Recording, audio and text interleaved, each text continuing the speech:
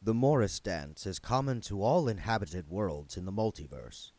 It is danced under the blue skies to celebrate the quickening of the soil and under bare stars because it's springtime and with any luck the carbon dioxide will unfreeze again.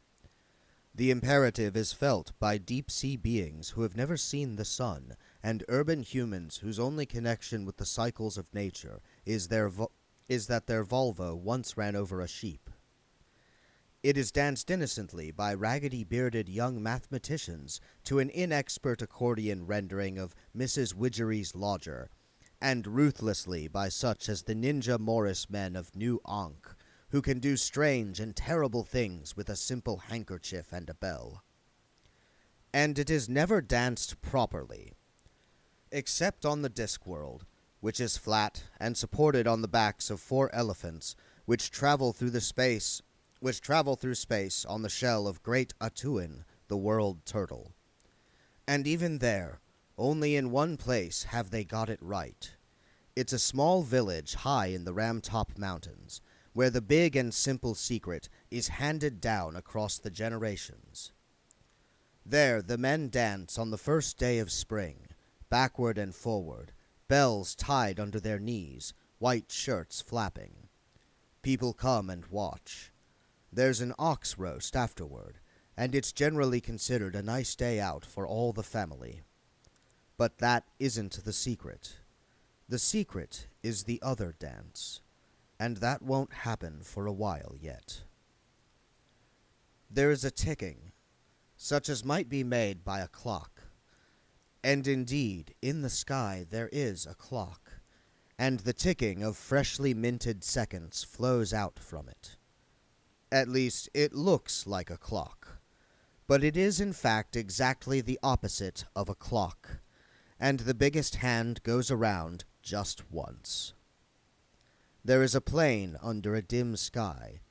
It is covered with gentle rolling curves that might remind you of something else if you saw it from a long way away. And if you did see it from a long way away, you'd be very glad that you were, in fact, a long way away. 3 gray figures floated just above it. Exactly what they were can't be described in normal language. Some people might call them cherubs, although there was nothing rosy-cheeked about them. They might be numbered among those who see to it that gravity operates and that time stays separate from space. Call them auditors.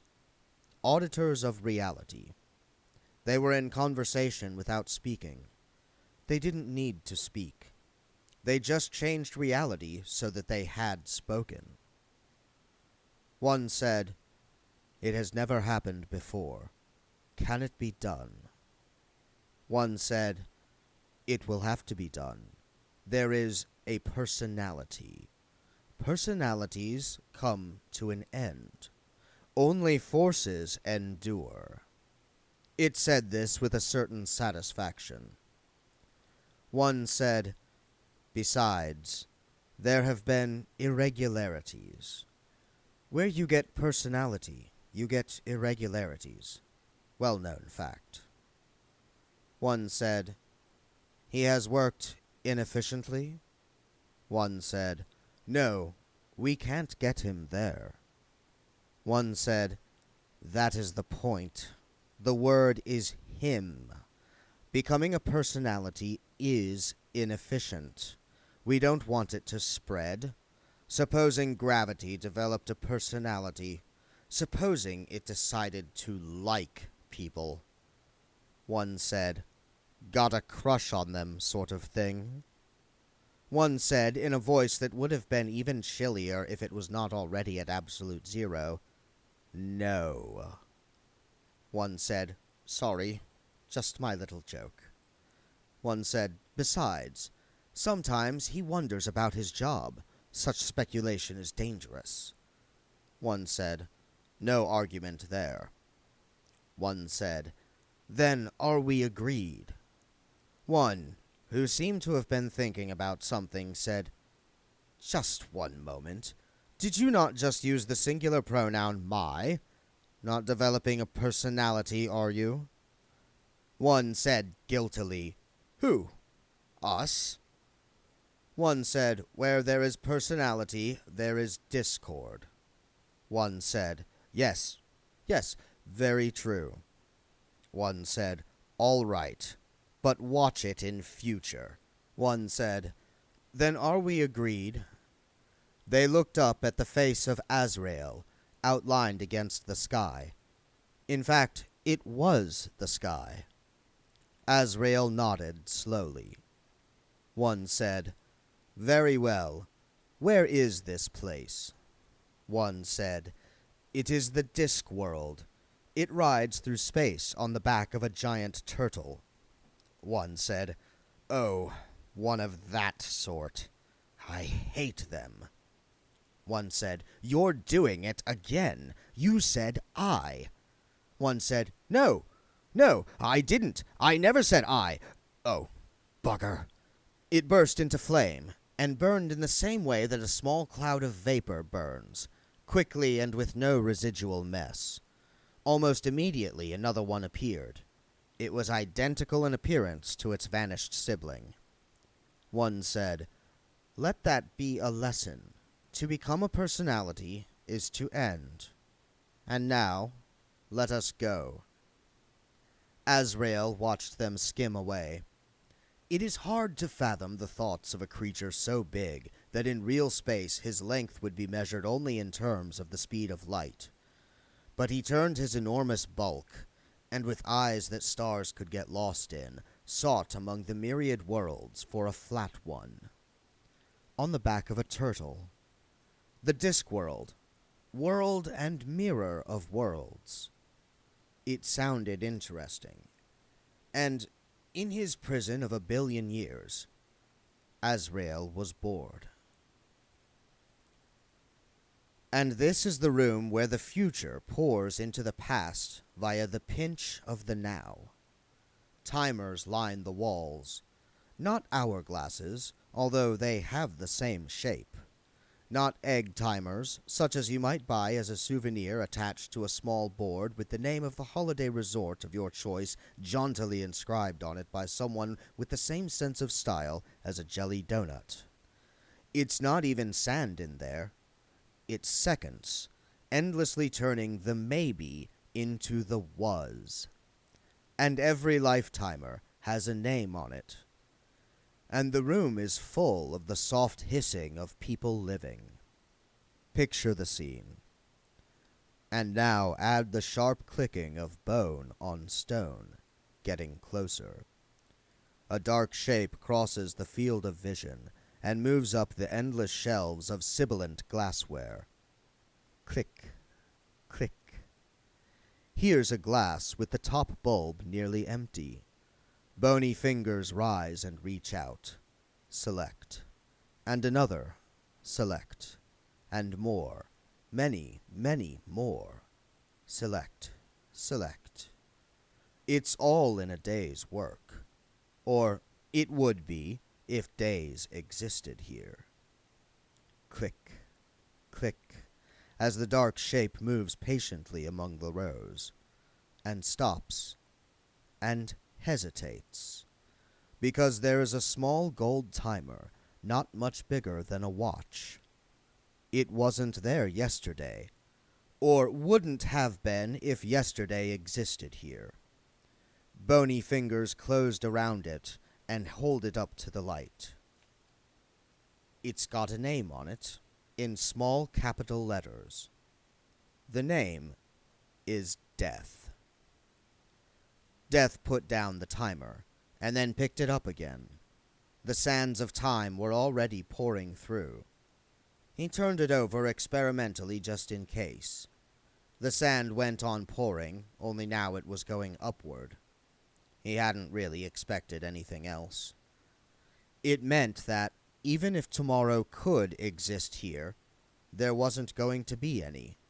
Not anymore. There was a movement in the air behind him. Death turned slowly and addressed the figure that wavered indistinctly in the gloom. "Why?" It told him.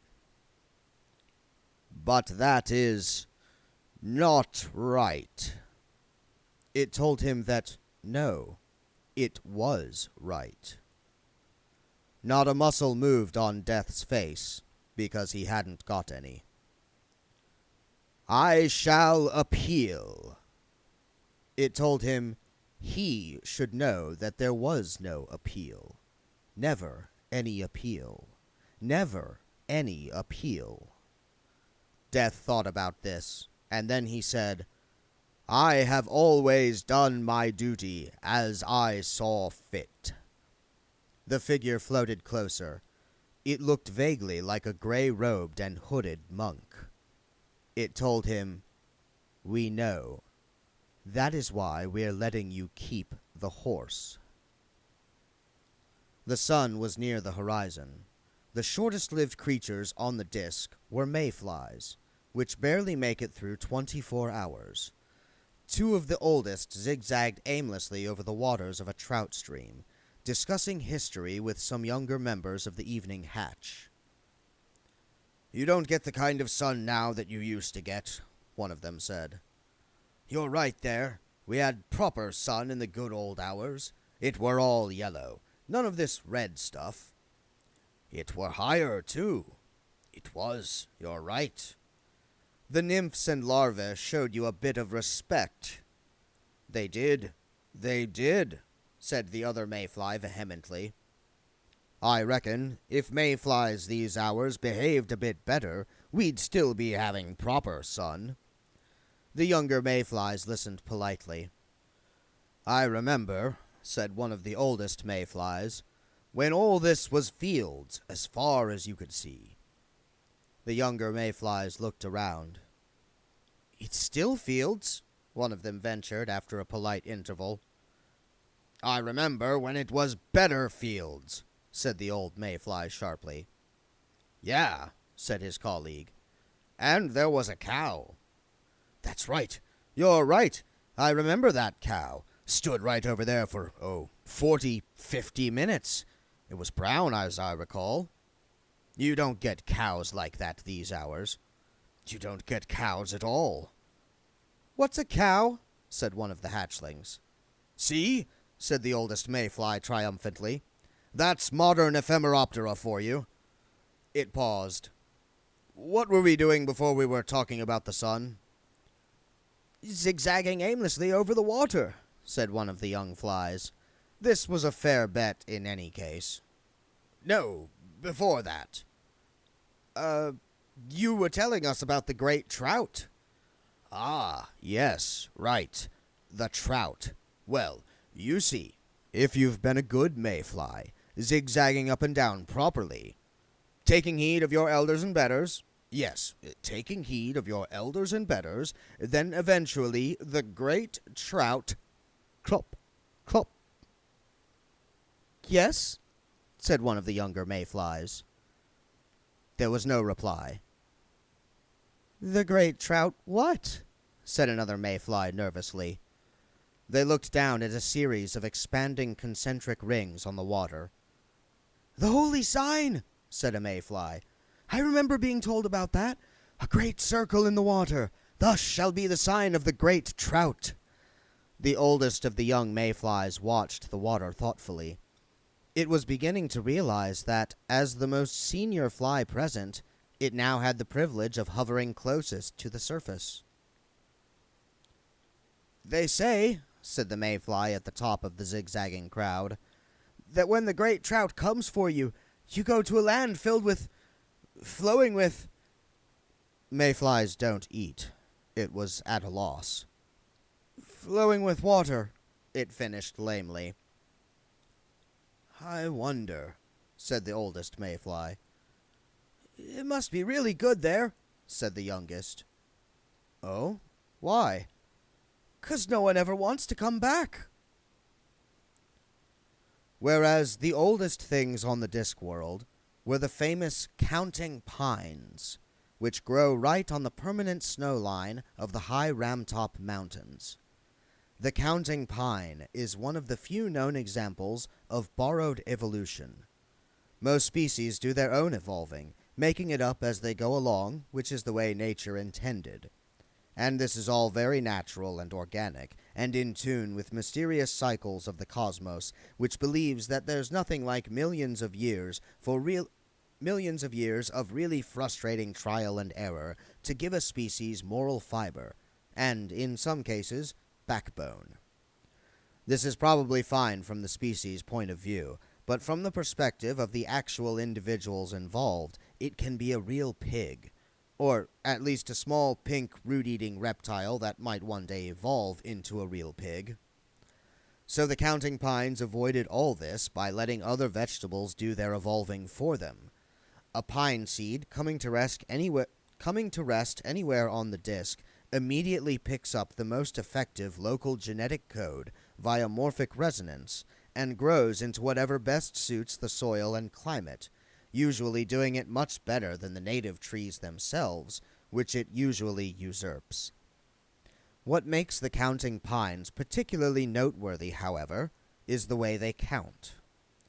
Being dimly aware that human beings had learned to tell the age of a tree by counting the rings, the original counting pine decided that this was why humans cut trees down. Overnight, every counting pine readjusted its genetic code to produce, at about eye level on its trunk, in pale letters, its precise age. Within a year, they were felled almost into extinction by the ornamental house number plate industry, and only a very few survive in hard-to-reach areas. The 6 counting pines in this clump were listening to the oldest, whose gnarled trunk declared it to be 31,734 years old. The conversation took 17 years, but has been speeded up. I remember when all this wasn't fields. The pines stared out over 1,000 miles of landscape. The sky flickered like a bad special effect from a time travel movie. Snow appeared, stayed for an instant, then melted. "What was it, then?" said the nearest pine. "Ice. If you can call it ice. We had proper glaciers in those days, not like the ice you get now, here one season and gone the next. It hung around for ages." "What happened to it, then?" "It went." "Went where?" "Where things go. Everything's always rushing off." "Wow, that was a sharp one." "What was?" "That winter just then."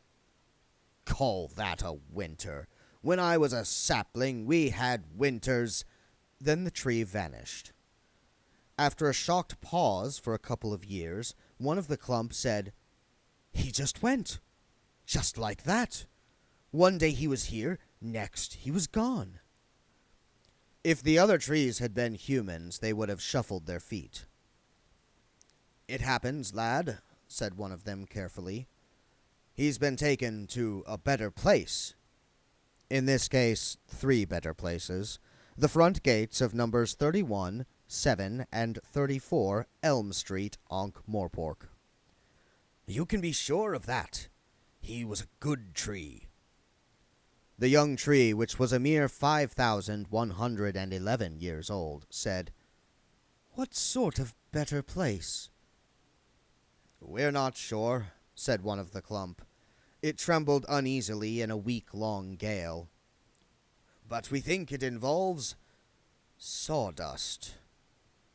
Since the trees were unable even to sense any event that took place in less than a day, they never heard the sound of axes. Wendell Poons, oldest wizard in the entire faculty of Unseen University, home of magic, wizardry, and big dinners, was also going to die. He knew it in a frail and shaky sort of way. Of course, he mused as he wheeled his wheelchair over the flagstones toward his ground-floor study, in a general sort of way, everyone knew they were going to die. Even the common people. No one knew where you were before you were born. But when you were born, it wasn't long before you found you'd arrived with your return ticket already punched. But wizards really knew. Not if death involved violence or murder, of course, but if the cause of death was simply a case of running out of life, then, well, you knew. You generally got the premonition in time to return your library books and make sure your best suit was clean and borrow quite large sums of money from your friends. He was 130. It occurred to him that for most of his life he'd been an old man. Didn't seem fair, really. And no one had said anything. He'd mentioned it in the uncommon room last week, and no one had taken the hint. And at lunch today they'd hardly spoken to him. Even his so-called old friends seemed to be avoiding him. And he wasn't even trying to borrow money. It was like not having your birthday remembered, only worse. He was going to die all alone, and no one cared. He bumped the door open with the wheel of his chair and fumbled on the table by the door for the tinderbox. That was another thing. Hardly anyone used tinder boxes these days. They bought the big, smelly yellow matches the alchemists made. Wendell disapproved. Fire was important. You shouldn't be able to switch it on and off like that. It didn't show any respect. That was people these days, always rushing around, and fires. Yes, it had been a lot warmer in the old days, too.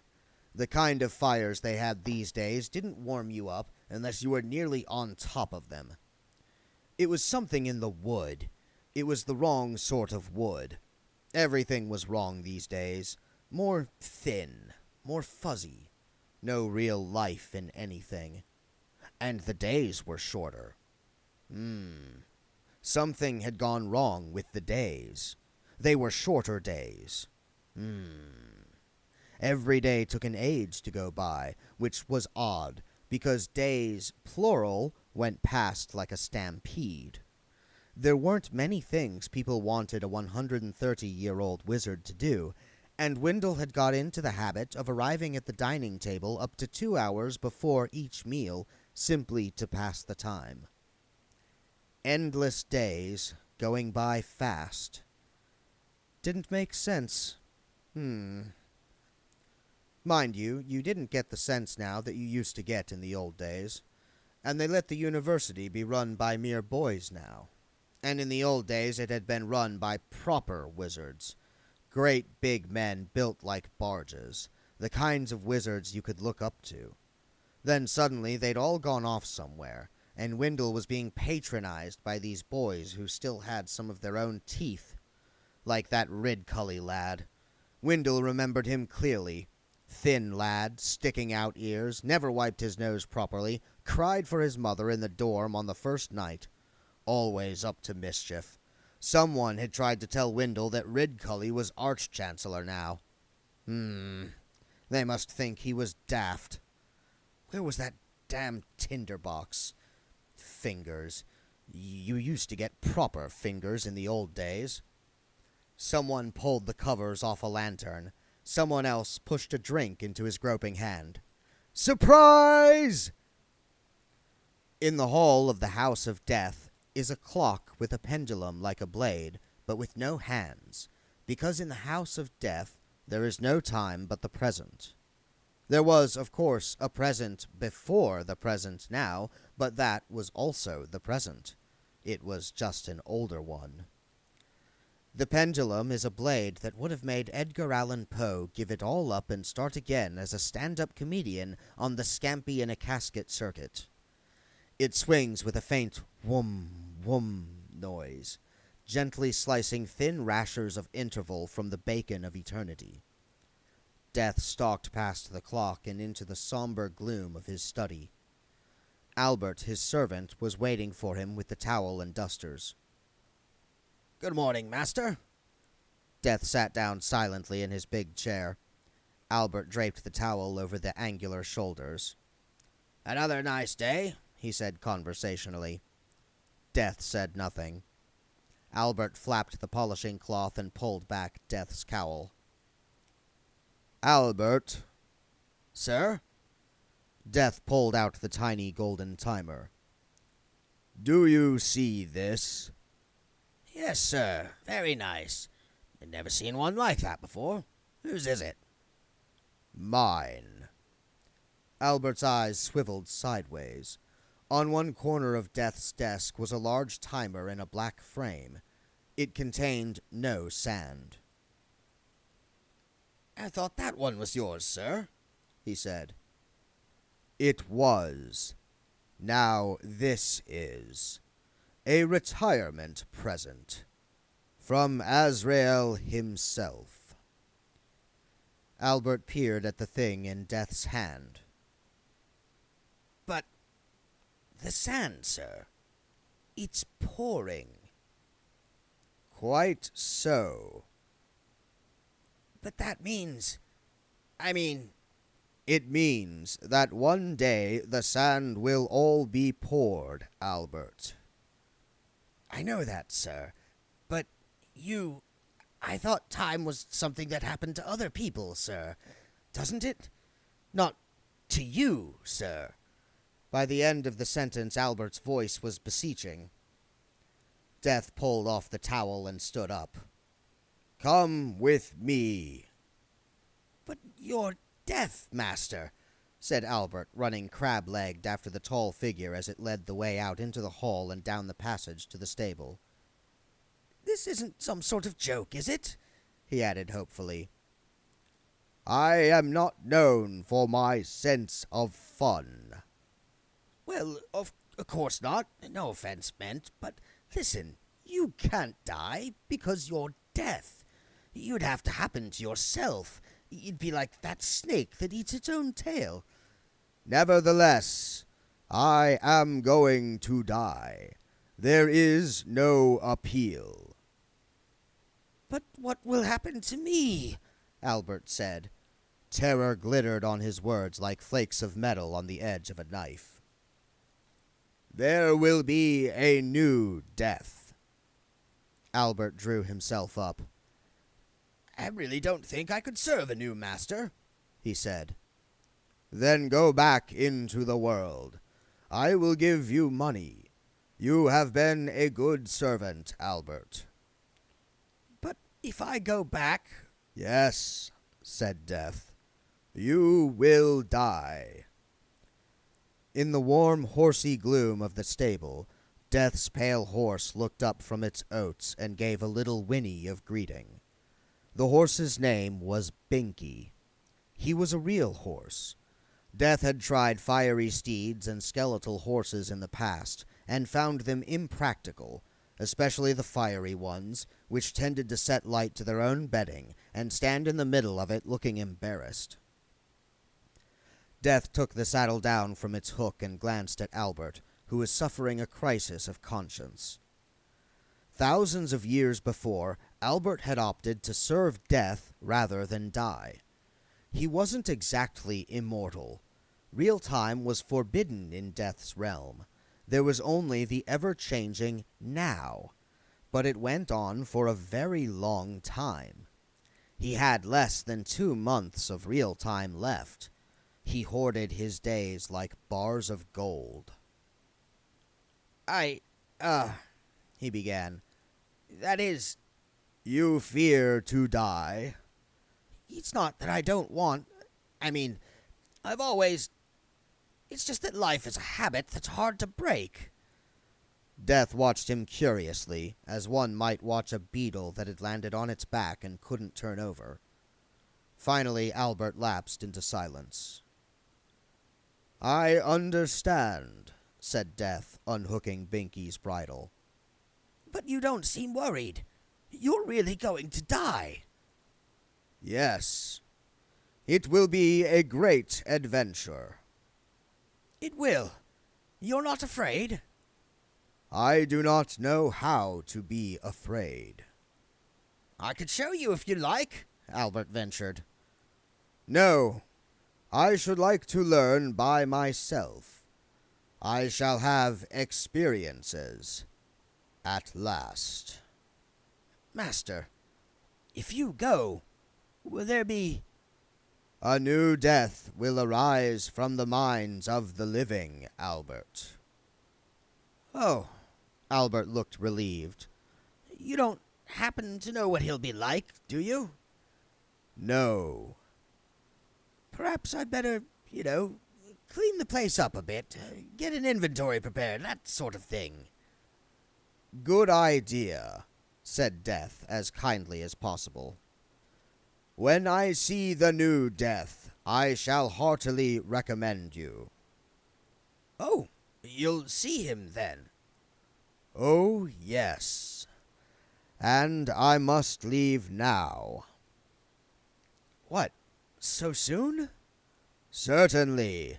Mustn't waste time. Death adjusted the saddle, and then turned and held the tiny hourglass proudly in front of Albert's hooked nose. See? I have time. At last, I have time. Albert backed away nervously. And now that you have it, what are you going to do with it? He said. Death mounted his horse. I am going to spend it. The party was in full swing. The banner with the legend, Goodbye Wendell, 130 glorious years, was drooping a bit in the heat. Things were getting to the point where there was nothing to drink but the punch, and nothing to eat but the strange yellow dip with highly suspicious tortillas, and nobody minded. The wizards chatted with the forced jolliness of people who see one another all day and are now seeing one another all evening. In the middle of it all, Wendell Poon sat with a huge glass of rum and a funny hat on his head. He was almost in tears. A genuine going-away party, he kept muttering. Haven't had one of them since old Scratcher Hacksoul went away. The capital letters fell into place easily. Back in the year of the intimidating porpoise. Thought everyone had forgotten about him. The librarian looked up the details for us, said the Berser, indicating a large orangutan who was trying to blow into a party squeaker. He also made the banana dip. I hope someone eats it soon. He leaned down. Can I help you to some more potato salad? He said in the loud, deliberate voice used for talking to imbeciles and old people. Wendell cupped a trembling hand to his ear. What? What? More salad, Wendell? No, thank you. Another sausage, then? What? Sausage! They give me terrible gas all night, said Wendell. He considered this for a moment and then took 5. Shouted the Berser. Do you happen to know what time? What time? 9:30, said Wendell promptly, if indistinctly. Well, that's nice, said the Berser. It gives you the rest of the evening, free. Wendell rummaged in the dreadful recesses of his wheelchair, a graveyard for old cushions, dog-eared books, and ancient half-sucked sweets. He flourished a small green-covered book and pushed it into the Berser's hands. The Berser turned it over. Scrawled on the cover were the words, Wendell Poon's, his diary. A piece of bacon rind marked today's date. Under Things to Do, a crabbed hand had written, Die. The Berser couldn't stop himself from turning the page. Yes, under tomorrow's date, Things to Do, Get Born. His gaze slid sideways to a small table at the side of the room. Despite the fact that the room was quite crowded, there was an area of floor clear around the table, as if it had some kind of personal space that no one was about to invade. There had been special instructions in the going away ceremony concerning the table. It had to have a black cloth with a few magic sigils embroidered on it. It had a plate containing a selection of the better canapes. It had a glass of wine. After considerable discussion among the wizards, a funny paper hat had been added as well. They all had an expectant look. The Berser took out his watch and flicked open the lid. It was one of the new-fangled pocket watches with hands. They pointed to 9:15. He shook it. A small hatch opened under the 12, and a very small demon poked its head out and said, "Knock it off, Governor! I'm pedaling as fast as I can!" He closed the watch again and looked around desperately. No one else seemed anxious to come too near Wendell Poons. The Berser felt it was up to him to make polite conversation. He surveyed possible topics. They all presented problems. Wendell Poons helped him out. "I'm thinking of coming back as a woman," he said conversationally. The Berser opened and shut his mouth a few times. "I'm looking forward to it," Poons went on. "I think it might be jolly good fun." The Berser riffled desperately through his limited repertoire of small talk relating to women. He leaned down to Wendell's gnarled ear. "Isn't there rather a lot of," he struck out aimlessly, "washing things, and making beds, and cookery, and all that sort of thing?" "Not in the kind of life I have in mind," said Wendell firmly. The Berser shut his mouth. The Arch-Chancellor banged on a table with a spoon. "Brothers," he began, when there was something approaching silence. This prompted a loud and ragged chorus of cheering. "As you all know, we are here tonight to mark the, retirement," nervous laughter, "of our old friend and colleague, Wendell Poons. You know, seeing old Wendell sitting here tonight puts me in mind, as luck would have it, of the story of the cow with these 3 wooden legs. It would appear that there was this cow, and—" The Berser let his mind wander. He knew the story. The Arch-Chancellor always mucked up the punchline, and in any case he had other things on his mind. He kept looking back at the little table. The Berser was a kindly, if nervous, soul, and quite enjoyed his job. Apart from anything else, no other wizard wanted it. Lots of wizards wanted to be Arch-Chancellor, for example, or the head of one of the 8 orders of magic, but practically no wizards wanted to spend lots of time in an office shuffling bits of paper and doing sums. All the paperwork of the university tended to accumulate in the Berser's office, which meant that he went to bed tired at nights, but at least slept soundly and didn't have to check very hard for unexpected scorpions in his nightshirt. Killing off a wizard of a higher grade was a recognized way of getting advancement in the orders.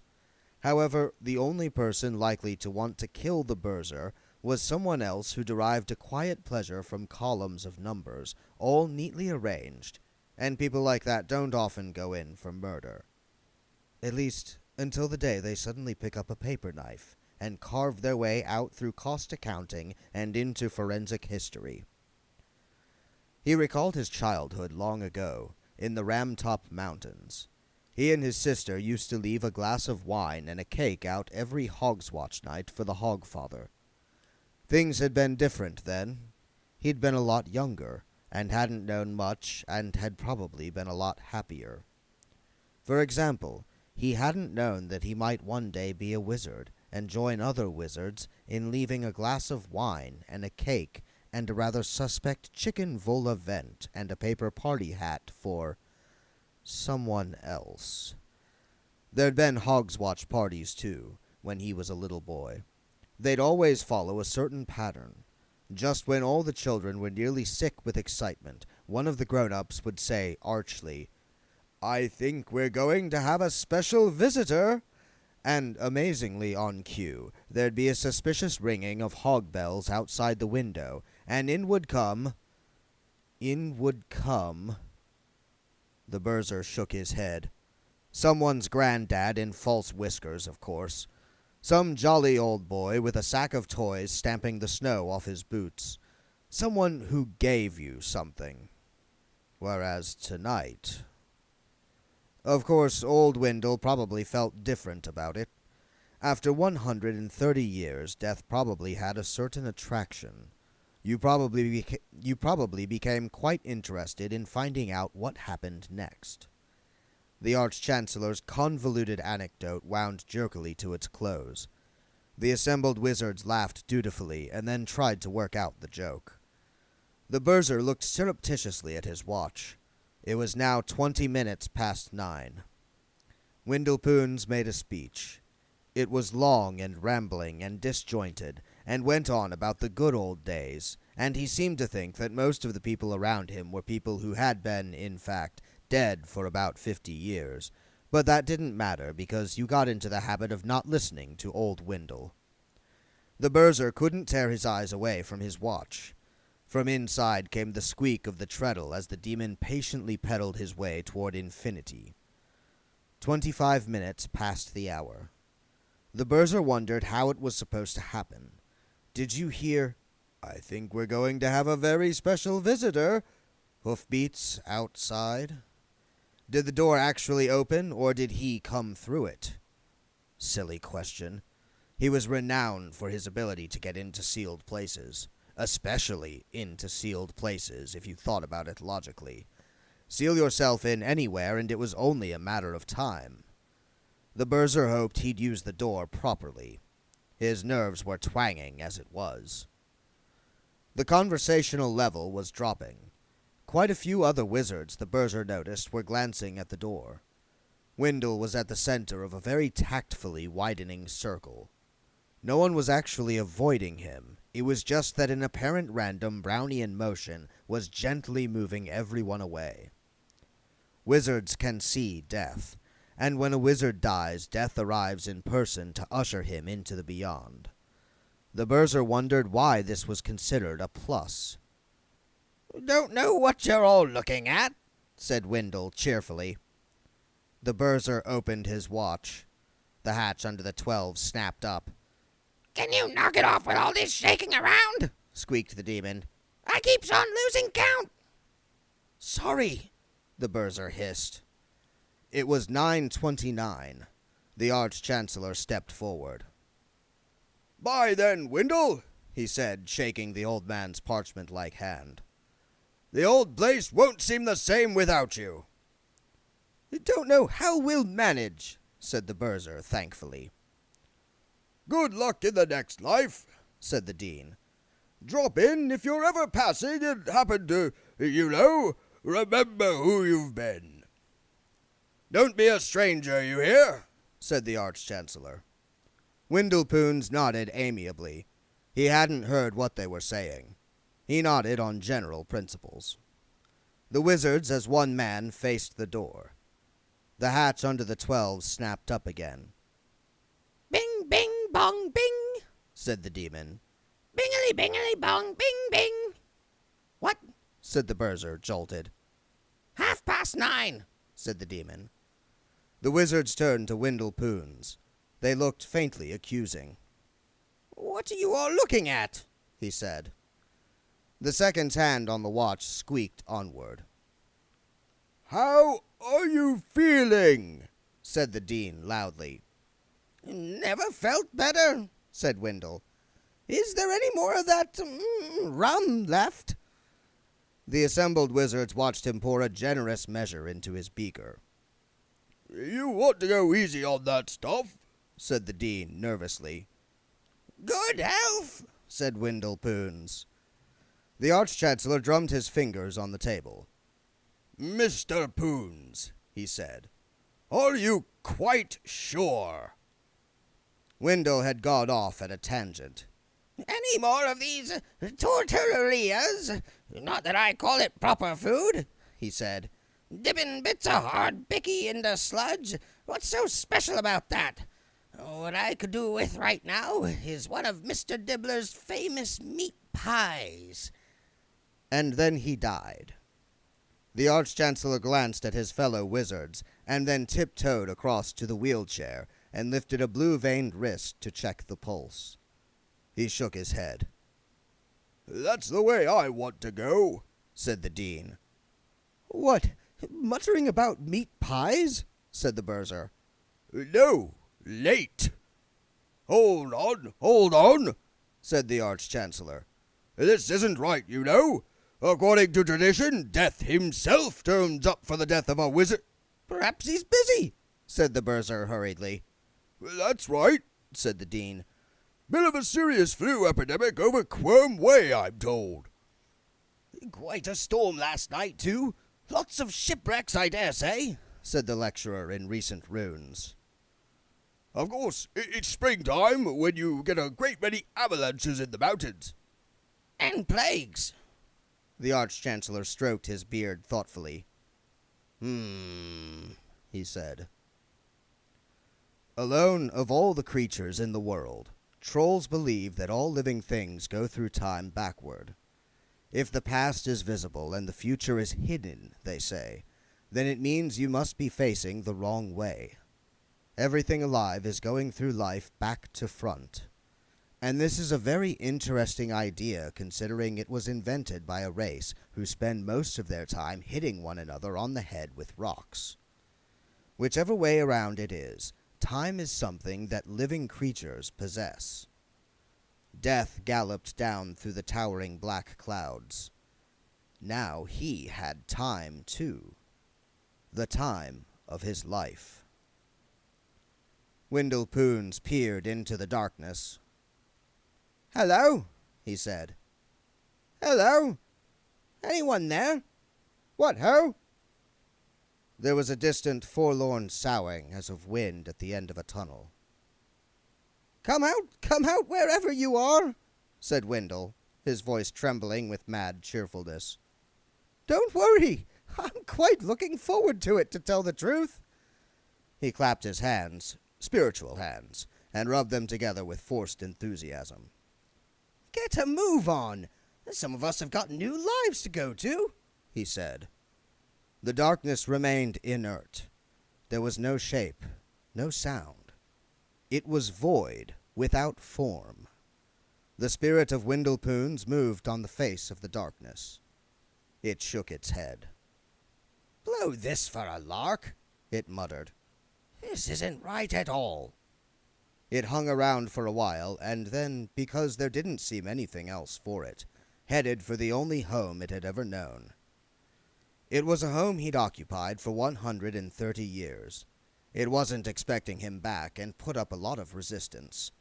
You either had to be very determined or very powerful to overcome that sort of thing, but Wendell Poons had been a wizard for more than a century. Besides, it was like breaking into your own house, the old familiar property that you'd lived in for years.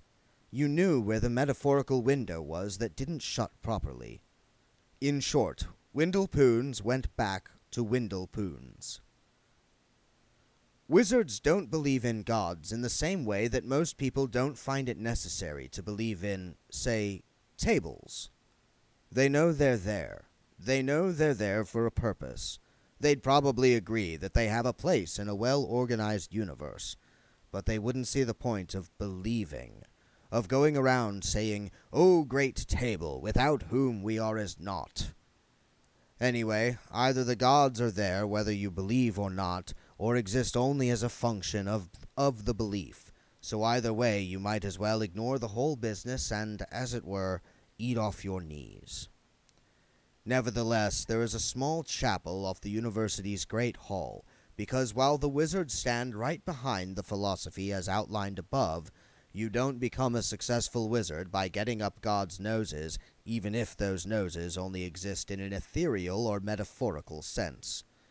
Because while wizards don't believe in gods, they know for a fact that gods believe in gods. And in this chapel lay the body of Wendell Poons. The university had instituted 24 hours lying in state ever since the embarrassing affair 30 years previously with the late Priscil Merry Prankster T-Tar. The body of Wendell Poons opened its eyes. 2 coins jingled onto the stone floor. The hand crossed over the chest, unclenched. Wendell raised his head. Some idiot had stuck a lily on his stomach. His eyes swiveled sideways. There was a candle on either side of his head. He raised his head some more. There were 2 more candles down there, too. "Thank goodness for old T-Tar," he thought. Otherwise, I'd already be looking at the underside of a rather cheap pine lid. Funny thing, he thought. I'm thinking. Clearly. Wow. Wendell lay back, feeling his spirit refilling his body like gleaming molten metal running through a mold. White-hot thoughts seared across the darkness of his brain, fired sluggish neurons into action. It was never like this when I was alive. But I'm not dead. Not alive, and not dead. Sort of non-alive. Or undead. Oh dear. He swung himself upright. Muscles that hadn't worked properly for 70 or 80 years jerked into overdrive. For the first time in his entire life, he corrected himself. Better make that period of existence. Wendell Poons's body was entirely under Wendell Poons's control, and Wendell Poons's spirit wasn't about to take any lip from a bunch of muscles. Now the body stood up. The knee joints resisted for a while, but they were no more able to withstand the onslaught of willpower than a sick mosquito can withstand a blowtorch. The door to the chapel was locked. However, Wendell found that the merest pressure was enough to pull the lock out of the woodwork and leave fingerprints in the metal of the door handle. "Oh, goodness," he said. He piloted himself out into the corridor. The distant clatter of cutlery and the buzz of voices suggested that one of the university's 4 daily meals was in progress. He wondered whether you were allowed to eat when you were dead. Probably not, he thought. And could he eat anyway? It wasn't that he wasn't hungry. It was just that, well, he knew how to think, and walking and moving were just a matter of twitching some fairly obvious nerves. But how exactly did your stomach work? It began to dawn on Wendell that the human body is not run by the brain, despite the brain's opinion on the matter. In fact, it's run by dozens of complex automatic systems, all whirring and clicking away with the kind of precision that isn't noticed until it breaks down. He surveyed himself from the control room of his skull. He looked at the silent chemical factory of his liver with the same sinking feeling as a canoe builder might survey the controls of a computerized supertanker. The mysteries of his kidneys awaited Wendell's mastery of renal control. What, when you got right down to it, was a spleen? And how did you make it go?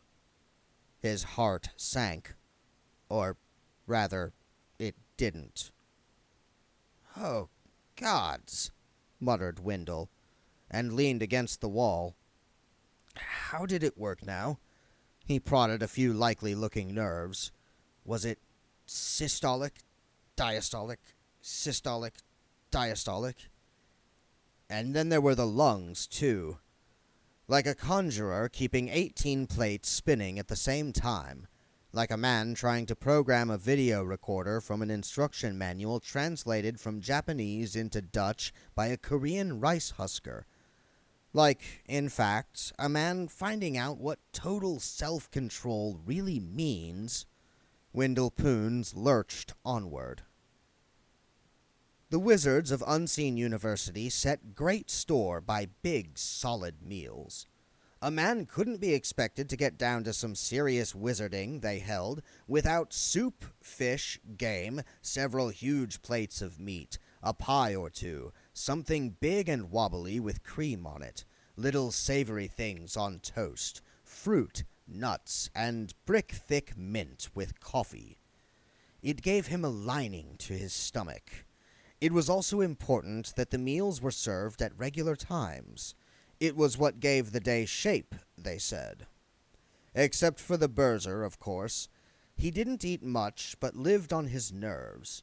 He was certain he was anorectic, because every time he looked in a mirror, he saw a fat man. It was the Arch-Chancellor, standing behind him and shouting at him.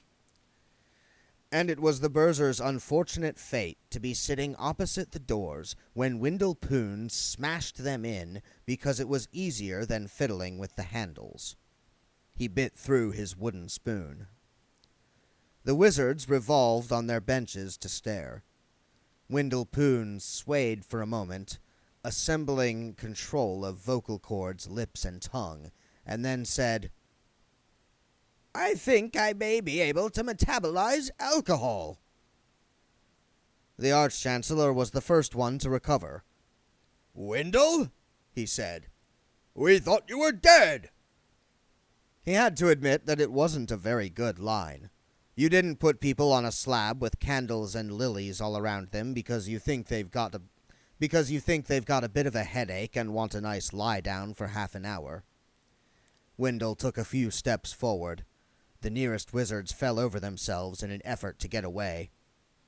"I am dead, you bloody young fool," he muttered. "Think I go around looking like this all the time? Good grief."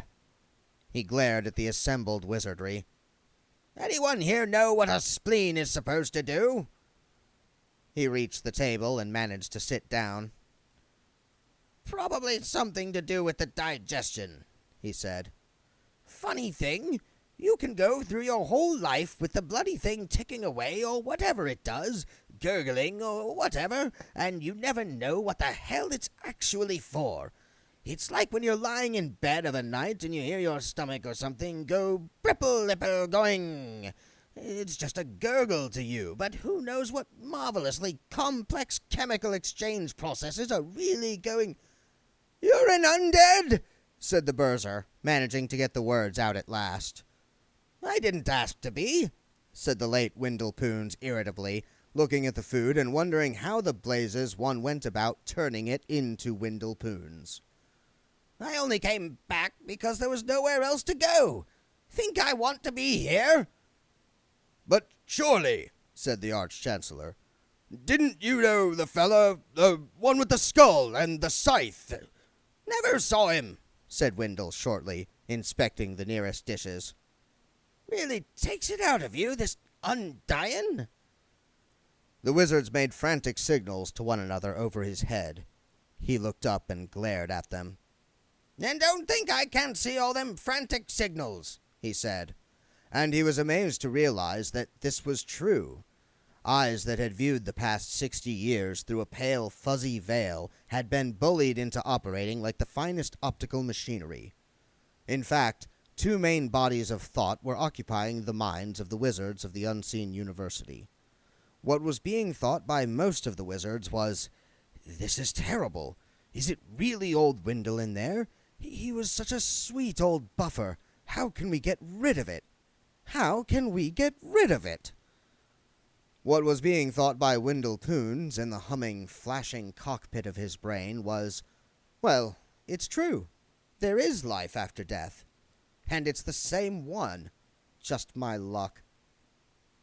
"Well," he said, "what are you going to do about it?"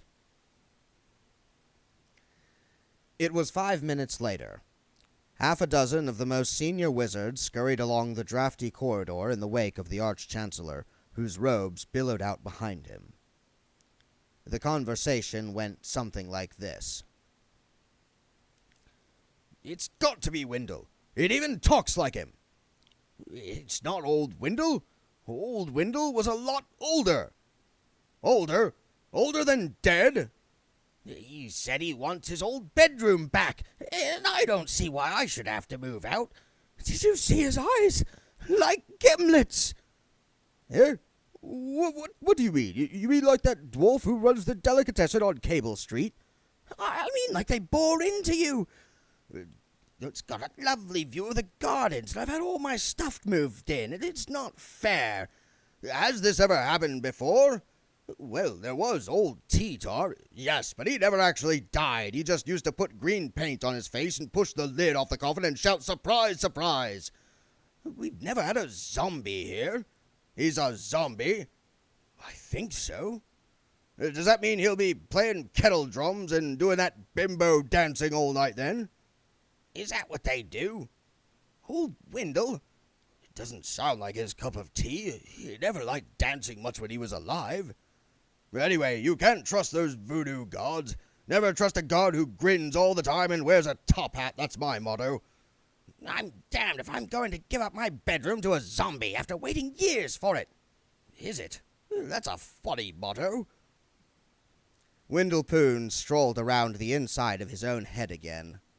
Strange thing, this. Now he was dead, or not living anymore, or whatever he was. His mind felt clearer than it ever had done. The control seemed to be getting easier, too. He hardly had to bother about the whole respiratory thing. The spleen seemed to be working after a fashion. The senses were operating at full speed. The digestive system was still a bit of a mystery, though. He looked at himself in a silver plate. He still looked dead. Pale face, red under the eyes. A dead body. Operating, but still, basically, dead. Was that fair? Was that justice? Was that a proper reward for being a firm believer in reincarnation for almost 130 years? You come back as a corpse? No wonder the undead were traditionally considered to be very angry. Something wonderful, if you took the long view, was about to happen. If you took the short or medium view, something horrible was about to happen. It's like the difference between seeing a beautiful new star in the winter sky and actually being close to the supernova. It's the difference between the beauty of morning dew on a cobweb and actually being a fly. It was something that wouldn't normally have happened for thousands of years. It was about to happen now. It was about to happen at the back of a disused cupboard in a tumble-down cellar in the Shades, the oldest and most disreputable part of Ankh-Morpork. Plop. It was the sound as soft as the first drop of rain on a century of dust. Maybe we could get a black cat to walk across his coffin. He hasn't got a coffin, wailed the Berser, whose grip on sanity was always slightly tentative. Okay, so we buy him a nice new coffin, and then we get a black cat to walk across it. No, that's stupid. We've got to make him pass water. What? Pass water. Undeads can't do it.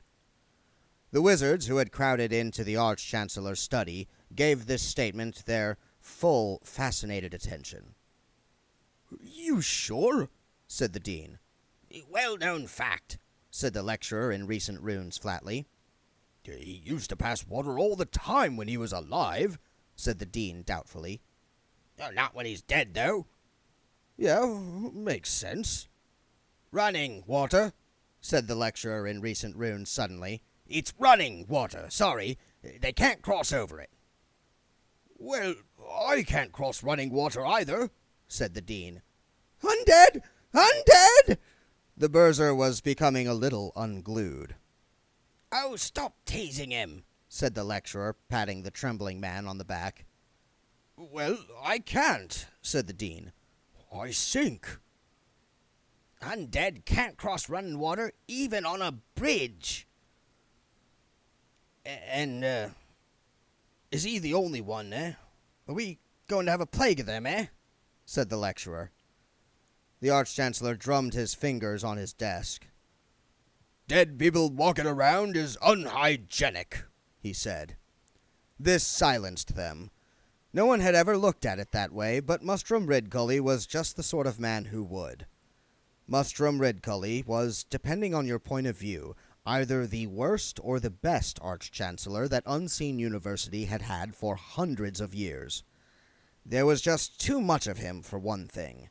It wasn't that he was particularly big, it was just that he had the kind of huge personality that fits any available space. He'd get roaring drunk at supper, and that was fine and acceptable wizardly behavior. But then he'd go back to his room and play darts all night long, and leave at 5 a.m. to go duck hunting. He shouted at people. He tried to jolly them along. And he hardly ever wore proper robes. He'd persuaded Mrs. Whitlow, the university's dreaded housekeeper, to make him a sort of baggy trouser suit in garish blue and red. Twice a day the wizard stood in bemusement and watched him jog purposefully around the university buildings, his pointy wizarding hat tied firmly on his head with string. He'd shout cheerfully up at them, because fundamental to the makeup of people like Mustrum Ridcully is an iron belief that everyone else would like it too, if only they tried it. "Maybe he'll die," they told one another hopefully, as they watched him try to break the crust on the River Ankh for an early morning dip. "All this healthy exercise can't be good for him." Stories trickled back into the university. The Arch-Chancellor had gone 2 rounds bare-fisted with Detritus, the huge odd-job troll at the Mended Drum. The Arch-Chancellor had arm-wrestled with the librarian for a bet, and although of course he hadn't won, still had his arm afterward. The Arch-Chancellor wanted the university to form its own football team for the big city game on Hogswatch Day. Intellectually, Ridcully maintained his position for 2 reasons. One was that he never, ever changed his mind about anything. The other was that it took him several minutes to understand any new idea put to him, and this is a very valuable trait in a leader, because anything anyone is still trying to explain to you after 2 minutes is probably important, and anything they give up after a mere minute or so is almost certainly something they shouldn't have been bothering you with in the first place. There seemed to be more Mustrum Ridcully than one body could reasonably contain. Plop, plop. In the dark cupboard in the cellar, a whole shelf was already full. There was exactly as much Windle Poons as one body could contain, and he steered it carefully along the corridors. "I never expected this," he thought. "I don't deserve this. There's been a mistake somewhere." He felt a cool breeze on his face and realized he'd tottered out into the open air. Ahead of him were the university's gates, locked shut. Suddenly, Windle Poons felt acutely claustrophobic. He'd waited years to die, and now he had, and now here he was stuck in this mausoleum with a lot of daft old men, where he'd have to spend the rest of his life being dead. Well, the first thing to do was to get out and make a proper end to himself. "Evening, Mr. Poons." He turned around very slowly and saw the small figure of Modo, the university's dwarf gardener, who was sitting in the twilight smoking his pipe. "Oh, hello, Modo." "I heard you was took for dead, Mr. Poons." Yes, I was." "See you got over it, then." Poons nodded and looked dismally around the walls. The university gates were always locked at sunset every evening, obliging students and staff to climb over the walls. He doubted very much that he'd be able to manage that. He clenched and unclenched his hands. Oh well. "Is there any other gateway around here, Modo?" he said. "No, Mr. Poons." "Well, where shall we have one?" "Sorry, Mr. Poons?" There was the sound of tortured masonry, followed by a vaguely poon-shaped hole in the wall. Windle's hand reached back in and picked up his hat. Modo relit his pipe. "You see a lot of interesting things in this job," he thought. In an alley, temporarily out of sight of passers-by, someone called Red Shoe, who was dead, looked both ways, took a brush and a paint tin out of his pocket, and painted on the wall the words, "Dead, yes. Gone, no," and ran away, or at least lurched off at high speed. The Arch-Chancellor opened a window into the night. "Listen," he said. The wizards listened. A dog barked. Somewhere a thief whistled, and was answered from a neighboring rooftop. In the distance, a couple were having the kind of quarrel that causes most of the surrounding streets to open their windows and listen in and make notes. But these were only major themes against the continuous hum and buzz of the city. Ankh-Morpork purred through the night en route for the dawn, like a huge living creature, although, of course, this was only a metaphor. "Well," said the senior wrangler, "I can't hear anything special." "That's what I mean. Dozens of people die in Ankh-Morpork every day. If they'd all started coming back like poor old Windle, don't you think we'd know about it? The place would be in an uproar. More uproar than usual, I mean." "There's always a few undead around," said the Dean doubtfully. "Vampires and zombies and banshees and so on."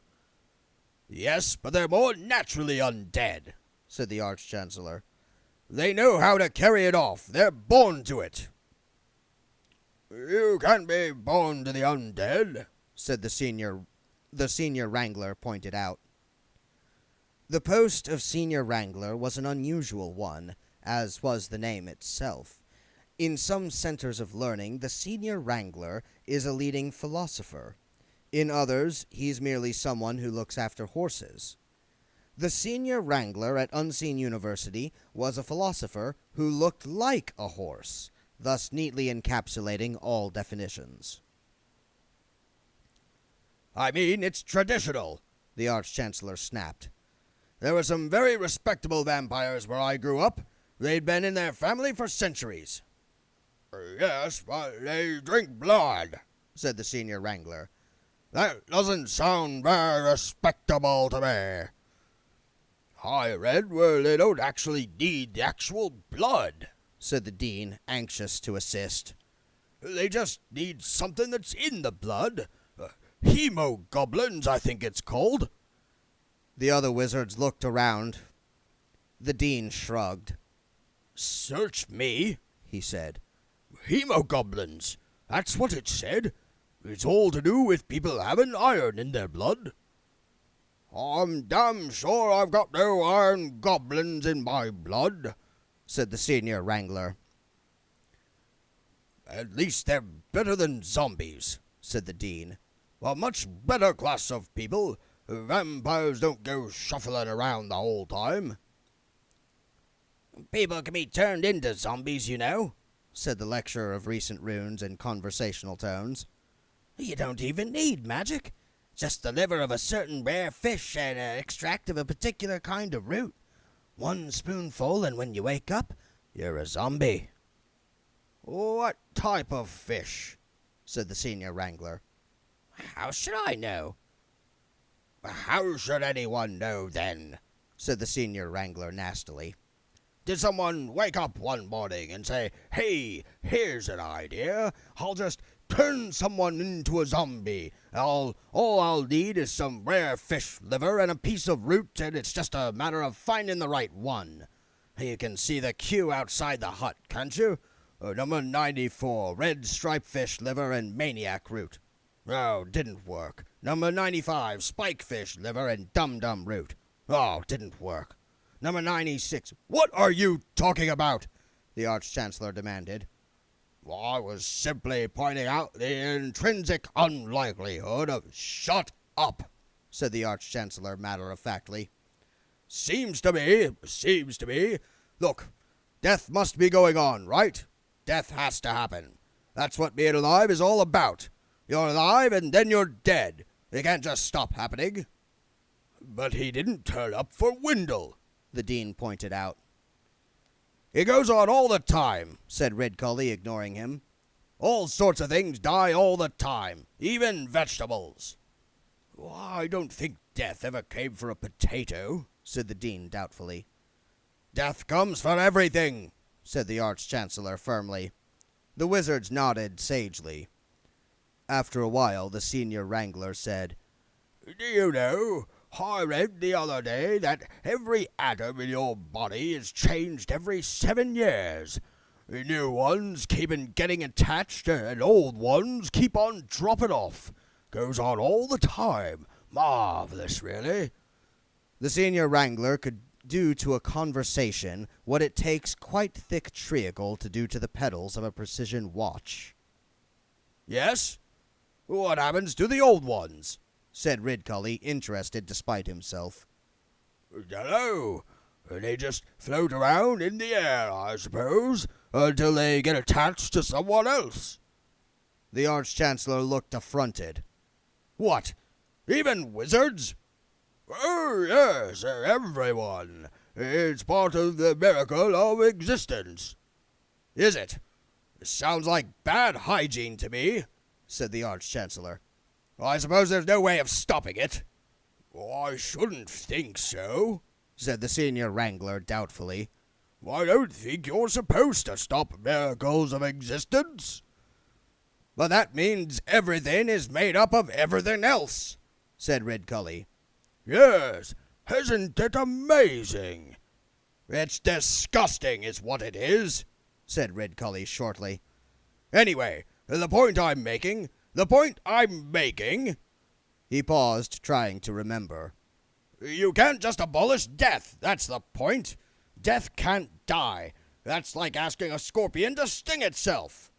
"As a matter of fact," said the Senior Wrangler, always ready with a handy fact, "you can get a scorpion to—" "Shut up," said the Arch-Chancellor. "But we can't have an undead wizard wandering around," said the Dean. "There's no telling what he might take it into his head to do. We've got to put a stop to him, for his own good."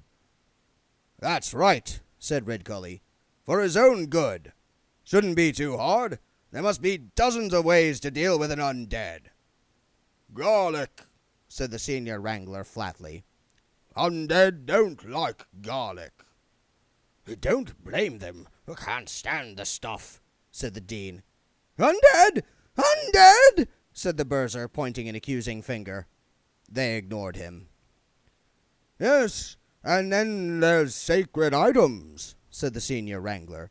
"Your basic undead crumbles into dust as soon as look at 'em, and they don't like daylight. And if the worst comes to worst, you bury them at a crossroads. That's surefire, that is. And you stick a stake in them to make sure they don't get up again." "With garlic on it," said the Burzar. "Well, yes, I suppose you could put garlic on it," said the Senior Wrangler. The Senior Wrangler conceded reluctantly. "I don't think you should put garlic on a good steak," said the Dean. "Just a little oil and seasoning." "Red pepper is nice," said the lecturer in recent runes happily. "Shut up," said the Arch-Chancellor. Plop! The cupboard's door hinges finally gave way, spilling its contents into the room. Sergeant Colin of the Ankh-Morpork City Guard was on duty. He was guarding the Brass Bridge, the main link between Ankh and Morpork, from theft. When it came to crime prevention, Sergeant Colin found it safest to think big. There was a school of thought that believed the best way to get recognized as a keen guardian of the law in Ankh-Morpork would be to patrol the streets and alleys, bribe informants, follow suspects, and so on. Sergeant Colin played truant from this particular school. Not, he would hasten to say, because trying to keep down crime in Ankh-Morpork was like trying to keep down salt in the sea, and the only recognition any keen guardian of the law was likely to get was the sort that goes, "Hey, that body in the gutter, isn't that old Sergeant Colin?" But because the modern, go-ahead, intelligent law officer ought to be always one jump ahead of the contemporary criminal. One day someone was bound to try to steal the Brass Bridge, and then they'd find Sergeant Colin right there waiting for them. In the meantime, it offered a quiet place out of the wind, where he could have a relaxing smoke and probably not see anything that would upset him. He leaned with his elbows on the parapet, wondering vaguely about life. A figure stumbled out of the mist. Sergeant Colin recognized the familiar pointy hat of a wizard. "Good evening, officer," its wearer croaked. "Morning, Your Honor." "Would you be kind enough to help me up onto the parapet, officer?" Sergeant Colin hesitated, but the chap was a wizard. A man could get into serious trouble not helping wizards. "Trying out some new magic, Your Honor," he said, brightly, helping the skinny but surprisingly heavy body up onto the crumbling stonework. No! Windlepoon stepped off the bridge. There was a squelch. It is true that the undead cannot cross running water. However, the naturally turbid River Ankh,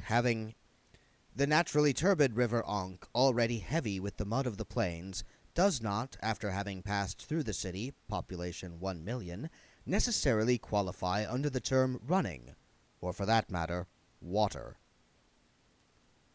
Sergeant Colin looked down as the waters of the Ankh closed again, slowly. Those wizards, always up to something. He watched for a while. After several minutes, there was a disturbance in the scum and debris near the base of one of the pillars of the bridge, where a flight of greasy stairs led down to the water. A pointy hat appeared. Sergeant Colin heard the wizard slowly climb the stairs, swearing under his breath.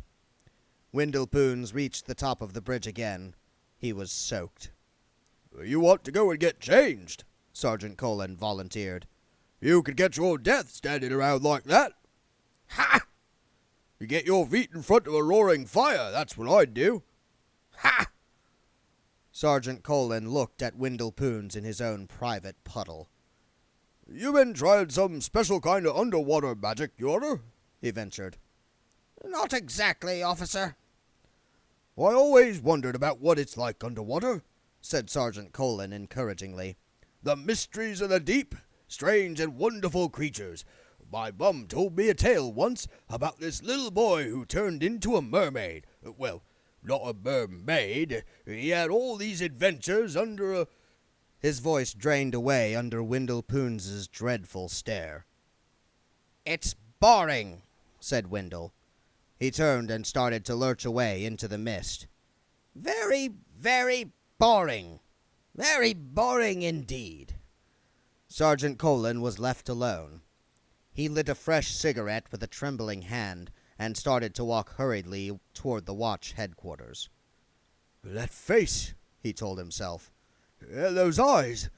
Just like what's-his-name. Who's that bloody dwarf who runs the delicatessen on Cable Street? Sergeant! Colin froze. Then he looked down. A face was staring up at him from ground level. When he'd got a grip on himself, he made out the sharp features of his old friend, Cut-Me-Own-Throat Dibbler, the Discworld's walking, talking argument in favor of the theory that mankind had descended from a species of rodent. Seamot Dibbler liked to describe him as a merchant adventurer. Everyone else liked to describe him as an itinerant peddler whose money-making schemes were always let down by some small but vital flaw, such as trying to sell things he didn't own, or which didn't work, or sometimes didn't even exist. Fairy gold is well known to evaporate by morning, but it was reinforced concrete slab by comparison to some of Throat's merchandise. He was standing at the bottom of some steps that led down to one of Ankh-Morpork's countless cellars. Hello, Throat. Would you step down here a minute, Fred? I could use a bit of legal aid. Got a problem, Throat? Dibbler scratched his nose. Well, Fred, is it a crime to be given something? I mean, without you knowing it? Someone been giving you things, Throat? Throat nodded. Dunno. You know, I keep merchandise down here, he said. Yeah? You see, I just come down to do a bit of stock-taking and... He waved a hand helplessly. Well, take a look. He opened the cellar door. In the darkness, something went plop. Windlepoons lurched aimlessly along a dark alley in the shades, arms extended in front of him, hands hanging down at the wrists. He didn't know why. It just seemed the right way to go about doing it. Jumping off a building? No, that wouldn't work. It was hard enough to walk as it was, and 2 broken legs wouldn't help. Poison? He imagined it would be like having a very bad stomachache. Noose? Hanging around would probably be more boring than sitting on the bottom of the river. He reached a noisome courtyard where several alleys met. Rats scampered away from him. A cat screeched and scurried off over the rooftops. As he stood, wondering where he was, why he was, and what ought to happen next, he felt the point of a knife against his backbone. "Okay, Grandad," said a voice behind him. "It's your money or your life." In the darkness, Wendell Poons's mouth formed a horrible grin. "I'm not playing about, old man," said the voice. "Are you the Thieves' Guild?" said Wendell without turning around. "No, we're freelancers. Come on, let's see the color of your money." "Haven't got any," said Wendell. He turned around. There were 2 more muggers behind him. "Ye gods, look at his eyes," said one of them. Wendell raised his arms above his head. "Ooh!" he moaned. The muggers backed away. Unfortunately, there was a wall behind them. They flattened themselves against it. "Ooh! Bugger off!" Oh! said Wendell, who hadn't realized that the only way of escape lay through him. He rolled his eyes for better effect. Maddened by terror, the would-be attackers dived under his arms, but not before one of them had sunk his knife up to the hilt in Wendell's pigeon chest. He stared down at it. "Hey, that was my best robe," he said. "I wanted to be buried in... Will you look at it? You know how difficult it is to darn silk? Come back here, this... Look at it, right where it shows." He listened. There was no sound but the distant and retreating scurry of footsteps. Wendell Poons removed the knife. "Could have killed me," he muttered, tossing it away. In the cellar, Sergeant Colin picked up one of the objects that lay in huge drifts on the floor. "There must be thousands of them," said Throat behind him. "What I want to know is, who put them there?" Although not common on the Discworld, there are indeed such things as anti-crimes, in accordance with the fundamental law that everything in the multiverse has an opposite. They are, obviously, rare. Merely giving someone something is not the opposite of robbery. To be an anti-crime, it has to be done in such a way as to cause outrage and or humiliation to the victim. So there is breaking and decorating, proffering with embarrassment, as in most retirement presentations, and white-mailing, as in threatening to reveal to his enemies a mobster's secret donations, for example, to charity. Anti-crimes have never really caught on. Sergeant Colin turned the object around and around in his hands. Never seen one of these before," he said. He gave it a shake. His face lit up. "Pretty, ain't they?" "The door was locked and everything," said Throat. "and I'm paid up with the Thieves' Guild." Colin shook the thing again. "Nice," he said. "Fred." Colin, fascinated, watched the little snowflakes fall inside the tiny glass globe. "What am I supposed to do?"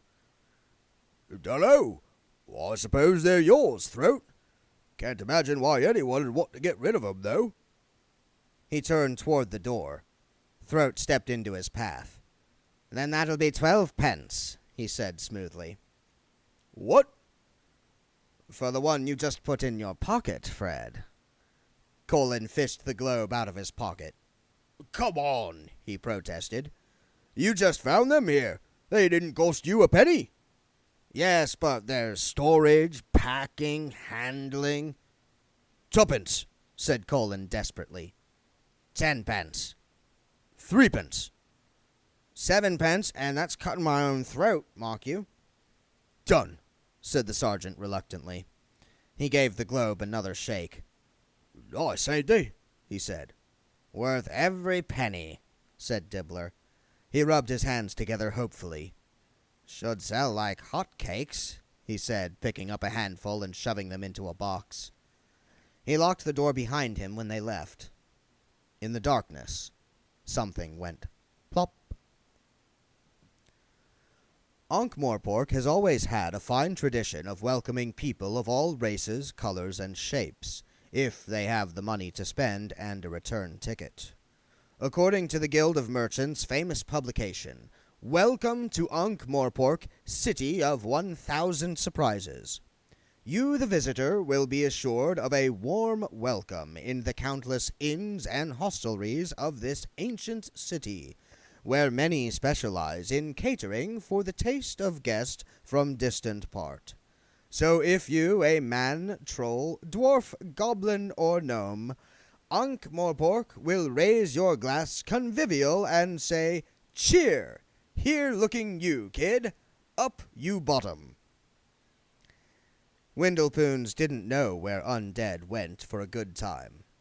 All he knew, and he knew it for a certainty, was that if they could have a good time anywhere, then they could probably have it in Ankh-Morpork. His labored footsteps led him deeper into the shades. Only they weren't so labored now. For more than a century, Windlepoons had lived inside the walls of Unseen University. In terms of accumulated years, he may have lived a long time. In terms of experience, he was about 13. He was seeing, hearing, and smelling things he'd never seen, heard, or smelled before. The Shades was the oldest part of the city. If you could do a sort of relief map of sinfulness, wickedness, and all-around immorality, rather like those representations of the gravitational field around a black hole, then even in Ankh-Morpork, the Shades would be represented by a shaft. In fact, the Shades was remarkably like the aforesaid well-known astronomical phenomenon. It had a certain strong attraction.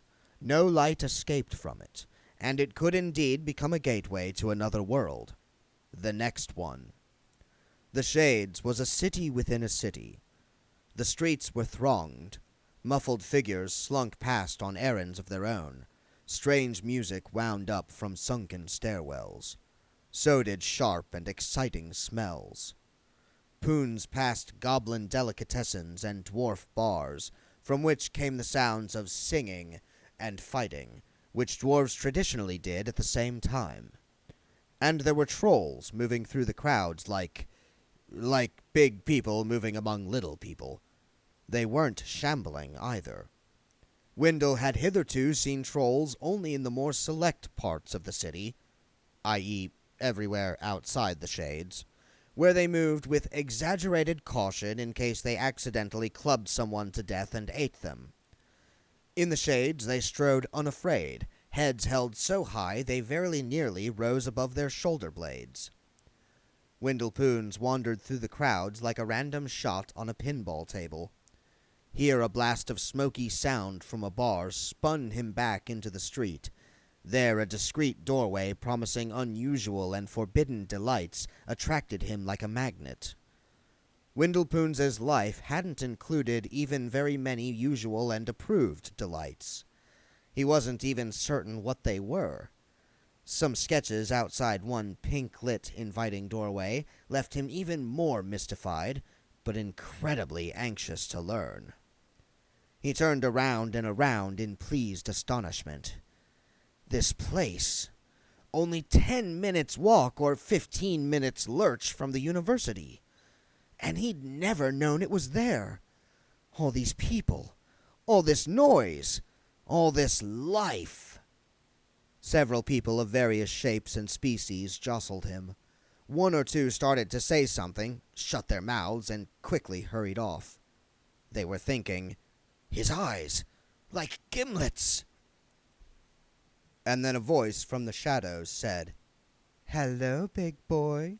You want a nice time?" "Oh, yes," said Windlepoons, lost in wonder. "Oh, yes, yes." He turned around. "Bloody hell!" There was the sound of someone hurrying down an alley. Wendell's face fell. Life, obviously, was only for the living. Perhaps this back-to-your-body business had been a mistake after all. He'd been a fool to think otherwise.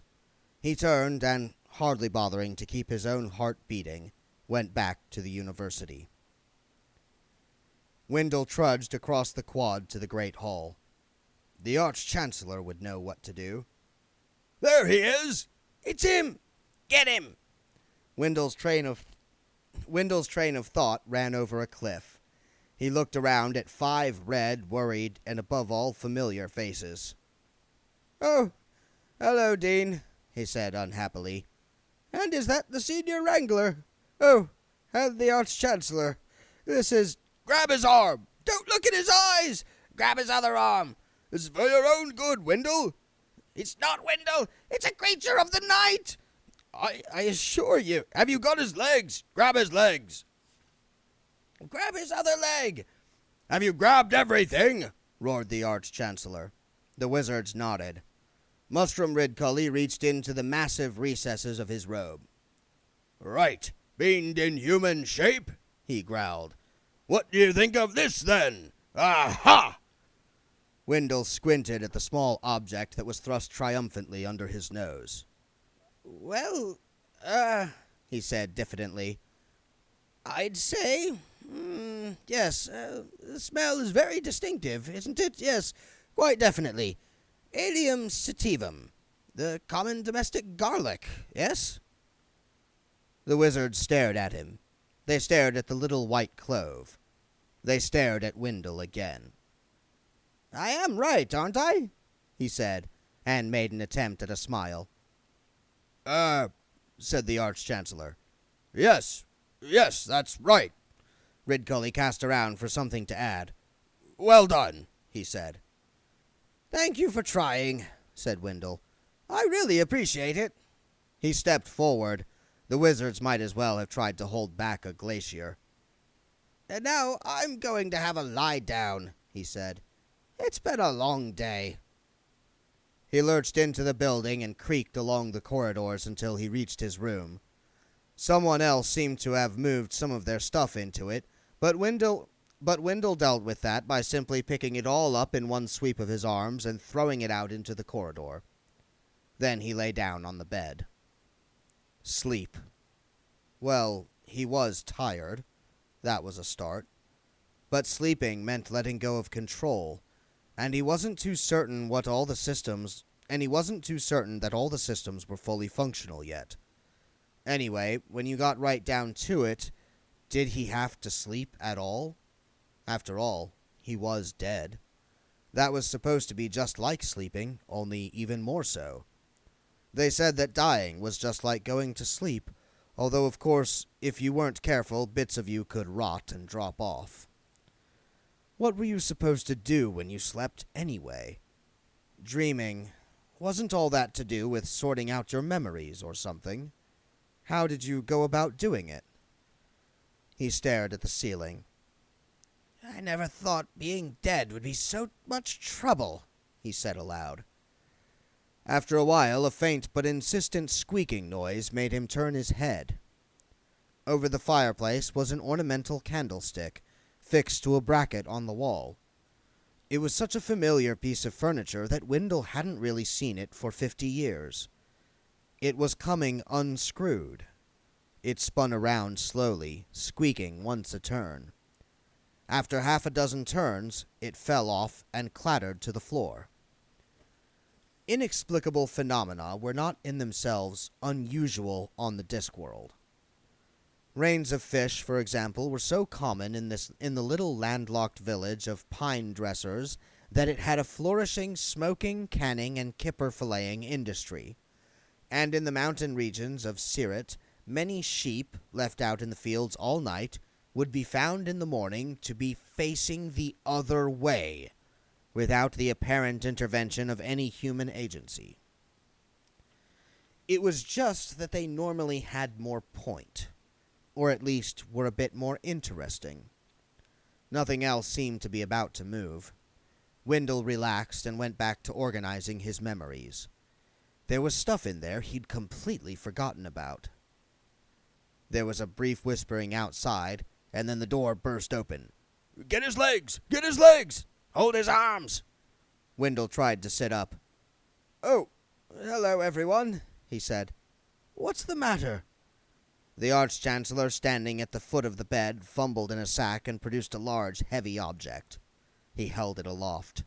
Aha! he said. Wendell peered at it. Yes? he said helpfully. Aha! said the Arch-Chancellor again, but with slightly less conviction. It's a symbolic double-handed axe from the cult of Blind Io, said Wendell. The Arch-Chancellor gave him a blank look. Yes, he said. That's right. He threw it over his shoulder, almost removing the Dean's left ear, and fished in the sack again. Aha! That's a rather fine example of the mystic tooth of Offler, the crocodile god, said Wendler. Aha! And that's, let me see now. Yes, that's the matched set of sacred flying ducks of Orpdor, the Tasteless. I say, this is fun. Aha! That's, don't tell me, that's the holy Linglong of the notorious Sooty cult, isn't it? Aha! I think that one's the three-headed fish of the Hawanda three-headed fish religion, said Wendell. This is ridiculous, said the Arch-Chancellor, dropping the fish. The wizards sagged. Religious objects weren't such a surefire undead cure after all. I'm really sorry to be such a nuisance, said Wendell. The Dean suddenly brightened up. Daylight, he said excitedly. That'll do the trick. Get the curtain. Get the other curtain. 1, 2, 3, now! Wendell blinked in the invasive sunlight. The wizards held their breath. I'm sorry, he said. It doesn't seem to work. They sagged again. Don't you feel anything? said Ridcully. No sensation of crumbling into dust and blowing away? said the senior wrangler hopefully. My nose tends to peel if I'm out in the sun too long, said Wendell. I don't know if that's any help. He tried to smile. The wizards looked at one another and shrugged. Get out, said the Arch-Chancellor. They trooped out. Ridcully followed them. He paused at the door and waved a finger at Wendell. This uncooperative attitude, Wendell, is not doing you any good, he said, and slammed the door behind him. After a few seconds, the 4 screws holding the door handle very slowly unscrewed themselves. They rose up and orbited near the ceiling for a while, and then fell. Wendell thought about this for a while. Memories. He had a lot of them. 130 years of memories. When he was alive, he hadn't been able to remember 1/100th of the things he knew, but now he was dead, his mind uncluttered with everything except the single silver thread of his thoughts. He could feel them all there. Everything he'd ever read, everything he'd ever seen, everything he'd ever heard. All there, ranged in ranks, nothing forgotten, everything in its place. 3 inexplicable phenomena in one day. 4 if you included the fact of his continued existence. That was really inexplicable. It needed explicating. Well, that was someone else's problem. Everything was someone else's problem now. The wizards crouched outside the door of Wendell's room. Got everything? said Ridcully. Why can't we get some of the servants to do it? muttered the senior wrangler. It's undignified. Because I want it done properly and with dignity, snapped the Arch-Chancellor. If anyone's going to bury a wizard at a crossroads with a stake hammered through him, then wizards ought to do it. After all, we're his friends. What is this thing, anyway? said the Dean, inspecting the implement in his hands. It's called a shovel, said the senior wrangler. I've seen the gardeners use them. You stick the sharp end in the ground. When it gets a bit technical... Ridcully squinted through the keyhole. He's lying down again, he said. He got up, brushing the dust off his knees, and grasped the door handle. Right, he said. Take your time from me. 1, 2... Modo the gardener was trundling a barrow load of hedge trimmings to a bonfire behind the new high-energy magic research building when about half a dozen wizards went past at, for wizards, high speed. Windlepoons was being borne aloft between them. Modo heard him say, "Really, Arch-Chancellor? Are you quite sure this one will work?" "We've got your best interests at heart," said Ridcully. "I'm sure, but we'll soon have you feeling your old self again," said the Burzar. "No, we won't," hissed the Dean. "That's the whole point." "We'll soon have you not feeling your old self again. That's the whole point," stuttered the Burzar as they rounded the corner. Modo picked up the handles of the barrow again and pushed it thoughtfully toward the secluded area where he kept his bonfire, his compost heaps, his leaf mold pile, and the little shed he sat in when it rained. He used to be assistant gardener at the palace, but this job was a lot more interesting. You really got to see life. Ankh-Morpork society is street society. There is always something interesting going on. At the moment, the driver of a 2-horse fruit wagon was holding the Dean 6 inches in the air by the scruff of the Dean's robe and was threatening to push the Dean's face through the back of the Dean's head. "It's peaches, right?" he kept bellowing. "You know what happens to peaches what lie around too long? They gets bruised. Lots of things round here are going to get bruised." "I am a wizard, you know," said the Dean, his pointy shoes dangling. "If it wasn't for the fact that it would be against the rules for me to use magic in anything except a purely defensive manner, you would definitely be in a lot of trouble." "What are you doing anyway?" said the driver, lowering the Dean so he could look suspiciously over his shoulder. "Yeah," said a man trying to control the team pulling a lumber wagon. "What's going on? There's people here being paid by the hour, you know." "Move along at the front there." The lumber driver turned in his seat and addressed the queue of carts behind him. "I'm trying to," he said. "It's not my fault, is it? It's a load of wizards digging up the goddamn street." The Arch-Chancellor's muddy face peered over the edge of the hole. "Oh, for heaven's sake, Dean," he said. "I told you to sort things out." "Yes, I was just asking this gentleman to back up and go another way," said the Dean, who was afraid he was beginning to choke. The fruiterer turned him around so that he could see along the crowded streets.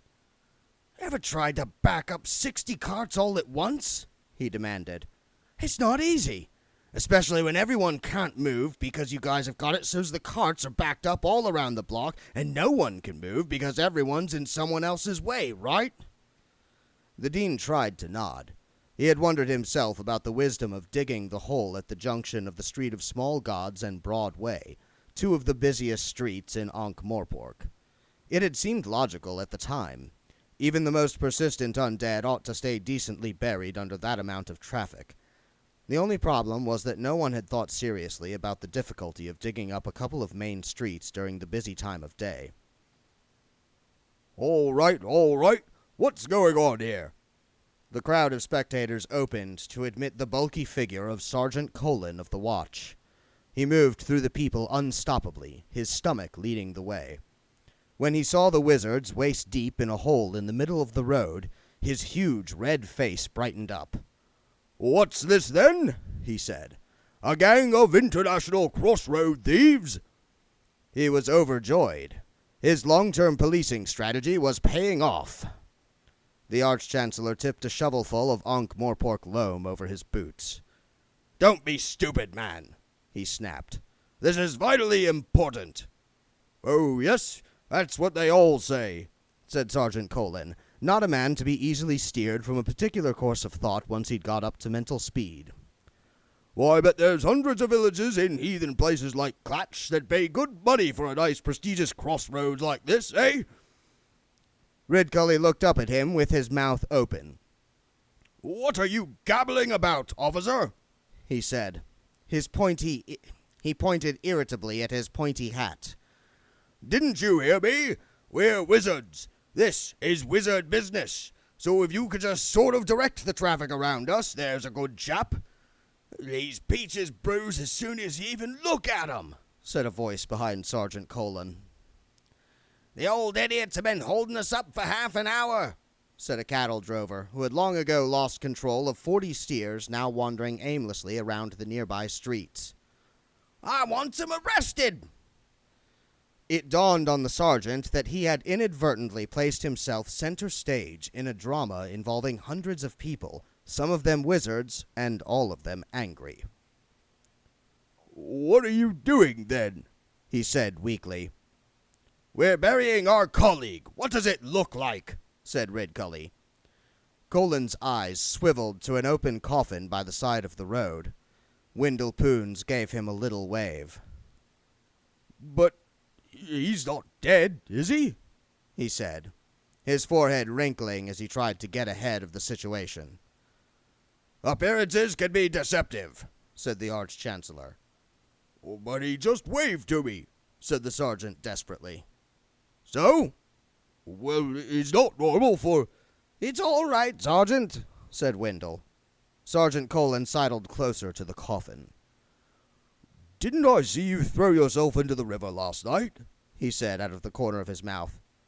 "Yes, you were very helpful," said Wendell. "And then you threw yourself sort of out again," said the sergeant. "I'm afraid so."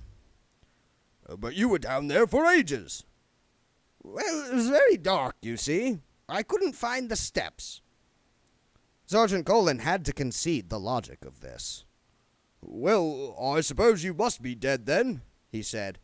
"No one could stay down there who wasn't dead." "This is it," Wendell agreed. "Only, why are you waving and talking?" said Colin. The senior wrangler poked his head out of the hole. "It's not unknown for a dead body to move and make noises after death, Sergeant," he volunteered.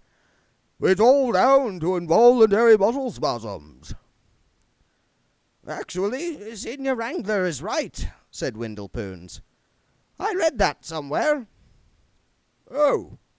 Sergeant Colin looked around. "Right," he said uncertainly. "Well, fair enough, I suppose."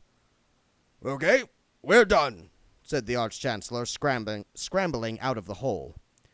"It's deep enough. Come on, Wendell, down you go." "I really am very touched, you know," said Wendell, lying back in the coffin. It was quite a good one, from the mortuary in Elm Street. The Arch-Chancellor had let him choose it himself. Ridcully picked up a mallet.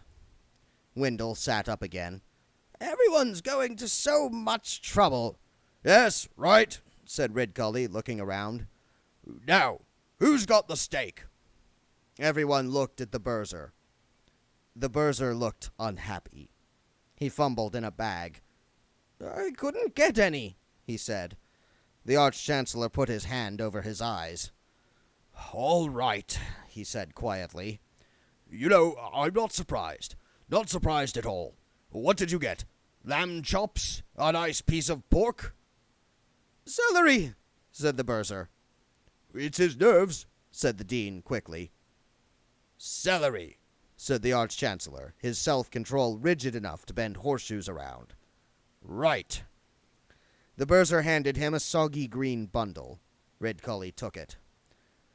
"Now, Wendell," he said, "I'd like you to imagine that what I have in my hand—" "It's quite all right," said Wendell.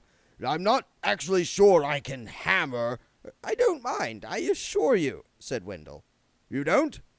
"The principle is sound," said Wendell. "If you just hand me the celery, but think hammering a stake, that's probably sufficient." "That's very decent of you," said Ridcully.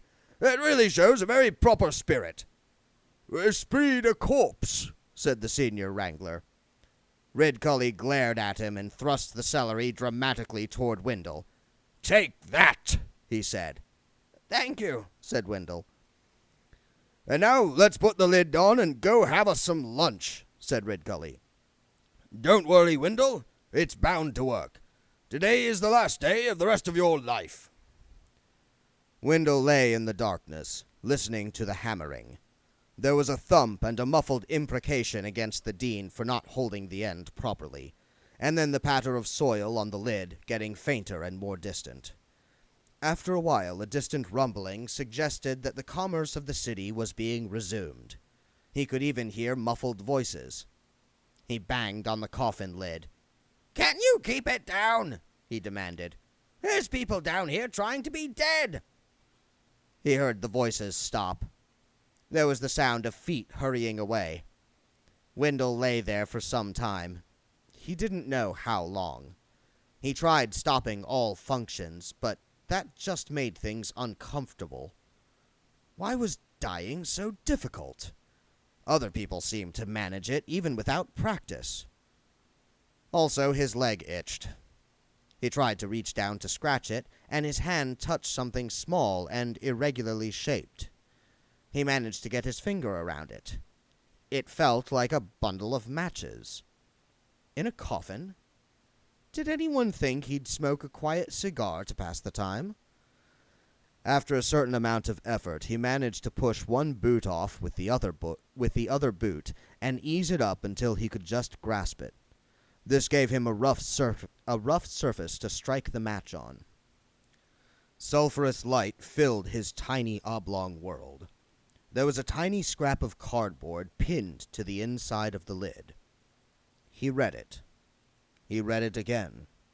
The match went out. He lit another one just to check that what he had read really did exist. The message was still as strange even the third time around. Dead? Depressed? Feel like starting it all again? Then why not come along to the Fresh Start Club, Thursdays, 12 p.m., 668 Elm Street. Everybody welcome.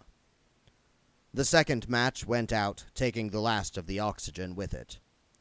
Wendell lay in the dark for a while, considering his next move and finishing off the celery. Who'd have thought it? And it suddenly dawned on the late Wendell Poons that there was no such thing as somebody else's problem, and that just when you thought the world had pushed you aside, it turned out to be full of strangeness. He knew from experience that the living never found out half of what was really happening because they were too busy being the living. The onlooker sees most of the game, he told himself. It was the living who ignored the strange and wonderful because life was too full of the boring and mundane. But it was strange. It had things in it like screws that unscrewed themselves, and little written messages to the dead. He resolved to find out what was going on. And then, if death wasn't going to come to him, he'd go to death. He had his rights, after all. Yeah, he'd lead the biggest missing person hunt of all time. Wendell grinned in the darkness. Missing. Believed death. Today was the first day of the rest of his life. And Ankh-Morpork lay at his feet. Well, metaphorically. The only way was up. He reached up, felt for the card in the dark, and pulled it free. He stuck it between his teeth.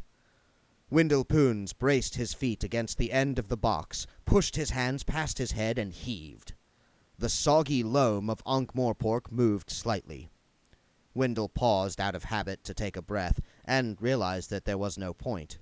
He pushed again. The end of the coffin splintered. Wendell pulled it toward him and tore the solid pine like paper. He was left with a piece of plank which would have been a totally useless spade for anyone with unzombie-like strength. Turning onto his stomach, tucking the earth around him with his impromptu spade, and ramming it back with his feet, Wendell Poons dug his way toward a fresh start. Picture a landscape. A plain with rolling curves. It's late summer in the octarine grass country below the towering peaks of the high ram tops, and the predominant colors are umber and gold. Heat sears the landscape. Grasshoppers sizzle as in the frying pan. Even the air is too hot to move. It's the hottest summer in living memory, and in these parts that's a long, long time. Picture a figure on horseback, moving slowly along a road that's an inch deep in dust between fields of corn that already promise an unusually rich harvest. Picture a fence of baked, dead wood. There's a notice pinned to it. The sun has faded the letters, but they are still readable. Picture a shadow falling across the notice. You can almost hear it reading the words. There's a track leading off the road toward a small group of bleached buildings. Picture dragging footsteps. Picture a door, open. Picture a cool, dark room, glimpsed through the open doorway. This isn't a room that people live in a lot. It's a room for people who live outdoors but have to come inside sometimes when it gets dark. It's a room for harnessing dogs, a room where oilskins are hung up to dry. There's a beer barrel by the door. There are flagstones on the floor, and along the ceiling beams, hooks for bacon. There's a scrubbed table that 30 hungry men could sit down at. There are no men. There are no dogs. There is no beer. There is no bacon. There was silence after the knocking, and then the flap-flap of slippers on flagstones. Eventually, a skinny old woman with a face the color and texture of a walnut peered around the door. "Yes?" she said. The notice said, "Man wanted." Did it? It's been up there since before last winter." "I am sorry. You need no help?" The wrinkled face looked at him thoughtfully. "I can't pay more than 6 pence a week, mind," it said. The tall figure looming against the sunlight appeared to consider this. "Yes," it said eventually. "I wouldn't even know where to start you working, either. We haven't had any proper help here for 3 years. I just hire the lazy good-for-nothings from the village when I want 'em." "Yes." "You don't mind, then?" "I have a horse." The old woman peered around the stranger. In the yard was the most impressive horse she'd ever seen. Her eyes narrowed. "And that's your horse, is it?" "Yes." "With all that silver on the harness and everything?" "Yes." "And you want to work for 6 pence a week?" "Yes." The old woman pursed her lips. She looked from the stranger to the horse to the dilapidation around the farm. She appeared to reach a decision, possibly on the lines that someone who owned no horses probably didn't have much to fear from a horse thief. "You're to sleep in the barn, understand?" she said. "Sleep? Yes. Of course. Yes. I will have to sleep." "Couldn't have you in the house, anyway. Wouldn't be right." "The barn will be quite adequate, I assure you." "But you can come into the house for your meals." "Thank you." "My name's Miss Flitworth." "Yes." She waited. "I expect you have a name, too?" she prompted. "Yes, that's right." She waited again. "Well?" "I'm sorry." "What is your name?" The stranger stared at her for a moment, and then looked around wildly. "Come on," said Miss Flitworth. "I ain't employing no one without no name. Mr. The figure stared upward. "Mr. Sky?" No one's called Mr. Sky." "Mr. Door?" She nodded. Could be Mr. Door. There was a chap called Doors I knew once. Yeah, Mr. Door." And your first name? Don't tell me you haven't got one of those two. You've got to be a Bill or a Tom or a Bruce or one of those names. Yes. What? One of those. Which one? The first one. You're a Bill? Yes. Miss Flitworth rolled her eyes. All right, Bill Sky, she said. Door. Yeah, sorry. All right, Bill Door. Call me Bill. And you can call me Miss Flitworth. I expect you want some dinner. I would. Ah, yes. The meal of the evening. Yes.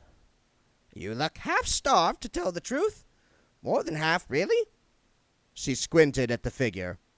Somehow it was very hard to be certain what Bill Dorr looked like, or even remember the exact sound of his voice.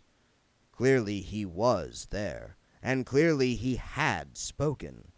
Otherwise, why did you remember anything at all?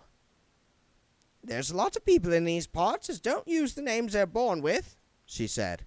I always say there's nothing to be gained by going around asking personal questions.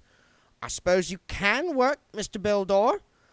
I'm still getting the hay in off the high meadows, and since there's a lot of work come harvest, can you use a scythe? Bill Dorr seemed to meditate on the question for some time. Then he said, I think the answer to that is a definite yes, Miss Flitworth. Cut-me-own-throat Dibbler also never saw the sense in asking personal questions, at least insofar as they applied to him and were on the lines of, are these things yours to sell? But no one appeared to be coming forward to berate him for selling off their property, and that was good enough for him. He'd sold more than 1,000 of the little globes this morning, and he'd had to employ a troll to keep up a flow from the mysterious source of supply in the cellar. People loved them. The principle of operation was laughably simple and easily graspable by the average Ankh-Morpork citizen after a few false starts. If you gave the globe a shake, a cloud of little white snowflakes swirled up in the liquid inside and settled delicately on a tiny model of a famous Ankh-Morpork landmark.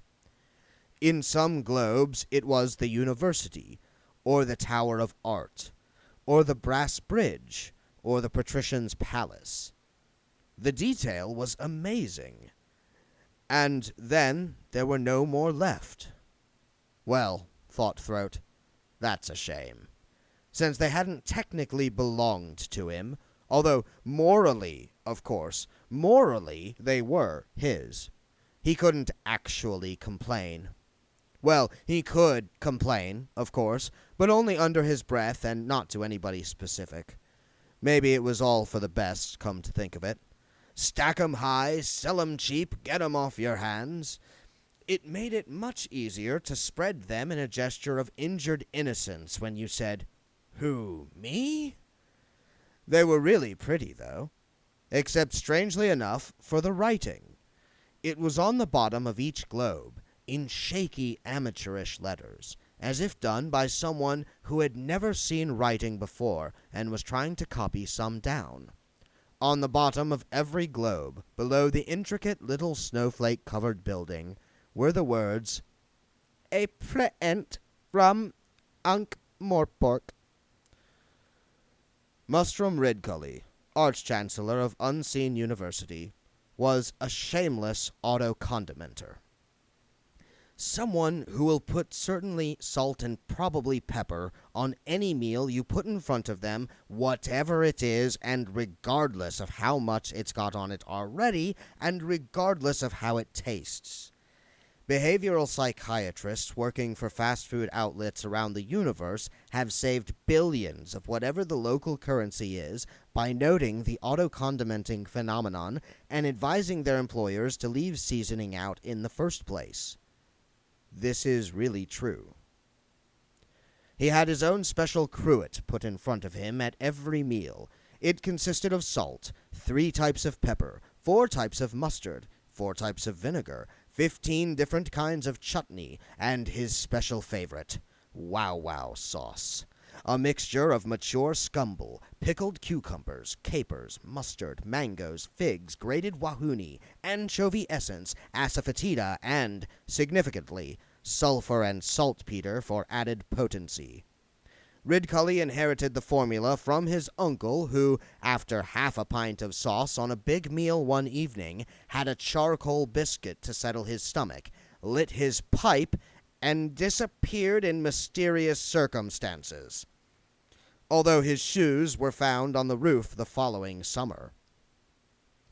There was cold mutton for lunch. Mutton went well with wow sauce. On the night of Ridcully Sr.'s death, for example, it had gone at least 3 miles. Mustrum tied his napkin behind his neck, rubbed his hands together, and reached out. The cruet moved. He reached out again. It slid away. Ridcully sighed. "All right, you fellows," he said. "No magic at the table. You know the rules. Who's playing silly buggers?" The other senior wizard stared at him. I don't think we can play it anymore," said the Berser, who at the moment was only occasionally bouncing off the sides of sanity. I think we lost some of the pieces." He looked around, giggled, and went back to trying to cut his mutton with a spoon. The other wizards were keeping knives out of his way at present. The entire cruet floated up into the air and started to spin slowly. Then it exploded. The wizards, dripping vinegar and expensive spices, watched it owlishly. "It was probably the sauce," the dean ventured. "It was definitely going a bit critical last night." Something dropped on his head and landed in his lunch. It was a black iron screw, several inches long. Another one mildly concussed the Berser. After a second or two, a third landed point down on the table by the Arch-Chancellor's hand and stuck there. The wizards turned their eyes upward. The great hall was lit in the evenings by one massive chandelier, although the words so often associated with glittering prismatic glassware seemed inappropriate for the huge, heavy, black, tallow-encrusted thing that hung from the ceiling like a threatening overdraft. It could hold 1,000 candles. It was directly over the senior wizard's table. Another screw tinkled onto the floor by the fireplace. The Arch-Chancellor cleared his throat. "Run?" he suggested. The chandelier dropped. Bits of table and crockery smashed into the walls. Lumps of lethal tallow the size of a man's head whirred through the windows. A whole candle, propelled out of the wreckage at a freak velocity, was driven several inches into a door. The Arch-Chancellor disentangled himself from the remains of his chair. "Berser!" he yelled. The Berser was exhumed from the fireplace. Yes, Arch-Chancellor?" he quavered. "What was the meaning of that?" Ridcully's hat rose from his head. It was a basic floppy-brimmed, pointy wizarding hat, but adapted to the Arch-Chancellor's outgoing lifestyle. Fishing flies were stuck in it. A very small pistol crossbow was shoved in the hat band in case he saw something to shoot while out jogging. And Mustrum Ridcully had found that the pointy bit was just the right size for a small bottle of Bentnick's very old peculiar brandy. He was quite attached to his hat. But it was no longer attached to him. It drifted gently across the room. There was a faint but distinct gurgling noise. The Arch-Chancellor leapt to his feet. "Bugger that!" he roared. "That stuff's $9 a fifth!" He made a leap for the hat, missed, and kept on going until he drifted to a halt several feet above the ground. The Berser raised a hand nervously. "Possibly word Possibly woodworm? He said. If there is any more of this, growled Redcully, any more at all, do you hear? I shall get very angry. He was dropped to the floor at the same time as the big doors opened. One of the college porters bustled in, followed by a squad of the patrician's palace guard. The guard captain looked the Arch-Chancellor up and down with the expression of one to whom the word civilian is pronounced in the same general tone as cockroach. You the head chap, he said. The Arch-Chancellor smoothed his robe and tried to straighten his beard. I am the Arch-Chancellor of this university, yes, he said. The guard captain looked curiously around the hall. The students were all cowering down the far end. Splashed food covered most of the walls to ceiling height. Bits of furniture lay around the wreckage of the chandelier like trees around ground zero of a meteor strike. Then he spoke with all the distaste of someone whose own further education had stopped at age 9, but who'd heard stories. "Indulging in a bit of youthful high spirits, were we?" he said. "Throwing a few bread rolls round, that kind of thing." "May I ask the meaning of this intrusion?" said Redcully coldly. The guard captain leaned on his spear. "Well," he said, "it's like this. The patrician is barricaded in his bedroom on account of the furniture in the palace is zooming around the place like you wouldn't believe. The cooks won't even go back in the kitchen on account of what's happening in there." The wizards tried not to look at the spear's head. It was starting to unscrew itself. "Anyway," the captain went on, oblivious to the faint metallic noises, "the patrician calls through the keyhole, says to me, 'Douglas, I wonder if you wouldn't mind nipping down to the university and asking the head man if he'd be so good as to step up here if he's not too busy. But I can always go back and tell him you're engaging in a bit of student humor, if you like.'" The spearhead was almost off the shaft.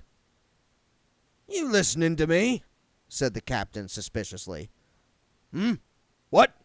said the Arch-Chancellor, tearing his eyes away from the spinning metal. "Oh, yes. Well, I can assure you, my man, that we are not the cause of— Ah! Pardon? The spearhead fell on my foot." "Did it?" said Redcully innocently. The guard captain hopped up and down. "Listen, are you bloody hocus-pocus merchants coming or not?" he said between bounces. "The boss is not very happy. Not very happy at all." A great, formless cloud of life drifted across the Discworld, like water building up behind a dam when the sluice gates are shut. With no death to take the life force away when it was finished with, it had nowhere else to go. Here and there it earthed itself in random poltergeist activity, like flickers of summer lightning before a big storm. Everything that exists yearns to live. That's what the cycle of life is all about. That's the engine that drives the great biological pumps of evolution. Everything tries to inch its way up the tree, clawing or tentacling or sliming its way up to the next niche, until it gets to the very top, which, on the whole, never seems to have been worth the effort. Everything that exists yearns to live, even things that are not alive, things that have a kind of sub-life, a metaphorical life, an almost life. And now, in the same way that a sudden hot spell brings forth unnatural and exotic blooms, there was something about the little globes. You had to pick them up and give them a shake, watch the pretty snowflakes swirl and glitter, and then take them home and put them on the mantelpiece, and then forget about them. The relationship between the university and the patrician, absolute ruler and nearly benevolent dictator of Ankh-Morpork, was a complex and subtle one. The wizards held that, as servants of a higher truth, they were not subject to the mundane laws of the city. The patrician held that, indeed, this was the case, but they would bloody well pay their taxes like everyone else. The wizards said that, as followers of the light of wisdom, they owed allegiance to no mortal man.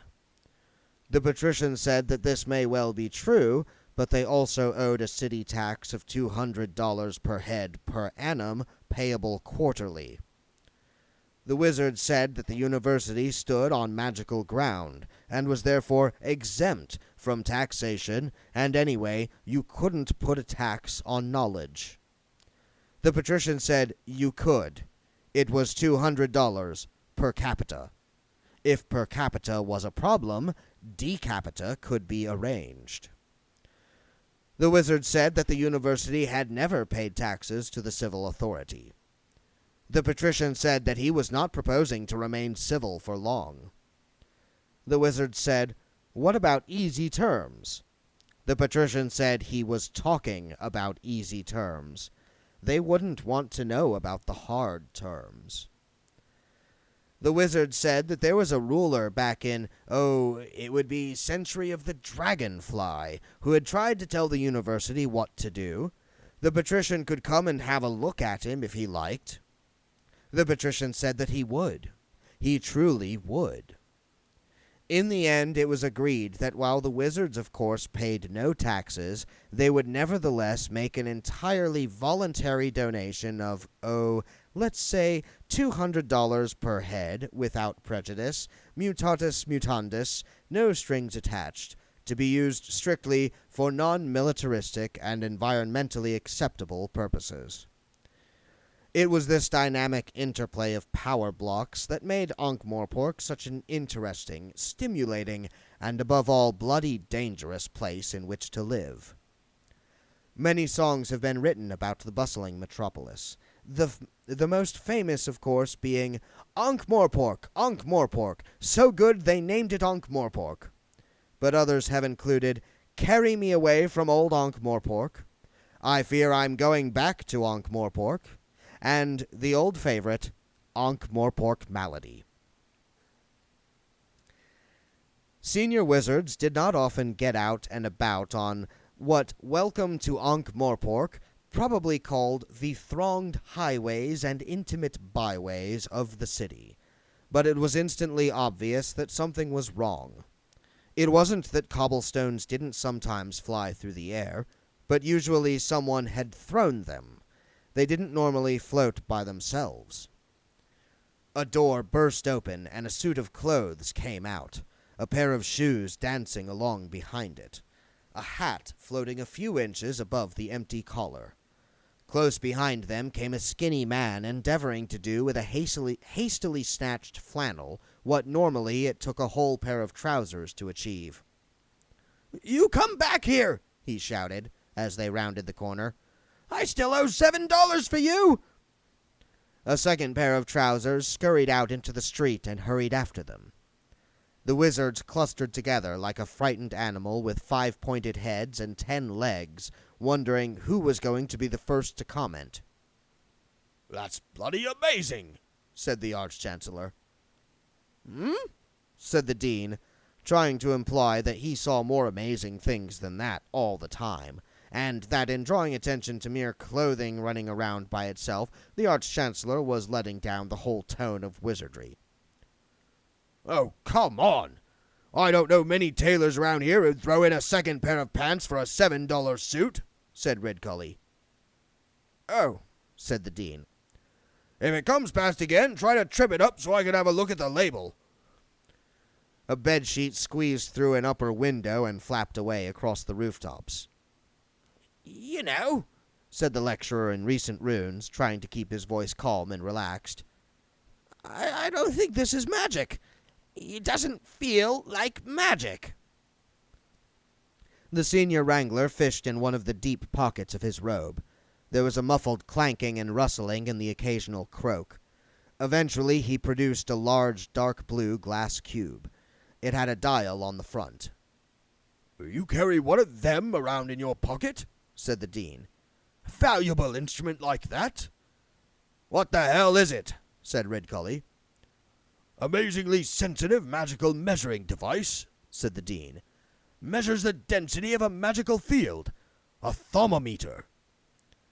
The senior wrangler proudly held the cube aloft and pressed a button on the side. A needle on the dial wobbled around a little bit and then stopped. See? Said the senior wrangler. Just natural background, representing no hazard to the public. Speak up, said the Arch-Chancellor. Can't hear you above the noise. Crashes and screams rose from the houses on either side of the street. Mrs. Evadne Cake was a medium, verging on small. It wasn't a demanding job. Not many people who died in Ankh-Morpork showed much inclination to chat to their surviving relatives. Put as many mystic dimensions between you and them as possible, that was their motto. She filled in between engagements with dressmaking and church work. Any church. Mrs. Cake was very keen on religion, at least on Mrs. Cake's terms. Evadne Cake was not one of those bead curtain and incense mediums, partly because she didn't hold with incense, but mainly because she was actually very good at her profession. A good conjurer can astonish you with a simple box of matches and a perfectly ordinary deck of cards. If you would care to examine them, sir, you will see they are a perfectly ordinary deck of cards. He doesn't need the finger-nipping folding tables and complicated collapsible top hats of lesser prestidigitators. And in the same way, Mrs. Cake didn't need much in the way of props. Even the industrial-grade crystal ball was only there as a sop to her customers. Mrs. Cake could actually read the future in a bowl of porridge. It would say, for example, that you would shortly undergo a painful bowel movement. She could have a revelation in a pan of frying bacon. She had spent a lifetime dabbling in the spirit world, except that in Evadne's case, dabbling wasn't really apposite. She wasn't the dabbling kind. It was more a case of stamping into the spirit world and demanding to see the manager.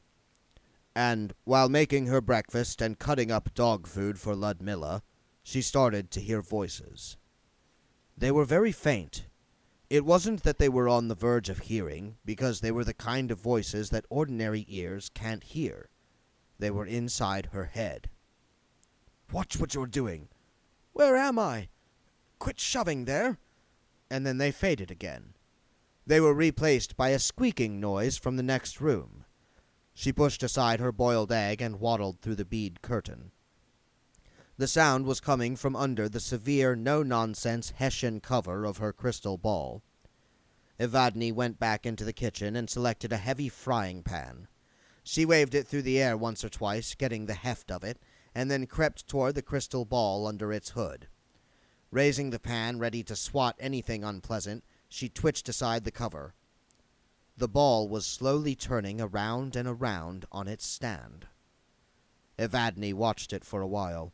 Then she drew the curtains, eased her weight down on the chair, took a deep breath, and said, "Is there anybody there?"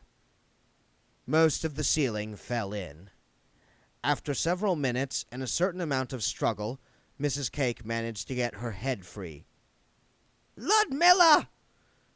There were soft footsteps in the passageway, and then something came in from the backyard. It was clearly, even attractively female, in general shape, and wore a perfectly ordinary dress. It was also apparently suffering from a case of superfluous hair that not all the delicate pink razors in the world could erase. Also, teeth and fingernails were being worn long this season. You expected the whole thing to growl, but it spoke in a pleasant and definitely human voice. "Mother?" "I'm under here!" The fearsome Ludmilla lifted up a huge joist and tossed it aside lightly. "What happened? Didn't you have your premonition switched on?" "I turned it off to speak to the baker. Core, that gave me a turn." "I'll make you a cup of tea, shall I?" Now then, you know you always crushes teacups when it's your time. I'm getting better at it, said Ludmilla. There's a good girl, but I'll do it myself, thanks all the same. Mrs. Cake stood up, brushed the plaster dust off her apron, and said, They shouted! All at once! Modo, the university gardener, was weeding a rose bed when the ancient velvet lawn beside him heaved and sprouted a hardy perennial Wendell Poons, who blinked in the light. Is that you, Modo? That's right, Mr. Poons, said the dwarf. Shall I give you a hand up? I think I can manage, thank you. I've got a shovel in the shed if you like. No, it's perfectly all right. Wendell pulled himself out of the grass and brushed the soil off the remains of his robe. Sorry about your lawn, he added, looking down at the hole. Don't mention it, Mr. Poons. Did it take long to get it looking like that? About 500 years, I think. Gosh, I am sorry. I was aiming for the cellars, but I seem to have lost my bearings. Don't you worry about that, Mr. Poons, said the dwarf cheerfully. Everything's growing like crazy anyway. I fill it in this afternoon and just put some more seed down. 500 years will just zoom past. You wait and see. The way things are going, I probably will, said Wendell moodily. He looked around. Is the Arch-Chancellor here? He said. I saw them all going up to the palace, said the gardener.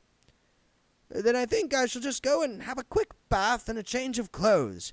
I wouldn't want to disturb anyone. I heard you wasn't just dead, but buried too, said the gardener as Wendell lurched off. That's right. Can't keep a good man down, eh? Wendell turned back. By the way, where's Elm Street? Modo scratched an ear. Isn't it that one off Treacle Mine Road? Oh, yes, I remember. Modo went back to his weeding. The circular nature of Wendell Poons's death didn't bother him much. After all, trees looked dead in the winter, burst forth again every spring. Dried up old seeds went in the ground, fresh young plants sprang up. Practically nothing ever died for long. Take compost, for example. Modo believed in compost with the same passion that other people believed in gods.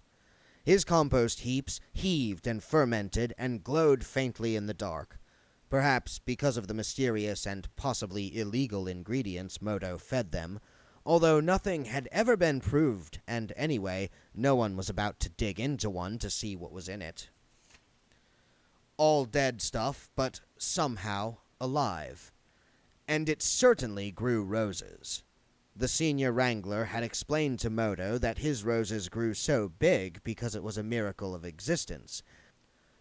But Modo privately thought that they just wanted to get as far away from the compost as possible. The heaps were in for a treat tonight. The weeds were really doing well. He'd never known plants to grow so fast and luxuriantly. It must be all the compost, Modo thought. By the time the wizards reached the palace, it was in an uproar. Pieces of furniture were gliding across the ceiling. A shoal of cutlery, like silvery minnows in midair, flashed past the Arch-Chancellor and dived down a corridor. The place seemed to be in the grip of a selective and tidy-minded hurricane. Other people had already arrived. They included a group dressed very much like the wizards in many ways, although there were important differences to the trained eye. "Priests?" said the dean. "Here? Before us?" The two groups began very surreptitiously to adopt positions that left their hands free. "What good are they?" said the senior wrangler. There was a noticeable drop in metaphorical temperature. A carpet undulated past. The Arch-Chancellor met the gaze of the enormous chief priest of blind Io, who, as senior priest of the senior god in the Discworld's rambling pantheon, was the nearest thing Ankh-Morpork had to a spokesman on religious affairs. Credulous fools, muttered the senior wrangler. Godless tinkerers, said a small acolyte, peering out from behind the chief priest's bulk. Gullible idiots, atheistic scum, servile morons, childish conjurers, bloodthirsty priests, interfering wizards. Ridcully raised an eyebrow. The chief priest nodded very slightly. They left the two groups hurling imprecations at each other from a safe distance and strolled nonchalantly toward a comparatively quiet part of the room, where, beside a statue of one of the patrician's predecessors, they turned and faced one another again. So, how are things in the god-bothering business? Said Ridcully. We do our humble best. How is the dangerous meddling with things man was not meant to understand? Pretty fair, pretty fair. Ridcully removed his hat and fished inside the pointy bit. Could I offer you a drop of something?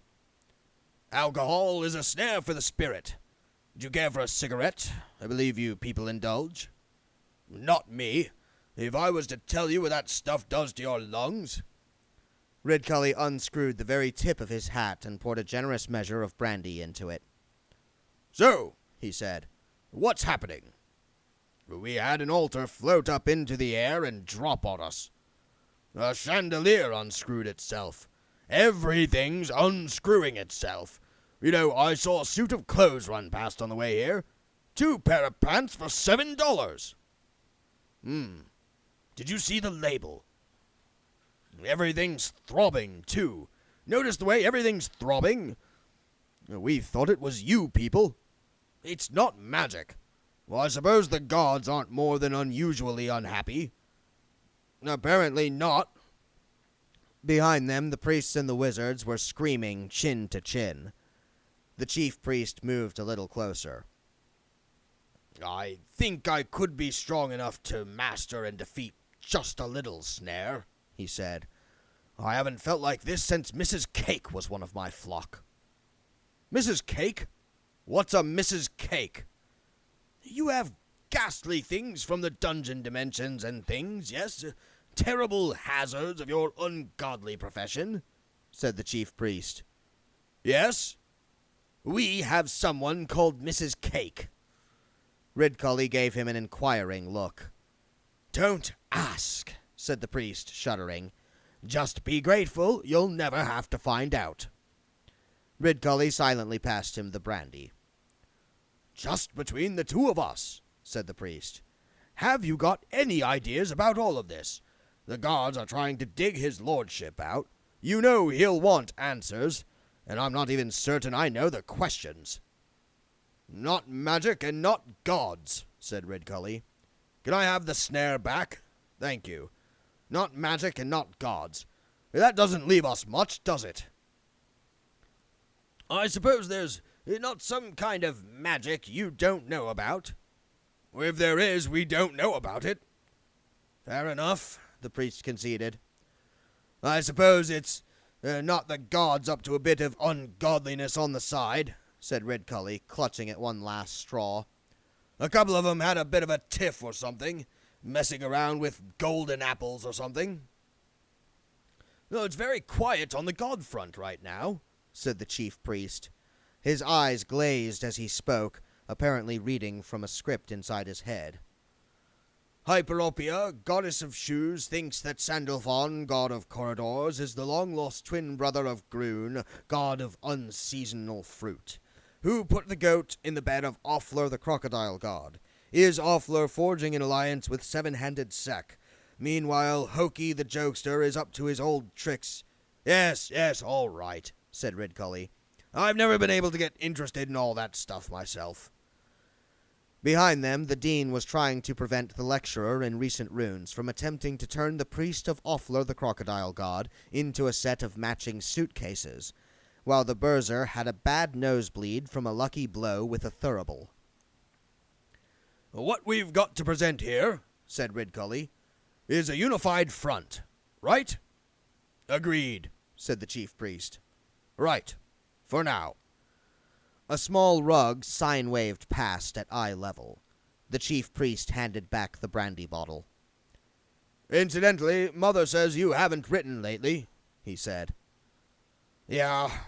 The other wizards would have been surprised at their Arch-Chancellor's look of contrite embarrassment. I've been busy. You know how it is. She said to be sure to remind you she's expecting both of us over for lunch on Hogswatch Day. I haven't forgotten, said Ridcully glumly. I'm looking forward to it. He turned to the melee behind him. Cut it out, you fellows, he said. Brethren, desist, bellowed the chief priest. The senior wrangler released his grip on the head of the high priest of the cult of Hinky. A couple of curates stopped kicking the burzar.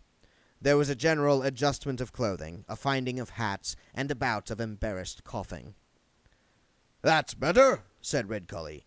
Now then, His Eminence, the chief priest, and myself have decided. The dean glowered at a very small bishop. He kicked me! You kicked me! Ooh, I never did, my son. You bloody well did, the dean hissed. Sideways, so they wouldn't see. Have decided, repeated Ridcully, glaring at the dean, to pursue a solution to the current disturbances in a spirit of brotherhood and goodwill, and that includes you, Senior Wrangler. Well, I couldn't help it. He pushed me. May you be forgiven, said the Archcon of Throom stoutly. There was a crash from above.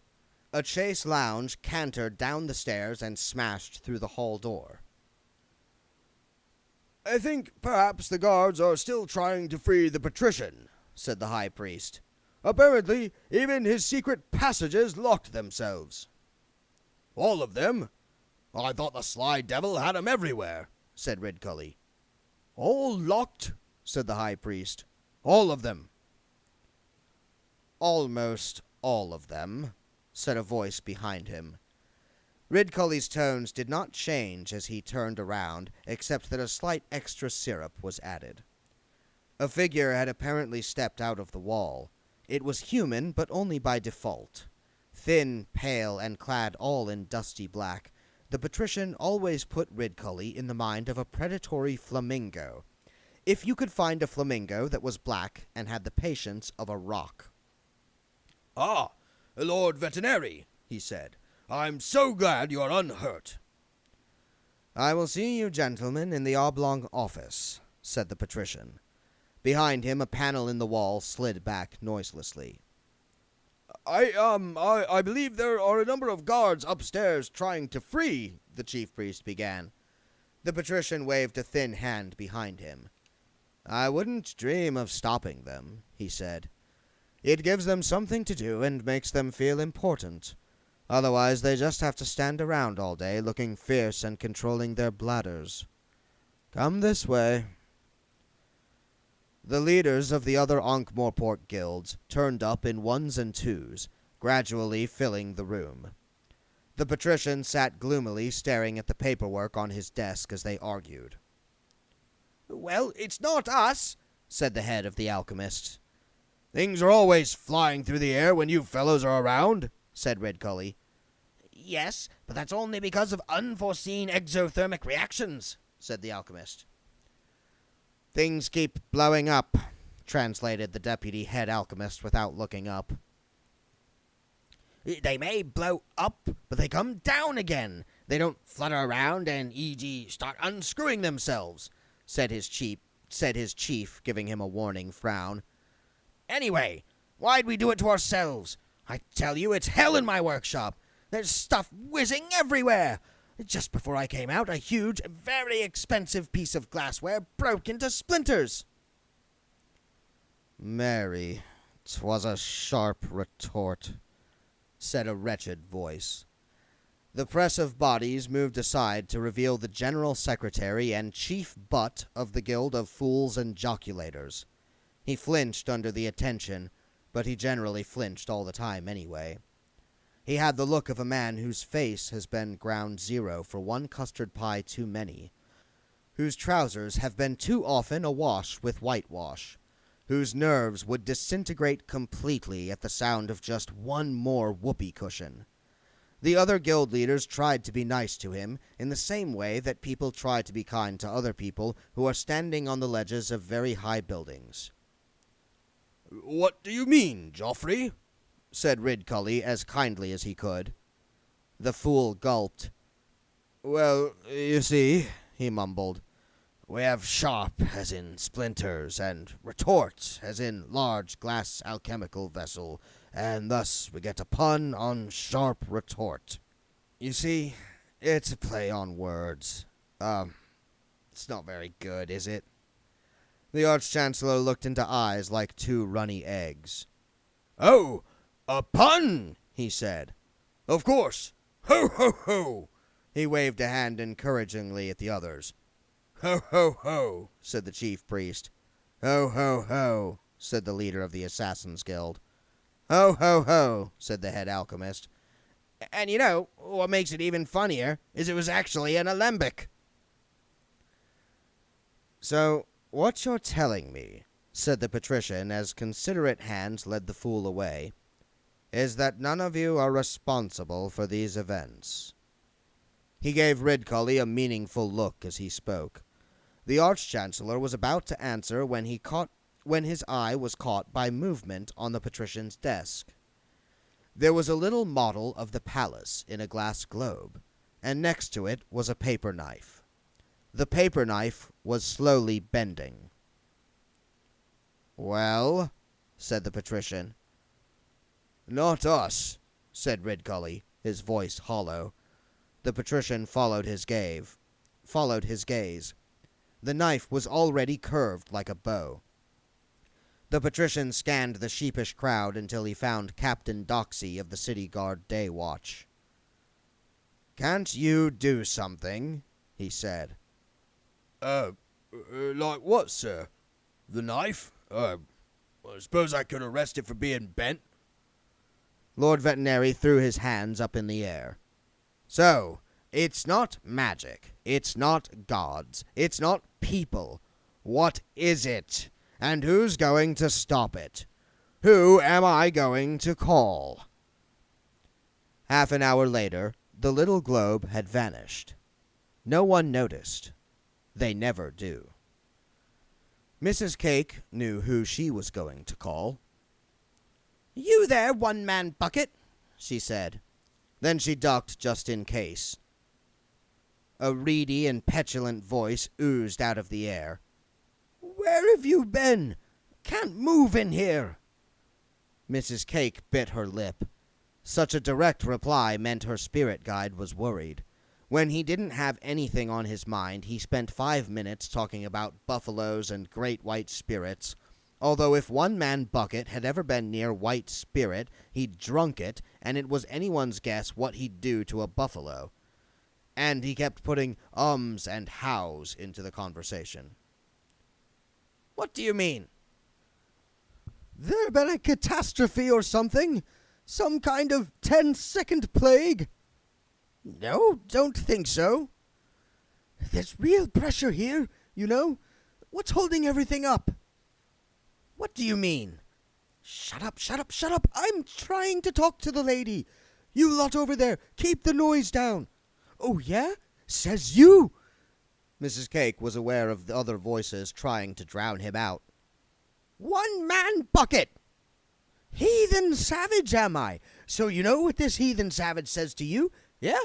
Listen, I've been here for over 100 years, me. I don't have to take talk like that from someone who's still warm. Right, that does it, you." His voice faded. Mrs. Cake set her jaw. His voice came back. "Oh, yeah? Oh, yeah? Well, maybe you was big when you was alive, friend, but here and now you're just a bedsheet with holes in it. Oh, so you don't like that, eh?" "He's going to start fighting again, Mum," said Ludmilla, who was curled up by the kitchen stove. "He always calls people friend just before he hits them." Mrs. Cake sighed. "And it sounds as if he's going to fight a lot of people," said Ludmilla. "Oh, all right. Go and fetch me a vase. A cheap one, mind." It is widely suspected, but not generally known, that everything has an associated spirit form, which upon its demise exists briefly in the drafty gap between the worlds of the living and the dead. This is important. No, not that one. That one belonged to your granny. This ghostly survival does not last long without a consciousness to hold it together, but depending on what you have in mind, it can last for just long enough. That one'll do. I never liked the pattern. Mrs. Cake took an orange vase with pink peonies on it from her daughter's paws. You still there, one-man bucket? She said. I'll make you regret the day you ever died, you whining... Catch! She dropped the vase onto the stove. It smashed. A moment later, there was a sound from the other side. If a discorporate spirit had hit another discorporate spirit with the ghost of a vase, it would have sounded just like that. Right, said the voice of One-Man Bucket. And there's more where that came from, okay? The Cakes, mother and hairy daughter, nodded at each other. When One-Man Bucket spoke again, his voice dripped with smug satisfaction. Just a bit of an altercation about seniority here, he said. Just sorting out a bit of personal space. Got a bit of a problem here, Mrs. Cake. It's like a waiting room. There was a shrill clamor of other disembodied voices. Could you get a message, please, to Mr. Tell her there's a bag of coins on the ledge up the chimney. Agnes is not to have the silverware after what she said about our Molly. Didn't have time to feed the cat, so could someone go... Shut up, shut up, shut up! That was One-Man Bucket again. You've got no idea, have you? This is ghost talk, is it? Feed the cat? Whatever happened to I'm very happy here and waiting for you to join me? Listen, if anyone else joins us, we'll be standing on one another's heads. That's not the point. That's not the point. That's all I'm saying. When you're a spirit, there's things you got to say. Mrs. Cake? Yes? You got to tell someone about this. Mrs. Cake nodded. Now you all go away, she said. I'm getting one of my headaches. The crystal ball faded. Well, said Ludmilla. I ain't going to tell no priests, said Mrs. Cake firmly. It wasn't that Mrs. Cake wasn't a religious woman. She was, as has already been hinted, a very religious woman indeed. There wasn't a temple, church, mosque, or small group of standing stones anywhere in the city that she hadn't attended at one time or another, as a result of which she was more feared than an age of enlightenment. The mere sight of Mrs. Cake's small fat body on the threshold was enough to stop most priests dead in the middle of their invocation. Dead. That was the point. All the religions had very strong views about talking to the dead. And so did Mrs. Cake. They held that it was sinful. Mrs. Cake held that it was only common courtesy. This usually led to a fierce ecclesiastical debate, which resulted in Mrs. Cake giving the chief priest what she called a piece of her mind. There were so many pieces of Mrs. Cake's mind left around the city that now it was quite surprising that there was enough left to power Mrs. Cake, but, strangely enough, the more pieces of her mind she gave away, the more there seemed to be left. There was also the question of Ludmilla. Ludmilla was a problem. The late Mr. Cake, God rest his soul, had never so much as even whistled at the full moon his whole life, and Mrs. Cake had dark suspicions that Ludmilla was a throwback to the family's distant past in the mountains, or maybe had contracted genetics as a child. She was pretty certain her mother had once alluded circumspectly to the fact that great-uncle Erasmus sometimes had to eat his meals under the table. Either way, Ludmilla was a decent, upright young woman for 3 weeks in every 4, and a perfectly well-behaved hairy wolf thing for the rest of the time. Priests often failed to see it that way, since by the time Mrs. Cake fell out with whatever priests were currently moderating between her and the gods, Mrs. Cake was aware that some religions had priestesses. What Mrs. Cake thought about the ordination of women was unprintable.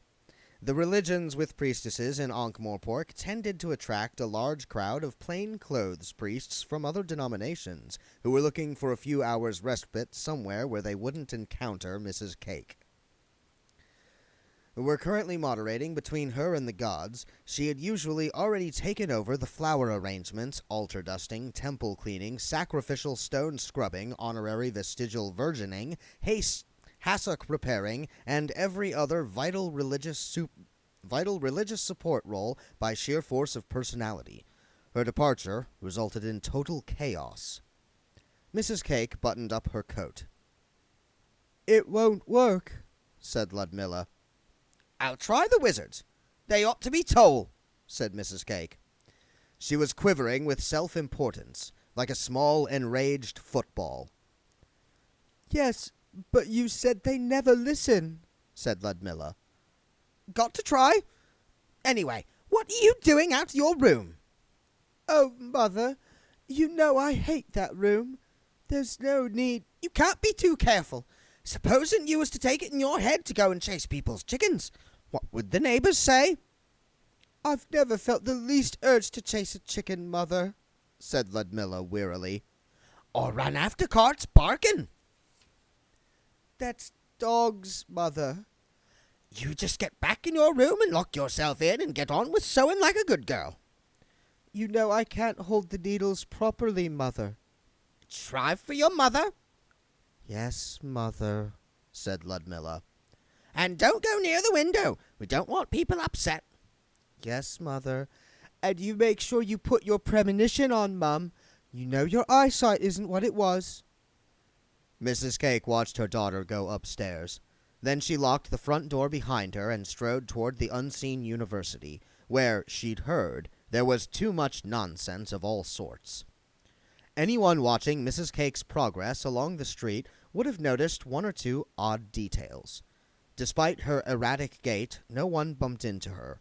They weren't avoiding her, she just wasn't where they were. At one point she hesitated and stepped into an alleyway. A moment later, a barrel rolled off a cart that was unloading outside a tavern and smashed on the cobbles where she would have been. She stepped out of the alley and over the wreckage, grumbling to herself. Mrs. Cake spent a lot of time grumbling. Her mouth was constantly moving, as if she was trying to dislodge some troublesome pip from somewhere in the back of her teeth. She reached the high black gates of the university and hesitated again, as if listening to some inner voice. Then she stepped aside and waited. Bill Dorr lay in the darkness of the hayloft and waited. Below he could hear the occasional horsey sounds of Binky, a soft movement, the champ of a jaw. Bill Dorr. So now he had a name. Of course, he'd always had a name, but he'd been named for what he embodied, not for who he was. Bill Dorr. It had a good solid ring to it. Mr. Bill Dorr. William Dorr, Esquire. Billy no, not Billy. Bill Dorr cased himself further into the hay. He reached into his robe and pulled out the golden timer. There was, quite perceptibly, less sand in the top bulb. He put it back. And then there was this sleep. He knew what it was. People did it for quite a lot of time.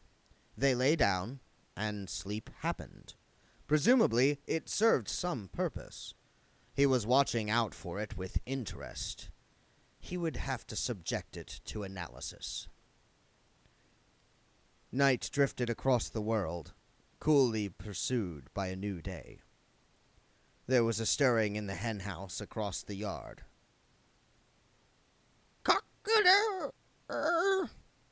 Bill Dorr stared at the roof of the barn.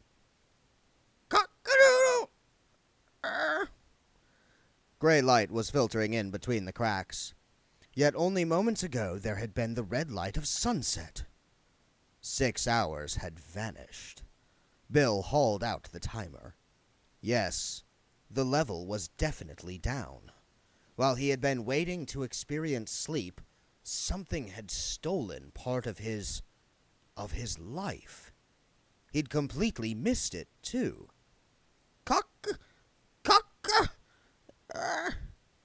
He climbed down from the loft and stepped out into the thin mist of dawn. The elderly chickens watched him cautiously as he peered into their house. An ancient and rather embarrassed-looking cockerel glared at him and shrugged. There was a clanging noise from the direction of the house.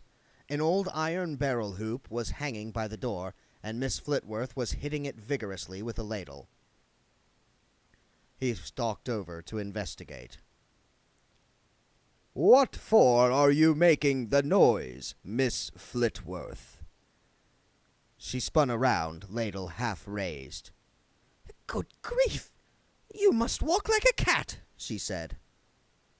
"I must." "I meant I didn't hear you." She stood back and looked him up and down. "There's still something about you I can't put my finger on, Bildor," she said. "Wish I knew what it was." The 7-foot skeleton regarded her stoically. He felt there was nothing he could say. "What do you want for breakfast?" said the old woman. "Not that it'll make any difference, 'cause it's porridge." Later, she thought, he must have eaten it, because the bowl is empty. Why can't I remember? And then there was the matter of the scythe. He looked at it as if he'd never seen one before. She pointed out the grass nail and the handles. He looked at them politely. "How do you sharpen it, Miss Flitworth?" "It's sharp enough, for goodness sake." "How do you sharpen it more?" "You can't. Sharp, sharp. You can't get sharper than that." He'd swished it aimlessly and made a disappointed hissing noise. And then there was the grass, too. The hay meadow was high on the hill behind the farm, overlooking the cornfield. She watched him for a while. It was the most interesting technique she had ever witnessed. She wouldn't have thought that it was technically possible. Eventually she said, "It's good. You've got the swing and everything." "Thank you, Miss Flitworth." "But why one blade of grass at a time?" Bildor regarded the neat row of stalks for some while. "There is another way." "You can do lots in one go, you know." No. One blade at a time. One time, one blade." "You won't cut many that way," said Miss Flitworth. "Every last one, Miss Flitworth." "Yes?" "Trust me on this." Miss Flitworth left him to it and went back to the farmhouse. She stood at the kitchen window and watched the distant figure work for a while as it moved over the hillside. "I wonder what he did," she thought. "He's got a past. One of them mystery men, I expect. Perhaps he did a robbery and is lying low. He's cut a whole row already. One at a time, but somehow faster than a man cutting swath by swath." Miss Flitworth's only reading matter was the Farmer's Almanac and Seed Catalogue, which could last a whole year in the privy if no one was ill. In addition to sober information about phases of the moon and seed sowings, it took a certain grisly relish in recounting the various mass murders, vicious robberies, and natural disasters that befell mankind, on the lines of June 15th, year of the impromptu stoat. On this day, 150 years since, a man killed by freak shower of goulash in Quirm. Or 14 die at hands of Choom, the notorious herring thrower. The important thing about all these was that they happened a long way away, possibly by some kind of divine intervention. The only things that usually happened locally were the occasional theft of a chicken and the occasional wandering troll. Of course, there were also robbers and bandits in the hills, but they got on well with the actual residents and were essential to the local economy. Even so, she felt she certainly feels safer with someone else about the place.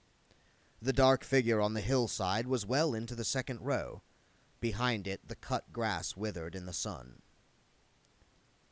"I have finished, Miss Flitworth." Go and feed the pig, then. She's called Nancy.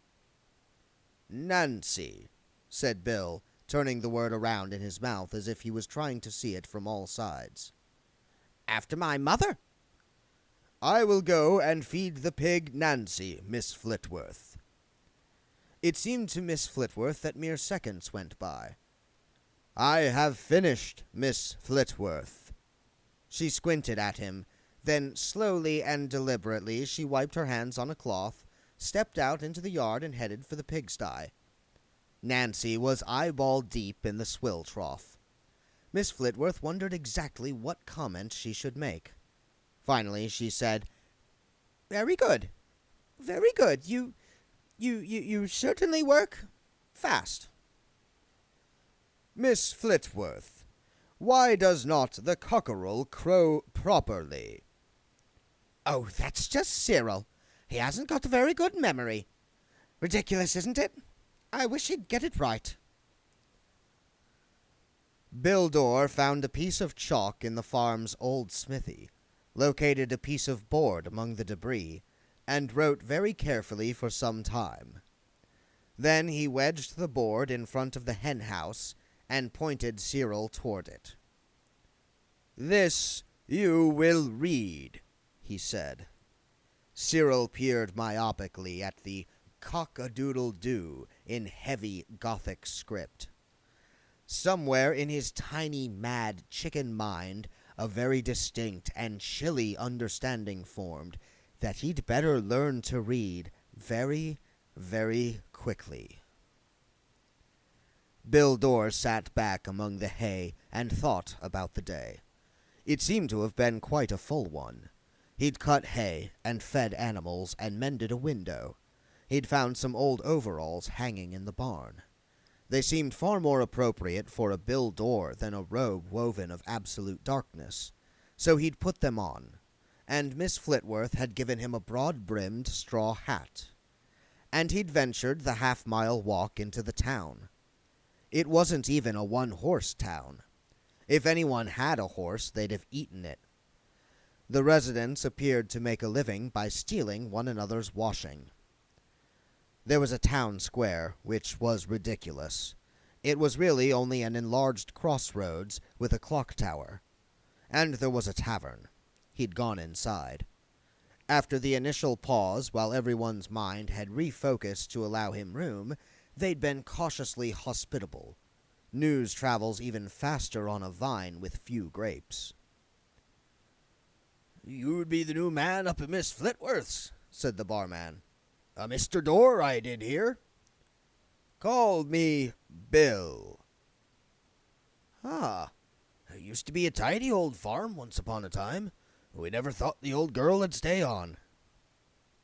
Ah, agreed a couple of old men by the fireplace. Ah.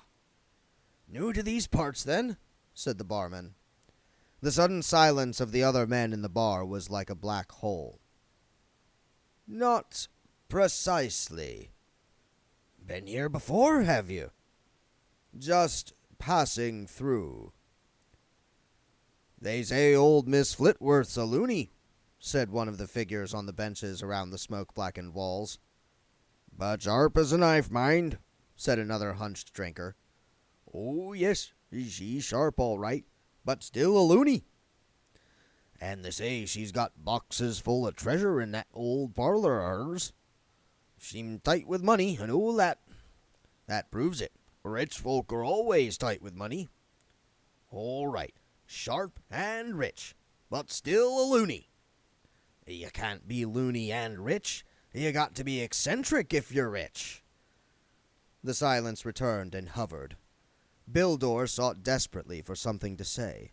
He had never been very good at small talk. He had never had much occasion to use it.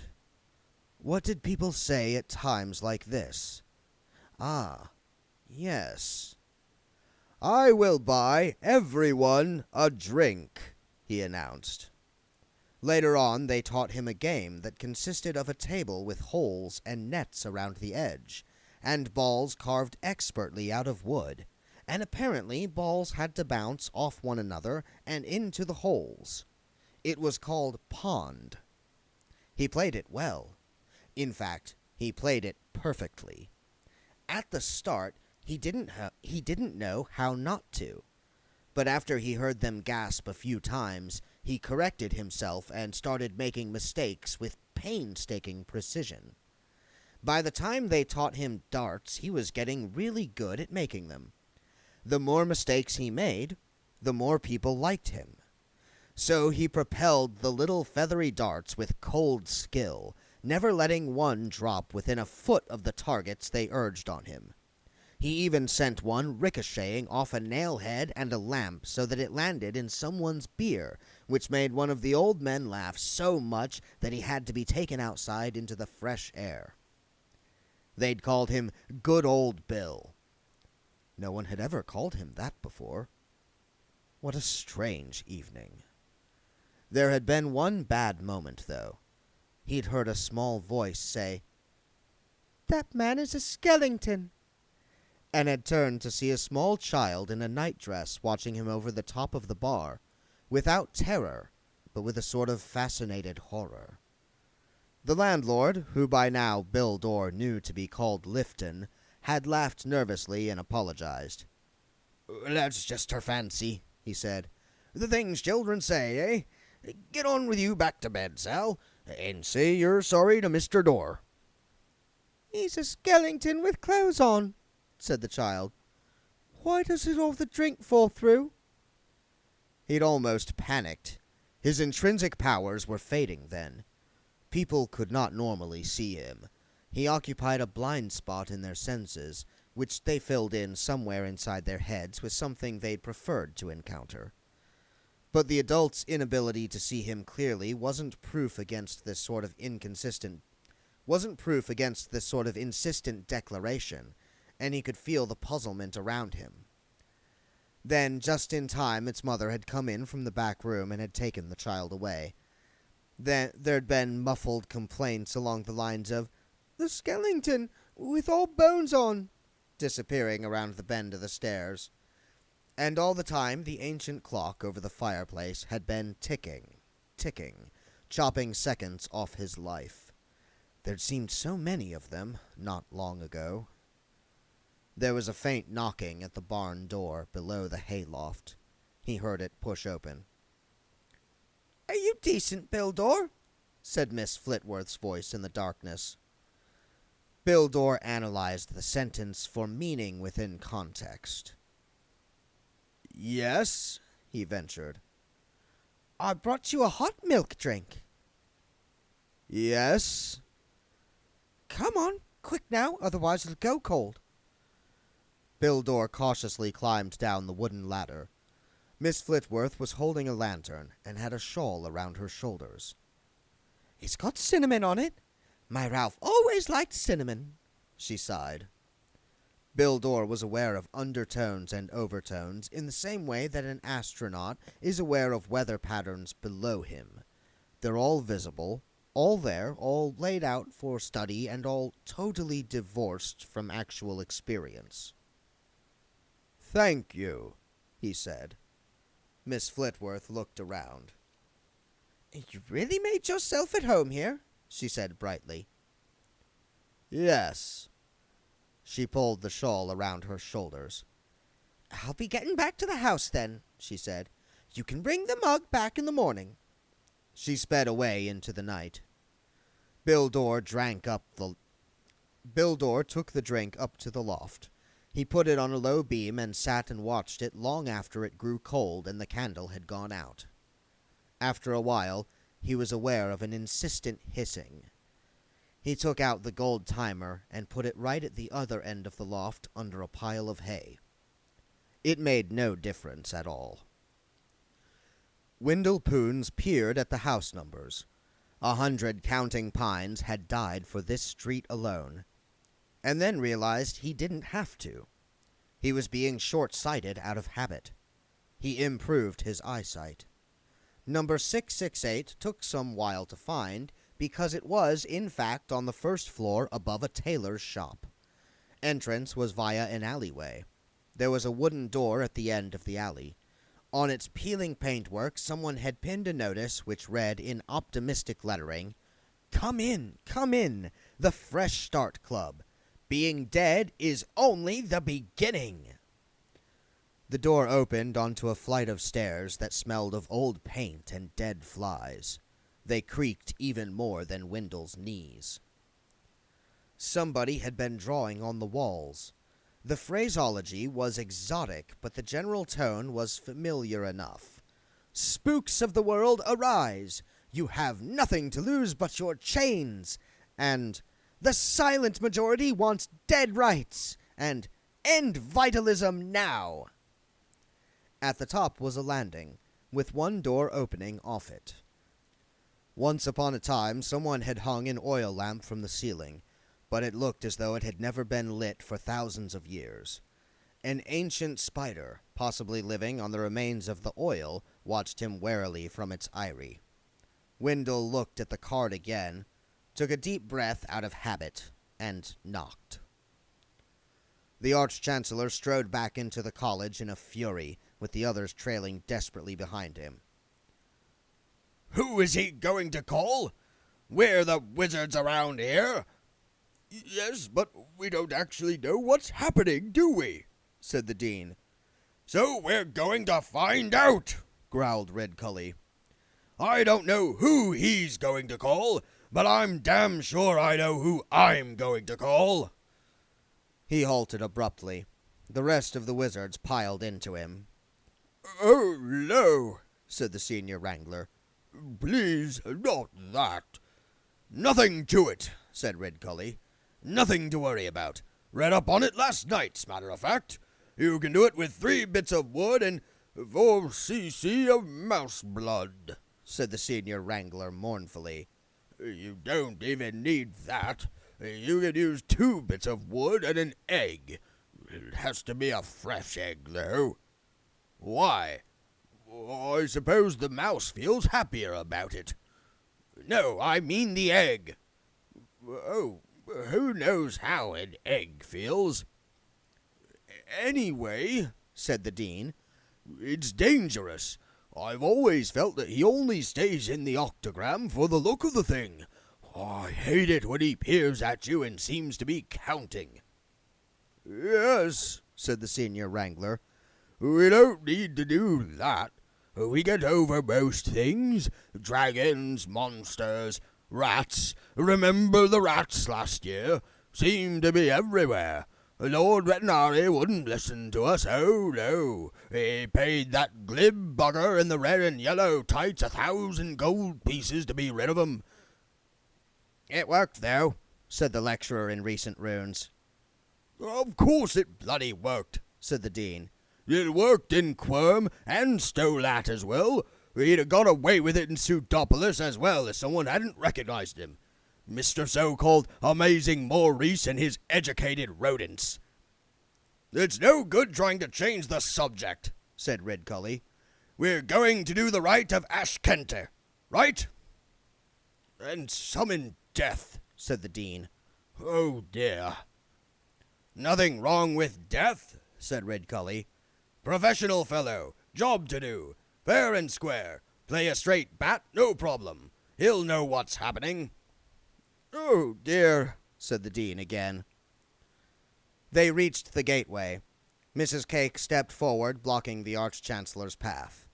Red Cully raised his eyebrows. The Arch-Chancellor was not the kind of man who takes a special pleasure in being brusque and rude to women. Or, to put it another way, he was brusque and rude to absolutely everyone, regardless of sex, which was equality of a sort. And if the following conversation had not been taking place between someone who listened to what people said several seconds before they said it, and someone who didn't listen to what people said at all, everything might have been a lot different. Or perhaps it wouldn't. Mrs. Cake led with an answer. "I'm not your good woman," she snapped. "And who are you, my good woman?" said the Arch-Chancellor. "Well, that's no way to talk to a respectable person," said Mrs. Cake. "There's no need to be offended," said Red Cully. "Oh, blow, is that what I'm doing?" said Mrs. Cake. "Madam, why are you answering me before I've even said something?" "What?" "What do you mean?" "What do you mean?" "What?"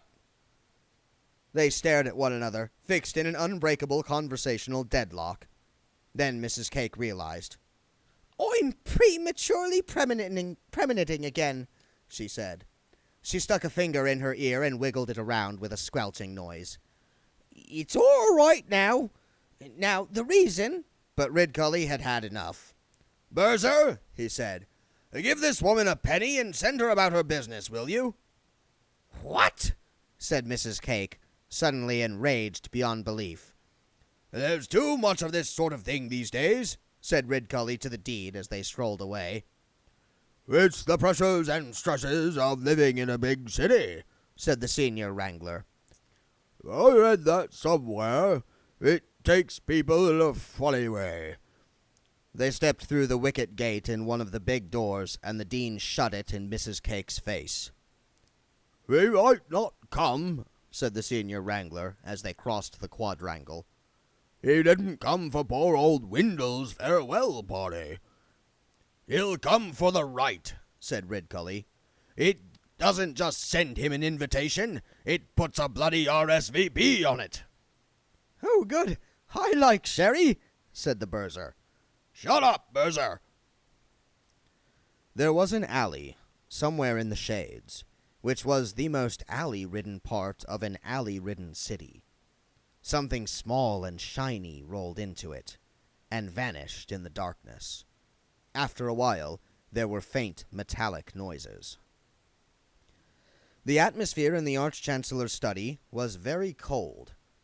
Eventually, the Berser quavered, "Maybe he's busy."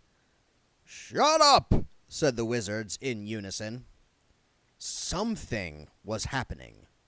The floor inside the chalked magic octagram was going white with frost.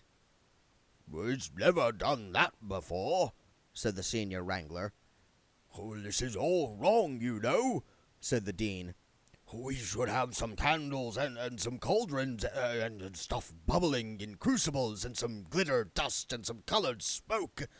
The right doesn't need any of that stuff," said Ridcully sharply. "It might not need them, but I do," muttered the Dean. "We're doing it without the right paraphernalia is like taking all your clothes off to have a bath." "That's what I do," said Ridcully. "Humph.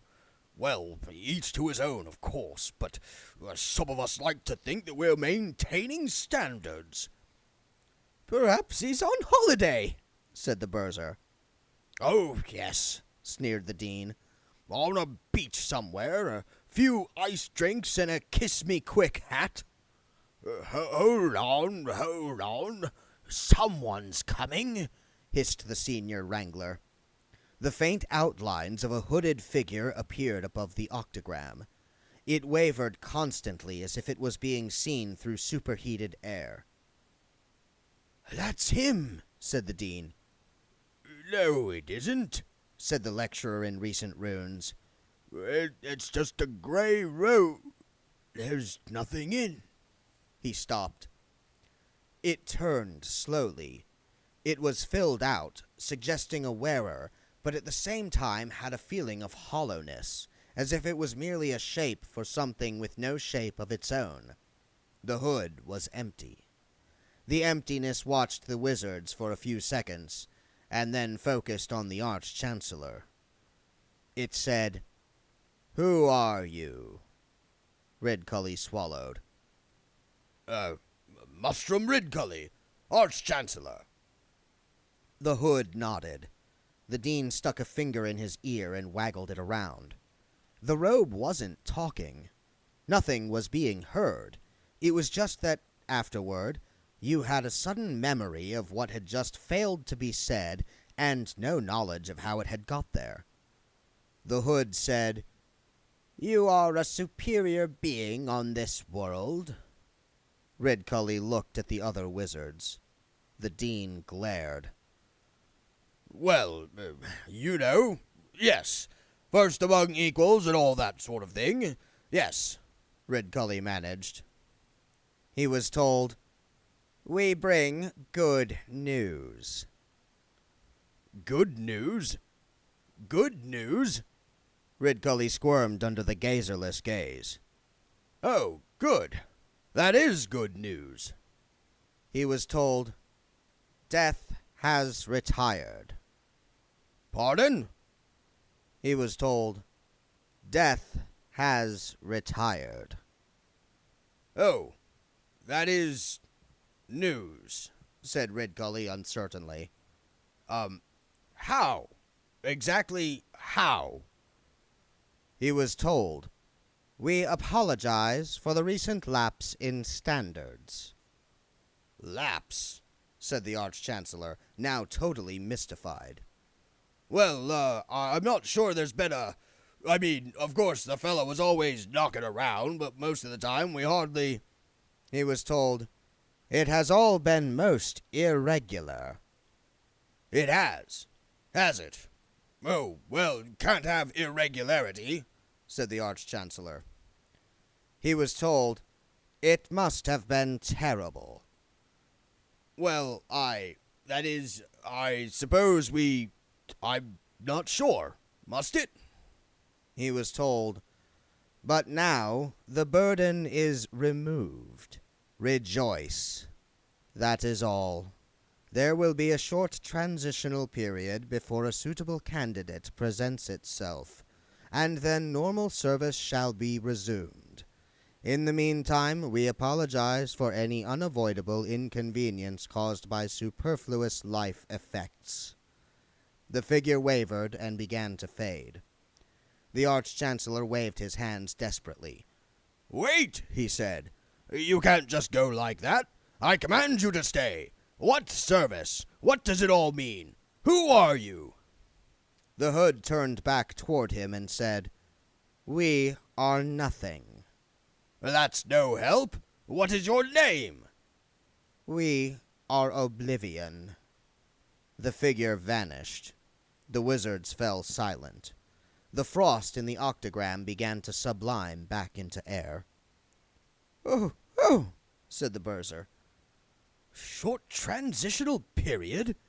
Is that what this is?" said the Dean. The floor shook. "Oh," said the Burzar again. "That doesn't explain why everything is living a life of its own," said the Senior Wrangler. Hold on," said Ridgully. "If people are coming to the end of their life and leaving their bodies and everything, but death isn't taking them away, then that means they're queuing up here," said the Dean. "with nowhere to go." "Not just people," said the Senior Wrangler. "It must be everything. Everything that dies. Filling up the world with life force," said Ridgully. The wizards were speaking in a monotone, everyone's mind running ahead of the conversation to the distant horror of the conclusion. "Hanging around with nothing to do," said the lecturer in recent runes. "Ghosts. Poltergeist activity. Good grief." "Hang on, though," said the Burzar, who had managed to catch up with events. "Why should that worry us? We don't have anything to fear from the dead, do we? After all, they're just people who are dead. They're just ordinary people. People like us." The wizards thought about this. They looked at one another. They started to shout all at once. No one remembered the bit about suitable candidates. Belief is one of the most powerful organic forces in the multiverse. It may not be able to move mountains exactly, but it can create someone who can. People get exactly the wrong idea about belief. They think it works back to front. They think the sequence is first object, then belief.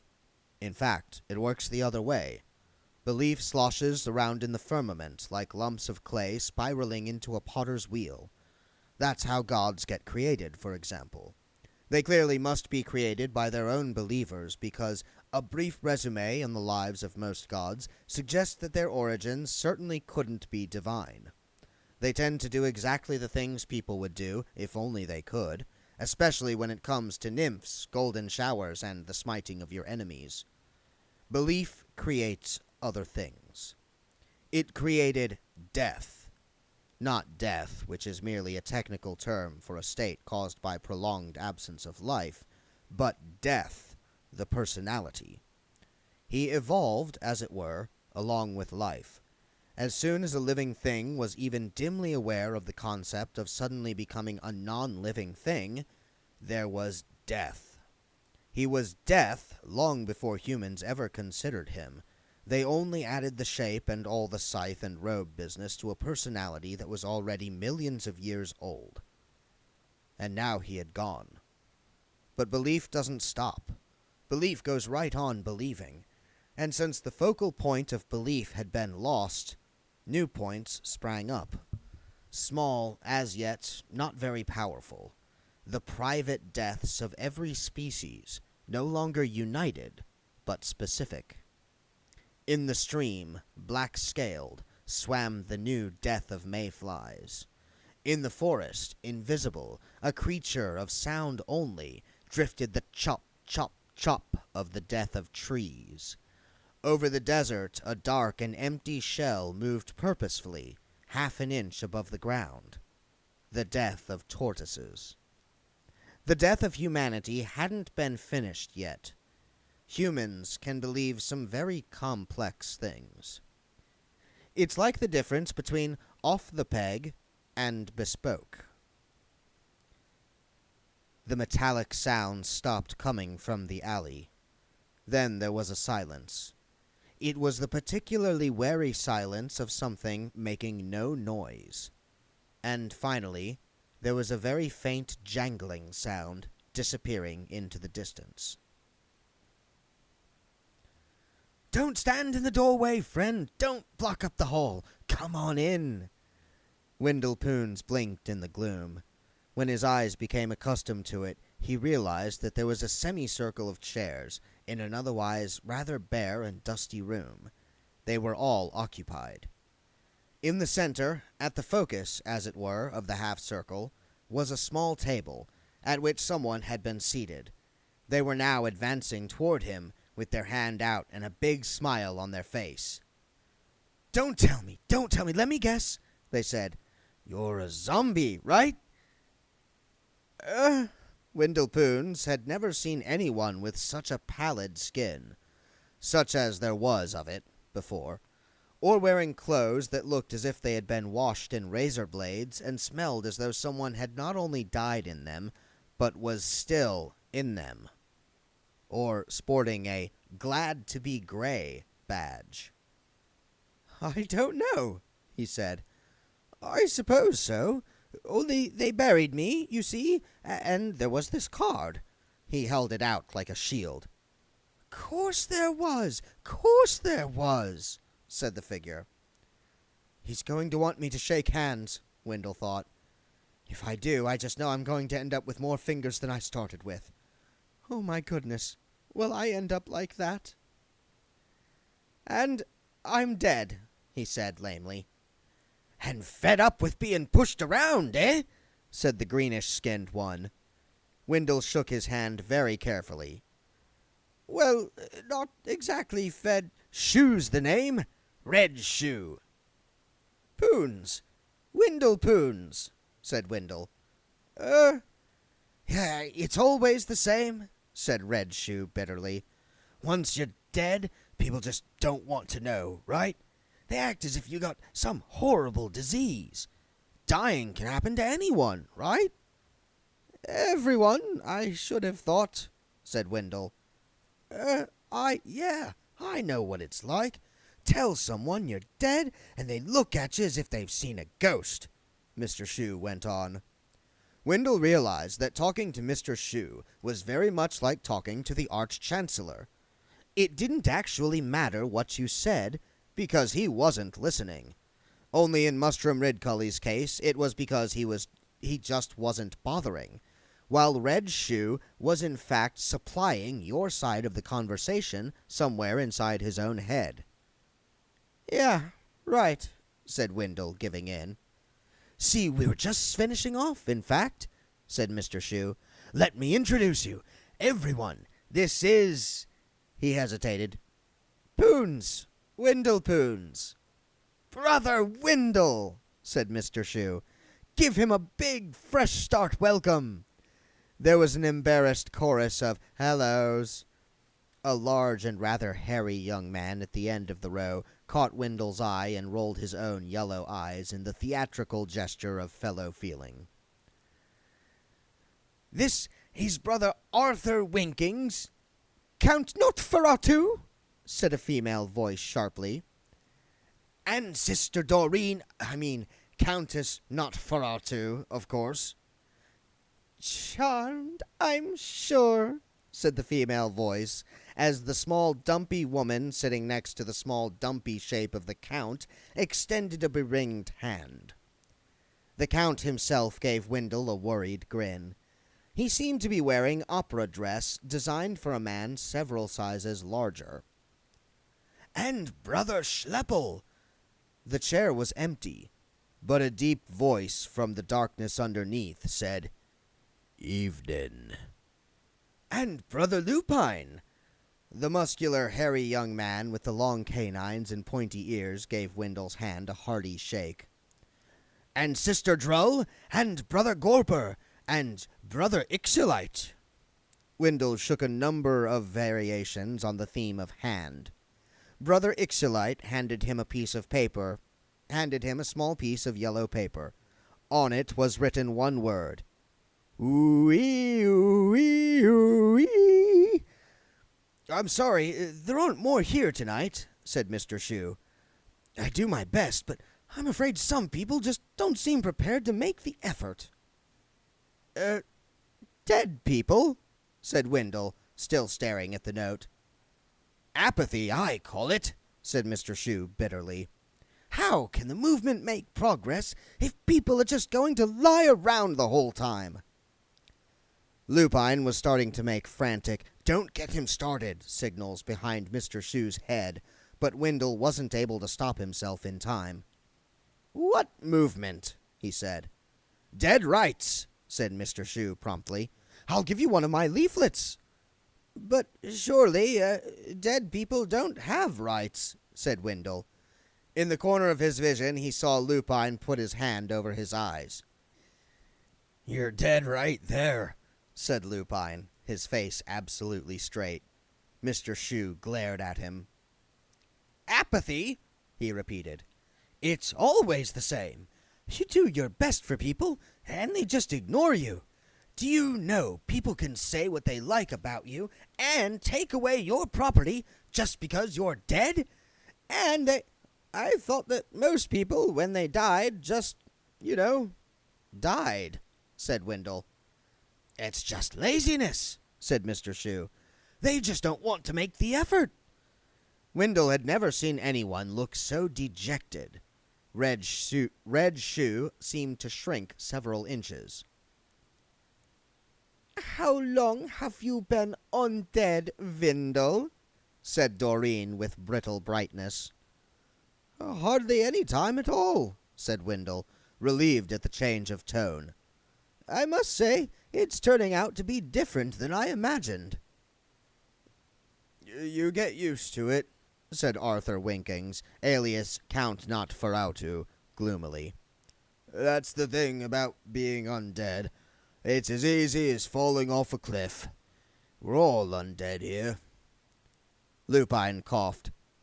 Except Lupine, said Arthur. I'm more what you might call a honorary undead, said Lupine.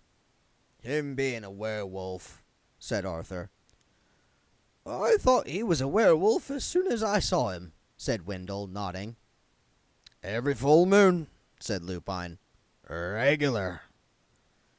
You start howling and growing hair, said Windle. They all shook their heads. No, said Lupine. More sort of stop howling, and some of my hair temporarily falls out. Bloody embarrassing. But I always thought at the full moon your basic werewolf always... Lupine's problem, said Doreen, is that he approaches it from the other way, you see. I'm technically a wolf, said Lupine. Ridiculous, really. Every full moon I turn into a wolf man. Rest of the time I'm just a wolf. Good grief, said Wendell. That must be a terrible problem. The trousers are the worst part, said Lupine. They are? Oh, yeah. See, it's all right for human werewolves. They just keep their own clothes on. I mean, they might get a bit ripped, but at least they've got them handier on, right? Whereas, if I see a full moon, next minute I'm walking and talking, and I'm definitely in big trouble on account of being very deficient in the trouser vicinity. So I have to keep a pair stashed somewhere. Mr. Shoe, call me Reg, lets me keep a pair where he works. I work at the mortuary on Elm Street, said Mr. Shoe. I'm not ashamed. It's worth it to save a brother or sister. Sorry, said Wendell. Save? It's me that pins the card on the bottom of the lid, said Mr. Shoe. You never know. It has to be worth a try. Does it often work? Said Wendell. He looked around the room. His tone must have suggested that it was a reasonably large room and had only 8 people in it. 9 if you included the voice from under the chair, which presumably belonged to a person. Doreen and Arthur exchanged glances. It worked for Arthur, said Doreen. Excuse me, said Wendell. I couldn't help wondering, are you two, vampires by any chance? That's right, said Arthur. More's the pity. Ha! You should not talk like that, said Doreen haughtily. You should be proud of your noble lineage. Proud? Said Arthur. Did you get bitten by a bat or something? Said Wendell quickly, anxious not to be the cause of any family friction. No, said Arthur. By a lawyer. I got this letter, see? With a posh blob of wax on it and everything. Blah, blah, blah, great-great-uncle, blah, blah, blah, only surviving relative, blah, blah, blah, may we be the first off or our heartiest, blah, blah, blah. 1 minute, I'm Arthur Winkings, a coming man in the wholesale fruit and vegetable business. Next minute, I find I'm Arthur, Count Notferatu, owner of 50 acres, a cliff face a goat'd fall off of, and a castle that even the cockroaches have abandoned, and an invitation from the burgomaster to drop in down at the village one day and discuss 300 years of back taxes. I hate lawyers, said the voice from under the chair. It had a sad, hollow sound. Wendell tried to move his legs a little closer to his own chair. It was quite a good castle, said Doreen. A bloody heap of mouldering stone is what it was, said Arthur. It had nice views. Yeah, through every wall, said Arthur, dropping a portcullis into that avenue of conversation. I should have known even before we went to look at it. So I turned the carriage around, right? I thought, well, that's 4 days wasted right in the middle of our busy season. I don't think any more about it. Next thing, I wake up in the dark. I'm in a box. I finally find these matches. I light one. There's this card 6 inches from my nose. It said, "You don't have to take this lying down," said Mr. Shoe proudly. That was one of my first ones. It wasn't my fault, said Doreen stiffly. You had been lying rigid for 3 days. It gave the priest a shock, I can tell you, said Arthur. Huh, priests, said Mr. Shoe. They're all the same. Always telling you that you're going to live again after you're dead, but you just try it and see the look on their faces. Don't like priests either, said the voice from under the chair. Wendell wondered if anyone else was hearing it. I won't forget the look on Reverend Welliger's face in a hurry, said Arthur gloomily. I've been going to that temple for 30 years. I was respected in the community. Now, if I even think of setting foot in a religious establishment, I'll get a pain all down my leg. Yes, but there was no need for him to say what he said when you pushed the lid off, said Doreen. And him a priest, too. They shouldn't know those kinds of words. I enjoyed that temple, said Arthur wistfully. It was something to do on a Wednesday. It dawned on Windlepoons that Doreen had miraculously acquired the ability to use her W's. And you're a vampire too, Mrs. I do beg your pardon. Countess Notferautu? He inquired politely. The Countess smiled. My word, yes, she said. By marriage, said Arthur. Can you do that? I thought you had to be bitten, said Windle. The voice under the chair sniggered. I don't see why I should have to go around biting my wife after 30 years of marriage, and that's flat, said the Count. Every woman should share her husband's hobbies, said Doreen. It is what keeps a marriage interesting. Who wants an interesting marriage? I never said I wanted an interesting marriage. That's what's wrong with people today, expecting things like marriage to be interesting. And it's not a hobby anyway, moaned Arthur. This vampiring's not all it's cracked up to be, you know. Can't go out in daylight, can't eat garlic, can't have a decent shave. Why can't you have a... Windle began. Can't use a mirror, said Arthur. I thought the turning into a bat bit would be interesting, but the owls around here are murder. And as for the, you know, with the blood, well... His voice trailed off. Arthur's never been very good at meeting people, said Doreen. And the worst part is having to wear evening dress the whole time, said Arthur. He gave Doreen a sideways glance. I'm sure it's not really compulsory. It is very important to maintain standards, said Doreen. Doreen, in addition to her here 1 minute and gone the next vampire accent, had decided to compliment Arthur's evening dress with what she considered appropriate for a female vampire. Figure-hugging black dress, long dark hair cut into a widow's peak, and very pallid makeup. Nature had designed her to be small and plump with frizzy hair and a hearty complexion. There were definite signs of conflict. I should have stayed in that coffin, said Arthur. Oh, no, said Mr. Shoe. That's taking the easy way out. The movement needs people like you, Arthur. We had to set an example. Remember our motto. Which motto is that, Reg? Said Lupin warily. We have so many. Undead, yes. Unperson, no, Reg said. You see, he means well, said Lupin after the meeting had broken up. He and Windle were walking back through the grey dawn. The Notferautus had left earlier to be back home before daylight heaped even more troubles on Arthur, and Mr. Shoe had gone off, he said, to address a meeting. He goes down to the cemetery behind the Temple of Small Gods and shouts, Lupin explained. He calls it consciousness-raising, but I don't reckon he's on to much of a certainty. Who was it under the chair? Said Windle. That was Schleppel, said Lupin.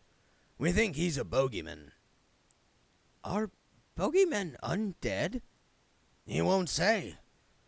You've never seen him? I thought bogeymen hid under things and, behind things and sort of leapt out at people. He's all right on the hiding.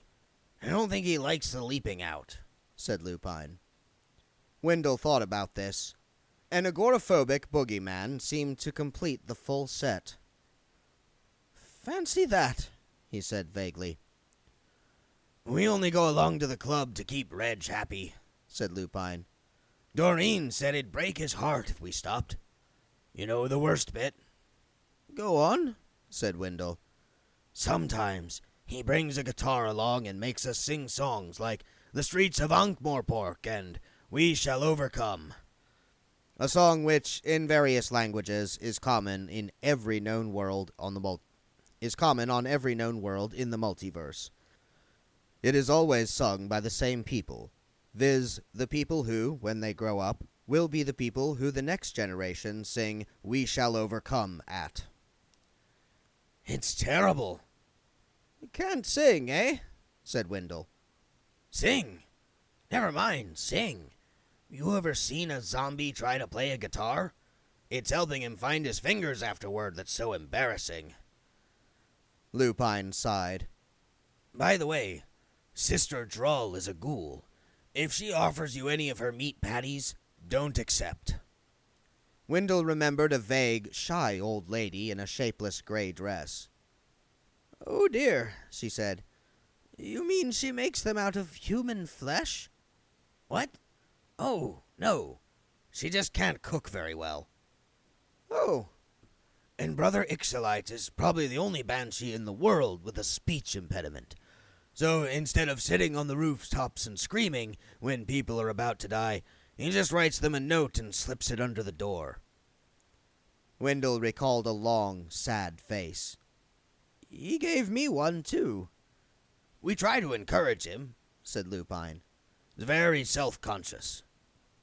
His arm shot out and flung Wendell against a wall. Quiet! What? Lupine's ears swiveled. His nostrils flared. Motioning Wendell to remain where he was, the wereman slunk silently along the alley until he reached its junction with another, even smaller, nastier one. He paused for a moment, and then thrust a hairy hand around the corner. There was a yelp. Lupine's hand came back holding a struggling man. Huge, hairy muscles moved under Lupine's torn shirt as the man was hoisted to fang level. You were waiting to attack us, weren't you? Said Lupine. Who? Me? I could smell you, said Lupine evenly. I never... Lupine sighed. Wolves don't do this sort of thing, you know, he said. The man dangled. Hey, is that a fact? He said. It's all head-on combat. Fang against fang, claw against claw, said Lupine. You don't find wolves lurking behind rocks ready to mug a passing badger. Get away! Would you like me to tear your throat out? The man stared eye to yellow eye. He estimated his chances against a 7-foot man with teeth like that. Do I get a choice? He said. My friend here, said Lupine, indicating Wendell, is a zombie. Well, I don't know about actual zombie. I think you have to eat some sort of fish and root to be a And you know what zombies do to people, don't you? The man tried to nod, even though Lupine's fist was right under his neck. Yeah, he managed. Now, he's gonna take a very good look at you, and if he ever sees you again... I say, hang on, murmured Wendell. He'll come after you, won't you, Wendell? Eh? Oh, yes, that's right. Like a shot, said Wendell unhappily. Now run along. There's a good chap. Okay? Said the prospective mugger. He was thinking, Ich eyes, Ike imlets. Lupine let him go. The man hit the cobbles, gave Wendell one last terrified glance, and ran for it. What do zombies do to people? Said Wendell. I suppose I'd better know. They tear them apart like sheet of dry paper, said Lupine. Oh, right, said Wendell. They strolled on in silence. Wendell was thinking, why me? Hundreds of people must die in the city every day. I bet they don't have this trouble. They just shut their eyes and wake up being born as someone else, or in some sort of heaven, or, I suppose, possibly some sort of hell. Or they go and feast with the gods in their hall, which has never seemed like a particularly great idea. Gods are all right in their way, but not the kind of people a decent man would want to have a meal with. The Yen Buddhists think you just become very rich. Some of the Clatchian religions say you go to a lovely garden full of young women, which doesn't sound very religious to me. Wendell found himself wondering how you applied for Clatchian nationality after death. And at that moment, the cobblestones came up to meet him. This is usually a poetic way of saying that someone fell flat on their face. In this case, the cobblestones really came up to meet him. They fountained up, circled silently in the air above the alley for a moment, and then dropped like stones. Wendell stared at them. So did Lupine. "That's something you don't often see," said the wereman after a while. "I don't think I've ever seen stones flying before." "Or dropping like stones," said Wendell. He nudged one with the toe of his boot. It seemed perfectly happy with the role gravity had chosen for it. "You're a wizard." "Were a wizard," said Wendell. "You were a wizard? What caused all that?" "I think it was probably an inexplicable phenomenon," said Wendell. "There's a lot of them about for some reason. I wish I knew why." He prodded a stone again. It showed no inclination to move. "I'd better be getting along," said Lupine. "What's it like, being a wereman?" said Wendell.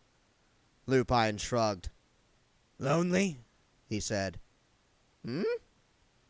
"You don't fit in, you see. When I'm a wolf, I remember what it's like to be a man, and vice versa. Sometimes, right, when I'm wolf-shaped, I run up into the hills, in the winter, you know, and there's a crescent moon in the sky and crust on the snow, and hills go on forever. And other wolves, well, they feel what it's like, of course, but they don't know like I do. To feel and know at the same time. No one else knows what that's like. No one else in the whole world could know what that's like. That's the bad part. Knowing there's no one else." Wendell became aware of teetering on the edge of a pit of sorrows. He never knew what to say in moments like this. Lupine brightened up. "Come to that? What's it like being a zombie?" "It's okay. It's not too bad." Lupine nodded. "See you around," he said, and strode off. The streets were beginning to fill up as the population of Ankh-Morpork began its informal shift change between the night people and the day people. All of them avoided Wendell. People didn't bump into a zombie if they could help it. He reached the university gates, which were now open, and made his way to his bedroom. He'd need money if he was moving out. He'd saved quite a lot over the years. Had he made a will? He'd been fairly confused the past 10 years or so. He might have made one. Had he been confused enough to leave all his money to himself? He hoped so. There'd been practically no known cases of anyone successfully challenging their own will. He levered up the floorboard by the end of his bed and lifted out a bag of coins. He remembered he'd been saving up for his old age. There was his diary. It was a 5-year diary, he recalled, so in a technical sense, Wendell had wasted about, he did a quick calculation, yes, about 3/5 of his money. Or more, when you came to think about it. After all, there wasn't much on the pages. Wendell hadn't done anything worth writing down for years, or at least anything he'd been able to remember by the evening. There were just phases of the moon, lists of religious festivals, and the occasional sweet stuck to a page. There was something else down there under the floors, too. He fumbled around in the dusty space and found a couple of smooth spheres. He pulled them out and stared at them, mystified. He shook them and watched the tiny snowfalls. He read the writing, noting how it wasn't so much writing as a drawing of writing. He reached down and picked up the third object. It was a little bent metal wheel. Just one little metal wheel, and beside it a broken sphere. Wendell stared at them. Of course, he had been a bit non-compos mentis in his last 30 years or so, and maybe he'd worn his underwear outside his clothes and dribbled a bit, but he'd collected souvenirs? And little wheels? There was a cough behind him. Wendell dropped the mysterious objects back into the hole and looked around. The room was empty, but there seemed to be a shadow behind the open door. "Hello?" he said. A deep rumbling, but very diffident voice said, "'S only me, Mr. Poons." Wendell wrinkled his forehead with the effort of recollection. "Schleppel?" he said. "That's right." The bogeyman? "That's right." Behind my door? "That's right." Why?" "It's a friendly door." Wendell walked over to the door and gingerly shut it. There was nothing behind it but old plaster, although he did fancy that he felt an air movement. "I'm under the bed now, Mr. Poons," said Schleppel's voice from, yes, under the bed. "You don't mind, do you?" "Well, no, I suppose not. But shouldn't you be in a closet somewhere? That's where bogeymen used to hide when I was a lad." "A good closet is hard to find, Mr. Poons." Wendell sighed. "All right, the underside of the bed's yours. Make yourself at home or whatever." "I prefer going back to lurking behind the door, Mr. Poons, if it's all the same to you." "Oh, all right." "Do you mind shutting your eyes for a moment?" Wendell obediently shut his eyes. There was another movement of air. "You can look now, Mr. Poons." Wendell opened his eyes. "Gosh," said Schleppel's voice. "you even got a coat hook and everything behind here." Wendell watched the brass knobs on the end of his bedstead unscrew themselves. A tremor shook the floor. "What's going on, Schleppel?" he said. "Build up a life force, Mr. Poons." You mean you know? "Oh, yes. Hey, wow. There's a lock and a handle and a brass finger plate and everything behind here. What do you mean, a build-up of life force? And the hinges. There's a really good rising butts here. Never had a door with Schleppel! just life force, Mr. Poons. You know, it's a kind of force what you get in things that are alive. I thought you wizards knew about this sort of thing." Wendell Poons opened his mouth to say something like, "Of course we do," before proceeding diplomatically to find out what the hell the bogeyman was talking about, and then remembered that he didn't have to act like that now. That's what he would have done if he was alive. But despite what Red Shoe proclaimed, it was quite hard to be proud when you were dead. A bit stiff, perhaps, but not proud. Never heard of it, he said. What's it building up for? "Don't know. Very unseasonal. It ought to be dying down around now," said Schleppel. The floor shook again. Then the loose floorboard that had concealed Wendell's little fortune creaked and started to put out shoots. "What do you mean, unseasonal?" he said. "You get a lot of it in spring," said the voice from behind the door. "Shoving the daffodils up and out of the ground and that kind of stuff." Never heard of it, said Wendell, fascinated. "I thought you wizards knew everything about everything." Wendell looked at his wizarding hat. Burial and tunneling had not been kind to it, but after more than a century of wear, it hadn't been the height of haute couture to start with. "There's always something new to learn," he said. It was another dawn. Cyril the cockerel stirred on his perch. The chalked words glowed in the half-light. He concentrated. He took a deep breath. "Dock-a-lottle-fod!" Now that the memory problem was solved, there was only the dyslexia to worry about.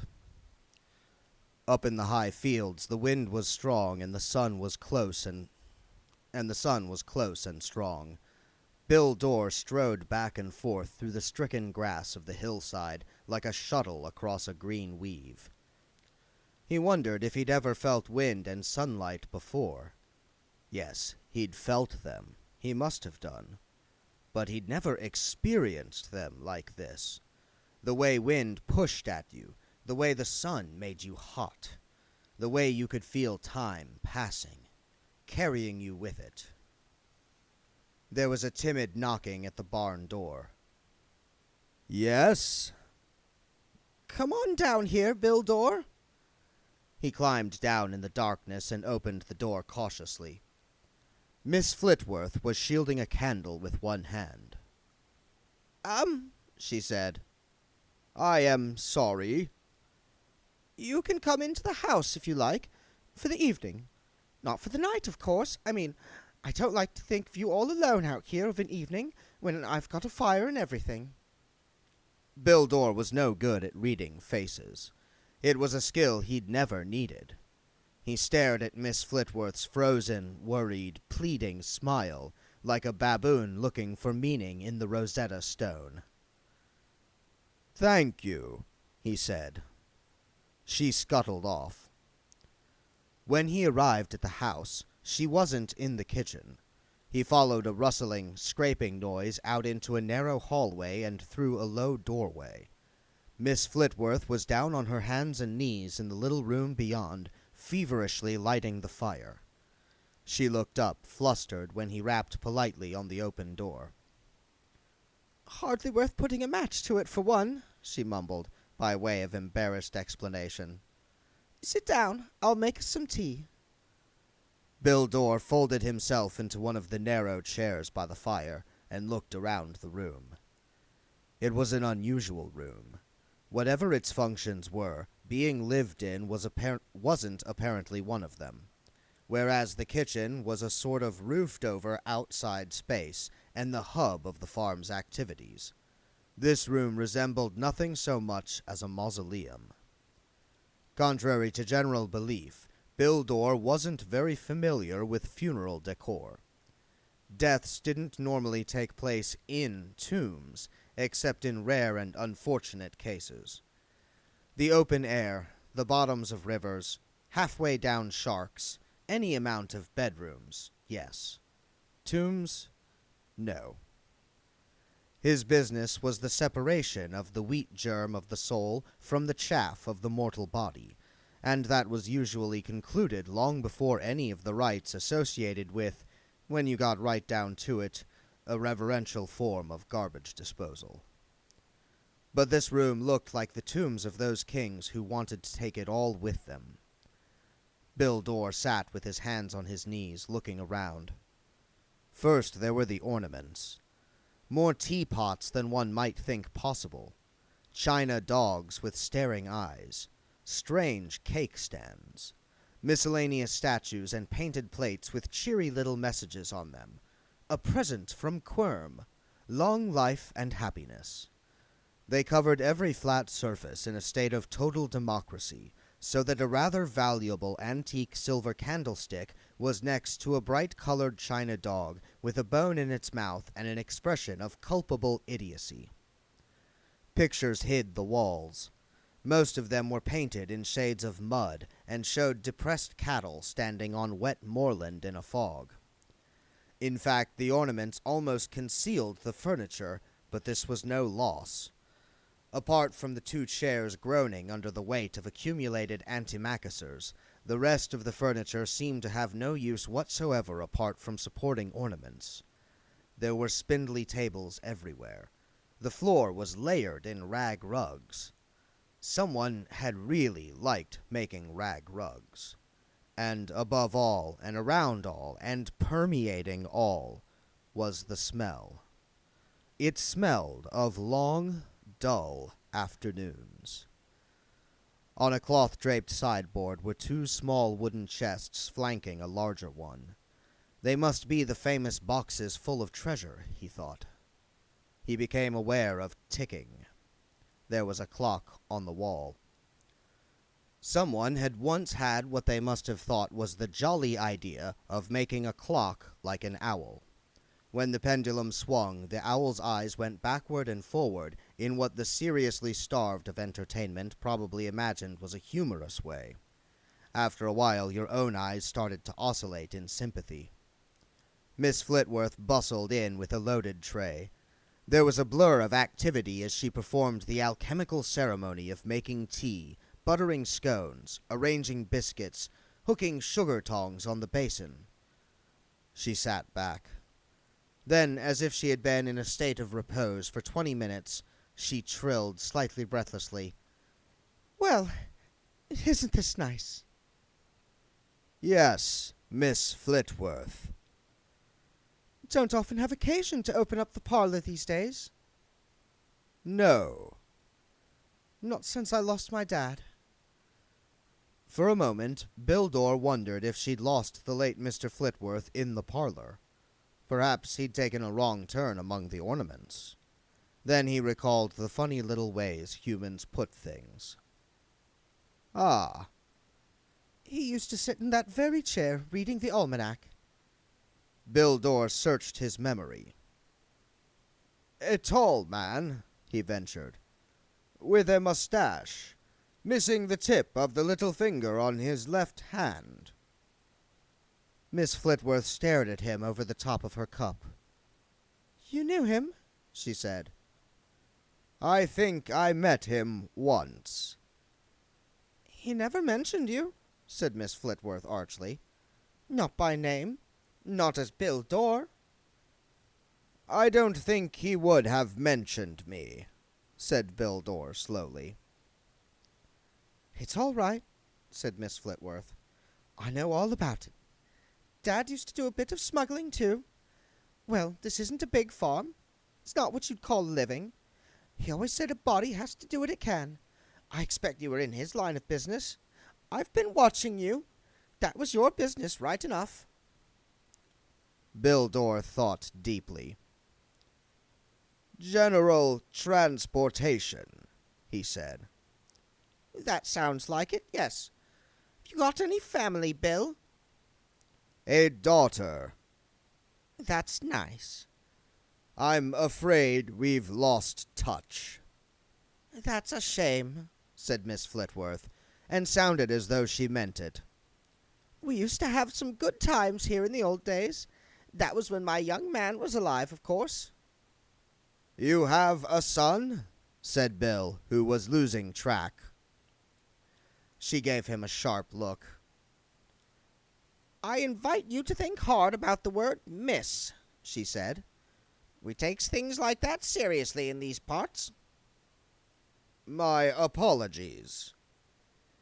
No, Rufus was his name. He was a good smuggler, like Dad. Not as good, though. I got to admit that. He was more artistic. He used to give me all sorts of things from foreign parts, you know. Bits of jewellery and such like. We used to go dancing. He had very good calves, I remember. I like to see good legs on a man. She stared at the fire for a while.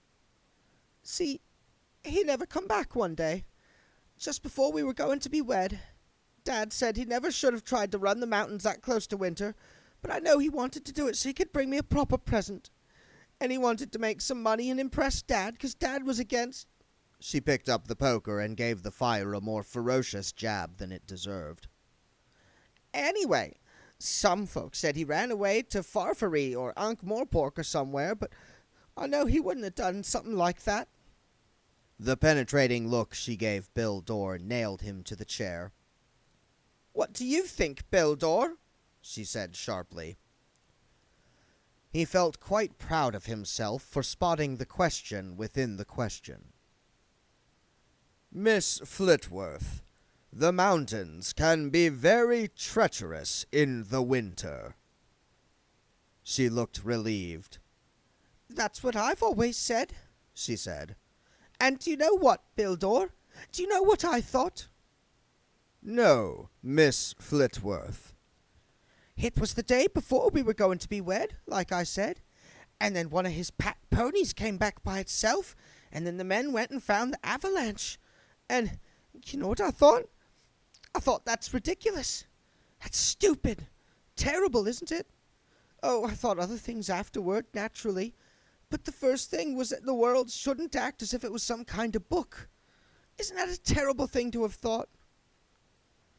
I myself have never trusted drama, Miss Flitworth. She wasn't really listening. And I thought, what life expects me to do now is moon around the place in the wedding dress for years and go completely doolally. That's what it wants me to do. Ha! Oh, yes. So I put the dress in the rag bag, and we still invited everyone to the wedding breakfast, 'cause it's a crime to let good food go to waste. She attacked the fire again, and then gave him another megawatt stare. I think it's always very important to see what's really real and what isn't. Don't you? Miss Flitworth, Yes? do you mind if I stop the clock? She glanced up at the boggle-eyed owl. What? Oh, why? I am afraid it gets on my nerves.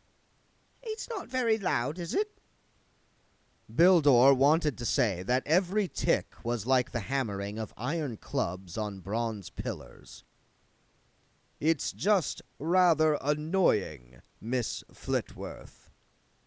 Well, stop it if you want to, I'm sure. I only keep it wound up for the company. Bildor got up thankfully, stepped gingerly through the forest of ornaments, and grabbed the pine-cone-shaped pendulum. The wooden owl glared at him, and the ticking stopped, at least in the realm of common sound. He was aware that, elsewhere, the pounding of time continued nonetheless. How could people endure it? They allowed time in their houses, as though it was a friend. He sat down again. Miss Flitworth had started to knit ferociously. The fire rustled in the grate. Bildor leaned back in the chair and stared at the ceiling. Your horse enjoying himself? Pardon? Your horse seems to be enjoying himself in the meadow, Prompted Miss Flitworth. Oh, yes. running around as if he'd never seen grass before. He likes grass. And you like animals, I can tell. Bildor nodded. His reserves of small talk, never very liquid, had dried up. He sat silently for the next couple of hours, hands gripping the arms of the chair, until Miss Flitworth announced that she was going to bed. Then he went back to the barn and slept. Bildor hadn't been aware of it coming. But there it was, a gray figure floating in the darkness of the barn. Somehow, it had got hold of the golden timer. It told him, Bildor, there had been a mistake. The glass shattered. Fine golden seconds glittered in the air for a moment, and then settled. It told him, Return. You have work to do. There has been a mistake. The figure faded. Bildor nodded. Of course there had been a mistake. Anyone could see there had been a mistake. He'd known all along it had been a mistake. He tossed the overalls in a corner and took up the robe of absolute blackness. Well, it had been an experience, and he had to admit one that he didn't want to relive. He felt as though a huge weight had been removed. Was that what it was really like to be alive? The feeling of darkness dragging you forward. How could they live with it? And yet they did, and even seemed to find enjoyment in it, when surely the only sensible course would be to despair. Amazing. To feel you were a tiny, living thing, sandwiched between two cliffs of darkness. How could they stand to be alive? Obviously, it was something you had to be born to. Death saddled his horse and rode out and up over the fields. The corn rippled far below like the sea. Miss Flitworth Miss Flitworth would have to find someone else to help her gather in the harvest. That was odd. There was a feeling there. Regret? Was that it? But it was Bill Dorr's feeling, and Bill Dorr was dead. Had never lived. He was his old self again, safe where there were no feelings and no regrets. Never any regrets. And now he was in his study, and that was odd because he couldn't quite remember how he'd got there. 1 minute on horseback, the next in the study, with its ledgers and timers and instruments. And it was bigger than he remembered. The walls lurked on the edge of sight. That was Bill Dorr's doing. Of course, it would seem big to Bill Dorr, and there was probably just a bit of him still hanging on. The thing to do was to keep busy, throw himself into his work. There were already some lifetimers on his desk. He didn't remember putting them there, but that didn't matter. The important thing was to get on with the job. He picked up the nearest one and read the name. Lot of food'll work! Miss Flitworth sat up in bed. On the edge of dreams, she'd heard another noise, which must have woken the cockerel. She fiddled with a match until she got a candle alight, and then felt under the bed, and her fingers found the hilt of a cutlass that had been much employed by the late Mr. Flitworth during his business trips across the mountains. She hurried down the creaking stairs and out into the chill of the dawn. She hesitated at the barn door, and then pulled it open just enough to slip inside. Mr. Dorr? There was a rustle in the hay, and then an alert silence. Miss Flitworth? Did you call out? I'm sure I heard someone shout my name. There was another rustle, and Bill Dorr's head appeared over the edge of the loft. Miss Flitworth? Yes? Who did you expect? Are you all right? Yes. Yes, I believe so. Are you sure you're all right? You woke up Cyril. Yes. Yes, it was just, I thought that... Yes. She blew out the candle. There was already enough pre-dawn light to see by. Well, if you're sure. Now I'm up, I may as well put the porridge on. Bill Dorr lay back on the hay until he felt he could trust his legs to carry him, and then climbed down and tottered across the yard to the farmhouse. He said nothing while she ladled porridge into a bowl in front of him and drowned it with cream. Finally, he couldn't contain himself any longer. He didn't know how to ask the questions, but he really needed the answers. Miss Flitworth, Yes? what is it, in the night, when you see things, but they are not the real things? She stood, porridge pot in one hand and ladle in the other. You mean dreaming? She said. Is that what dreaming is? Don't you dream? I thought everyone dreamed. About things that are going to happen. That's premonitions, that is. I've never believed in 'em myself. You're not telling me you don't know what dreams are? No, no, of course not. What's worrying you, Bill? I suddenly know that we are going to die. She watched him thoughtfully. Well, so does everyone, she said. And that's what you've been dreaming about, is it?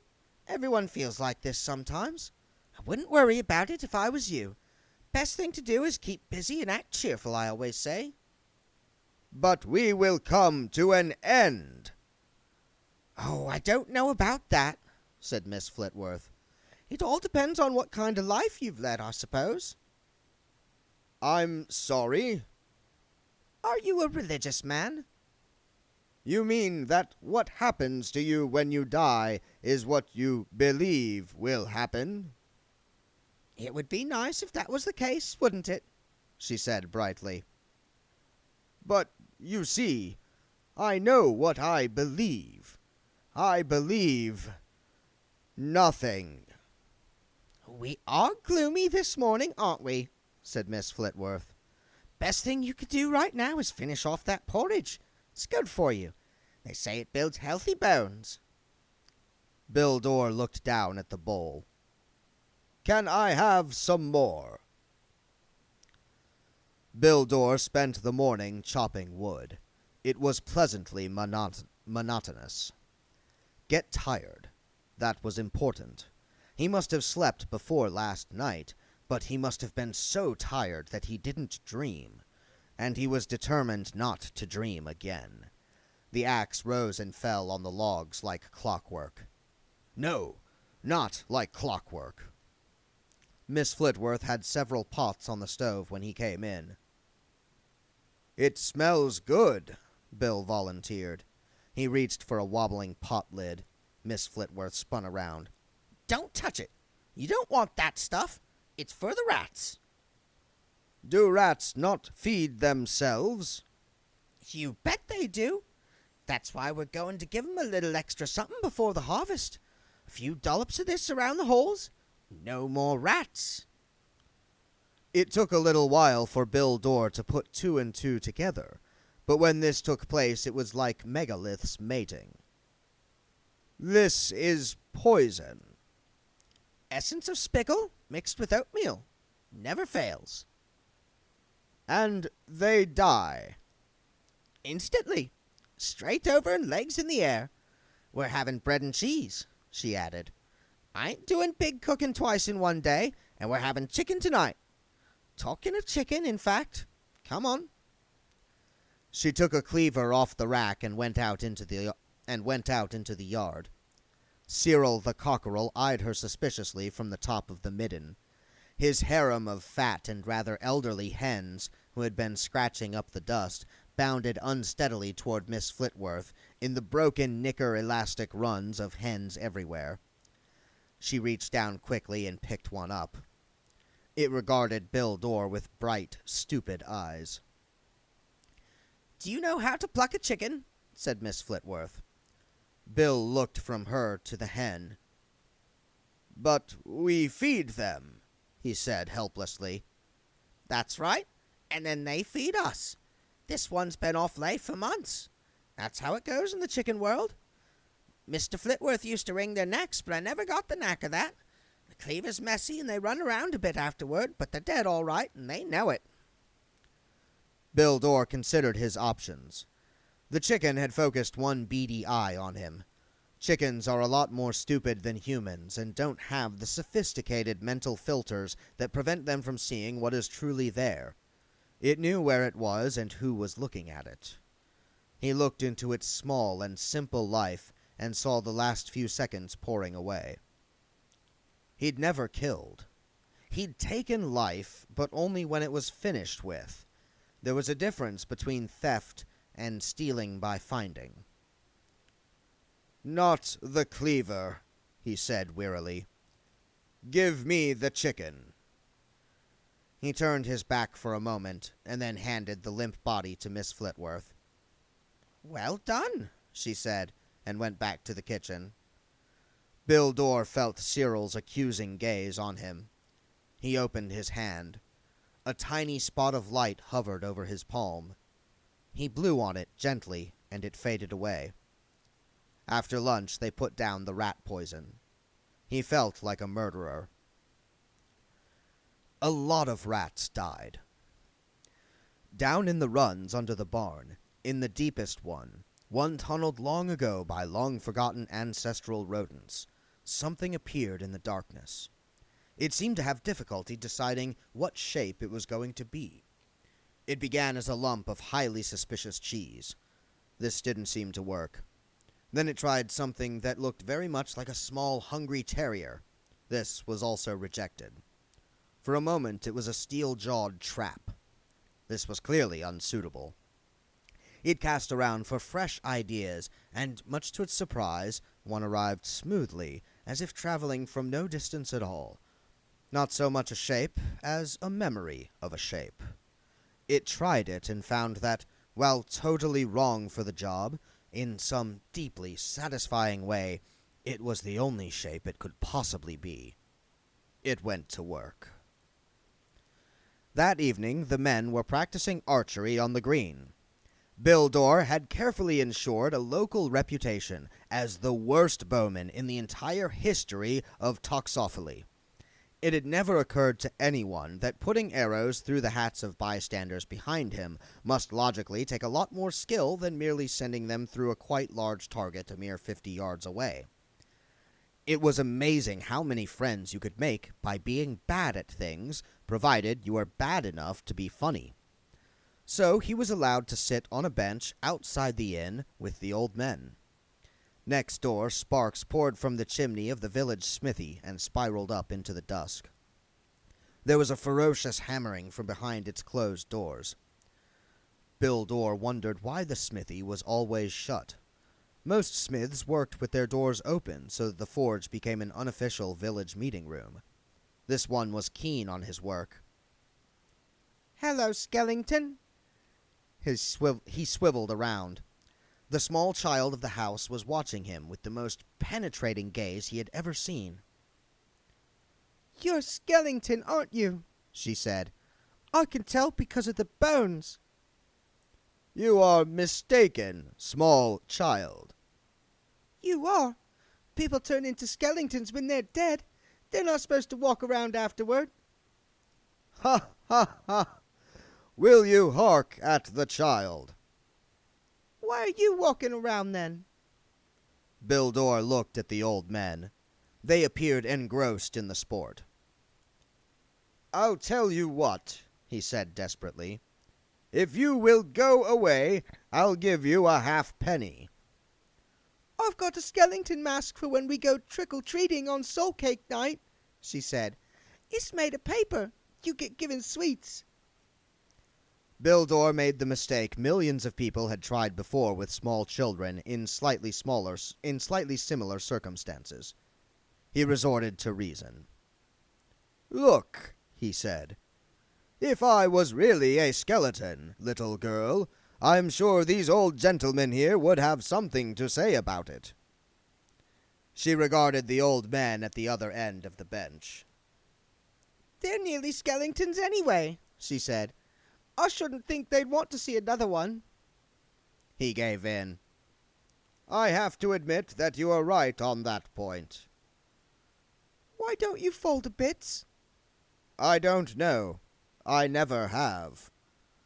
"I've seen Skellingtons of birds and things, and they all fall to bits." "Perhaps it is because they are what something was, whereas this is what I am." "The apothecary who does medicine over in Chambly's got a Skellington on a hook with all wire to hold the bones together," said the child, with the air of one imparting information gained after diligent research. "I don't have wires." "There's a difference between alive Skellingtons and dead ones?" "Yes." "It's a dead Skellington he's got then, is it?" "Yes." "What was inside someone?" "Yes." Yuck." The child stared distantly at the landscape for a while and then said, "I've got new socks." "Yes?" "You can look if you like." A grubby foot was extended for inspection. "Well, well, fancy that. New socks." "My mum knitted them out of sheep." "My word." The horizon was given another inspection. "Do you know," she said, "do you know, it's Friday." "Yes." "I found a spoon." Bildor found he was waiting expectantly. He was not familiar with people who had an attention span of less than 3 seconds. "You work along in Miss Flitworth's?" "Yes." "My dad says you got your feet properly under the table there." Bildor couldn't think of an answer to this because he didn't know what it meant. It was one of those many flat statements humans made that were really just a disguise for something more subtle, which was often conveyed merely by the tone of voice or look in the eyes, neither of which was being done by the child. My dad says she's got boxes of treasure. Has she? I've got tuppence. My goodness. Sal, They both looked up as Mrs. Lifton appeared on the doorstep. bedtime for you. Stop worrying Mr. Dorr. Oh, I assure you, she is not. Say good night now. How do skeletons go to sleep? They can't close their eyes because... He heard their muffled voices inside the inn. You mustn't call Mr. Dorr that just because he's very thin. It's all right. He's not the dead sort. Mrs. Lifton's voice had the familiar worried tones of someone who can't bring themselves to believe the evidence of their own eyes. Perhaps he's just been very ill. I should think he's just been about as ill as he can ever be. Bill Dorr walked back home thoughtfully. There was a light on in the farmhouse kitchen, but he went straight to the barn, climbed the ladder to the hayloft, and lay down. He could put off dreaming, but he couldn't escape remembering. He stared at the darkness.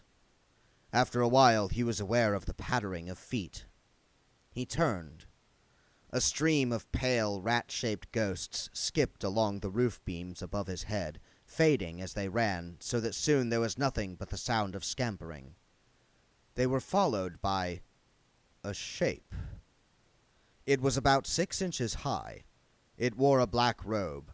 It held a small scythe in one skeletal paw. A bone-white nose with brittle gray whiskers protruded from the shadowy hood. Bill Dorr reached out and picked it up. It didn't resist, but stood on the palm of his hand and eyed him as one professional to another. Bill Dorr said, "And you are?" The Death of Rats nodded. Squeak! "I remember," said Bill Dorr, "when you were a part of me." The Death of Rats squeaked again. Bill Dorr fumbled in the pockets of his overall. He'd put some of his lunch there. Ah, yes. "I expect," he said, "that you could murder a piece of cheese." The Death of Rats took it graciously. Bill Dorr remembered visiting an old man once, only once, who had spent almost his entire life locked in a cell in a tower for some alleged crime or other, and had tamed little birds for company during his life sentence. They crapped on his bedding and ate his food, but he tolerated them and smiled at their flight in and out of the high barred windows. Death had wondered at the time why anyone would do something like that. "I won't delay you," he said. "I expect you've got things to do, rats to see. I know how it is." And now he understood. He put the figure back on the beam and lay down in the hay. "Drop in any time you're passing." Bill Dorr stared at the darkness again. Sleep. He could feel her prowling around. Sleep, with a pocket full of dreams. He lay in the darkness and fought back. Miss Flitworth's shouting jolted him upright, and, to his momentary relief, still went on. The barn door slammed open. Bill, come down quick. He swung his legs onto the ladder. "What is happening, Miss Flitworth?" Something's on fire. They ran across the yard and out onto the road. The sky over the village was red. Come on. "But it is not our fire." It's going to be everyone's. It spreads like crazy on thatch. They reached the apology for a town square. The inn was already well alight, the thatch roaring starward in a million twisting sparks. Look at everyone standing around, snarled Miss Flitworth. There's the pump. Buckets are everywhere. Why don't people think? There was a scuffle a little way as a couple of his customers tried to stop Lifton from running into the building. He was screaming at them. The girl's still in there, said Miss Flitworth. Is that what he said? Yes. Flames curtained every upper window. There's got to be some way, said Miss Flitworth. Maybe we could find a ladder. We should not. What? We've got to try. You can't leave people trapped in there. You don't understand, said Bill Dorr. To tinker with the fate of one individual could destroy the whole world. Miss Flitworth looked at him as if he had gone mad.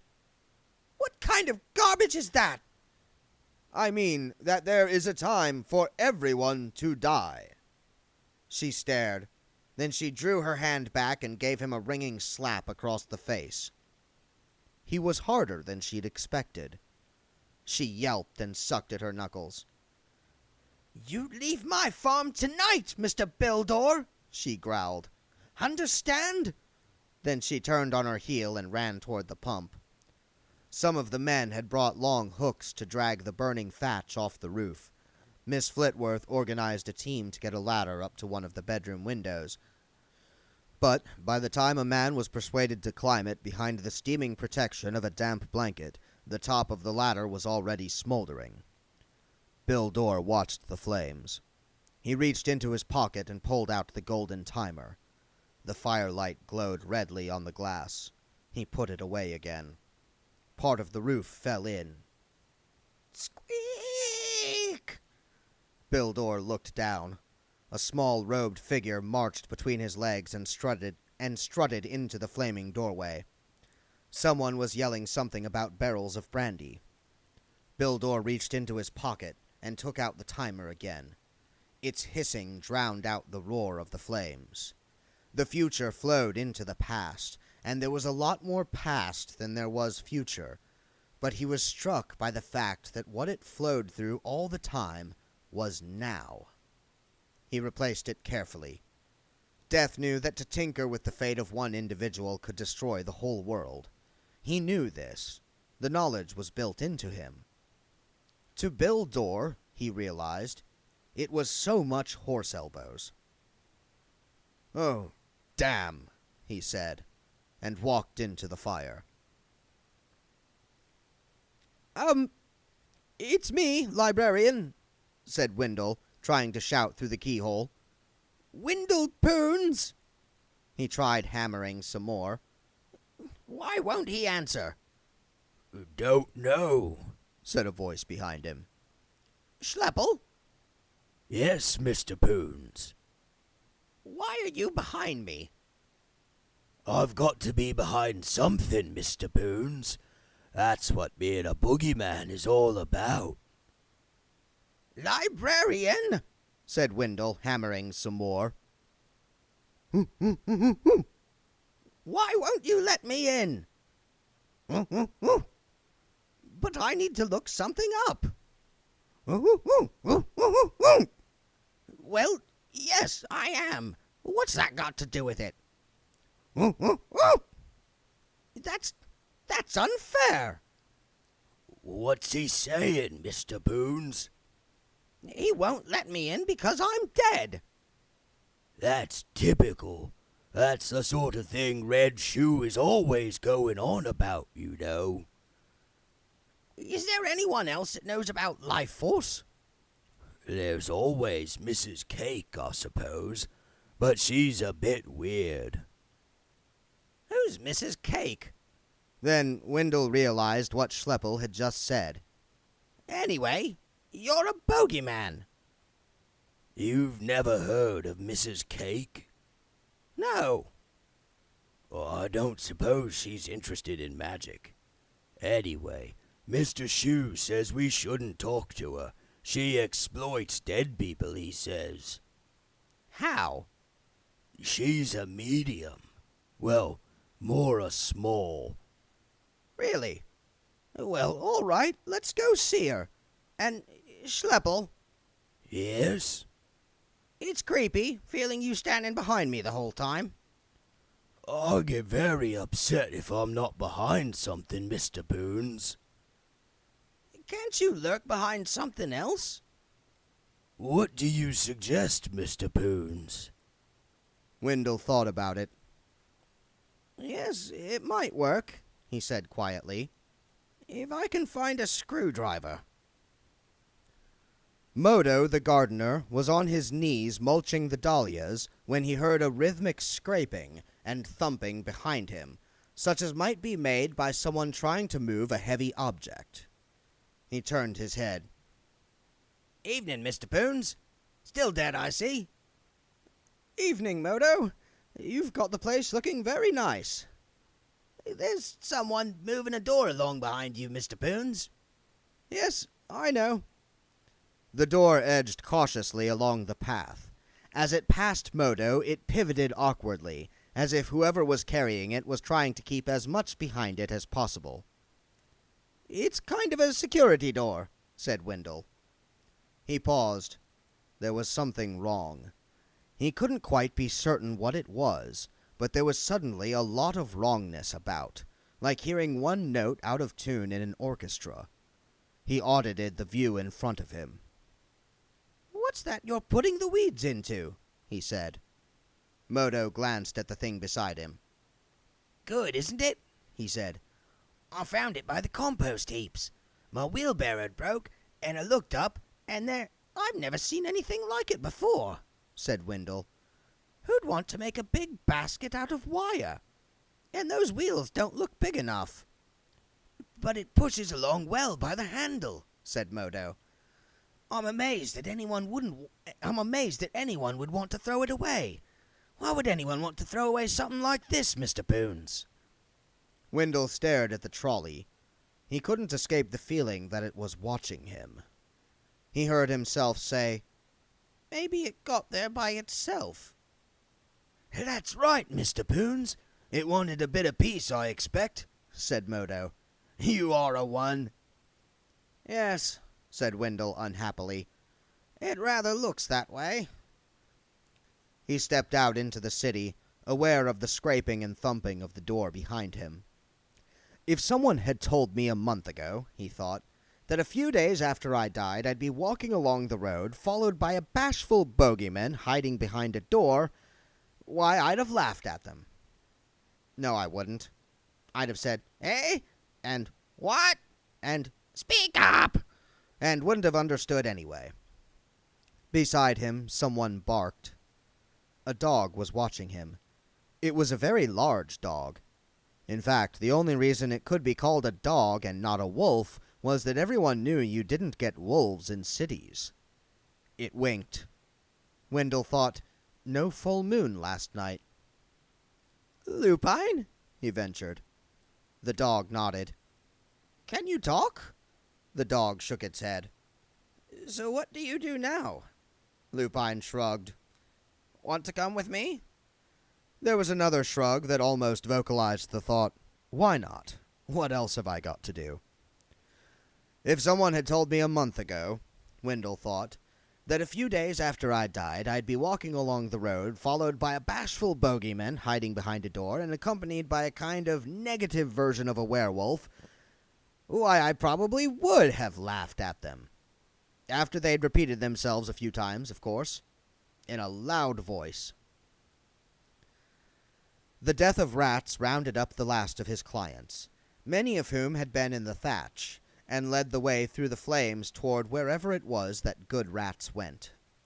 He was surprised to pass a burning figure forcing its way through the incandescent mass of collapsed beams and crumbling floorboards. As it mounted the blazing stairs, it removed something from the disintegrating remains of its clothing and held it carefully in its teeth. The death of rats did not wait to see what happened next. While it was, in some respects, as ancient as the first proto-rat, it was also less than a day old, and still feeling its way as a death, and it was possibly aware that a deep thumping noise that was making the building shake was the sound of brandy starting to boil in its barrels. The thing about boiling brandy is that it doesn't boil for long. The fireball dropped bits of the inn half a mile away. White-hot flames erupted from the holes where the doors and windows had been. The walls exploded. Burning rafters whirred overhead. Some buried themselves in neighboring roofs, starting more fires. What was left was just an eye-watering glow. And then little pools of shadow within the glow. They moved and ran together, and formed the shape of a tall figure striding forward, carrying something in front of it. It passed through the blistered crowd and trudged up the cool, dark road toward the farm. The people picked themselves up and followed it, moving through the dusk like the tail of a dark comet. Bill Dorr climbed the stairs to Miss Flitworth's bedroom and laid the child on the bed. She said there was an apothecary somewhere near here. Miss Flitworth pushed her way through the crowd at the top of the stairs. "There's one in Chambly," she said. "But there's a witch over Lanker Way." No witches, no magic. Send for him, and everyone else go away. It wasn't a suggestion. It wasn't even a command. It was simply an irrefutable statement. Miss Flitworth waved her skinny arms at the people. "Come on, it's all over. Shoo! You're all in my bedroom. Go on, get out." "How'd he do it?" said someone at the back of the crowd. No one could have got out of there alive. We saw it all blow up. Bill Dorr turned around slowly. We hid, he said, in the cellar. "There. See?" said Miss Flitworth. "In the cellar. Makes sense." "But the inn hasn't got—" the doubter began, and stopped. Bill Dorr was glaring at him. "In the cellar," he corrected himself. "Yeah, right. Clever." "Very clever," said Miss Flitworth. "Now get along with the lot of you." He heard her shoo them down the stairs and back into the night. The door slammed. He didn't hear her come back up the stairs with a bowl of cold water and a flannel. Miss Flitworth could walk lightly, too, when she had a mind to. She came in and shut the door behind her. "Her parents'll want to see her," she said. "Her mum's in a faint, and Big Henry from the mill knocked her dad out when he tried to run in the flames. But they'll be here directly." She bent down and ran the flannel over the girl's forehead. "Where was she?" "She was hiding in a cupboard." "From a fire?" Bill Dorr shrugged.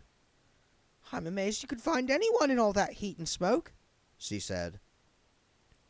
"I suppose you would call it a knack." "And not a mark on her?" Bill Dorr ignored the question in her voice. "Did you send someone for the apothecary?" "Yes." "He must not take anything away." "What do you mean?" "Stay here when he comes. You must not take anything out of this room." "That's silly. Why should he take anything? What would he want to take?" "It is very important. And now I must leave you." "Where are you going?" "To the barn. There are things I must do. There may not be much time now." Miss Flitworth stared at the small figure on the bed. She felt far out of her depth, and all she could do was tread water. "She just looks as if she's sleeping," she said helplessly. "What's wrong with her?" Bill Dorr paused at the top of the stairs. "She is living on borrowed time," he said. There was an old forge behind the barn. It hadn't been used for years, but now the red and yellow light spilled out into the yard, pulsing like a heart. And, like a heart, there was a regular thumping. With every crash, the light flared blue. Miss Flitworth sidled through the open doorway. If she was the kind of person who would swear, she would have sworn that she made no noise that could possibly be heard above the crackle of the fire and the hammering. But Bill Dorr spun around in a half-crouch, holding a curved blade in front of him. "It's me!" He relaxed, or at least moved into a different level of tension. "What the hell are you doing?" He looked at the blade in his hands as if he was seeing it for the first time. "I thought I would sharpen this scythe, Miss Flitworth." At 1 o'clock in the morning? He looked at it blankly. It's just as blunt at night, Miss Flitworth. Then he slammed it down on the anvil. And I can't sharpen it enough. I think perhaps the heat has got to you, she said, and reached out and took his arm. Besides, it looks sharp enough to... She began and paused. Her fingers moved on the bone of his arm. They pulled away for a moment and then closed again. Bill Dorr shivered. Miss Flitworth didn't hesitate for long. In 75 years she had dealt with wars, famine, innumerable sick animals, a couple of epidemics, and thousands of tiny everyday tragedies. A depressed skeleton wasn't even in the top 10 worst things she had seen.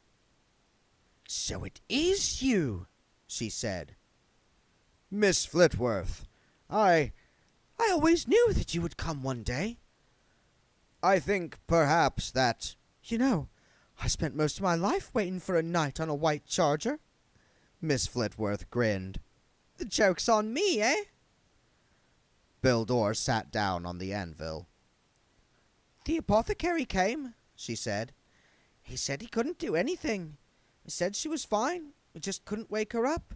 And, you know, it took us ages to get her hand open. She had it closed so tightly. I said nothing was to be taken. It's all right. We left her holding it. Good. What was it? My time. Sorry?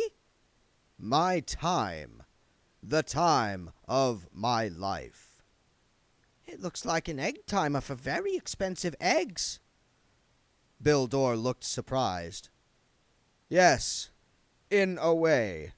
I have given her some of my time. How come you need time? Every living thing needs time, and when it runs out, they die.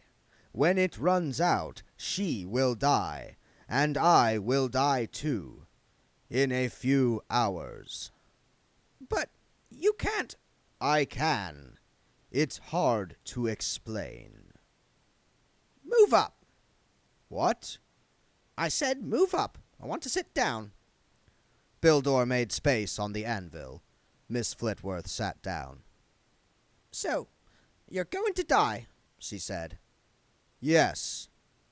And you don't want to? No. Why not? He looked at her as if she was mad. Because then there will be nothing. Because I won't exist. Is that what happens for humans, too? I don't think so. It's different for you. You have it all better organized. They both sat watching the fading glow of the coals in the forge. So what were you working on the scythe blade for? Said Miss Flitworth. I thought perhaps I could fight back.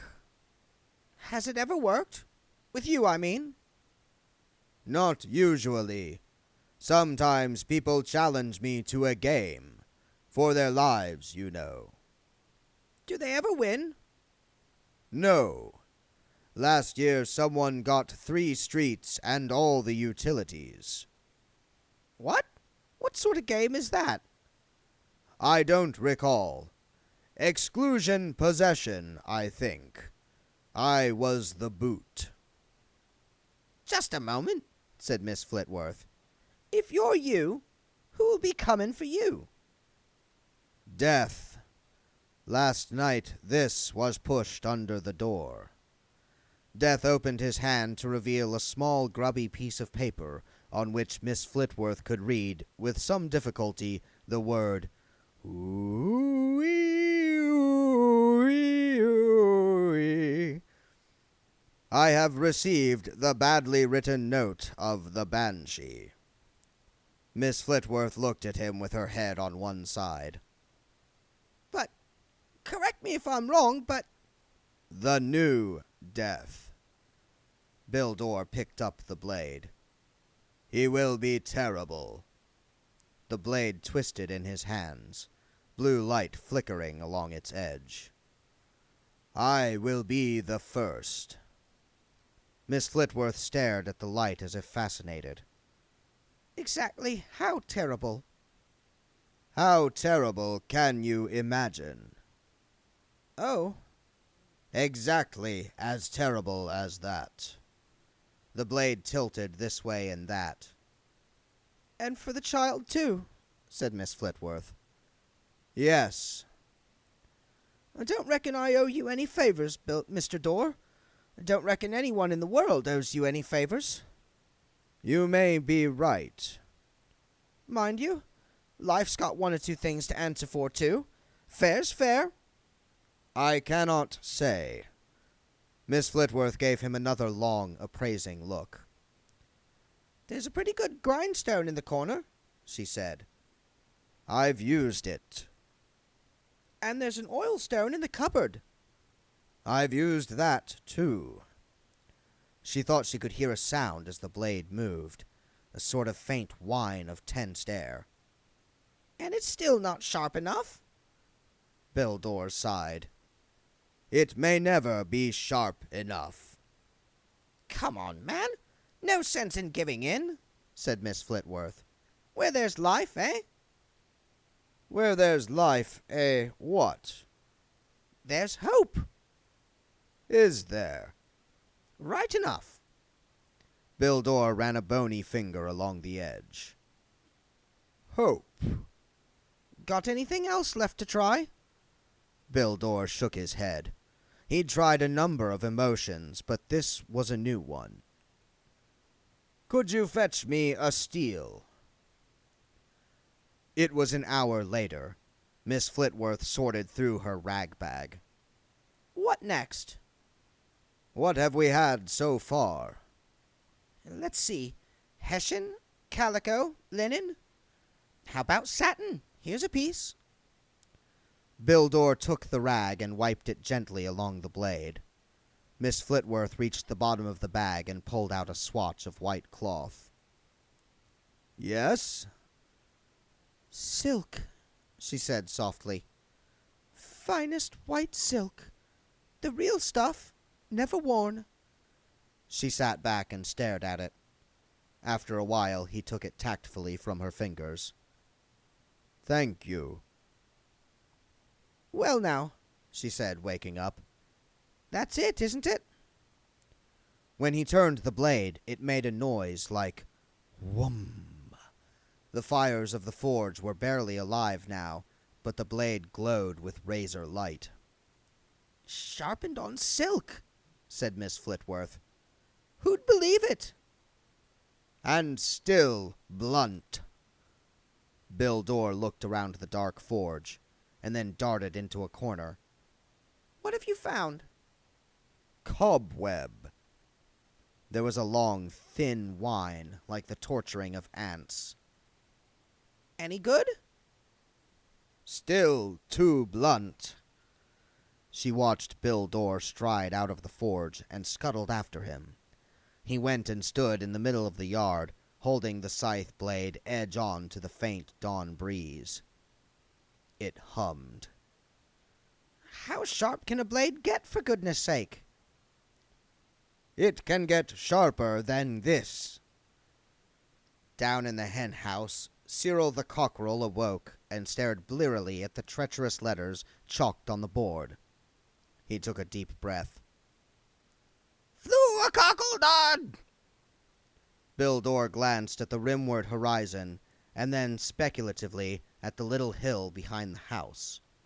He jerked forward, legs clicking over the ground. The new daylight sloshed onto the world. Discworld light is old, slow, and heavy. It roared across the landscape like a cavalry charge. The occasional valley slowed it for a moment, and here and there a mountain range banked it up until it poured over the top and down the far slope.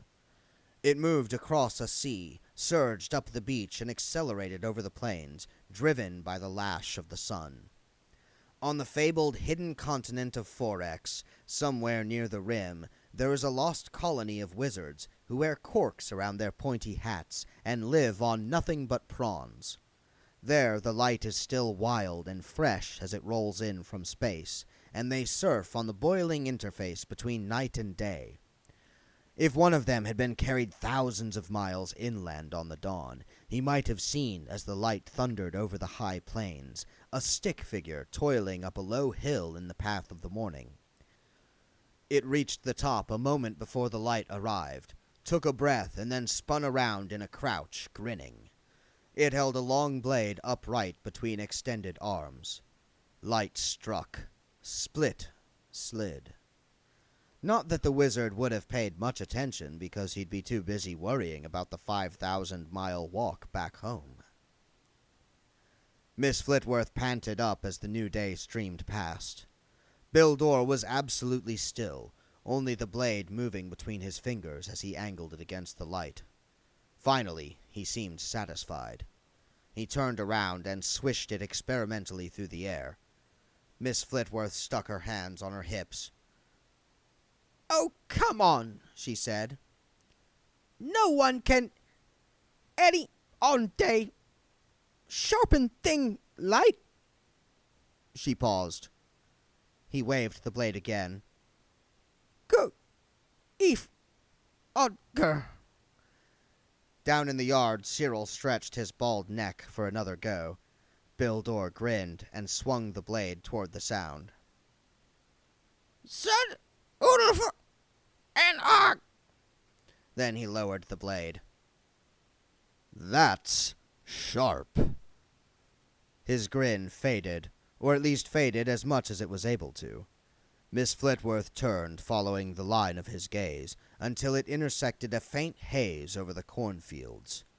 It looked like a pale gray robe, empty but still somehow maintaining the shape of its wearer, as if a garment on a washing line was catching the breeze.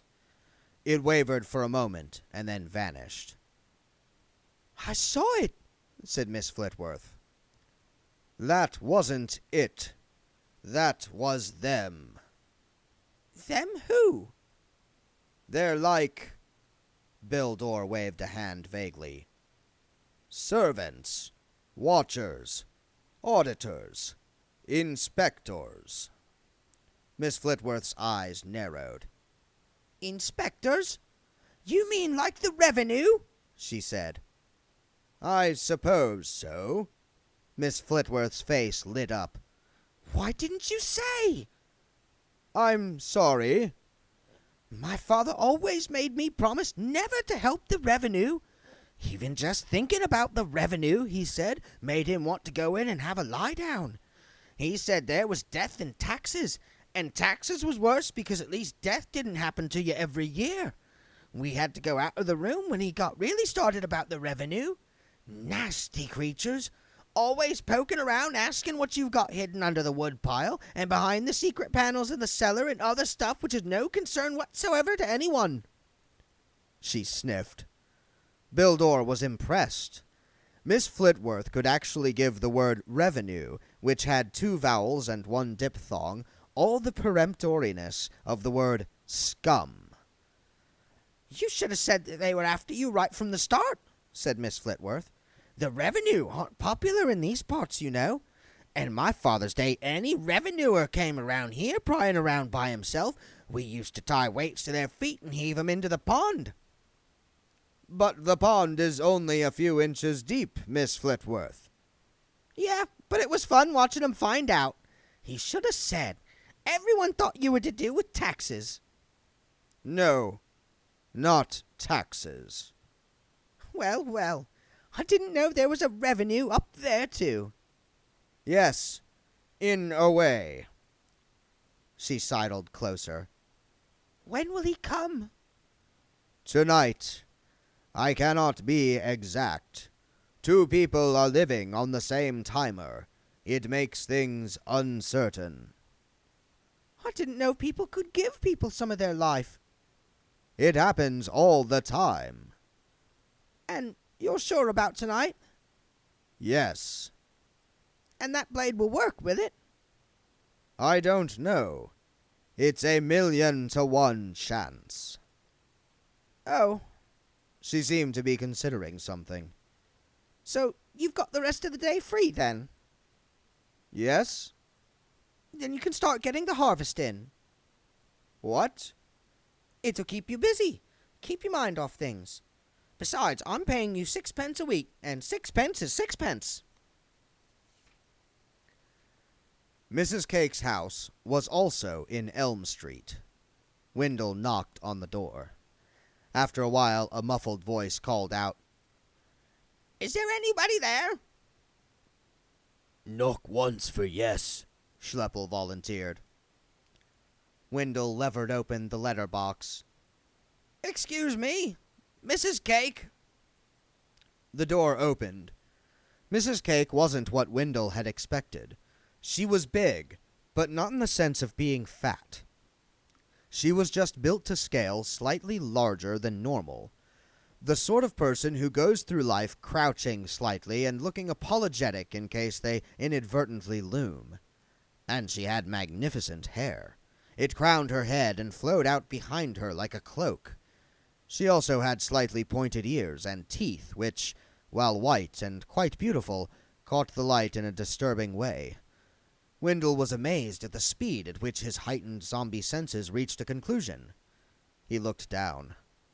Lupine was sitting bolt upright, too excited even to wag his tail. I don't think you could be Mrs. Cake, said Wendell. You want Mother, said the tall girl. Mother, there's a gentleman. A distant muttering became a closer muttering, and then Mrs. Cake appeared around the side of her daughter, like a small moon emerging from a planetary shadow. What do you want? Said Mrs. Cake. Wendell took a step backward. Unlike her daughter, Mrs. Cake was quite short and almost perfectly circular, and still, unlike her daughter, whose whole stance was dedicated to making herself look small, she loomed tremendously. This was largely because of her hat, which he later learned she wore at all times with the dedication of a wizard. It was huge and black and had things on it like bird wings and wax cherries and hat pins. Carmen Miranda could have worn that hat to the funeral of a continent. Mrs. Cake traveled underneath it as the basket travels under a balloon. People often found themselves talking to her hat. Mrs. Cake, said Wendell, fascinated. I'm down here, said a reproachful voice. Wendell lowered his gaze. That's who I am, said Mrs. Cake. Am I addressing Mrs. Cake? Said Wendell. Yes, I know, said Mrs. Cake. My name's Wendell Poons. I knew that too. I'm a wizard, you see. All right, but see you wipes your feet. May I come in? Wendell Poons paused. He replayed the last few lines of conversation in the clicking control room of his brain, and then he smiled. That's right, said Mrs. Cake. Are you, by any chance, a natural clairvoyant? About 10 seconds, usually, Mr. Poons. Wendell hesitated. You gotta ask the question, said Mrs. Cake quickly. I gets a migraine if people goes around viciously not ask questions after I've already foreseen 'em and answered 'em. How far into the future can you see, Mrs. Cake? She nodded. Right then, she said, apparently mollified, and led the way through the hall into a tiny sitting room. And the bogey can come in, only he's got to leave his door outside and go in the cellar. I don't hold with bogies wandering around the house. Gosh, it's ages since I've been in a proper cellar, said Schleppel. It's got spiders in it, said Mrs. Cake. Wow. And you'd like a cup of tea, said Mrs. Cake to Wendell. Someone else might have said, I expect you'd like a cup of tea, or do you want a cup of tea? But this was a statement. Yes, please, said Wendell. I'd love a cup of tea. You shouldn't, said Mrs. Cake. That stuff rots your teeth. Wendell worked this one out. 2 sugars, please, he said. It's all right. This is a nice place you have here, Mrs. Cake, said Wendell, his mind racing. Mrs. Cake's habit of answering questions while they were still forming in your mind taxed the most active brain. He's been dead for 10 years, she said. Said Wendell, but the question was already there in his larynx. I trust Mr. Cake is in good health. It's okay. I speaks to him occasional, said Mrs. Cake. I'm sorry to hear that, said Wendell. All right, if it makes you feel any better. Mrs. Cake, I'm finding it a little confusing. Could you switch off your precognition? She nodded. Sorry, I gets into the habit of leaving it on, she said. What with there only being me and Ludmilla and one man bucket? He's a ghost, she added. I knew you was going to ask that. Yes, I'd heard that mediums have native spirit guides, said Wendell. Him? He's not a guide. He's a sort of odd job ghost, said Mrs. Cake. I don't hold with all that stuff with cards and trumpets and oojar boards, mind you, and I think ectoplasm's disgusting. I won't have it in the house, I won't. You can't get it out of the carpets, you know, not even with vinegar. My word, said Wendell Poons. Oh, Whalen, I don't hold with it, or messing around with the supernatural. It's unnatural, the supernatural, or I won't have it. Said Wendell cautiously. There are those that might think that being a medium is a bit, supernatural. What? What? Nothing supernatural about dead people. Load of nonsense. Everyone dies sooner or later. I do hope so, Mrs. Cake. So what is it you'd be wanting, Mr. Poons? I'm not precognitin', so you'll have to tell me. I want to know what's happening, Mrs. Cake. There was a muted thump from under their feet, and the faint, happy sound of Schleppel. Oh, wow. Rats, too. I went up and tried to tell you, wizards, said Mrs. Cake primly, and no one listened. I knew they weren't going to, but I had to try, otherwise I wouldn't have known. Who did you speak to? The big one with the red dress and a mustache like he's trying to swallow a cat. Ah, the Arch-Chancellor, said Wendell positively. And there was a huge fat one. Walks like a duck. He does, doesn't he? That was the Dean, said Wendell. They called me their good woman, said Mrs. Cake. They told me to be about my business. Don't see why I should go around helping wizards who call me a good woman when I was only trying to help. I'm afraid wizards don't often listen, said Wendell. I've never listened once for 130 years. Why not? In case I heard the rubbish I was saying, I expect. What's happening, Mrs. Cake? You can tell me. I may be a wizard, but I'm a dead one.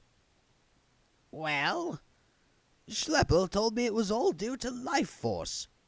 It's building up, see? What does that mean? There's more of it than there should be. You get... She waved her hands vaguely. When things are like in scales, only not the same on both sides. Imbalance? Mrs. Cake, who looked as though she was reading a distant script, nodded. One of them things, yeah. See, sometimes it just happens a little bit and you get ghosts, because the life's not in the body anymore, but it hasn't gone. And you get less of it in the winter, because it sort of drains away. And it comes back in the spring, and some things concentrate it. Modo, the university gardener, hummed a little tune as he wheeled the strange trolley into his private little area between the library and the high-energy magic building. The only building on the campus less than 1,000 years old. The senior wizards had never bothered much about what the younger, skinnier, and more bespectacled wizards get up to in there, treating their endless requests for funding for thaumic particle accelerators and radiation shielding as one treats pleas for more pocket money, and listening with amusement to their breathless accounts of the search for the elementary particles of magic itself. This may one day turn out to be a major error on the part of the senior wizards, especially if they do let the younger wizards build whatever that blasted thing is they keep wanting to build in the squash court. The senior wizards know that the proper purpose of magic is to form a social pyramid with the wizards on top of it, eating big dinners, but in fact, the HEM building was helped provide one of the rarest foods in the universe, antipasta. Ordinary pasta is prepared some hours before being eaten. Antipasta is created some hours after the meal, whereupon it then exists backwards in time, and, if properly prepared, should arrive on the taste buds at exactly the same moment, thus creating a true taste explosion. It costs $5,000 a forkful, or a little more if you include the cost of cleaning the tomato sauce off the walls afterward. Between the library and the high-energy magic building, with a load of weeds bound for composthood. There seemed to be a lot of excitement around at the moment. It was certainly interesting, working with all these wizards. Teamwork, that's what it was. They looked after the cosmic balance, the universal harmonies, and the dimensional equilibriums, and he saw to it that the aphids stayed off the roses. There was a metallic tinkle. He peered over the top of the heap of weeds. Another one? A gleaming metal wire basket on little wheels sat on the path. Maybe the wizards had bought it for him. The first one was quite useful, although it was a little bit hard to steer. The little wheels seemed to want to go in different directions. There was probably a knack. Well, this one would be handy for carrying seed trays in. He pushed the second trolley aside and heard behind him a sound which, if it had to be written down, and if he could write, he would probably have written down as glop. He turned around, saw the biggest of the compost heaps pulsating in the dark, and said, "Look what I brought you for your tea!" And then he saw that it was moving. "Some places, too," said Mrs. Cake. "But why should it build up?" said Wendell. "It's like a thunderstorm, see? You know how you get that prickly feeling before a storm? That's what's happening now." "Yes, but why, Mrs. Cake?"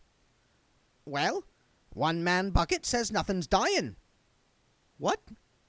"Daft, isn't it? He says lots of lives are ending, but not going away. They're just staying here." "What, like ghosts?" "Not just ghosts, it's like puddles. When you get a lot of puddles, it's like the sea. Anyway, you only get ghosts from things like people. You don't get ghosts of cabbages." Wendell Poon sat back in his chair. He had a vision of a vast pool of life, a lake being fed by 1,000,000 short-lived tributaries as living things came to the end of their span, and life force was leaking out as the pressure built up, leaking out wherever it could. "Do you think I could have a word with one—" he began and then stopped. He got up and lurched over to Mrs. Cake's mantelpiece. "How long have you had this, Mrs. Cake?" he demanded, picking up a familiar glassy object. "That? I bought it yesterday. Pretty, ain't it?" Wendell shook the globe. It was almost identical to the ones under his floorboards. Snowflakes whirled up and then settled on an exquisite model of Unseen University.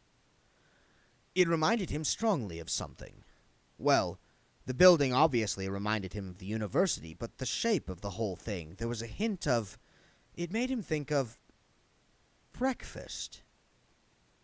"Why is it happening?" he said, half to himself. "These damn things are turning up everywhere." The wizards ran down the corridor. How can you kill ghosts? How should I know? That question doesn't usually arise. You exercise them, I think.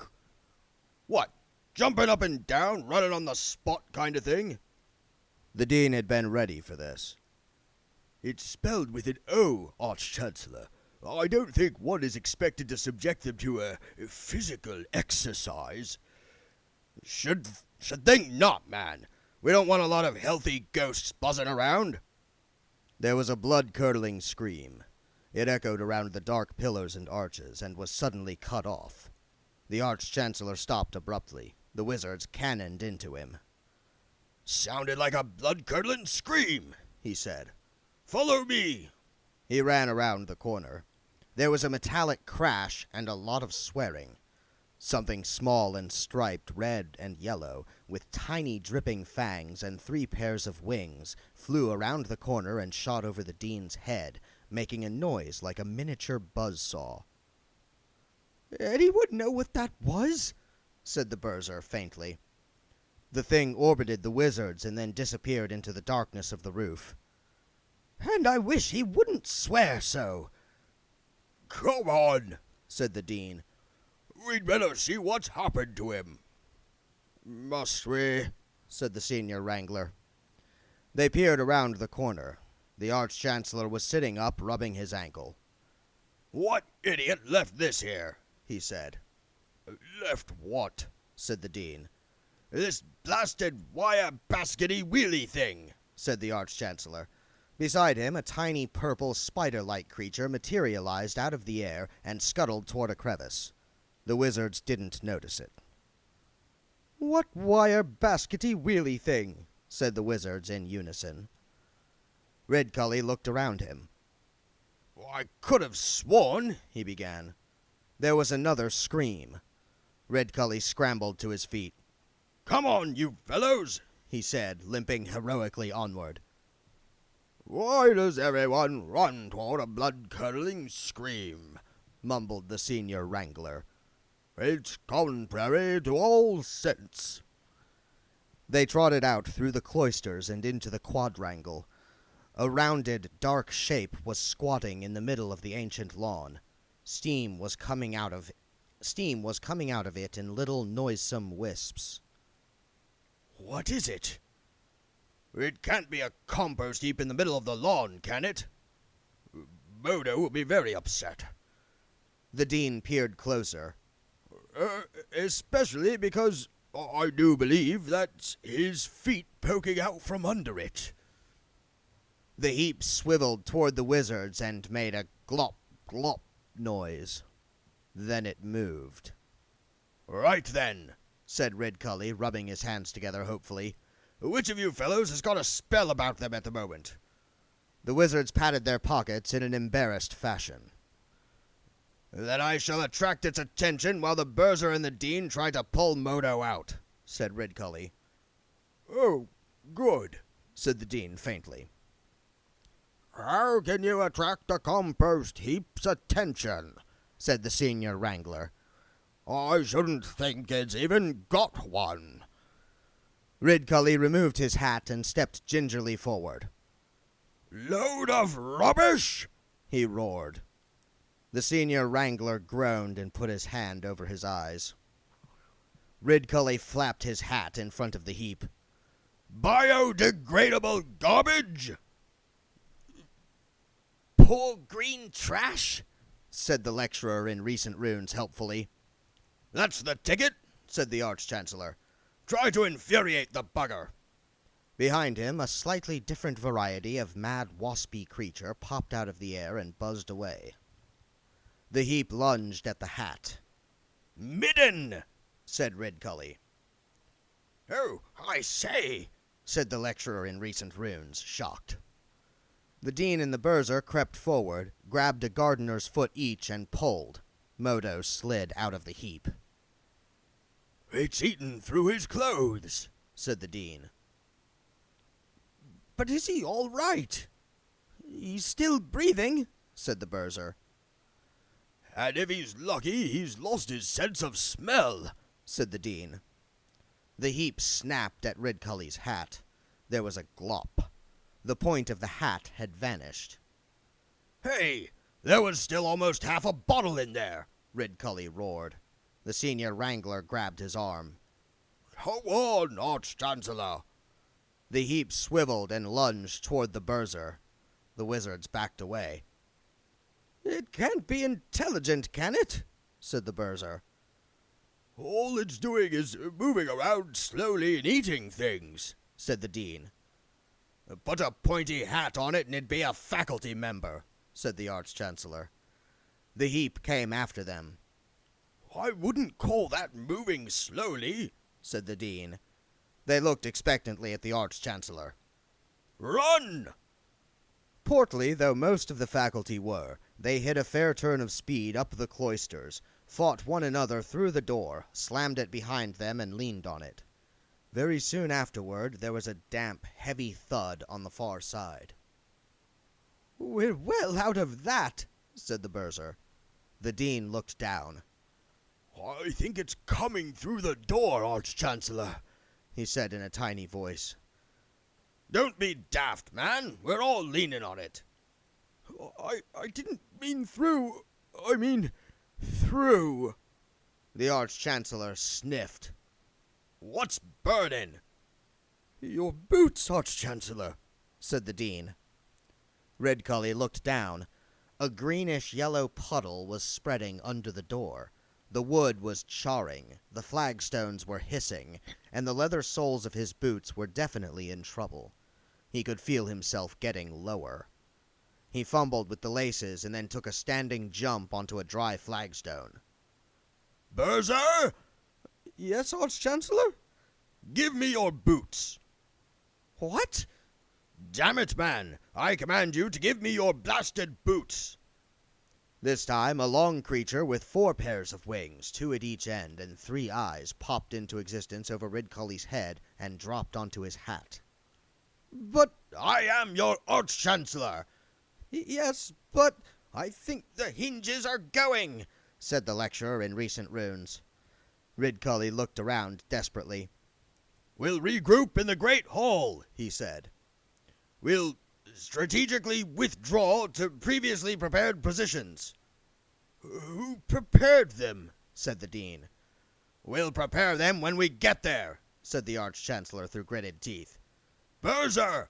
Your boots! Now! They reached the double doors of the Great Hall just as the doors behind them half collapsed, half dissolved. The Great Hall's doors were much sturdier. Bolts and bars were dragged into place. Clear the tables and pile them up in front of the door, snapped Ridcully. But it eats through wood, said the Dean. There was a moan from the small body of Modo, which had been propped against a chair. He opened his eyes. Quick, said Ridcully. How can we kill a compost heap? I don't think you can, Mr. Ridcully, sir, said the gardener. How about fire? I could probably manage a small fireball, said the Dean. It wouldn't work. Too soggy, said Ridcully.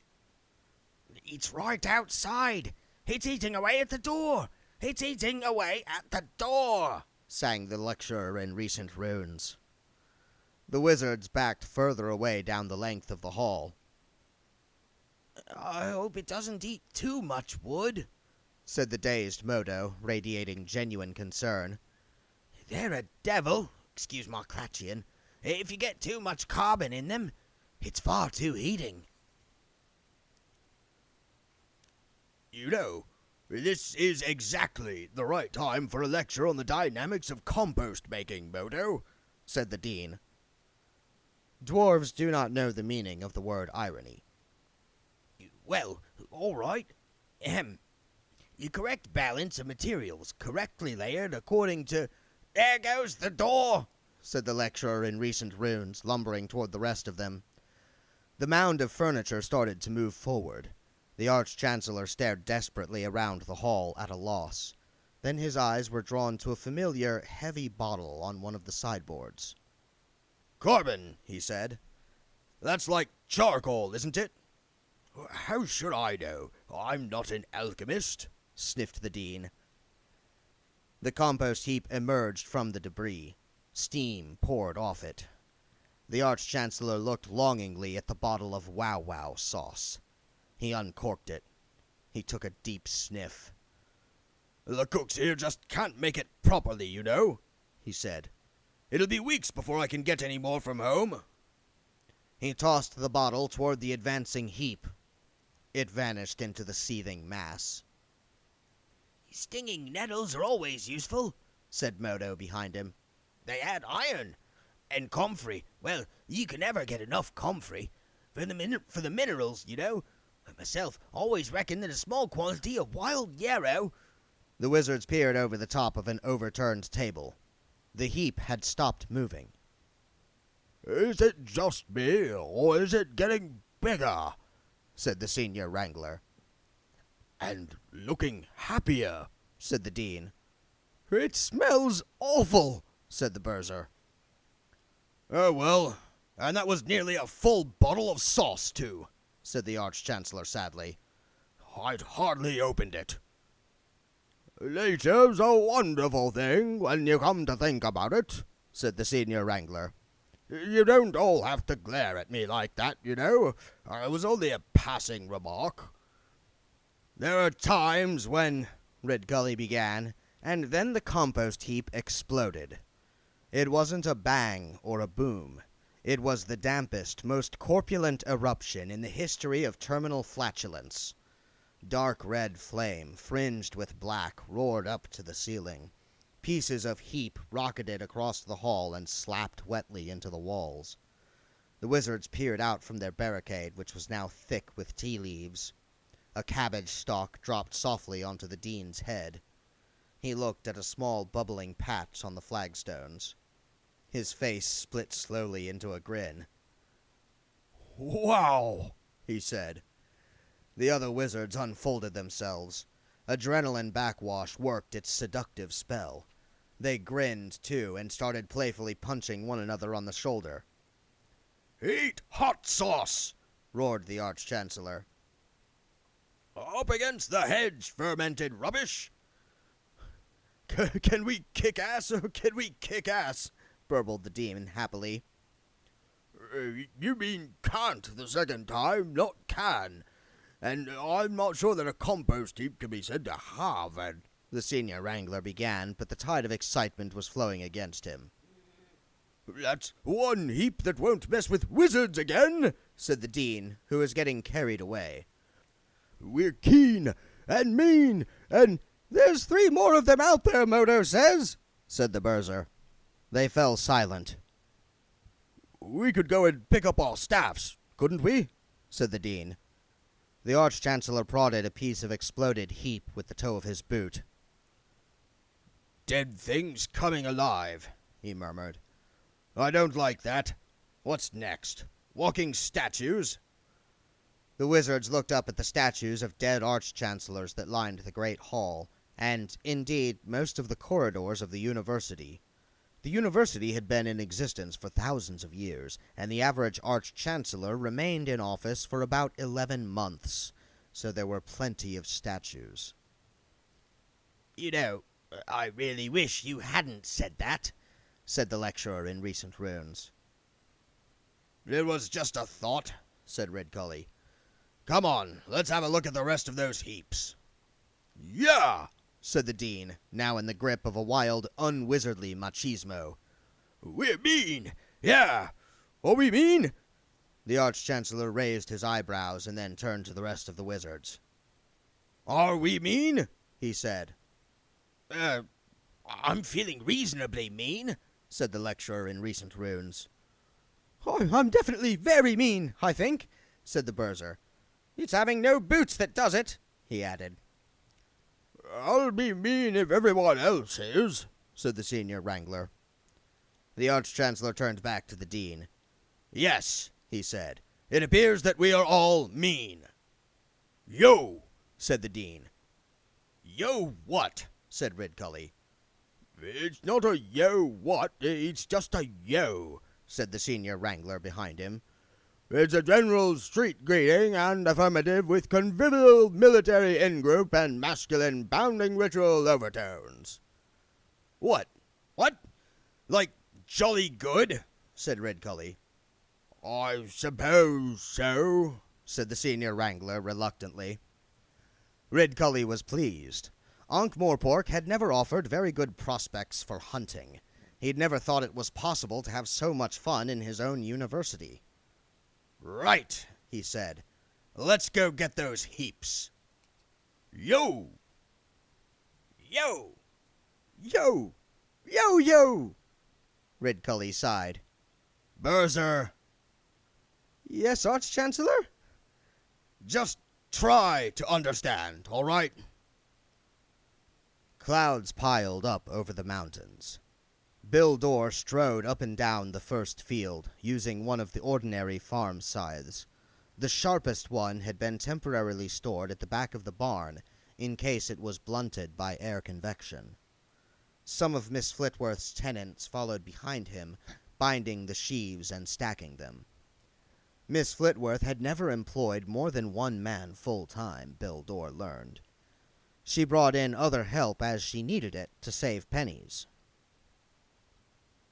Never seen a man cut corn with a scythe before, said one of them. It's a sickle job. They stopped for lunch and ate it under the hedge. Bill Dorr had never paid a great deal of attention to the names and faces of people beyond that necessary for business. Corn stretched over the hillside. It was made up of individual stalks, and to the eye of one stalk, another stalk might be quite an impressive stalk, with a dozen amusing and distinctive little mannerisms that set it apart from all other stalks. But to the reaper man, all stalks start off as just stalks. Now he was beginning to recognize the little differences. There was William Spigot, and Gabby Wheels, and Duke Bottomley, all old men as far as Bill Dorr could judge, with skins like leather. There were young men and women in the village, but at a certain age they seemed to flip straight over to being old, without passing through any intermediate stage. And then they stayed old for a long time. Miss Flitworth had said that before they could start a graveyard in these parts, they'd had to hit someone over the head with the shovel. William Spigot was the one that sang when he worked, breaking into that long nasal whine which meant that folk song was about to be perpetrated. Gabby Wheels never said anything. This, Spigot had said, was why he had been called Gabby. Bill Dorr had failed to understand the logic of this, although it seemed transparent to the others. And Duke Bottomley had been named by parents with upwardly mobile, if rather simplistic ideas about class structure. His brothers were Squire, Earl, and King. Now they sat in a row under the hedge, putting off the moment when they'd need to start work again. A glugging noise came from the end of the row. "It's not been a bad old summer, then," said Spigot. "And good harvest weather for a change." Many a slip twixt dress and drawers," said Duke. "Last night I saw a spider spinning its web backward. That's a sure sign there's going to be a dreadful storm." "I don't see how spiders know things like that." Gabby Wheels passed a big earthenware jug to Bill Dorr. Something sloshed. "What is this?" "Apple juice," said Spigot. The others laughed. "Ah," said Bill Dorr. "Strong, distilled spirits given humorously to the unsuspecting newcomer, thus to afford simple amusement when he becomes inadvertently inebriated." "Caw," said Spigot. Bill Dorr took a long swig. "And I saw swallows flying low," said Duke. "And partridges are heading out for woods. And there's a lot of big snails about. And I don't reckon any of them buggers knows the first thing about meteorology," said Spigot. "I reckon you goes around telling 'em. Hey, lads, big storm coming, Mr. Spider, so get on and do something folklorish." Bill Dorr took another drink. "What is the name of the blacksmith in the village?" Spigot nodded. "That's Ned Simnel, down by the green. Course he's real busy about now, what with the harvest and all." "I have some work for him." Bill Dorr got up and strode away toward the gate. "Bill?" He stopped.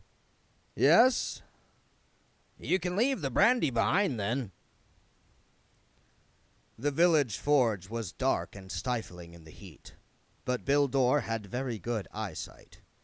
Something moved among a complicated heap of metal. It turned out to be the lower half of a man. His upper body was somewhere in the machinery, from which came the occasional grunt. A hand shot out as Bill Dorr approached. "Right. Give me a 3/8 Gripply." Bill looked around.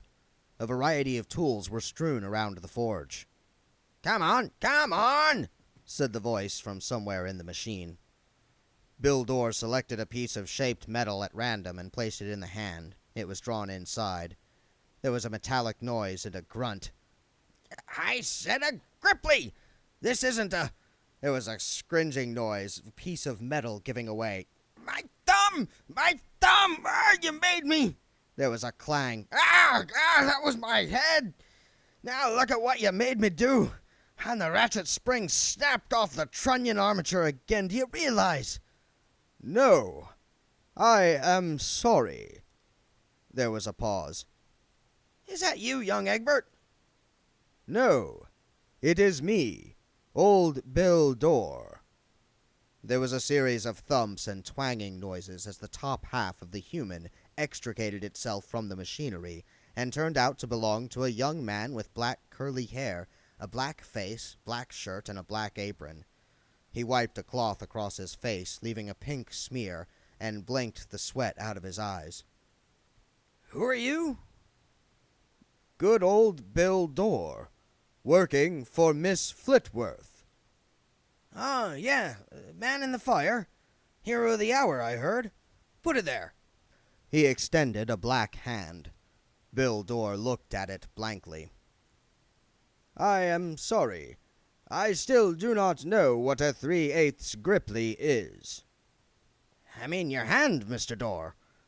Bill Dorr hesitated, and then put his hand in the young man's palm. The oil-rimmed eyes glazed for a moment as the brain overruled the sense of touch, and then the smith smiled. Your name's Simnel. What do you think, eh? It's a good name. No, I mean the machine. Pretty ingenious, eh? Bill Dorr regarded it with polite incomprehension. It looked at first sight like a portable windmill that had been attacked by an enormous insect, and at second sight like a touring torture chamber for an inquisition that wanted to get out and about a bit and enjoy the fresh air. Mysterious jointed arms stuck out at various angles. There were belts and long springs. The whole thing was mounted on spiked metal wheels. Of course, you're not seeing it at its best when it's standing still, said Simnel. It needs a horse to pull it. At the moment, anyway. I got one or two rather radical ideas in that direction, he added dreamily. It is a device of some sort. Simnel looked mildly affronted. I prefer the term machine, he said. It will revolutionize farming methods and drag them kicking and screaming into the century of the fruit bat. My folk have had this forge for 300 years, but Ned Simnel doesn't intend to spend the rest of his life nailing bits of bent metal onto horses, I can tell you. Bill looked at him blankly. Then he bent down and glanced under the machine. A dozen sickles were bolted to the big horizontal wheel. Ingenious linkages took power from the wheels via a selection of pulleys to a whirligig arrangement of metal arms. He began to experience a horrible feeling about the thing in front of him, but he asked anyway. Well, the heart of it all is this camshaft, said Simnel, gratified at the interest. The power comes up via the pulley here, and the cams move the swagging arms, that's these things, and the combing gate, which is operated by the reciprocating mechanisms, just comes down just as the gripping shutter drops in this slot here, and of course at the same time the two brass balls go round and round and the fletching sheets carry off the straw while the grain drops with the aid of gravity down the riffling screw and into the hopper. Simple. And the 3/8 Gripply. Good job you reminded me. Simnel fished around among the debris on the floor, picked up a small, knurled object, and screwed it onto a protruding piece of the mechanism. Very important job. It stops the elliptical cam gradually sliding up the beam shaft and catching on the flange rebate, with disastrous results as you can no doubt imagine. Simnel stood back and wiped his hands on a cloth, making them slightly more oily. I'm calling it the combination harvester, he said. Bill Dorr felt very old. In fact, he was very old, but he'd never felt it as much as this. Somewhere in the shadow of his soul, he felt he knew, without the blacksmith explaining, what it was that the combination harvester was supposed to do. Oh. We're going to give it a trial run this afternoon, up in old Peedbury's big field. It looks very promising, I must say. What you're looking at now, Mr. Dorr, is the future. Yes. Bildor ran his hand over the framework. And the harvest itself. What about it? What will it think of it? Will it know? Simnel wrinkled his nose. No. No. It won't know anything. Corn's corn. And sixpence is sixpence. Exactly. Simnel hesitated. What was it you were wanting? The tall figure ran a disconsolate finger over the oily mechanism. Mr. Dorr? Pardon? Oh, yes. I had something for you to do.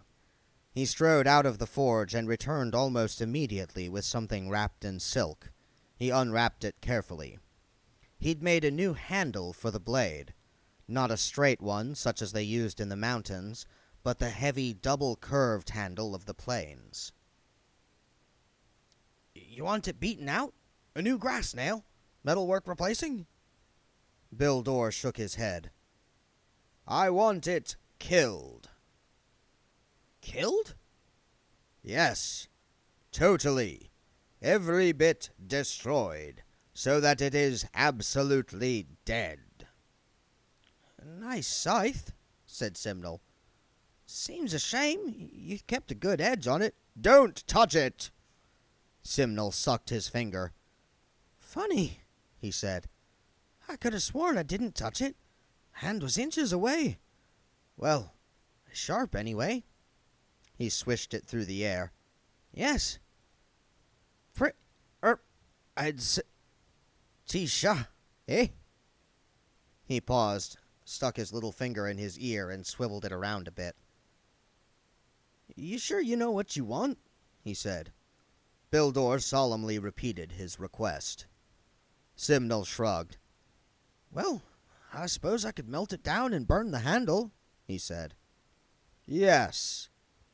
Well, okay. It's your scythe. And you're basically right, of course. This old technology now. Redundant. I fear you may be right. Simnel jerked a grimy thumb toward the combination harvester. Bildor knew it was made only of metal and canvas, and therefore couldn't possibly lurk. But it was lurking. Moreover, it was doing so with a chilling, metallic smugness. You could get Miss Flitworth to buy one of these, Mr. Dorr. Be just the job for a one-man farm like that. I can see you now, up there, up in the breeze, with the belts clacking away and the sparge arms oscillating. No. Go on. She could afford it. Say, she's got boxes full of treasure from the old days. No. Simnel hesitated. The last no contained a threat more certain than the creak of thin ice on a deep river. It said that going any further would be the most foolhardy thing Simnel would ever do. I'm sure you know your own mind best, he mumbled. Yes. Then it'll just be, call it a farthing for the scythe, Simnel gabbled. Sorry about that, but it'll use up a lot of coals, you see, and those dwarves keep winding up the price. Here. It must be done by tonight. Simnel didn't argue. Arguing would mean that Bildor remained in the forge, and he was getting quite anxious that this should not be so. Fine. You understand? Right. Farewell, said Bildor solemnly, and left. Simnel shut the doors after him, and leaned against them. Phew. Nice man. Of course, everyone was talking about him. It was just that after a couple of minutes in his presence, you got a pin and needles sensation that someone was walking over your grave, and it hadn't even been dug yet. He wandered across the oily floor, filled the tea kettle, and wedged it on a corner of the forge. He picked up a spanner to do some final adjustments to the combination harvester, and spotted the scythe leaning against the wall. He tiptoed toward it, and realized that tiptoeing was an amazingly stupid thing to do. It wasn't alive. It couldn't hear. It just looked sharp. He raised the spanner, and felt guilty about it. But Mr. Dorr had said, well, Mr. Dorr had said something very odd, using the wrong sort of words to use in talking about a mere implement. But he could hardly object to this. Simnel brought the spanner down hard. There was no resistance. He could have sworn again that the spanner sheared in two, as though it was made of bread, several inches from the edge of the blade. He wondered if something could be so sharp that it began to possess not just a sharp edge, but the very essence of sharpness itself, a field of absolute sharpness that actually extended beyond the last atoms of metal. Blood, ire, de health. And then he remembered that this was sloppy and superstitious thinking for a man who knew how to bevel a 3/8 Ripley. You knew where you were with reciprocating linkage. It either worked or it didn't. It certainly didn't present you with mysteries. He looked proudly at the combination harvester. Of course, you needed a horse to pull it. That spoiled things a bit. Horses belonged to yesterday. Tomorrow belonged to the combination harvester and its descendants, which would make the world a cleaner and better place. It was just a matter of taking the horse out of the equation. He'd tried clockwork, and that wasn't powerful enough. Maybe if he tried winding Behind him, the kettle boiled over and put the fire out. Simnel fought his way through the steam. That was the bloody trouble every time. Whenever someone was trying to do a bit of sensible thinking, there was always some pointless distraction. Mrs. Cake drew the curtains. "Who exactly is One-Man Bucket?" said Wendell. She lit a couple of candles and sat down. "He belonged to one of them heathen Hawonderland tribes," she said shortly. "Very strange name, One-Man Bucket," said Wendell. "It's not his full name," said Mrs. Cake darkly. "Now, we've got the old Anne's." She looked at him speculatively. "We need someone else." "I could call Schleppel," said Wendell. "I ain't having no bogey under my table trying to look up me drawers," said Mrs. Cake. "Ludmilla!" she shouted. After a moment or two, the bead curtain leading into the kitchen was swept aside, and the young woman who had originally opened the door to Wendell came in. "Yes, Mother." "Sit down, girl. We need another one for the seancing." "Yes, Mother." The girl smiled at Wendell. "This is Ludmilla," said Mrs. Cake shortly. "Charmed, I'm sure," said Wendell. Ludmilla gave him the bright, crystalline smile perfected by people who had long ago learned not to let their feelings show. "We've already met," said Wendell. It must be at least a day since the full moon, he thought. All the signs are nearly gone. Nearly. Well, well. "She's my shame," said Mrs. Cake. "Mother, you do go on," said Ludmilla without rancor. "Join hands," said Mrs. Cake. They sat in the semi-darkness. Then Wendell felt Mrs. Cake's hand being pulled away. "I forgot about the glass," she said. "I thought, Mrs. Cake, you didn't hold with Ouija boards and that sort of—" Wendell began. There was a glugging noise from the sideboard. Mrs. Cake put a full glass on the tablecloth and sat down again. "I don't," she said.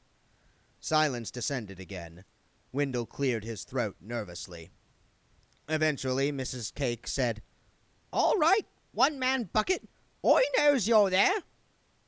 The glass moved, the amber liquid inside sloshing gently. A bodiless voice quavered. "Greetings, Paleface, from the happy hunting ground." "You stop that," said Mrs. Cake. "Everyone knows you got run over by a cart in Treacle Street because you was drunk, One-Man Bucket." "It's not my fault. Not my fault. Is it my fault my granddad moved here?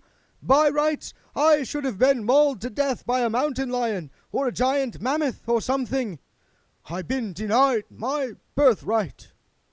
"Mr. Poons here wants to ask you a question, One-Man Bucket," said Mrs. Cake.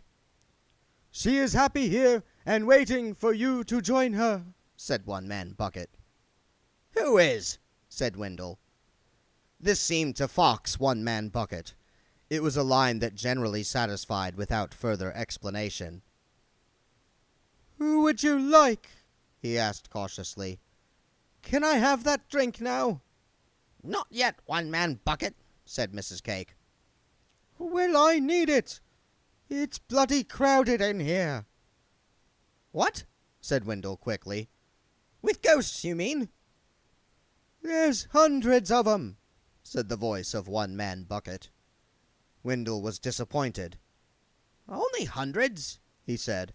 That doesn't sound like a lot. Not many people become ghosts, said Mrs. Cake. To be a ghost, you got to have, like, serious unfinished business, or terrible revenge to take, or cosmic purpose in which you're just a pawn. "Or a cruel thirst," said One-Man Bucket. Will you hawk at him, said Mrs. Cake. "I wanted to stay in the spirit world, or even wine and beer." So, what happens to the life force if things stop living? Said Wendell. Is that what's causing all this trouble? You tell the man, said Mrs. Cake, when One-Man Bucket seemed reluctant to answer. "What trouble are you talking about?"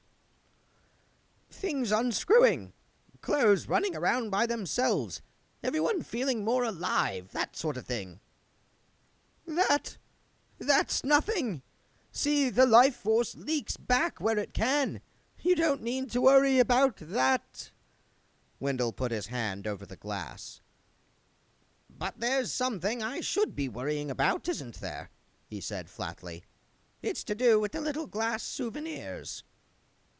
"Don't like to say." "Do tell him." It was Ludmilla's voice. Deep, but somehow attractive. Lupine was watching her intently. Wendell smiled. That was one of the advantages about being dead. You spotted things the living ignored. One-Man Bucket sounded shrill and petulant. "What's he going to do if I tell him, then? I could get into heap big trouble for that sort of thing."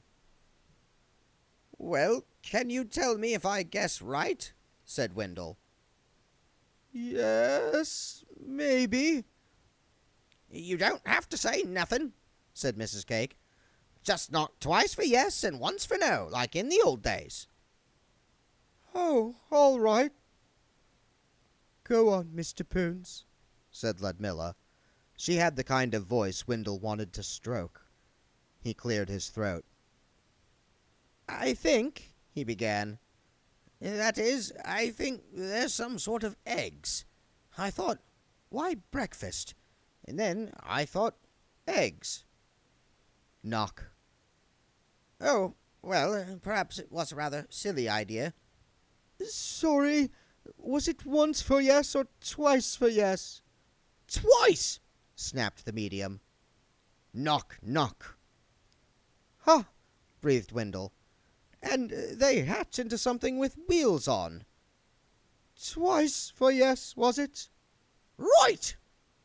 Knock, knock. I thought so.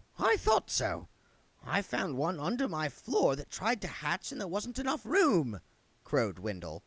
Then he frowned. But hatch into what? Mustrum Ridcully trotted into his study and took his wizard staff from its rack over the fireplace. He licked his finger and gingerly touched the top of the staff. There was a small octarine spark and a smell of greasy tin. He headed back for the door. Then he turned around slowly because his brain just had time to analyze the study's cluttered contents and spot the oddity. What the hell's that doing there? He said. He prodded it with the tip of the staff. It gave a jingling noise and rolled a little way. It looked vaguely, but not very much, like the sort of thing the maids trundled around, loaded with mops and fresh linens and whatever it was maids pushed around. Ridcully made a mental note to take it up with the housekeeper. Then he forgot about it. Damn wire-wheely things are getting everywhere, he muttered. Upon the word damn, something like a large blue bottle with cat-sized dentures flopped out of the air, fluttered madly as it took stock of its surroundings, and then flew after the unheeding Arch-Chancellor.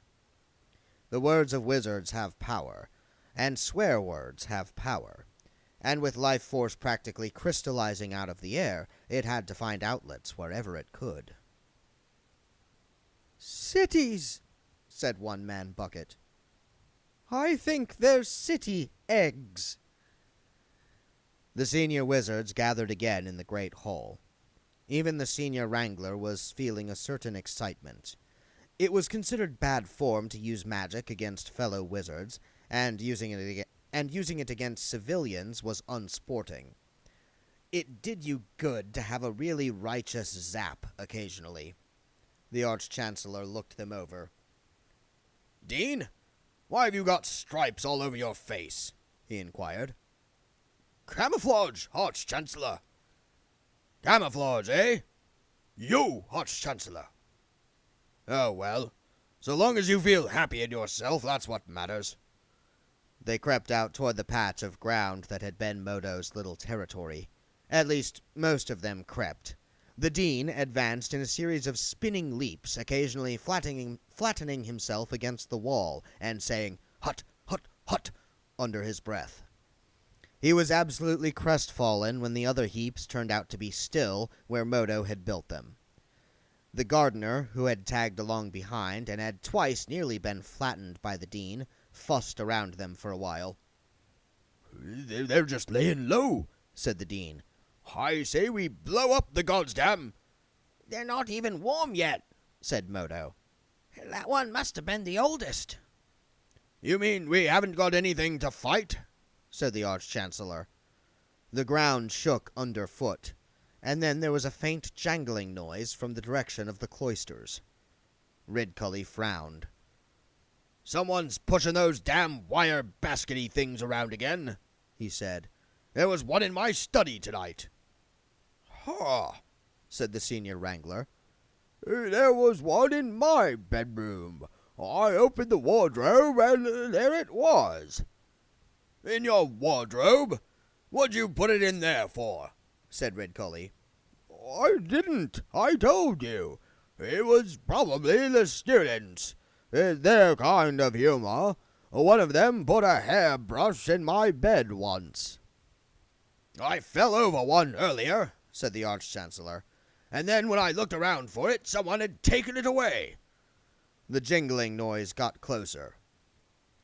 "Right, Mr. So-called clever dick young fella me lad," said Ridcully, tapping his staff once or twice on his palm in a meaningful way. The wizards backed up against the wall. The phantom trolley pusher was almost on them. Ridcully snarled and leapt out of hiding. "Aha, my fine young bloody hellfire!" "Don't be pulling my leg," said Mrs. Cake. "Cities ain't alive. I know people says they are, but they don't mean really." Windlepoons turned one of the snowballs around in his hand. "It must be laying thousands of them," he said. "But they wouldn't all survive, of course. Otherwise we'd be up to here in cities, yes?" "You telling us that these little balls hatch out into huge places?" said Ludmilla. "Not straight away. There's the mobile stage first."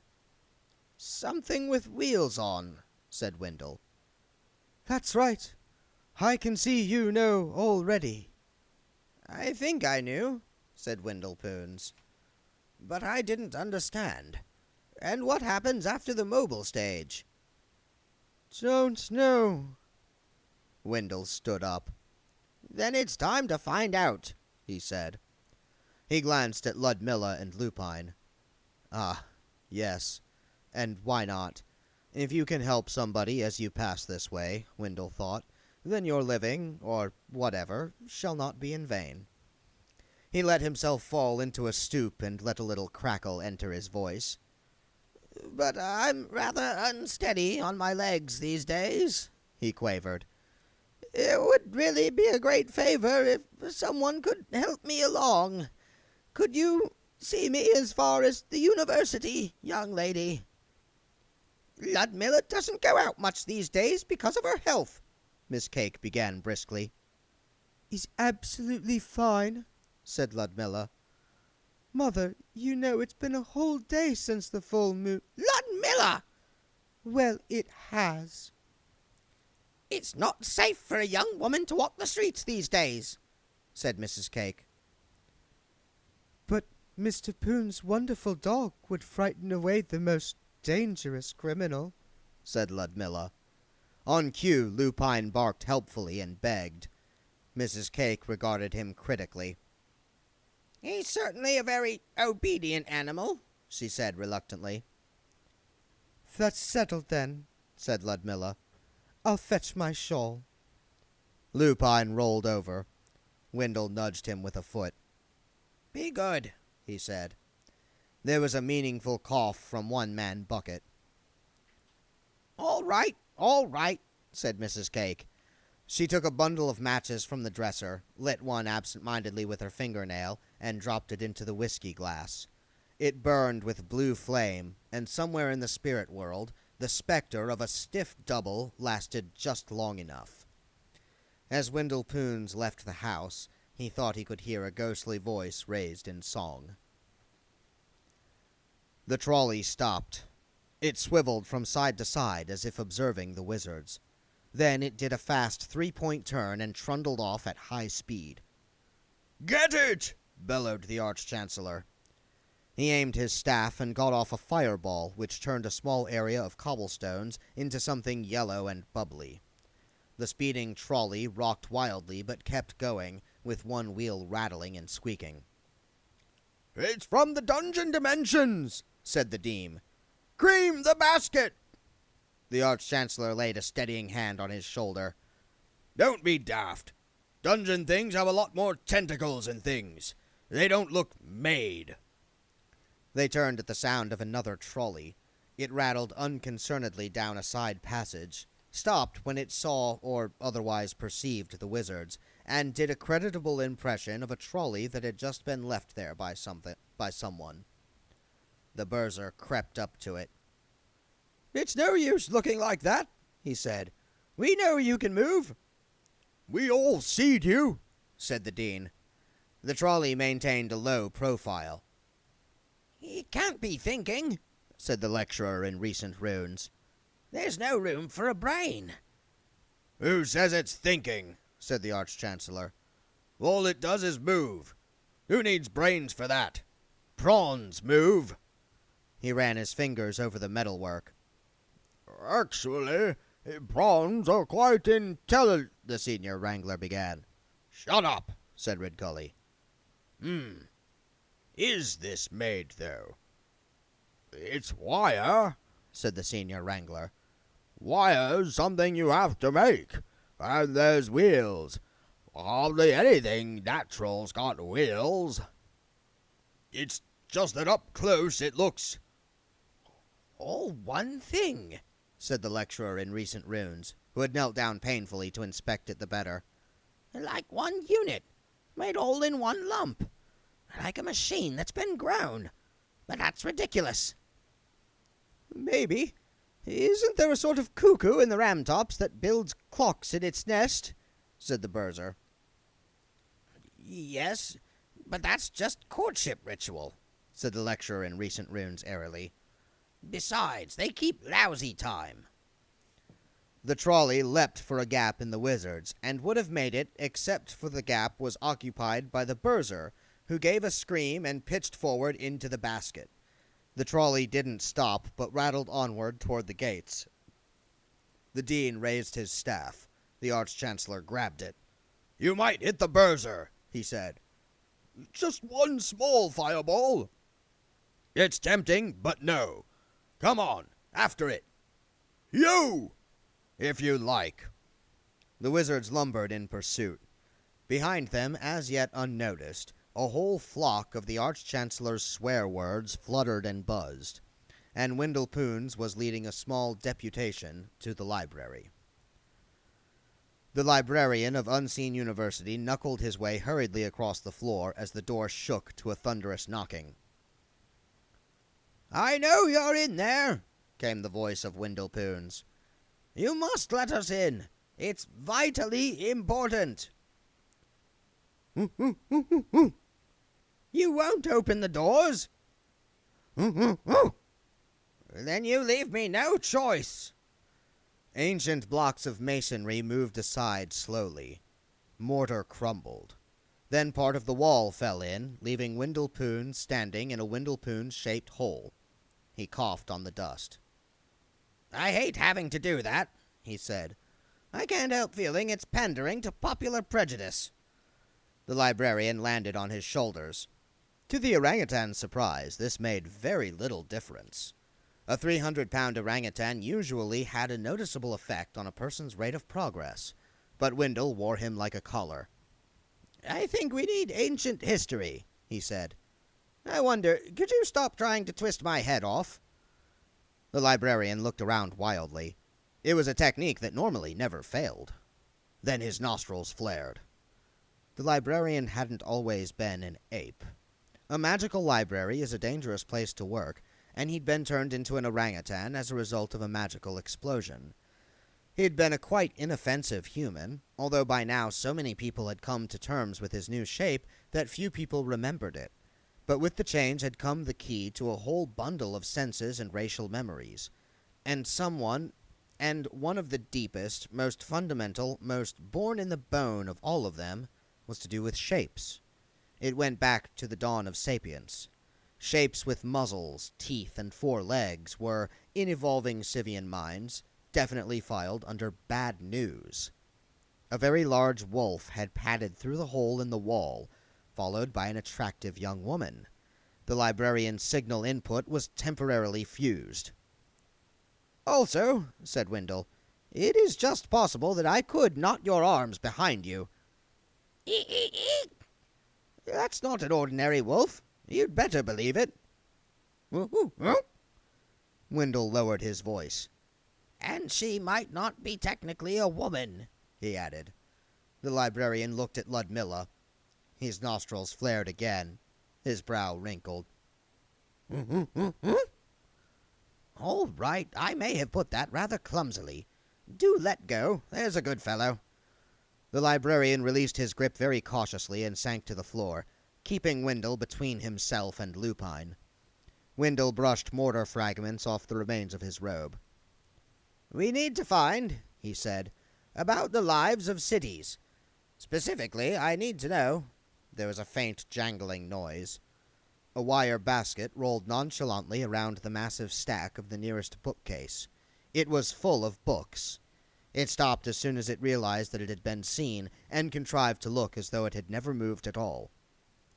The mobile stage, breathed Windlepoons. The wire basket tried to inch backward without appearing to move. Lupine growled. Is that what One-Man Bucket was talking about? Said Ludmilla. The trolley vanished. The librarian grunted and went after it. Oh, yes, something that would make itself useful, said Windle, suddenly almost manically cheerful. That's how it'd work. First, something that you'd want to keep and put away somewhere.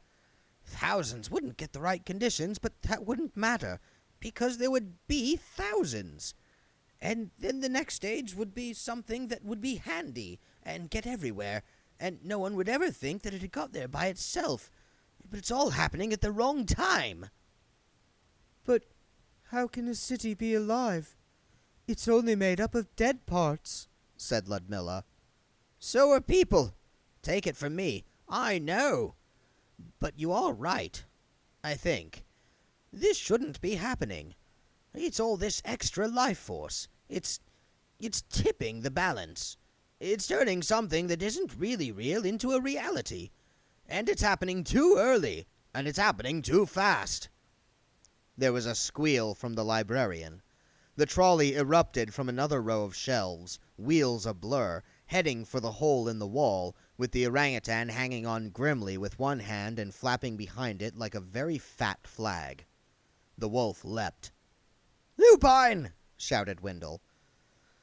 But from the days when the first caveman rolled a slice of log down a hill, canines have also had a deep racial urge to chase anything on wheels.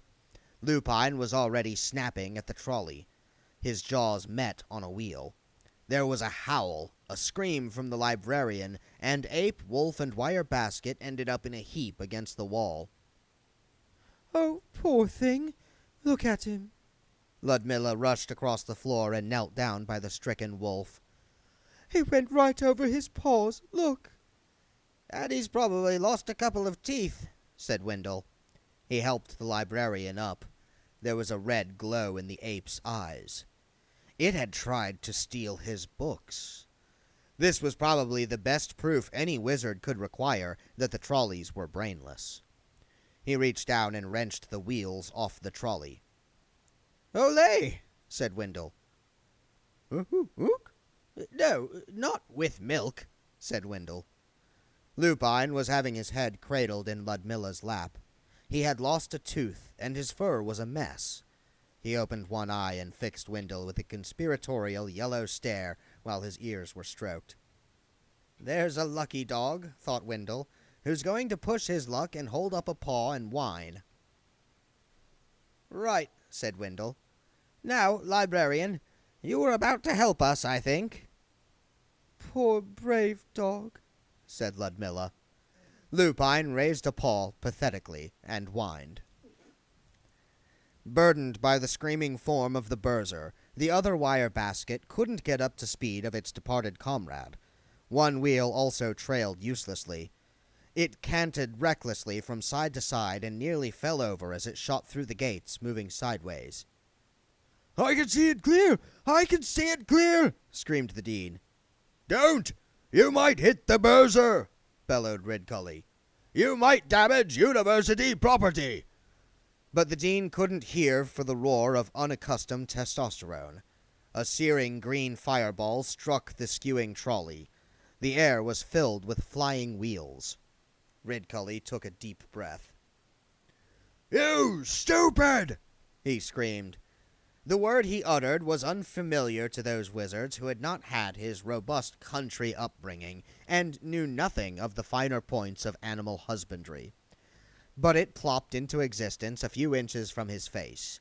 It was fat, round, black, and glossy, with horrible eyebrows.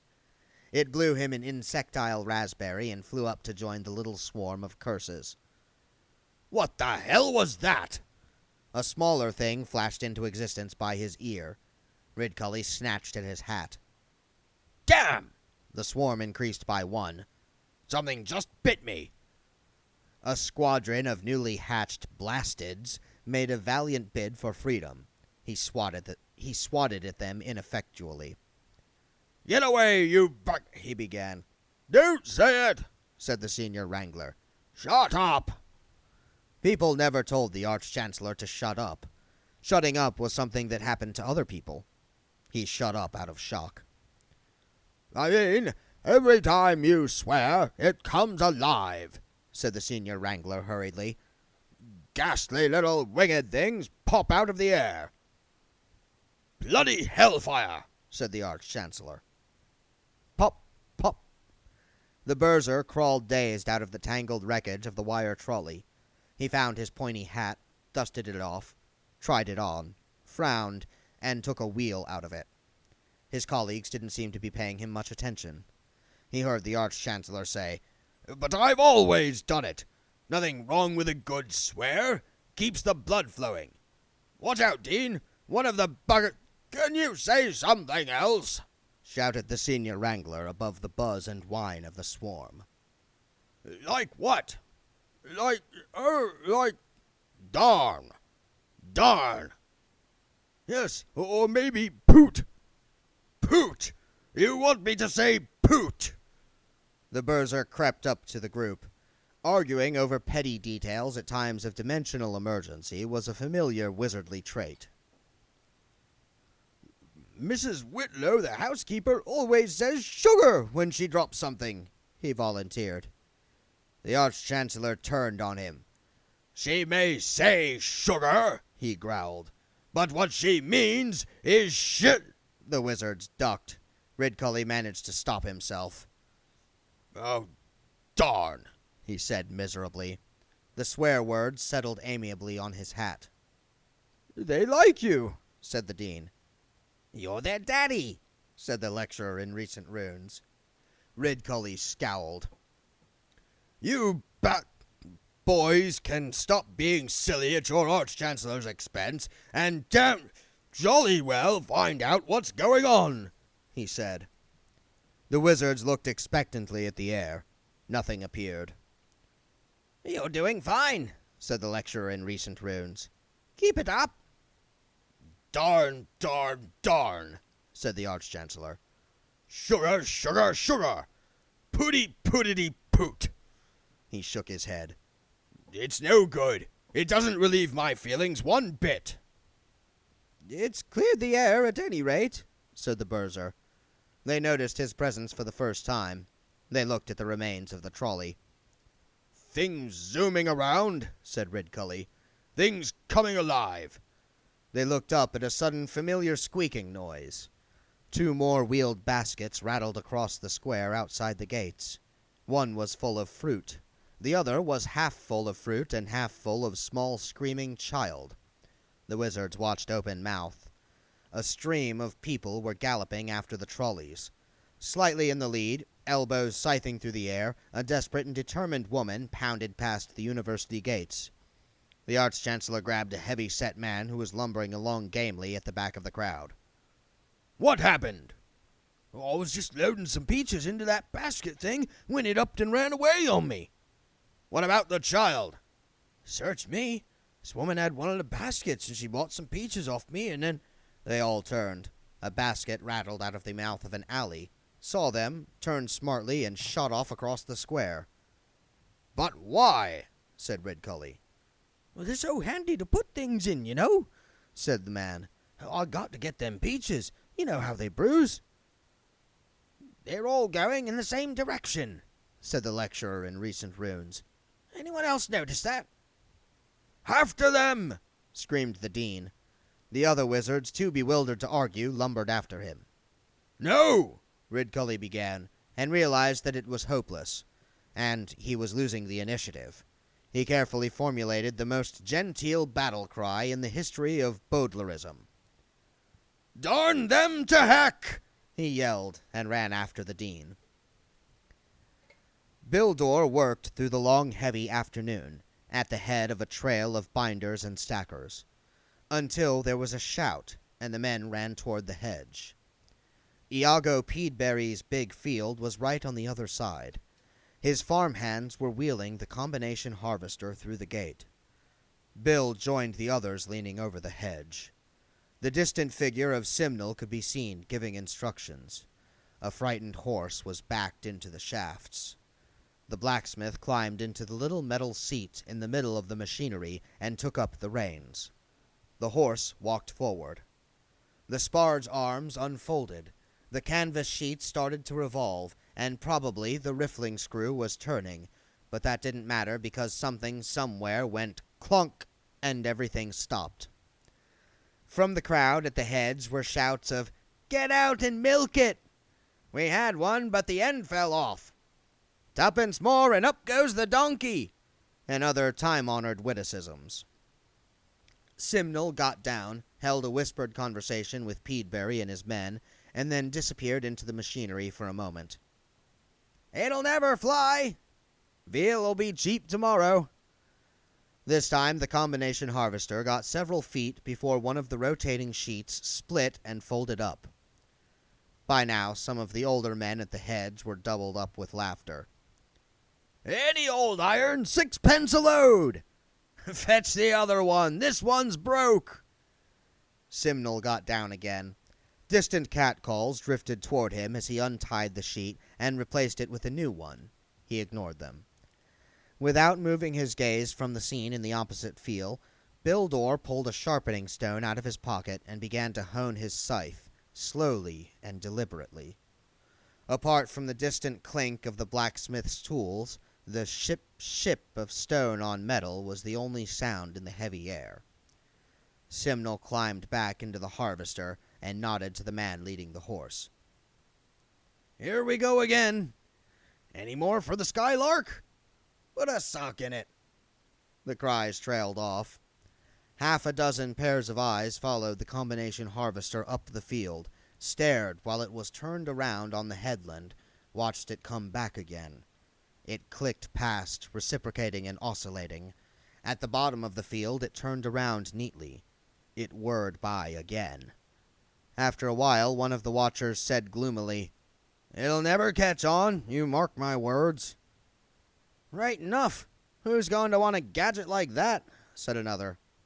"Sure, and it's only like a big clock. Can't do anything more than go up and down a field. Very fast. Cutting the corn like that and stripping the grain off. It's done 3 rows already." "Bugger me. You can't hardly see the bits move.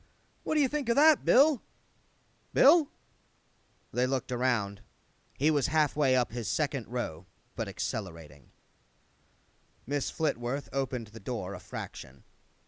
"Yes?" she said suspiciously. "It's Bill Dorr, Miss Flitworth. We brought him home." She opened the door wider. "What happened to him?" The 2 men shuffled in awkwardly, trying to support a figure a foot taller than they were. It raised its head and squinted muzzily at Miss Flitworth. "I don't know what came over him," said Duke Bottomley. "He's a devil for working," said William Spigot. "You're getting your money worth out of him, all right, Miss Flitworth." "It'll be the first time, then, in these parts," she said sourly. "Up and down the field like a madman, trying to better that contraption of Ned Simnel's. Took 4 of us to do the binding. And nearly beat it, too." "Put him down on the sofa." "He told him he was doing too much and all that, son." Duke craned his neck to see around the kitchen, just in case jewels and treasure were hanging out of the dresser drawers. Miss Flitworth eclipsed his view. "I'm sure you did. Thank you. Now I expect you'll all be wanting to get off home." "If there's anything we can do—" "I know where you live, and you ain't paid no rent there for 5 years, too. Goodbye, Mr. Spigot." She ushered them to the door and shut it in their faces. Then she turned around. "What the hell have you been doing, Mr. So-called Bill Dorr?" "I am tired, and it won't stop." Bill Dorr clutched at his skull. "Also, Spigot gave me a humorous apple juice fermented drink because of the heat, and now I feel ill." "I ain't surprised. He makes it up in the woods. Apples isn't the half of it." "I have never felt ill before, or tired." "It's all part of being alive." "How do humans stand it?" "Well, fermented apple juice can help." Bill Dorr sat staring gloomily at the floor. "But we finished the field," he said with a hint of triumph. "all stacked in stooks, or possibly the other way around." He clutched his skull again. "Ah!" Miss Flitworth disappeared into the scullery. There was the creaking of a pump. She returned with a damp flannel and a glass of water. "There's a newt in it." "Shows it's fresh," said Miss Flitworth.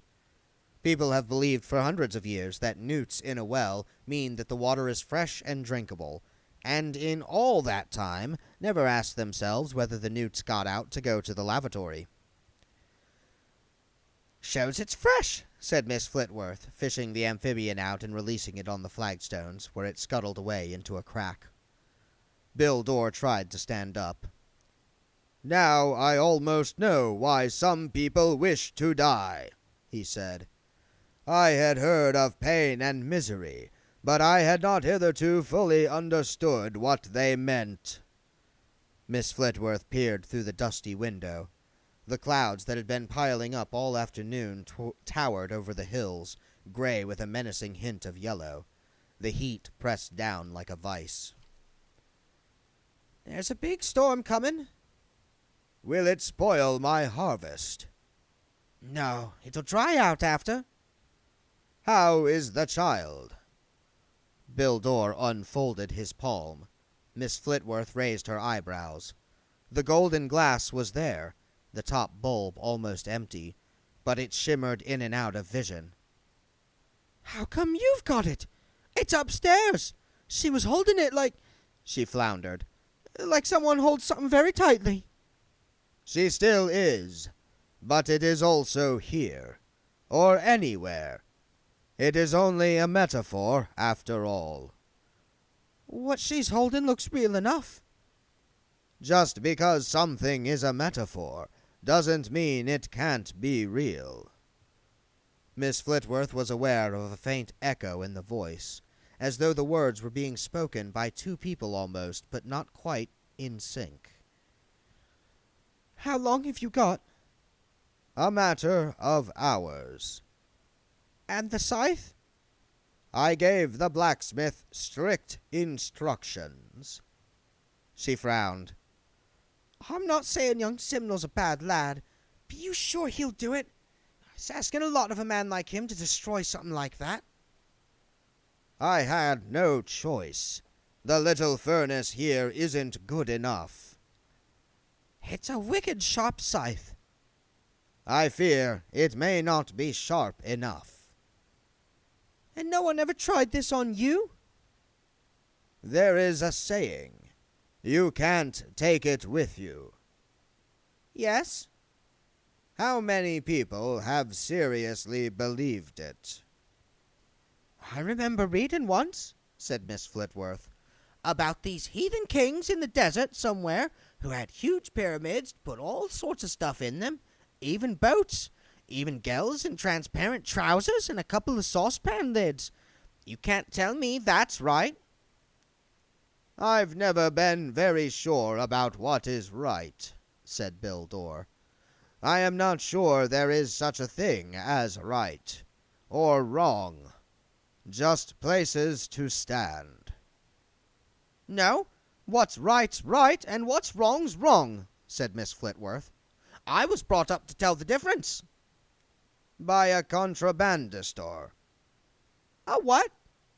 A mover of contraband. There's nothing wrong with smuggling. I merely point out that some people think otherwise. They don't count. But Lightning struck somewhere on the hill. The thunderclap rocked the house. A few bricks from the chimney rattled into the grate. Then the windows shook to a fierce pounding. Bill Dorr strode across the room and threw open the door. Hailstones the size of hens' eggs bounced off the doorstep and into the kitchen. Oh, drama. Oh, hell! Miss Flitworth ducked under his arms. And where's the wind come from? The sky, said Bill Dorr, surprised at the sudden excitement. Come on! She whirled back into the kitchen and scrabbled on the dresser for a candle lantern and some matches. But you said it would dry. In a normal storm, yes. In this lot, it's going to be ruined. We'll find it spread all over the hill in the morning. She fumbled the candle alight and ran back again. Bill Dorr looked into the storm. Straws whirred past, tumbling in the gale. Ruined? My harvest? He straightened up. Bugger that! The hail rumbled on the roof of the smithy. Ned Simnel pumped up the furnace bellows until the heart of the coals was white with the merest hint of yellow. It had been a good day. The combination harvester had worked better than he dared to hope. Old Peaberry had insisted on keeping it to do another field tomorrow, so it had been left out with a tarpaulin over it, securely tied down. Tomorrow he could teach one of the men to use it and start work on a new, improved model. Success was assured. The future definitely lay ahead. Then there was the matter of the scythe. He went to the wall where it had been hung. A bit of a mystery, that. Here was the most superb instrument of its kind he'd ever seen. You couldn't even blunt it. Its sharpness extended well beyond its actual edge. And yet he was supposed to destroy it. Where was the sense in that? Ned Simnel was a great believer in sense, of a certain specialized kind. Maybe Bill Dorr just wanted to be rid of it, and that was understandable, because even now, when it hung innocuously enough from the wall, It seemed to radiate sharpness. There was a faint violet corona around the blade, caused by the drafts in the room, driving luckless air molecules to their severed death. Ned Simnel picked it up with great care. Weird fellow, Bildor. He'd said he wanted to be sure it was absolutely dead. As if you could kill a thing. Anyway, how could anyone destroy it? Oh, the handle would burn and the metal would calcine, and if he worked hard enough, eventually there'd be nothing more than a little heap of dust and ashes. That was what the customer wanted. On the other hand, presumably you could destroy it just by taking the blade off the handle. After all, it wouldn't be a scythe if you did that. It'd just be, well, bits. Certainly you could make a scythe out of them, but you could probably do that with the dust and ashes if you knew how to do it. Ned Simnel was quite pleased with this line of argument.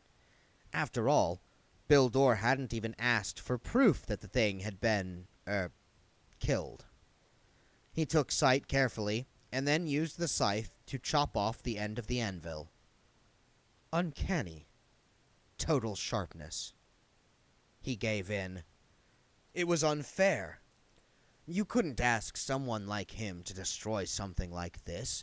It was a work of art. It was better than that. It was a work of craft. He walked across the room to a stack of timber and thrust the scythe well out of the way behind the heap. There was a brief, punctured squeak. Anyway, it would be all right. He'd give Bill his farthing back in the morning. The death of rats materialized behind the heap in the forge, and trudged to the sad little heap of fur that had been a rat that got in the way of the scythe. Its ghost was standing beside it, looking apprehensive. It didn't seem very pleased to see him. Squeak! Squeak! Squeak! The death of rats explained. Squeak! Squeak! The death of rats confirmed. Preen whiskers, twitch nose. The death of rats shook its head. Squeak! The rat was crestfallen. The death of rats laid a bony but not entirely unkind paw on its shoulder. Squeak! The rat nodded sadly. It had been a good life in the forge. Ned's housekeeping was almost non-existent, and he was probably the world champion absent-minded leaver of unfinished sandwiches. It shrugged and trooped after the small-robed figure. It wasn't as if it had any choice. People were streaming through the streets. Most of them were chasing trolleys. Most of the trolleys were full of whatever people had found a trolley useful to carry. Firewood, children, shopping. And they were no longer dodging, but moving blindly, all in the same direction. You could stop a trolley by turning it over, when its wheels spun madly and uselessly. The wizard saw a number of enthusiastic individuals trying to smash them, but the trolleys were practically indestructible. They bent, but didn't break, and if they had even one wheel left, they'd make a valiant attempt to keep going. "Look at that one," said the Arch-Chancellor. "It's got my laundry in it! My actual laundry! Darn that for a lark!" He pushed his way through the crowds and rammed his staff into the trolley's wheels, toppling it over. "We can't get a clear shot at anything with all these civilians around," complained the dean. There's hundreds of trolleys, said the lecturer in recent runes. It's just like vermine. Get away from me, you basket. Vermine are small black and white rodents found in the Ramtop Mountains. They are ancestors of the lemming, which, as is well known, throws itself over cliffs and drowns in lakes on a regular basis. Vermine used to do that too. The point is, though, that dead animals don't breed, and over the millennia, more and more vermine were descendants of those vermine who, when faced with a cliff edge, squeaked the rodent equivalent of, "Blow that for a game of soldiers." Vermine now abseil down cliffs and build small boats to cross lakes. When their rush leads them to the seashore, they sit around avoiding one another's gaze for a while, and then leave early to get home before the rush. He flailed at an importunate trolley with his staff. The tide of wheeled baskets was flowing out of the city. The struggling humans gradually dropped out or fell under the wobbling wheels. Only the wizards stayed in the flowing tide, shouting at one another and attacking the silvery swarm with their staves. It wasn't that magic didn't work. It worked quite well. A good zap could turn a trolley into 1,000 intricate little wire puzzles. But what good would that do? A moment later, 2 others would trundle over their stricken sibling. Around the dean, trolleys were being splashed into metal droplets. He's really getting the hang of it, isn't he? Said the senior wrangler, as he and the burzar levered yet another basket onto its back. He's certainly saying yo a lot, said the burzar. The dean himself didn't know when he'd been happier. For 60 years he'd been obeying all the self-regulating rules of wizardry, and suddenly he was having the time of his life. He'd never realized that, deep down inside, what he really wanted to do was make things go splat. Fire leapt from the tip of his staff. Handles and bits of wire and pathetically spinning wheels tinkled down around him. And what made it even better was that there was no end to the targets. A second wave of trolleys, crammed into a tighter space, was trying to advance over the tops of those still in actual contact with the ground. It wasn't working, but they were trying anyway, and trying desperately because a third wave was already crunching and smashing its way over the top of them. Except that you couldn't use the word trying. It suggested some sort of conscious effort, some sort of possibility that there might also be a state of not trying. Something about the relentless movement, the way they crushed one another in their surge, suggested that the wire baskets had as much choice in the matter as water has about flowing downhill. Yo! Shouted the dean. Raw magic smacked into the grinding tangle of metal. It rained wheels. Eat hot thaumaturgy, you... The dean began. Don't swear! Don't swear! Shouted Ridcully above the noise. He tried to swat a silly bugger that was orbiting his hat. There's no telling what it might turn into. Bother! Screamed the dean. It's no good. We might as well be trying to hold back the sea, said the senior wrangler. I vote we head back to the university and pick up some really tough spells. Good idea, said Ridcully. He looked up at the advancing wall of twisted wire. Any idea how? He said. Yo! Scallywags! Said the dean. He aimed his staff again. It made a sad little noise that, if it was written down, could only be spelled pfft. A feeble spark fell off the end and onto the cobbles. Wendell Poon slammed another book shut.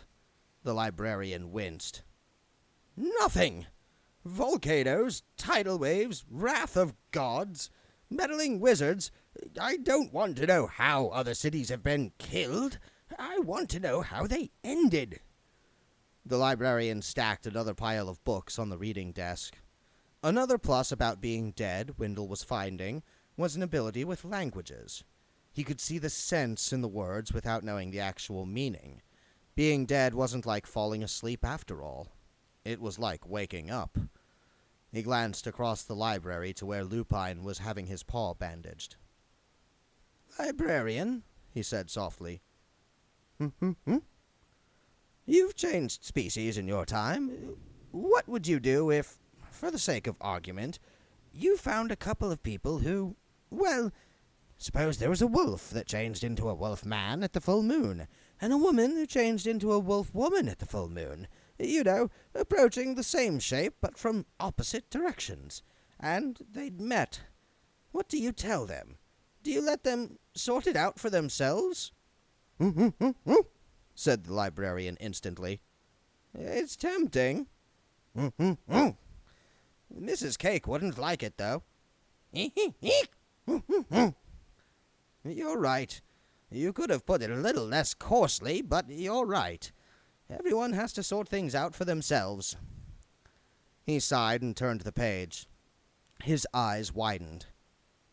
The city of Conlee, he said. Ever heard of it? What's this book? Stripfettle's Believe It or Not Grimoire. It says here, little carts, none knew from where they came, of such great use, Men were employed to herd them and bring them into the city. Of a sudden, like unto a rush of creatures, men followed them, and behold, there was a new city outside the walls, a city as of merchants' booths wherein the carts ran. He turned the page. It seems to say. I still haven't understood it properly, he told himself. One Man Bucket thinks we're talking about the breeding of cities, but that doesn't feel right. The city is alive. Supposing you were a great slow giant, like a counting pine, and looked down at a city. You'd see buildings grow. You'd see attackers driven off. You'd see fires put out. You'd see the city was alive, but you wouldn't see people because they'd moved too fast. The life of a city, the thing that drives it, isn't some sort of mysterious force. The life of a city is people. He turned the pages absently, not really looking. So we have the cities. Big, sedentary creatures, growing from one spot and hardly moving at all for thousands of years. They breed by sending out people to colonize new land. They themselves just lie there. They're alive, but only in the same way that a jellyfish is alive, or a fairly bright vegetable. After all, we call Ankh-Morpork the Big Wahoonie. And where you get big, slow-living things, you get small, fast things that eat them. Windlepoon's felt the brain cells firing. Connections were made. Thought gushed along new channels. Had he ever really thought properly when he was alive? He doubted it. He'd just been a lot of complicated reactions attached to a lot of nerve endings, with everything from idle rumination about the next meal to random, distracting memories getting between him and real thought.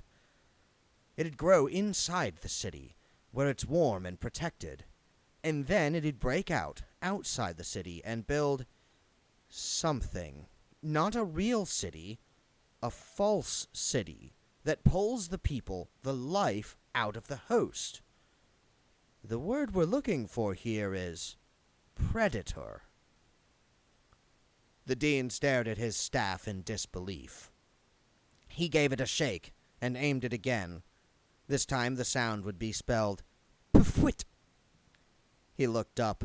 A curling wave of trolleys, rooftop high, was poised to fall on him. "Oh, shucks!" he said, and folded his arms over his head. Someone grabbed the back of his robe and pulled him away as the trolleys crashed down. "Come on," said Ridcully. "If we run, we can keep ahead of them." "I'm out of magic! I'm out of magic!" moaned the dean. "You'll be out of a lot more if you don't hurry," said the Arch-Chancellor.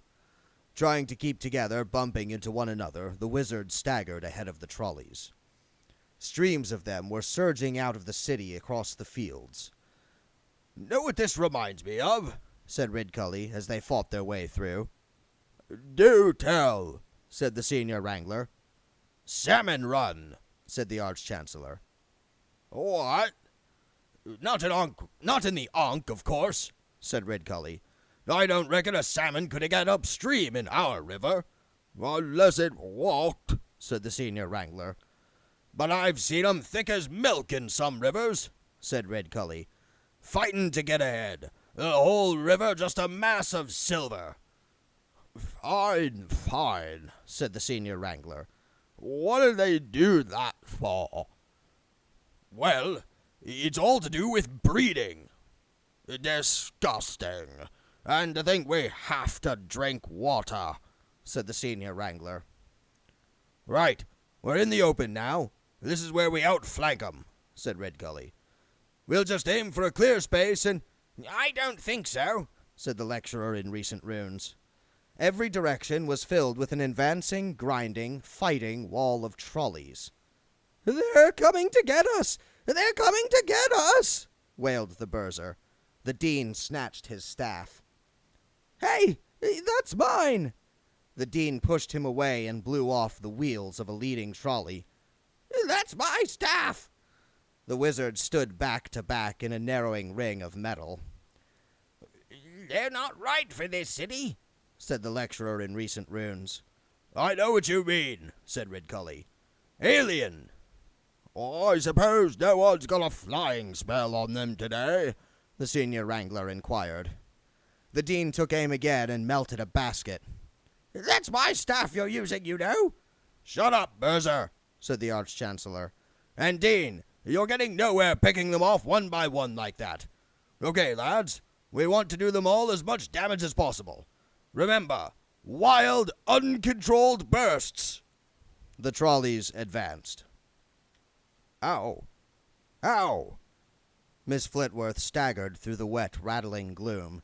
Hailstones crunched underfoot. Thunder cannonaded around the sky. They sting, don't they? She said. They echo. Bill Dorr fielded a stook as it was blown past and stacked it with the others. Miss Flitworth scuttled past him, bent double under a load of corn. The ability of skinny old ladies to carry huge loads is phenomenal. Studies have shown that an ant can carry 100 times its own weight, but there is no known limit to the lifting power of the average tiny 80-year-old Spanish peasant grandmother. The two of them worked steadily, crisscrossing the field in the teeth of the storm to snatch up the harvest before the wind and the hail stole it away. Lightning flickered around the sky. It wasn't a normal storm. It was war. It's going to pour with rain in a minute, screamed Miss Flitworth above the noise. We'll never get it down to the barn. Go and fetch the tarpaulin or something. That'll do for tonight. Bill Dorr nodded and ran through the squelching darkness toward the farm buildings. Lightning was striking so many times around the fields that the air itself was sizzling, and Corona danced along the top of the hedge. And there was death. He saw it looming ahead of him. A crouched, skeletal shape, poised to spring, its robe flapping and rattling behind it in the wind. Tightness gripped him, trying to force him to run while at the same time rooting him to the spot. It invaded his mind and froze there, blocking all thought save the innermost tiny voice which said quite calmly, "So this is terror." Then death vanished as the lightning glow faded, reappeared as a fresh arc was struck on the next hill. Then the quiet internal voice added, "But why doesn't it move?" Bill Dorr let himself inch forward slightly. There was no response from the hunched thing. Then it dawned on him that the thing on the other side of the hedge was only a robed assemblage of ribs and femurs and vertebrae if viewed from one point of view, but if looked at slightly differently, was equally just a complexity of sparging arms and reciprocating levers that had been covered by a tarpaulin which was now blowing off. The combination harvester was in front of him. Bill Dorr grinned horribly. Un-Bill Dorr thoughts rose up in his mind. He stepped forward. The wall of trolleys surrounded the wizards.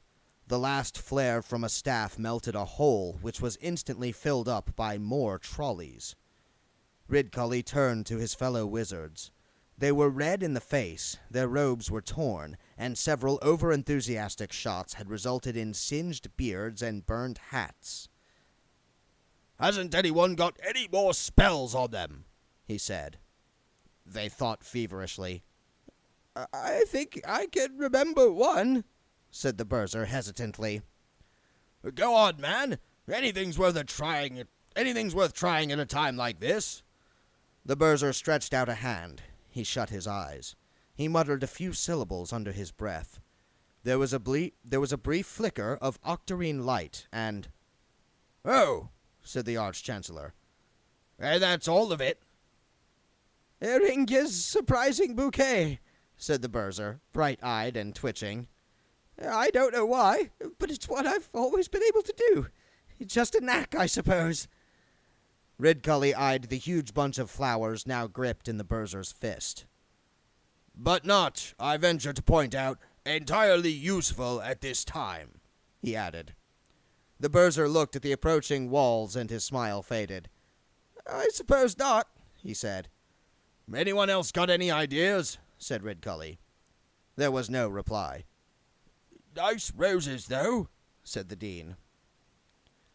"If that was quick," said Miss Flitworth, when Bill Dorr arrived at the pile of stooks, dragging a tarpaulin behind him. "Yes, wasn't it?" he mumbled non-committally as she helped him drag it over the stack and weigh it down with stones. The wind caught at it and tried to drag it out of his hands. It might as well have tried to blow a mountain over. Rain swept over the fields, among shreds of mist that shimmered with blue electric energies. "Never known a night like it," Miss Flitworth said. There was another crack of thunder. Sheet lightning fluttered around the horizon. Miss Flitworth clutched Bill Dorr's arm. "Isn't that a figure on the hill?" she said. "I thought I saw a shape." "No, it's merely a mechanical contrivance." There was another flash. "On a horse?" said Miss Flitworth. A third sheet seared across the sky, and this time there was no doubt about it. There was a mounted figure on the nearest hilltop, hooded, holding a scythe as proudly as a lance. "Posing!" Bill Dorr turned toward Miss Flitworth. "Posing! I never did anything like that. Why do anything like that?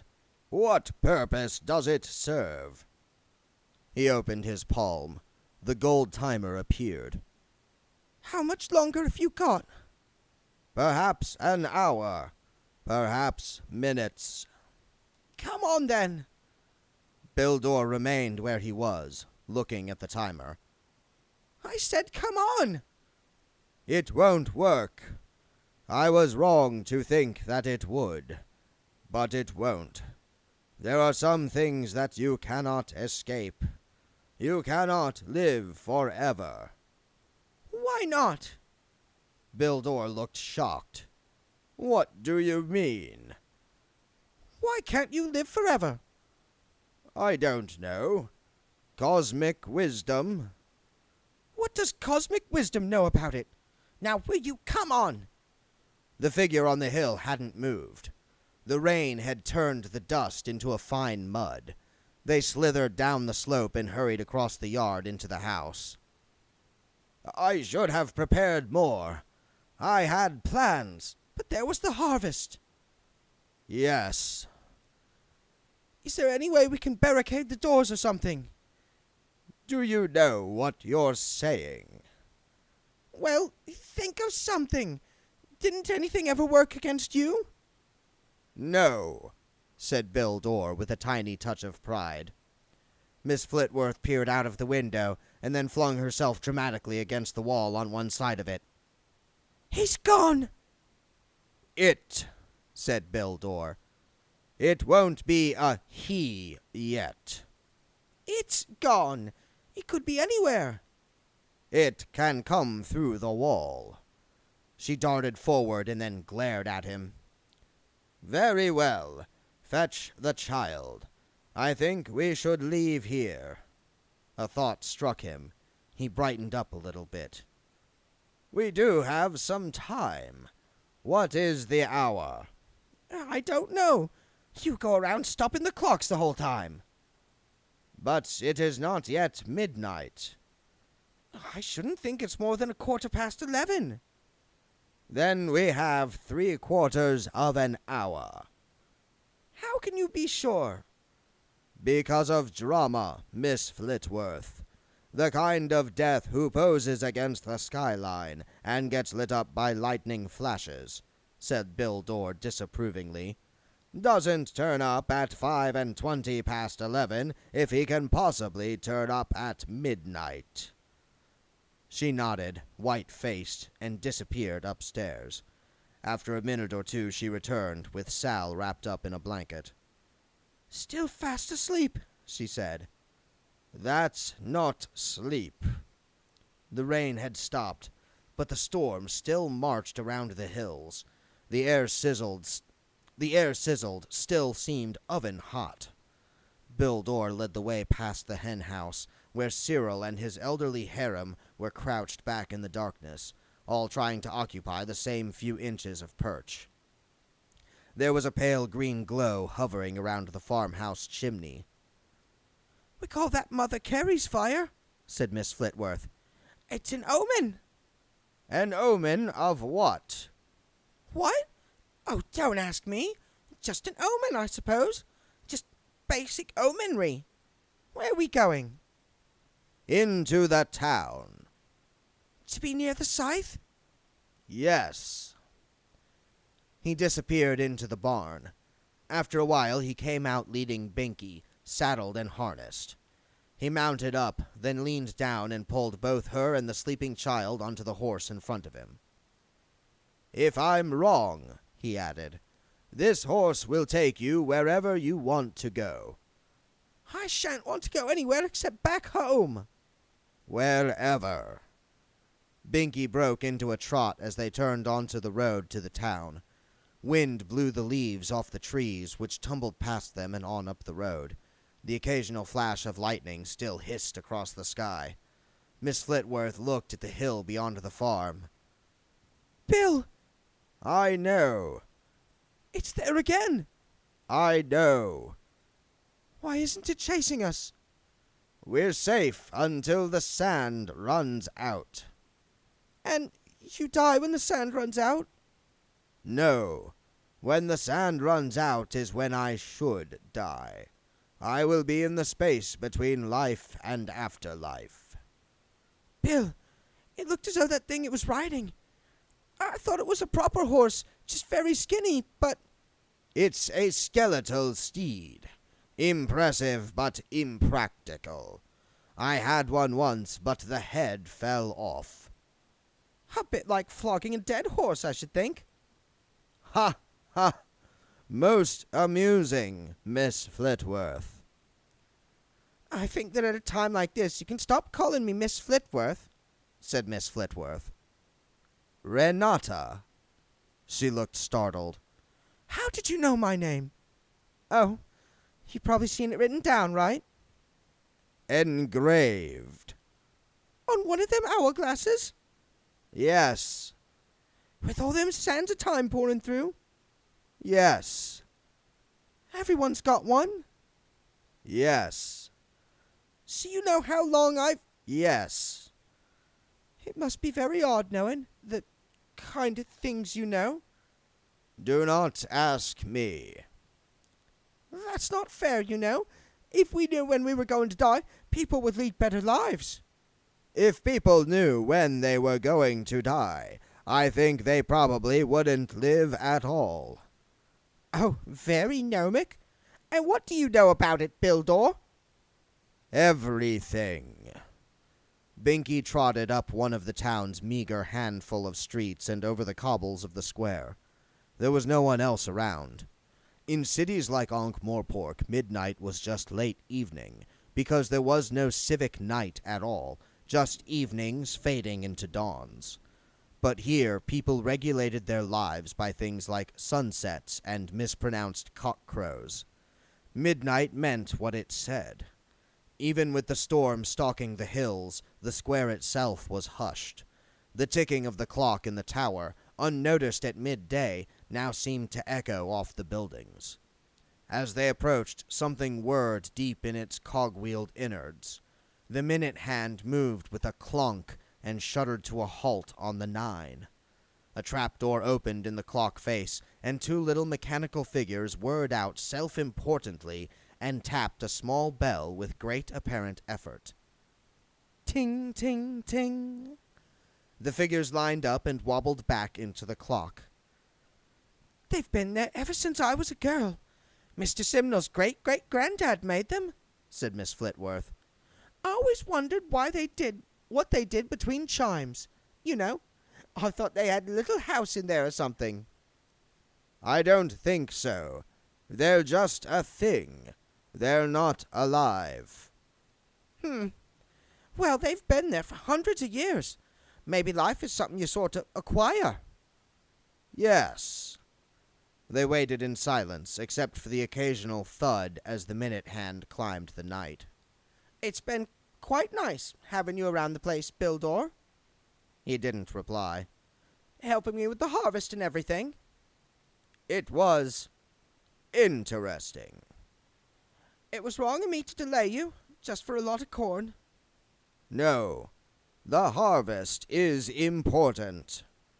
Bildor unfolded his palm. The timer appeared. I still can't work out how you do that. It is not difficult. The hiss of the sand grew until it filled the square. Have you got any last words? Yes. I don't want to go. Well, succinct anyway. Bildor was amazed to find that she was trying to hold his hand. Above him, the hands of midnight came together. There was a whirring from the clock. The door opened. The automata marched out. They clicked to a halt on either side of the hour bell, bowed to one another, and raised their hammers. Dong! And then there was the sound of a horse trotting. Miss Flitworth found the edge of her vision filling with purple and blue blotches, like the flashes of the after-image with no image to come after. If she jerked her head quickly and peered out of the tail of her eye, she could see small gray-clad shapes hovering around the walls. The revenuers, she thought. They've come to make sure it all happens. Bill, she said. He closed his palm over the gold timer. Now it starts. The hoofbeats grew louder and echoed off the building behind them. Remember, you are in no danger. Bildor stepped back into the gloom. Then he reappeared momentarily. Probably, he added, and retreated into the darkness. Miss Flitworth sat down on the steps of the clock, cradling the body of the girl across her knees. Bill? She ventured. A mounted figure rode into the square. It was indeed on a skeletal horse. Blue flame crackled over the creature's bones as it trotted forward. Miss Flitworth found herself wondering whether it was a real skeleton, animated in some way, something that had once been the inside of a horse, or a skeletal creature in its own right. It was a ridiculous chain of thought to follow, but it was better than dwelling on the ghastly reality that was approaching. Did it get rubbed down, or just given a good polish? Its rider dismounted. It was much taller than Bildor had been, but the darkness of its robe hid any details. It held something that wasn't exactly a scythe, but which might have had a scythe in its ancestry, in the same way that even the most cunningly fashioned surgical implement has a stick somewhere in its past. It was a long way from any implement that ever touched a straw. The figure stalked toward Miss Flitworth, scythe over its shoulder, and stopped. Where is he? Don't know who you're talking about, said Miss Flitworth. And if I was you, young man, I'd feed my horse. The figure appeared to have trouble digesting this information, but finally it seemed to reach a conclusion. It unshipped the scythe and looked down at the child. I will find him, it said. but first. It stiffened. A voice behind it said, Drop the scythe and turn around slowly. Something within the city, Wendell thought. Cities grow full of people, but they're also full of commerce and shops and religions and... This is stupid, he told himself. They're just things. They're not alive. Maybe life is something you acquire. Parasites and predators, but not like the sort affecting animals and vegetables. There was some kind of big, slower, metaphorical life form living off cities. But they incubate in the cities, like those... what are they? Those icky Newman wasp things. He could remember now, just as he could remember everything, reading as a student about creatures that laid their eggs inside other creatures. For months after, he'd refused omelets and caviar just in case. And the eggs would look like the city, in a way, so that citizens would carry them home, like cuckoo eggs. I wonder how many cities died in the past, ringed by parasites, like a coral reef surrounded by starfish. They'd just become empty. They'd lose whatever spirit they had. He stood up. Where's everyone gone, librarian? Just like them. I'd have done just that. Rush off without thinking. May the gods bless them and help them, if they can find the time from their eternal family squabbles. And then he thought, well, what now? I've thought, and what am I going to do? Rush off, of course, but slowly. The center of the heap of trolleys was no longer visible. Something was going on. A pale blue glow hung over the huge pyramid of twisted metal, and there were occasional flashes of lightning deep within the pile. Trolleys slammed into it like asteroids accreting around the core of a new planet, but a few arrivals did something else. They headed for tunnels that had opened within the structure and disappeared into the glittering core. Then there was a movement at the tip of the mountain, and something thrust its way up through the broken metal. It was a glistening spike, supporting a globe about 2 meters across. It did nothing very much for a minute or two. Then, as the breeze dried it out, it split and crumbled. White objects cascaded out, were caught by the wind, and founted over Ankh-Morpork and the watching crowds. One of them zigzagged gently down across the rooftops and landed at the feet of Wendell Poons as he lurched outside the library. It was still damp, and there was writing on it. At least, an attempt at writing. It looked like the strange organic inscription of the snowflake balls. Words created by something that was not at all at home with words. Sail! Sail! Sail! Starts tomorrow! Wendell reached the university gateway. People were streaming past. Wendell knew his fellow citizens. They'd go to look at anything. They were suckers for anything written down with more than one exclamation mark after it. He felt someone looking at him and turned. A trolley was watching him from an alleyway. It backed up and whizzed away. "What's happening, Mr. Poons?" said Ludmilla. There was something unreal about the expression of the passers-by.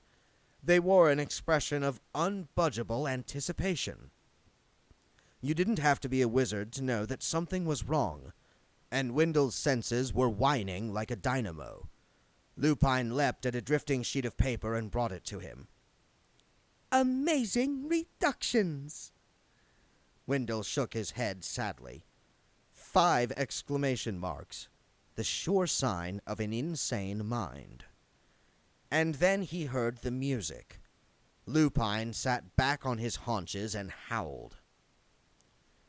In the cellar under Mrs. Cake's house, Schleppel the bogeyman paused halfway through his 3rd rat and listened.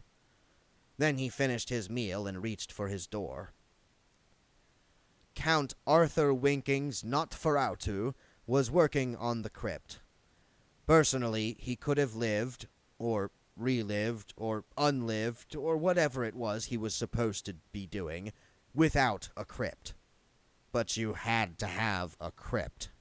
Doreen had been very definite about the crypt. It gave the place ton, she said. You had to have a crypt and a vault. Otherwise, the rest of vampire society would look down their teeth at you. They never told you about that sort of thing when you started vampiring. They never told you to build your own crypt out of some cheap 2x4 from Chalky the Troll's wholesale building supplies. It wasn't something that happened to most vampires, Arthur reflected. Not your proper vampires. Your actual Count Jugular, for example. No, a toff like him would have someone for it. When the villagers came to burn the place down, you wouldn't catch the Count his own self whipping down the gate to drop the drawbridge. Oh no, he'd just say, "Igor," as it might be. "Igor, just zwort it out, chop chop." Huh.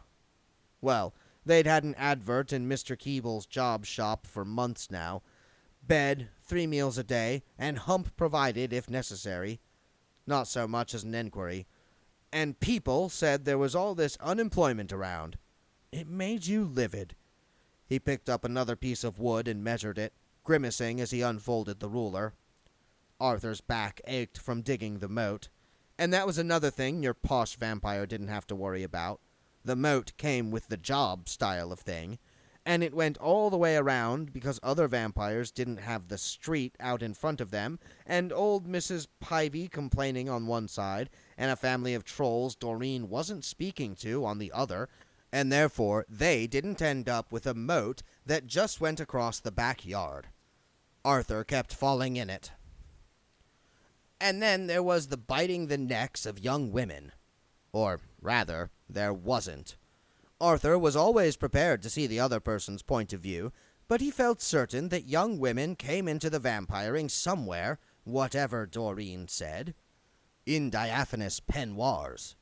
Arthur wasn't quite certain what a diaphanous peignoir was, but he'd read about them, and he definitely felt that he'd like to see one before he died. Or whatever. And other vampires didn't suddenly find their wives talking with V's instead of W's. The reason being your natural vampire talked like that anyway. Arthur sighed. It was no life, or half-life, or afterlife, or whatever it was, being a lower middle-class wholesale fruit and vegetable merchant with an upper-class condition. And then the music filtered in through the hole in the wall that he'd knocked out to put in the barred window. "Ow!" he said, and clutched at his jaw. "Doreen!" Red Shoe thumped his portable podium. "And let me say, we shall not lie back and let the grass grow over our heads," he bellowed. "So what is your 7-point plan for equal opportunities with the living, I hear you cry?" The wind blew the dried grasses in the cemetery. The only creature apparently paying any attention to Reg was a solitary raven. Red Shoe shrugged and lowered his voice. "You might at least make some effort," he said to the next world at large. "Here's me wearing my fingernails to the bone," he flexed his hands to demonstrate, "and do I hear a word of thanks?" He paused just in case. The raven, which was one of the extra-large fat ones that infested the rooftops of the university, put its head on one side and gave Red Shoe a thoughtful look. "You know," said Reg, "sometimes I just feel like giving up." The raven cleared its throat. Red Shoe spun around. "You say one word," he said. "Just one bloody word." And then he heard the music. Ludmilla risked removing her hands from her ears. "It's horrible. What is it, Mr. Poons?" Wendell tried to pull the remains of his hat over his ears. "Don't know," he said. "It could be music, if you'd never heard music before." There weren't notes. There were strung together noises that might have been intended to be notes, put together as one might draw a map of a country that one has never seen. "Yep, yep, yep, yep. It's coming from outside the city," said Ludmilla. "Where all the people are going. They can't like it, can they?" "I can't imagine why they should," said Wendell. "It's just that you remember the trouble with the rats last year? That man who said he had a pipe that played music only rats could hear?" "Yes, but that wasn't really true. It was all a fraud. It was all just the amazing Maurice and his educated rodents." "But supposing it could have been true?" Wendell shook his head. "Music to attract humans? Is that what you're getting at? But that can't be true. It's not attracting us. Quite the reverse, I assure you." "Yes, but you're not human.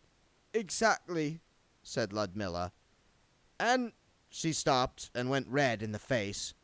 Wendell patted her on the shoulder. Good point, was all he could think of to say. "You know, don't you?" she said without looking up. "Yes, and I don't think it's anything to be ashamed of, if that's any help." "Mother said it would be dreadful if anyone ever found out." That probably depends on who it is, said Wendell, glancing at Lupine. Why is your dog staring at me like that? Said Ludmilla. He's very intelligent, said Wendell.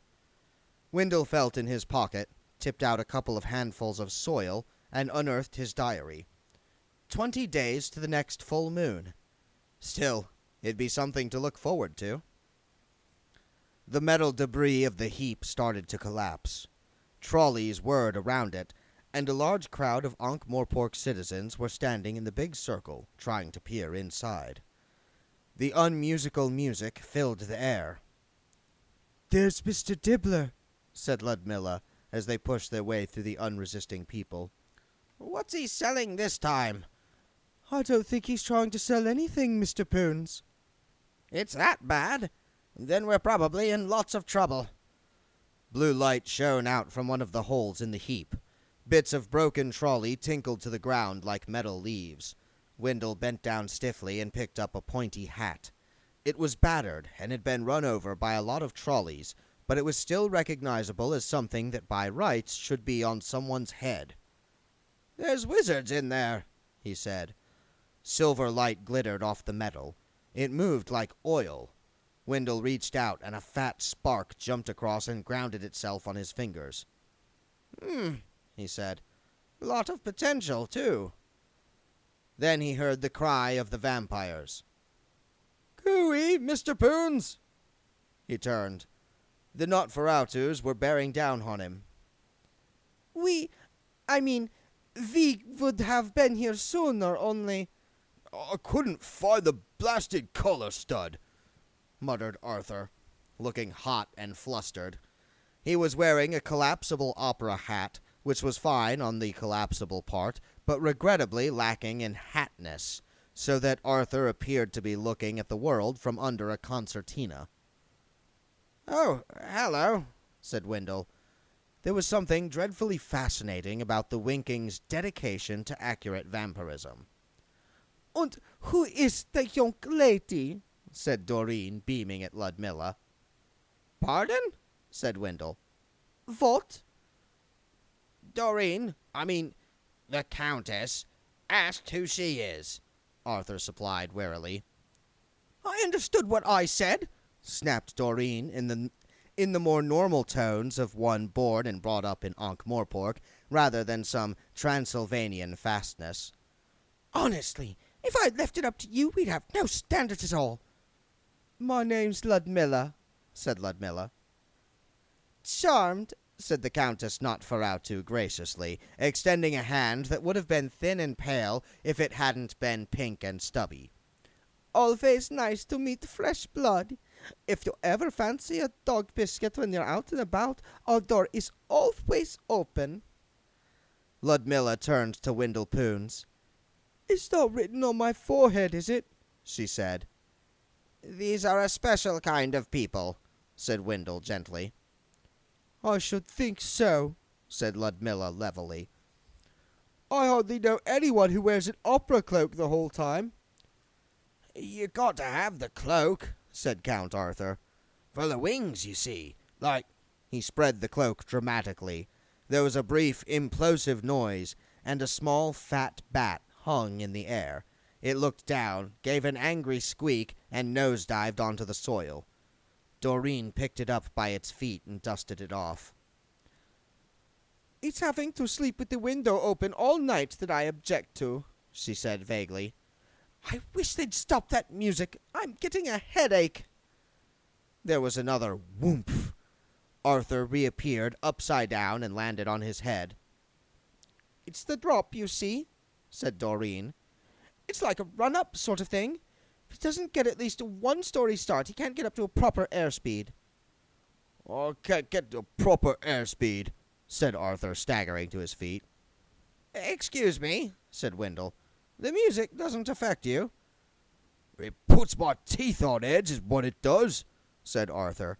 Which is not a good thing for a vampire, I probably don't have to tell you. Mr. Poons thinks it does something to people, said Ludmilla.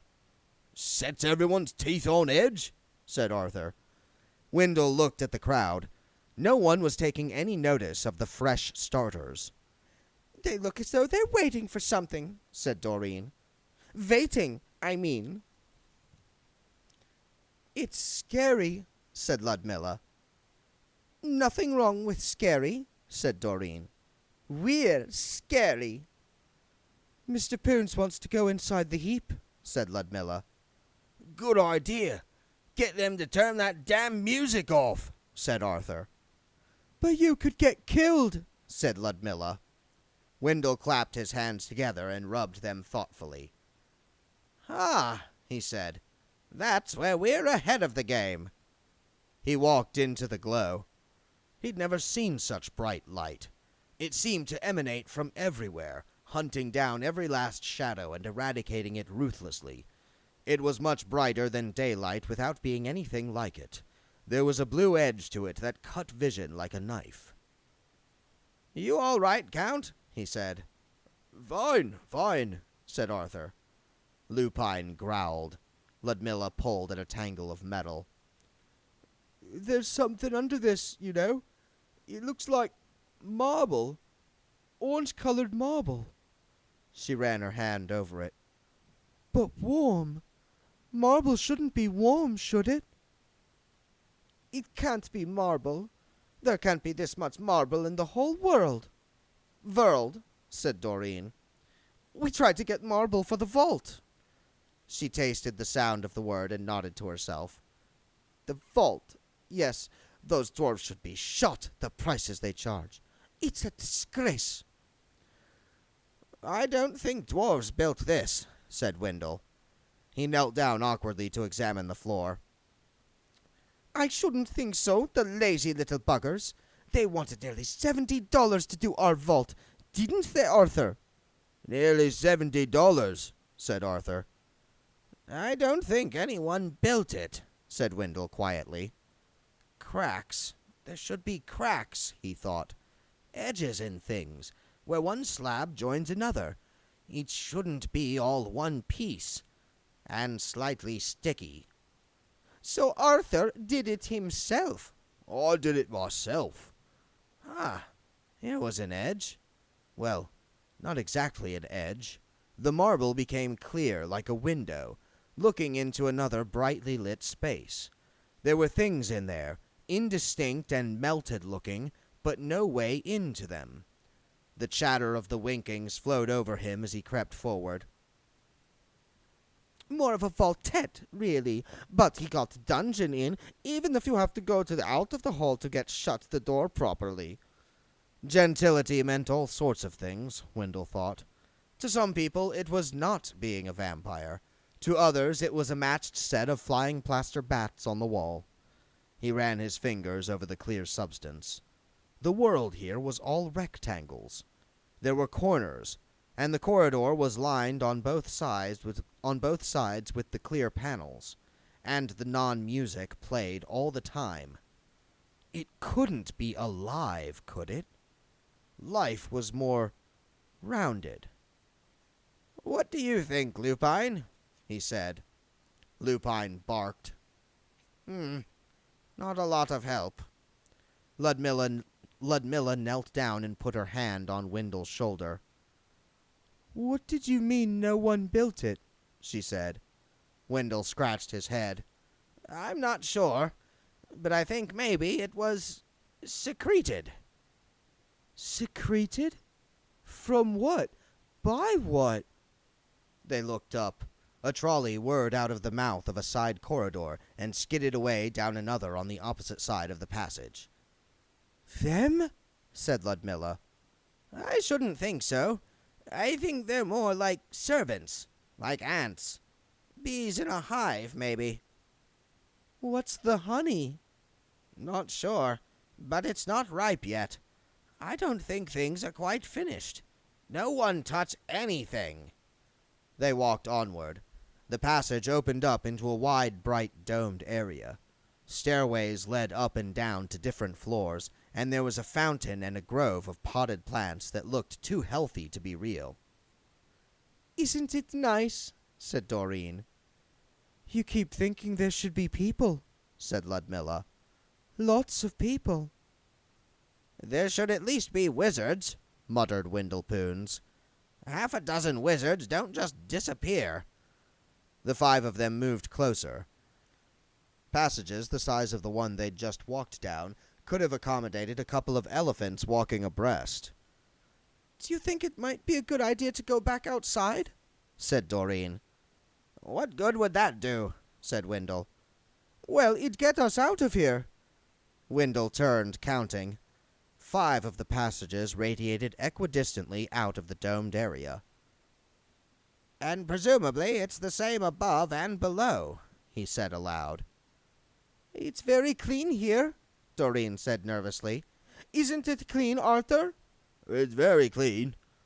What's that noise? Said Ludmilla. What noise? That noise. Like something sucking something. Arthur looked around with a certain amount of interest. It's not me. It's the stairs, said Windle. Don't be silly, Mr. Poons. Stairs don't suck.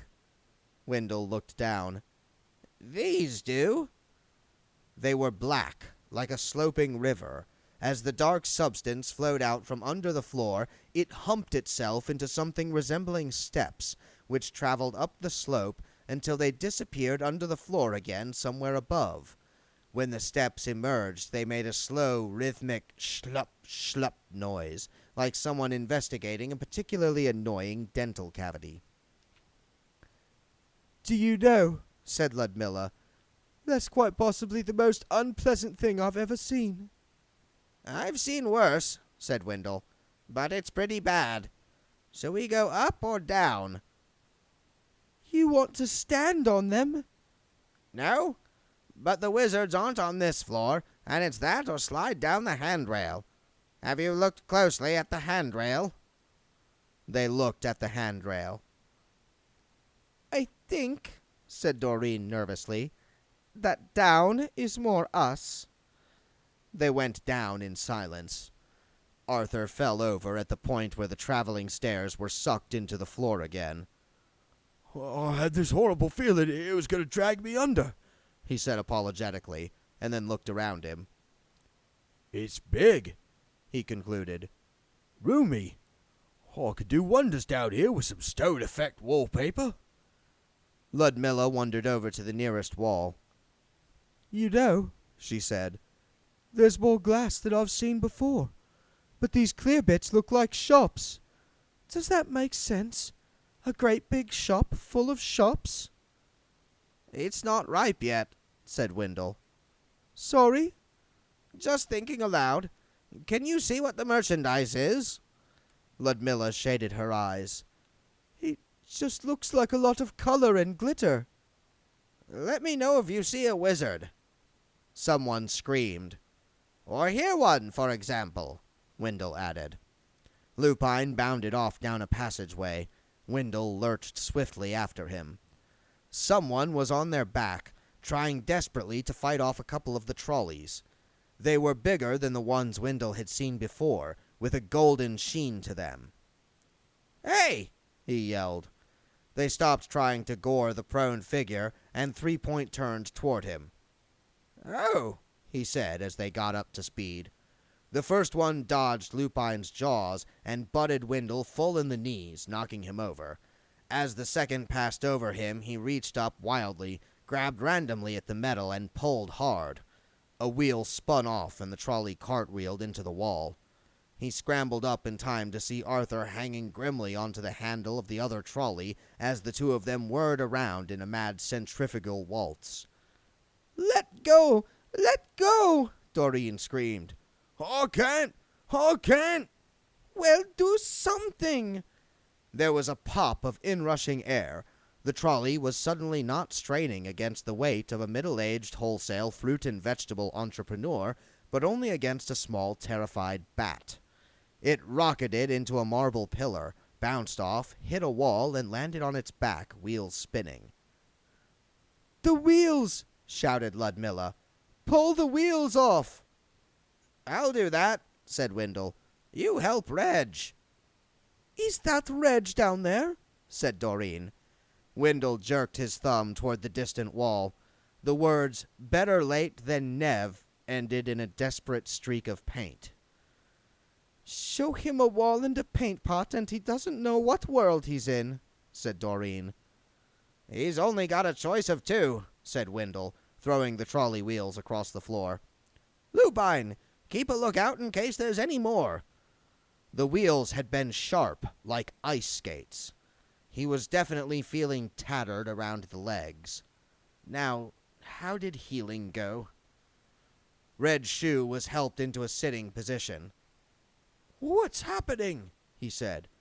"No one else was coming in, and I came down to see where the music was coming from. Next thing, there's these wheels."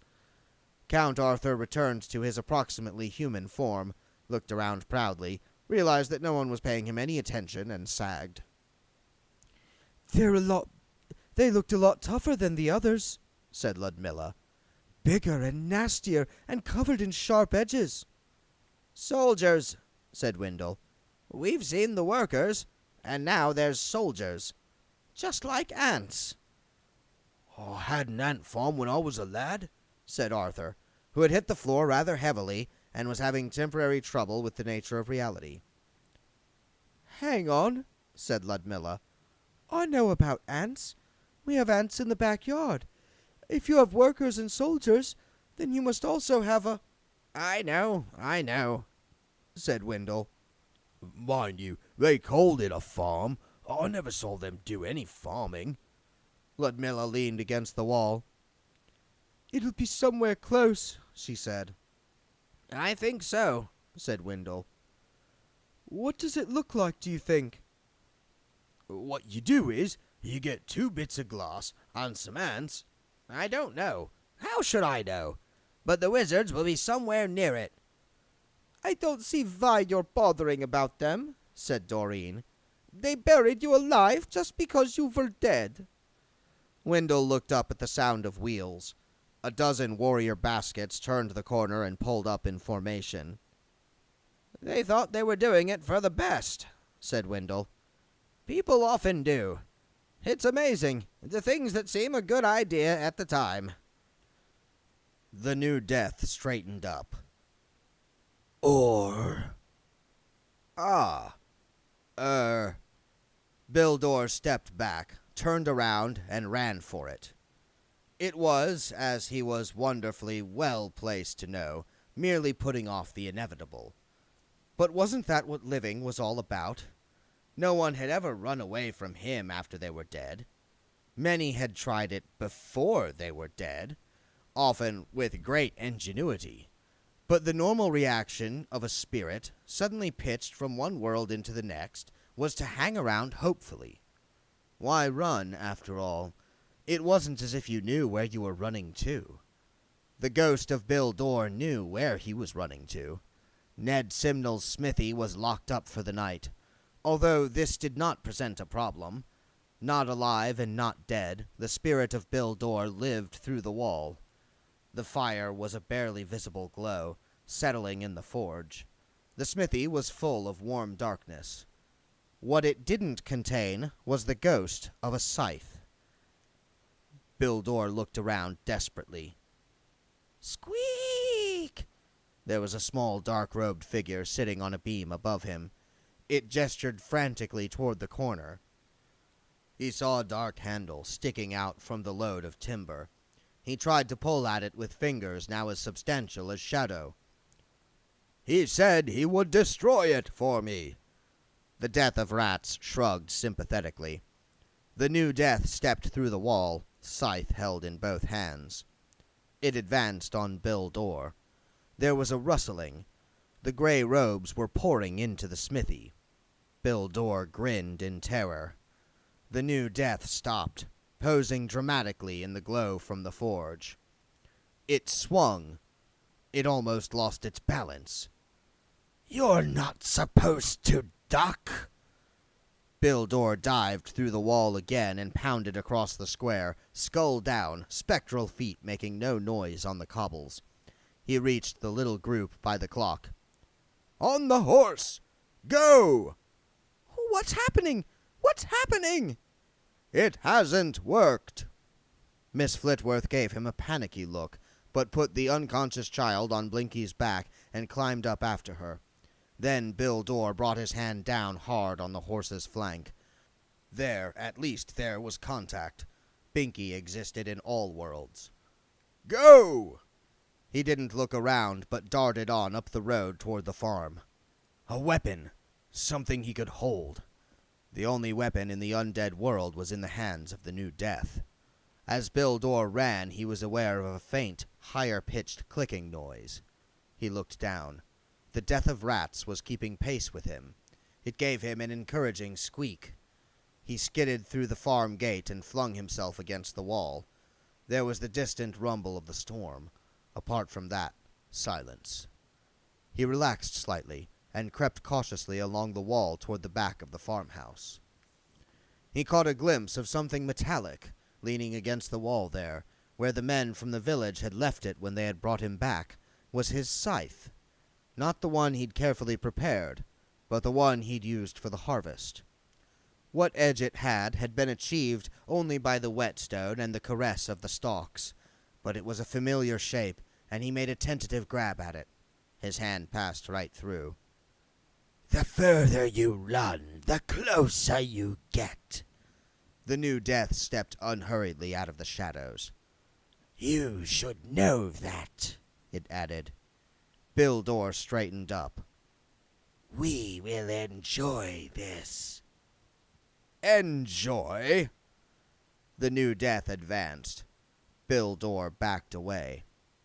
Yes, the taking of one death is the same as achieving the end of 1 billion lesser lives. Lesser lives? This is not a game. The new death hesitated. What is a game? Bill Dorr felt the tiny flicker of hope. I could show you. The end of the scythe handle caught him under the chin and knocked him against the wall, where he slid to the ground. We detect a trick. We do not listen. The reaper does not listen to the harvest. Bill Dorr tried to get up. The scythe handle struck him again. We will not make the same mistakes. Bill Dorr looked up. The new death was holding the golden timer. The top bulb was empty. Around both of them the landscape shifted, reddened, began to take on the unreal appearance of reality seen from the other side. You're out of time, Mr. Bill Dorr. The new death raised his cowl. There was no face there. There was not even a skull. Smoke curled formlessly between the robe and a golden crown. Bill Dorr raised himself on his elbows. A crown? His voice shook with rage. I never wore a crown. You never wanted to rule. The death swung the scythe back, and then it dawned on the old death and the new death that the hissing of passing time had not, in fact, stopped. The new death hesitated and took out the golden glass. It shook it. Bill Dorr looked into the empty face under the crown. There was an expression of puzzlement there, even with no features actually to wear it. The expression hung in the air all by itself. He saw the crown turn. Miss Flitworth stood with her hands held a foot apart and her eyes closed. Between her hands and the air in front of her hovered the faint outline of a lifetimer, its sands pouring away in a torrent. The deaths could just make out on the glass the spidery name, Renata Flitworth. The new death's featureless expression became one of terminal puzzlement. It turned to Bill Dorr. For you? But Bill Dorr was already rising and unfolding like the wrath of kings. He reached behind him, growling, living on loaned time, and his hands closed around the harvest scythe. The crowned death saw it coming and raised its own weapon, but there was very possibly nothing in the world that would stop the worn blade as it snarled through the air, rage and vengeance giving it an edge beyond any definition of sharpness.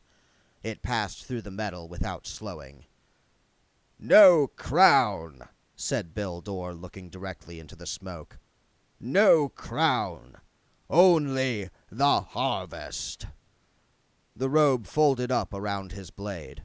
There was a thin wail rising beyond the peak of hearing. A black column, like the negative of lightning, flashed up from the ground and disappeared into the clouds. Death waited for a moment, and then gingerly gave the robe a prod with his foot. The crown, bent slightly out of shape, rolled out of it a little way before evaporating. "Oh," he said dismissively. "Drama."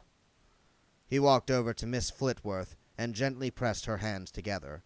The image of the lifetimer disappeared. The blue and violet fog on the edge of sight faded as solid reality flowed back. Down in the town, the clock finished striking midnight. The old woman was shivering. Death snapped his fingers in front of her eyes. "Miss Flitworth. Renata." I didn't know what to do.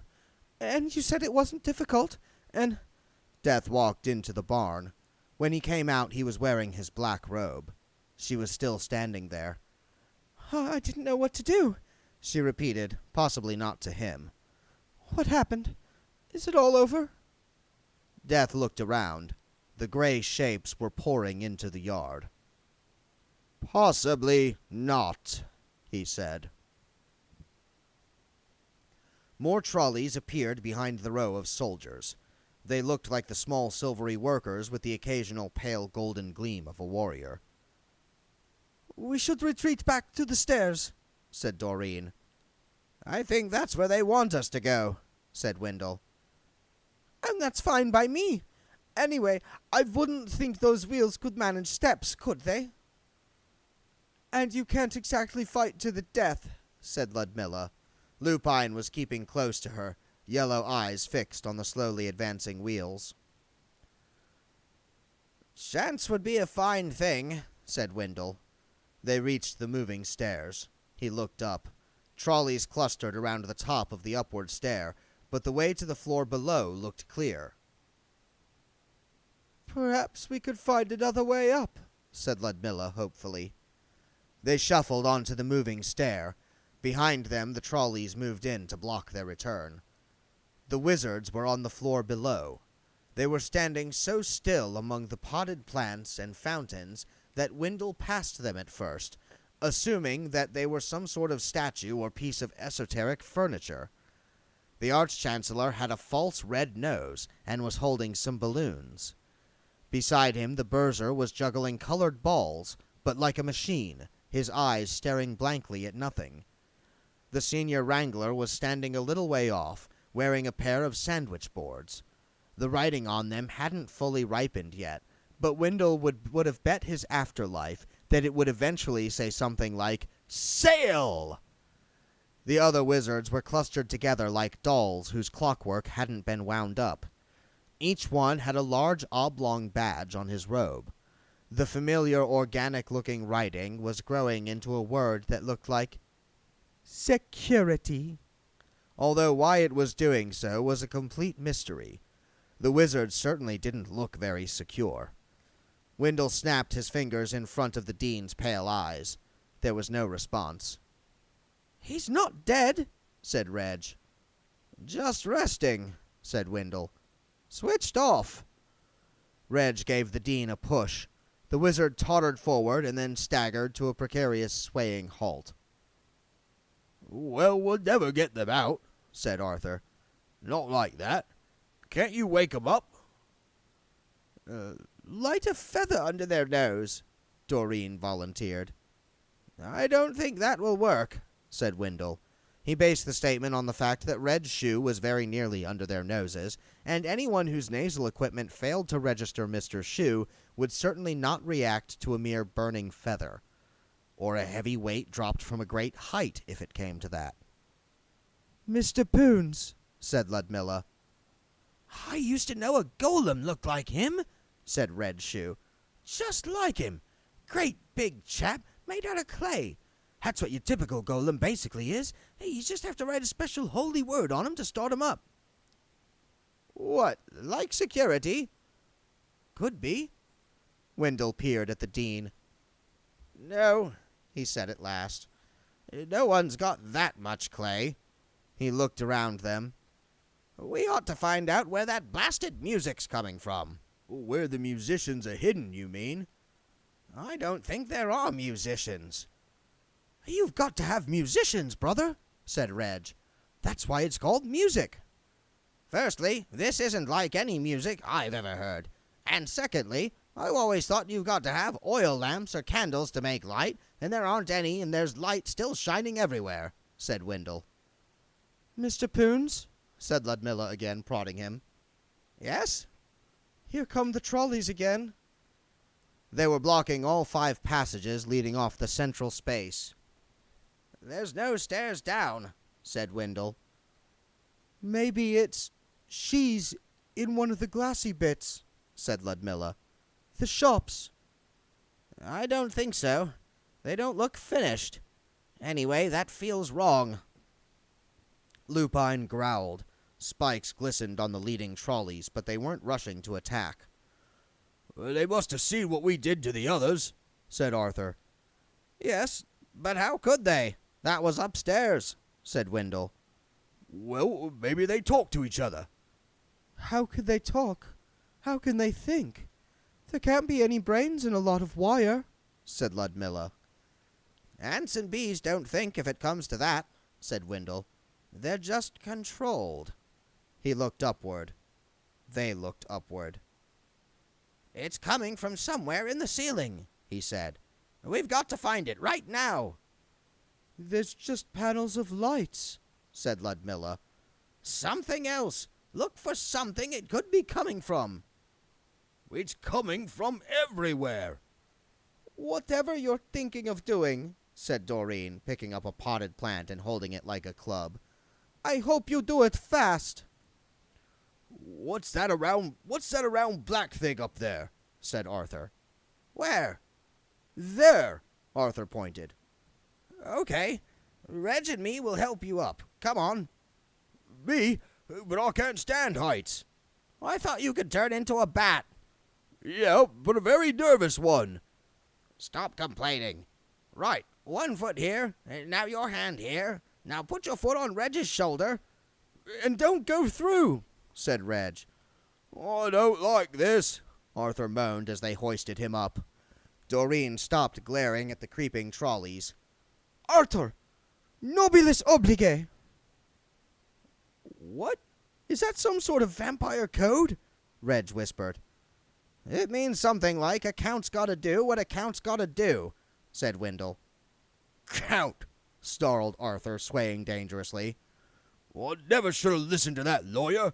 I should have known nothing good ever comes in a long brown envelope. And I can't reach the bloody thing anyway. Can't you jump? Said Wendell. Can't you drop dead? No. And I'm not jumping. Fly then. Turn into a bat and fly. I can't get the airspeed. You could throw him up, said Ludmilla. You know, like a paper dart. Blow that. I'm a count. You just said you didn't want to be, said Wendell mildly. On the ground I don't want to be, but when it comes to being chucked around like a frisbee... Arthur, do what Mr. Poons says. I don't see why... Arthur! Arthur, as a bat, was surprisingly heavy. Wendell held him by the ears like a misshapen bowling ball and tried to take aim. Remember, I'm an endangered species, the Count squeaked as Wendell brought his arm back. It was an accurate throw. Arthur fluttered to the disc in the ceiling and gripped it with his claws. Can you move it? No. Then hang on tight and change back. No. We'll catch you. No. Arthur, screamed Doreen, prodding an advancing trolley with her makeshift club. Oh, all right. There was a momentary vision of Arthur Winkings clinging desperately to the ceiling, and then he dropped on Wendell and Reg, the disc clasped to his chest. The music stopped abruptly. Pink tubing poured out of the ravaged hole above them and coiled upon Arthur, making him look like a very cheap plate of spaghetti and meatballs. The fountain seemed to operate in reverse for a moment and then dried up. The trolleys halted. The ones at the back ran into the ones at the front, and there was a chorus of pathetic clanking noises. Tubing still poured out of the hole. Wendell picked up a bit. It was an unpleasant pink and sticky. "What do you think it is?" said Ludmilla. "I think," said Wendell, "that we'd better get out of here now." The floor trembled. Steam gushed from the fountain. "If not sooner," Wendell added. There was a groan from the Arch-Chancellor. The Dean slumped forward. The other wizards remained upright, but only just. "They're coming out of it," said Ludmilla. "But I don't think they'll manage the stairs." "I don't think anyone should even think about trying to manage the stairs," said Wendell. "Look at them." The moving stairs weren't. The black steps glistened in the shadowless light. "I see what you mean," said Ludmilla. "I'd rather try and walk on quicksand." "It'd probably be safer," said Wendell. "Maybe there's a ramp. There must be some way for the trolleys to get around." "Good idea." Ludmilla eyed the trolleys. They were milling around aimlessly. "I think I might have an even better one," she said, and grabbed a passing handle. The trolley fought for a moment, and then, lacking any contrary instruction, settled down docilely. "The ones that can walk will walk, and the ones that can't walk will get pushed. Come on, Grandad." This was to the Berser, who was persuaded to flop across the trolley. He said, "Yo!" faintly, and shut his eyes again. The Dean was manhandled on top of him. It is traditional, when loading wire trolleys, to put the most fragile items at the bottom. "And now where?" said Doreen. A couple of floor tiles buckled upward. A heavy gray vapor started to pour out. "It must be somewhere at the end of a passage," said Ludmilla. "Come on." Arthur looked down at the mists coiling around his feet. I wonder how you can do that, he said. It's amazingly difficult to get stuff that does that. We tried it, you know, to make our crypt more cryptic, but it just smokes up the place and sets fire to the curtains. "Come on, Arthur, we're going." You don't think we've done too much damage, do you? Perhaps we should leave a note. "Yeah, I could write something on the walls if you like," said Reg. He picked up a struggling worker trolley by its handle and, with some satisfaction, smashed it against a pillar until its wheels dropped off. Wendell watched the Fresh Start Club head up the nearest passage, pushing a bargain assortment of wizardry. "Well, well, well," he said. "As simple as that. That's all we had to do. Hardly any drama at all." He went to move forward and stopped. Pink tubes were forcing their way through the floor and were already coiled tightly around his legs. More floor tiles leapt into the air. The stairways shattered, revealing the dark, serrated, and above all, living tissue that had powered them. The walls pulsed and caved inward, the marble cracking to reveal purple and pinkness underneath. Of course, thought a tiny, calm part of Wendell's mind, none of this is really real. Buildings aren't really alive. It's just a metaphor, only at the moment, metaphors are like candles in a firework factory. That being said, what sort of creature is the queen? Like a queen bee, except she's also the hive. Like a caddisfly, which builds, if I'm not mistaken, a shell out of bits of stone and things to camouflage itself. Or like a nautilus, which adds onto its shell as it gets bigger. And very much, to judge by the way the floors are ripping up, like a very angry starfish. I wonder how cities would defend themselves against this sort of thing. Creatures generally evolved some sort of defense against predators, poisons and stings and spikes and things. Hear it now. That's probably me. Spiky old Wendell Poons. At least I can try to see to it that the others get out all right. Let's make my presence felt. He reached down, grabbed a double handful of pulsating tubes, and heaved. The queen's screech of rage was heard all the way to the university. The storm clouds sped up toward the hill. They piled up in a towering mass very fast. Lightning flashed somewhere in the core. "There's too much life around," said Death. "Not that I'm one to complain. Where's the child?" I put her to bed. She's sleeping now. Just ordinary sleep. Lightning struck on the hill like a thunderbolt. It was followed by a creaking, grinding noise somewhere in the middle distance. Death sighed. "Ah, more drama." He walked around the barn so that he could command a good view of the dark fields. Miss Flitworth followed very closely on his heels, using him as a shield against whatever terrors were out there. A blue glow crackled behind a distant hedge. It was moving. What is it? It was the combination harvester. Was? What is it now? Death glanced at the clustering watchers. A poor loser.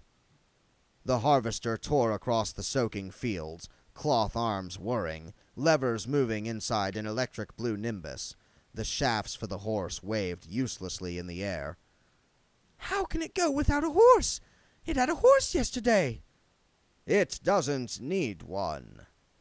He looked around at the gray watchers. There were ranks of them by now. Binky's still in the yard. Come on! No. The combination harvester accelerated toward them. The ship of its blades became a whine.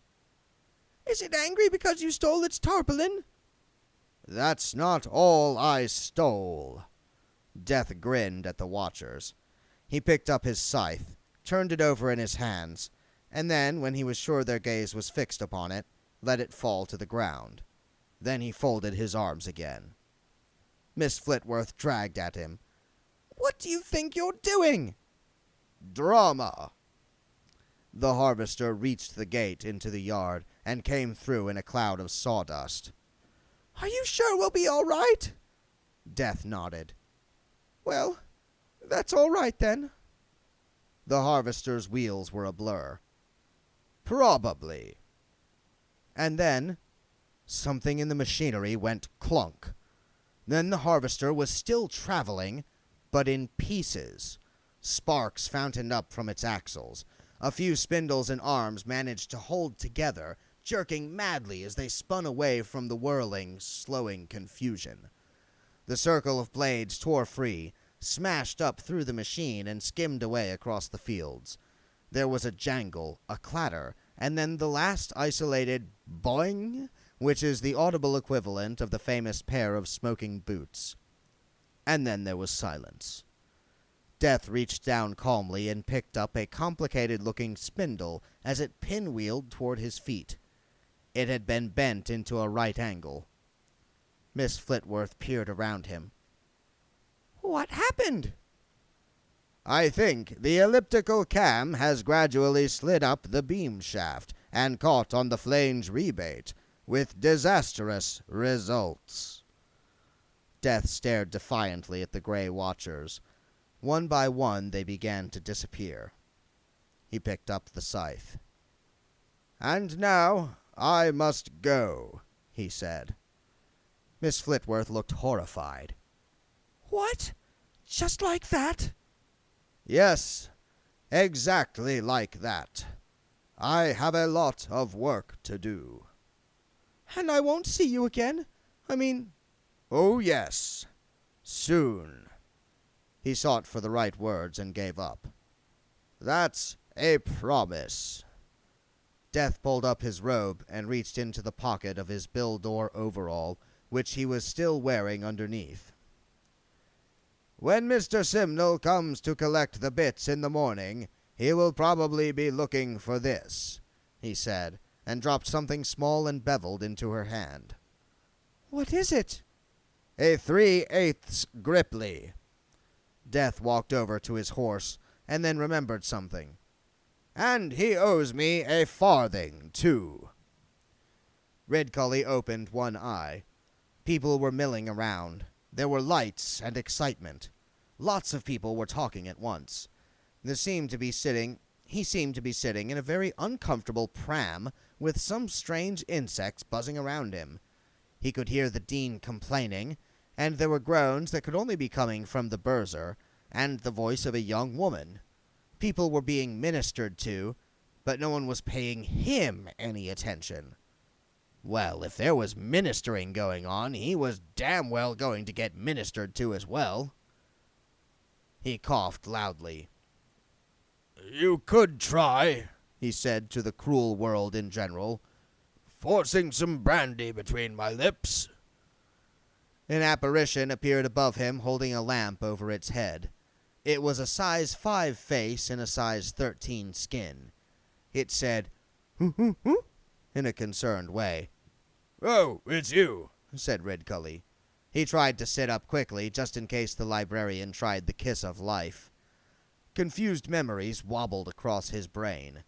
He could remember a wall of clanking metal, and then pinkness, and then music. Endless music, designed to turn the living brain to cream cheese. He turned around. There was a building behind him, surrounded by crowds of people. It was squat and clung to the ground in a strangely animal way, as if it might be possible to lift up a wing of the building and hear the pop, pop, pop of suckers letting go. Light streamed out of it, and steam curled out of its doors. Ridcully's woken up!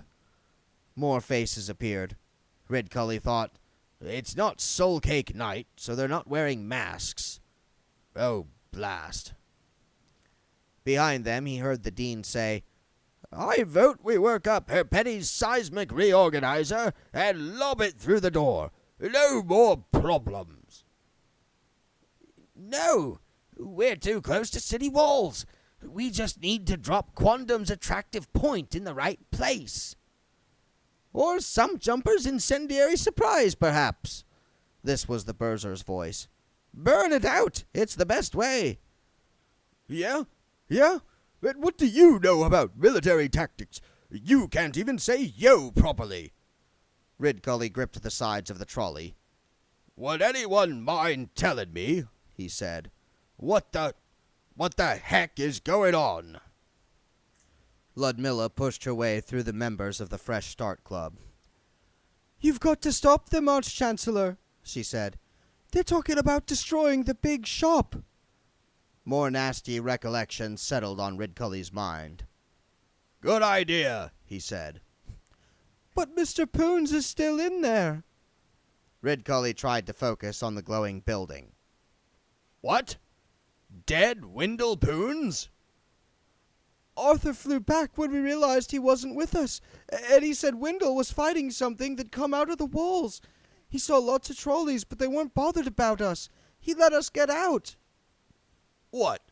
Dead Wendell Poons? You can't magic the place to bits with one of your wizards in there. What? Dead Wendell Poons? Yes. But he's dead, said Ridcully. Isn't he? He said he was. Ha! Said someone who had much less skin than Ridcully would have liked him to have. That's typical. That's naked vitalism, that is. I bet they'd rescue someone in there if they happened to be alive. But he wanted. He wasn't keen on. Ridcully hazarded. A lot of this was beyond him, but to people like Ridcully, this didn't matter for very long. Ridcully was simple-minded. This doesn't mean stupid. It just meant that he could only think properly about things if he cut away all the complicated bits around the edges. He concentrated on the single main fact. Someone who was technically a wizard was in trouble. He could relate to that. It struck a chord. The whole dead or alive business could wait. There was another minor point that nagged at him, though. Arthur flew? Hello. Ridcully turned his head. He blinked slowly. Nice teeth you've got there, he said. Thank you, said Arthur Winkings. All your own, are they? Oh, yes. Amazing. Of course I expect you brush regularly. Yes? Hygienic. That's the important thing. So, what are you going to do? Said Ludmilla. Well, we'll just go and fetch him out, said Ridgully. What was it about the girl? He felt a strange urge to pat her on the head. We'll get some magic and get him out. Yes. Dean! Yo! We're just going to go in there and get Windle out. Yo! What? Said the senior wrangler. You must be out of your mind. Ridgully tried to look as dignified as possible, given his situation. Remember that I am your Arch-Chancellor, he snapped. Then you must be out of your mind, Arch-Chancellor, said the senior wrangler. He lowered his voice. Anyway, he's an undead. I don't see how you can save undeads. It's a sort of contradiction in terms. The dichotomy, said the Berser helpfully. I don't think surgery is involved. Anyway, didn't we bury him? Said the lecturer in recent runes. And now we dig him up again, said the Arch-Chancellor. It's probably a miracle of existence. Like pickles, said the Berser happily. Even the fresh starters went blank. They do that in parts of Wonderland, said the Berser. They make these big, big jars of special pickles, and then they bury them in the ground for months to ferment, and then they get this lovely piquant. Tell me, Ludmilla whispered to Ridgully, is that how wizards usually behave? The senior wrangler is an amazingly fine example, said Ridgully. Got the same urgent grasp of reality as a cardboard cutout. Proud to have him on the team.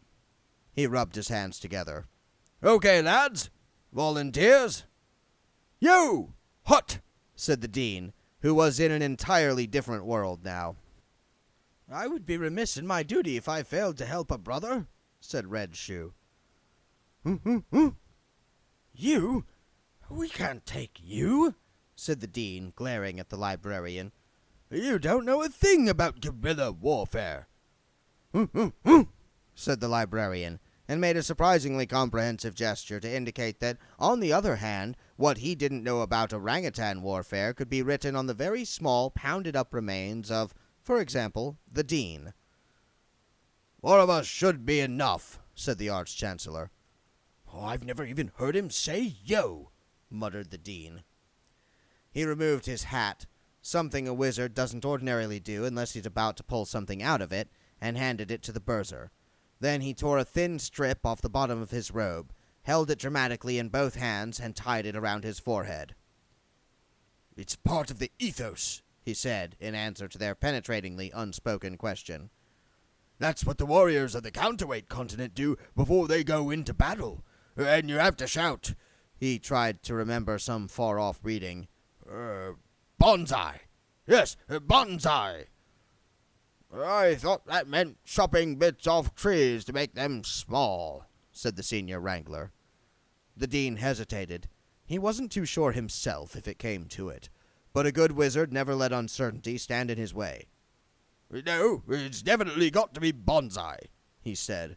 He considered it some more, and then brightened up. On account of it all being part of Bushido, like small trees, Bushido. Bushido. Yes, makes sense when you think about it. But you can't shout bonsai here, said the lecturer of recent runes. We've got a totally different cultural background. It'd be useless. No one will know what you mean. I'll work on it, said the dean. He noticed Ludmilla standing with her mouth open. This is wizard talk, he said. It is, isn't it? said Ludmilla. I never would have guessed. The Arch-Chancellor had got out of the trolley and was wheeling it experimentally back and forth. It usually took quite a long time for a fresh idea to fully lodge in Ridgully's mind, but he felt instinctively that there were all sorts of uses for a wire basket on 4 wheels. Are we going, or are we standing around all night bandaging our heads? He said. Yo! Snapped the dean. Yo! Said Red Shoe. Was that a yo? Said the dean suspiciously. Well, all right then. Death sat on a mountaintop. It wasn't particularly high, or bare, or sinister. No witches held naked sabbats on it. Discworld witches, on the whole, didn't hold with taking off any more clothes than was absolutely necessary for the business in hand. No specters haunted it. No naked little men sat on the summit dispensing wisdom, because the first thing the truly wise man works out is that sitting around on mountaintops gives you not only hemorrhoids, but frostbitten hemorrhoids. Occasionally, people would climb the mountain and add a stone or two to the cairn at the top, if only to prove that there's nothing really damn stupid that humans won't do. Death sat on the cairn and ran a stone down the blade of his scythe in long, deliberate strokes. There was a movement of the air. 3 gray servants popped into existence. One said, "You think you have won." One said, "You think you have triumphed." Death turned the stone in his hand to get a fresh surface, and brought it slowly down the length of the blade. One said, "We will inform Azrael." One said, "You are only, after all, a little death." Death held the blade up to the moonlight, twisting it this way and that, noting the play of light on the tiny flecks of metal on its edge. Then he stood up in one quick movement. The servants backed away hurriedly. He reached out with the speed of a snake and grasped a robe, pulling its empty hood level with his eye sockets. "Do you know why the prisoner in the tower watches the flight of birds?" he said. It said, "Take your hands off me!" Oops! Blue flame flared for a moment. Death lowered his hand and looked around at the other two. One said, "You haven't heard the last of this." They vanished. Death brushed a speck of ash off his robe, and then planted his feet squarely on the mountain top. He raised the scythe over his head in both hands, and summoned up all the lesser deaths that had arisen in his absence. After a while they streamed up the mountain in a faint black wave. They flowed together like dark mercury. It went on for a long time, and then stopped. Death lowered the scythe again and examined himself. Yes, all there. Once again he was the Death, containing all the deaths of the world, except for... For a moment he hesitated. There was one tiny area of emptiness somewhere, some fragment of his soul, something unaccounted for. He couldn't be quite certain what it was. He shrugged.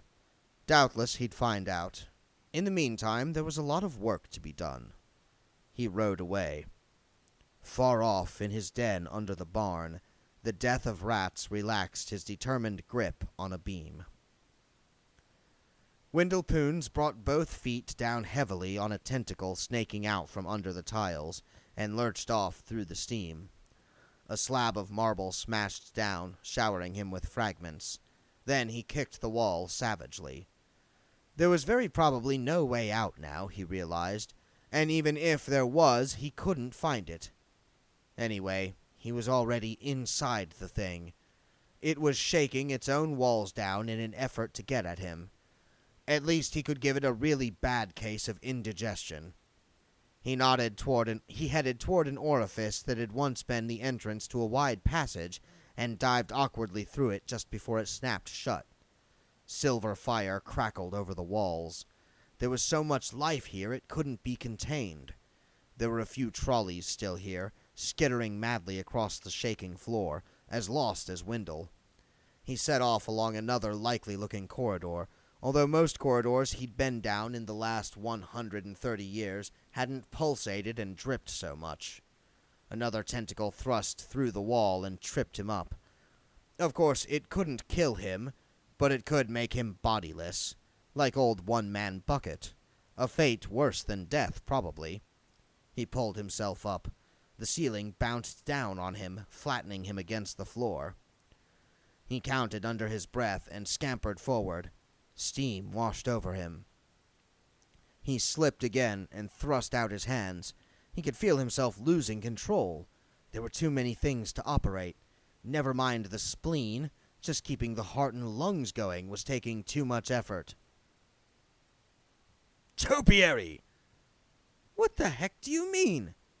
Topiary. Get it? Yo!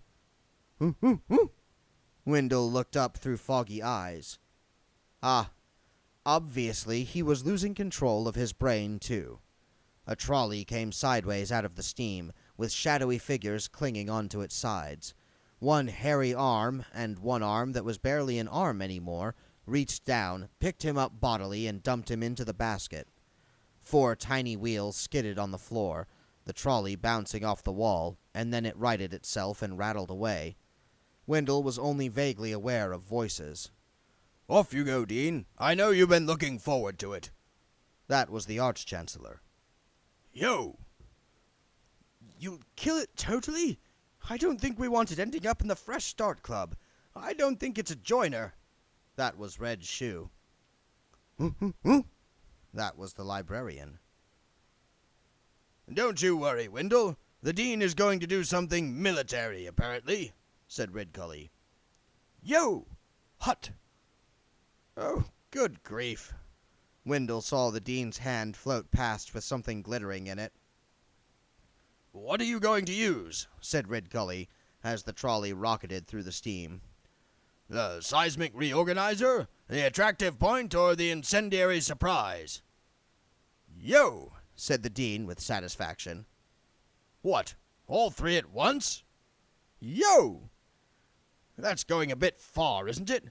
And incidentally, if you say yo one more time, Dean, I will personally have you thrown out of the university, pursued to the rim of the world by the finest demons that thaumaturgy can conjure up, torn into extremely small pieces, minced, turned into a mixture reminiscent of steak tartare, and turned out into a dog bowl. You! The Dean caught Ridcully's eyes. Yes? Yes? Go on, Arch-Chancellor. What's the good of having mastery over cosmic balance and knowing the secrets of fate if you can't blow something up? Please, I've got them all ready. You know how it upsets the inventory if you don't use them after you've got them ready. The trolley whirred up a trembling slope and cornered on 2 wheels. Oh, all right, said Ridcully, if it means that much to you. Yep, sorry. The Dean started to mutter urgently under his breath, and then screamed, I've gone blind! Your bonsai bandage has slipped over your eyes, Dean. Wendell groaned. How are you feeling, Brother Poons? Red Shoe's ravaged features occluded Wendell's view. Oh, you know, said Wendell. Could be better, could be worse. The trolley ricocheted off a wall and jerked away in another direction. How are those spells coming along, Dean? Said Ridcully through gritted teeth. I'm having real difficulties controlling this thing. The Dean muttered a few more words and then waved his hands dramatically. Octarine flame spurted from his fingertips and earthed itself somewhere in the mists. Yee-haw! He crowed. Dean? Yes, Arch-Chancellor? The comment I made recently about the Y word. Yes? Yes? You can definitely include yee-haw, too. The Dean hung his head. Oh, yes, Arch-Chancellor. Then why hasn't everything gone boom? I put a slight delay on it, Arch-Chancellor. I thought perhaps we ought to get out before things happened. Good thinking, that man. Soon have you out, Wendell, said Red Shoe. We don't leave our people in there. Isn't this... And then the floor erupted ahead of them, and then behind them. The thing that arose from the shattered tiles was either formless or many forms at once. It writhed angrily, snapping its tubing at them. The trolley skewed to a halt. Got any more magic, Dean? No, Arch-Chancellor. And the spells you just said will go off? Any second now, Arch-Chancellor. So whatever's going to happen is going to happen to us. Yes, Arch-Chancellor. Ridcully patted Wendell on the head. Sorry about this, he said. Wendell turned awkwardly to look down the passageway. There was something behind the Queen. It looked like a perfectly ordinary bedroom door, advancing in a series of small steps, as though someone was carefully pushing it along in front of them. "What is it?" said Reg. Wendell raised himself as far as he could. "Schleppel!" "Oh, come on," said Reg. "It's Schleppel!" shouted Wendell. "Schleppel! It's us! Can you help us out?" The door paused. Then it was flung aside. Schleppel unfolded himself to his full height. "Hello, Mr. Poons. Hello, Reg," he said. They stared at the hairy shape that nearly filled the passageway. Schleppel, could you clear the way for us?" Wendell quavered. "No problem, Mr. Poons. Anything for a friend." A hand the size of a wheelbarrow glided through the steam and tore into the blockage, ripping it out with incredible ease. "Hey, look at me," said Schleppel. "You're right. A bogeyman needs a door like a fish needs a bicycle. Say it now and say it loud. I'm... And now could you get out of the way, please?" Sure. Wow." Schleppel took another swipe at the Queen. The trolley shot forward. "And you'd better come with us," Wendell shouted as Schleppel disappeared into the mists. "No, he shouldn't," said the Arch-Chancellor as they sped along. "Believe me. What was it?" "He's a bogeyman," said Wendell. "I thought you only get them in closets and things," shouted Ridcully. "He's come out of the closet," said Red Shoe proudly, "and he found himself." "Just so long as we can lose him." "We can't just leave him." We can, snapped Ridcully. There was a sound behind them like an eruption of swamp gas. Green light streamed past. "The spells are starting to go off," shouted the Dean. "Move it!" The trolley whirred out of the entrance and soared up into the cool of the night, wheels screaming. "Yo!" bellowed Ridcully as the crowd scattered ahead of them. "Does that mean I can say it too?" said the Dean. "All right, just once. Everyone can say it just once." "Yo! Yo!" echoed Red Shoe. "Ook! Yo!" said Wendell Poons. "Yo!" said Schleppel. Somewhere in the darkness, where the crowd was thinnest, the gaunt shape of Mr. Ixolite, the world's last surviving banshee, sidled up to the shaking building and bashfully shoved a note under the door. It said, "Ooey, ooey, ooey." The trolley plowed to a very definite stop. No one turned around. Reg said slowly, "You're behind us, right?" "That's right, Mr. Shoe," said Schleppel happily. "Should we worry about when he's in front of us?" said Ridcully. "Or is it worse because we know he's behind us?" "Ha! No more closets and cellars for this bogey," said Schleppel. "Well, that's a shame, because we've got some really big cellars at the university," said Wendell Poons quickly. Schleppel was silent for a while. Then he said in an exploratory tone of voice, "How big?" "Huge." "Yeah? With rats?" "Rats aren't the half of it. There's escaped demons and all sorts down there. Infested, they are." "What are you doing?" hissed Ridcully. "That's our cellars you're talking about." "You'd prefer him under your bed, would you?" murmured Wendell. "Or walking around behind you?" Ridcully nodded briskly. "Wow, yes, those rats are getting really out of hand down there," he said loudly. "Some of them, about 2 feet long, wouldn't you say, Dean?" 3 feet, at least," said the Dean. "At least." "Fat as butter, too," said Wendell. Schleppel gave this some thought. "Well, all right," he said reluctantly. "Maybe I'll just wander in and have a look at them." The big store exploded and imploded at the same time, something it was almost impossible to achieve without a huge special effects budget or 3 spells all working against one another. There was the impression of a vast cloud expanding, but at the same time moving away so rapidly that the overall effect was of a shrinking point. Walls buckled and were sucked in. Soil ripped up from the ravaged fields and spiraled into the vortex. There was a violent burst of non-music which died almost instantly, and then nothing except a muddy field. And floating down from the early morning sky like snow, thousands of white flakes. They slid silently through the air and landed lightly on the crowd. "It's not seeding, is it?" said Red Shoe. Wendell grabbed one of the flakes. It was a crude rectangle, uneven and blotchy. It was just about possible, with a certain amount of imagination, to make out the words, "Klosnik down sleigh. Everything must og." "No," said Wendell. "Probably not." He lay back and smiled. It was never too late to have a good life. And when no one was looking, the last surviving trolley on the Discworld rattled off sadly into the oblivion of the night, lost and alone.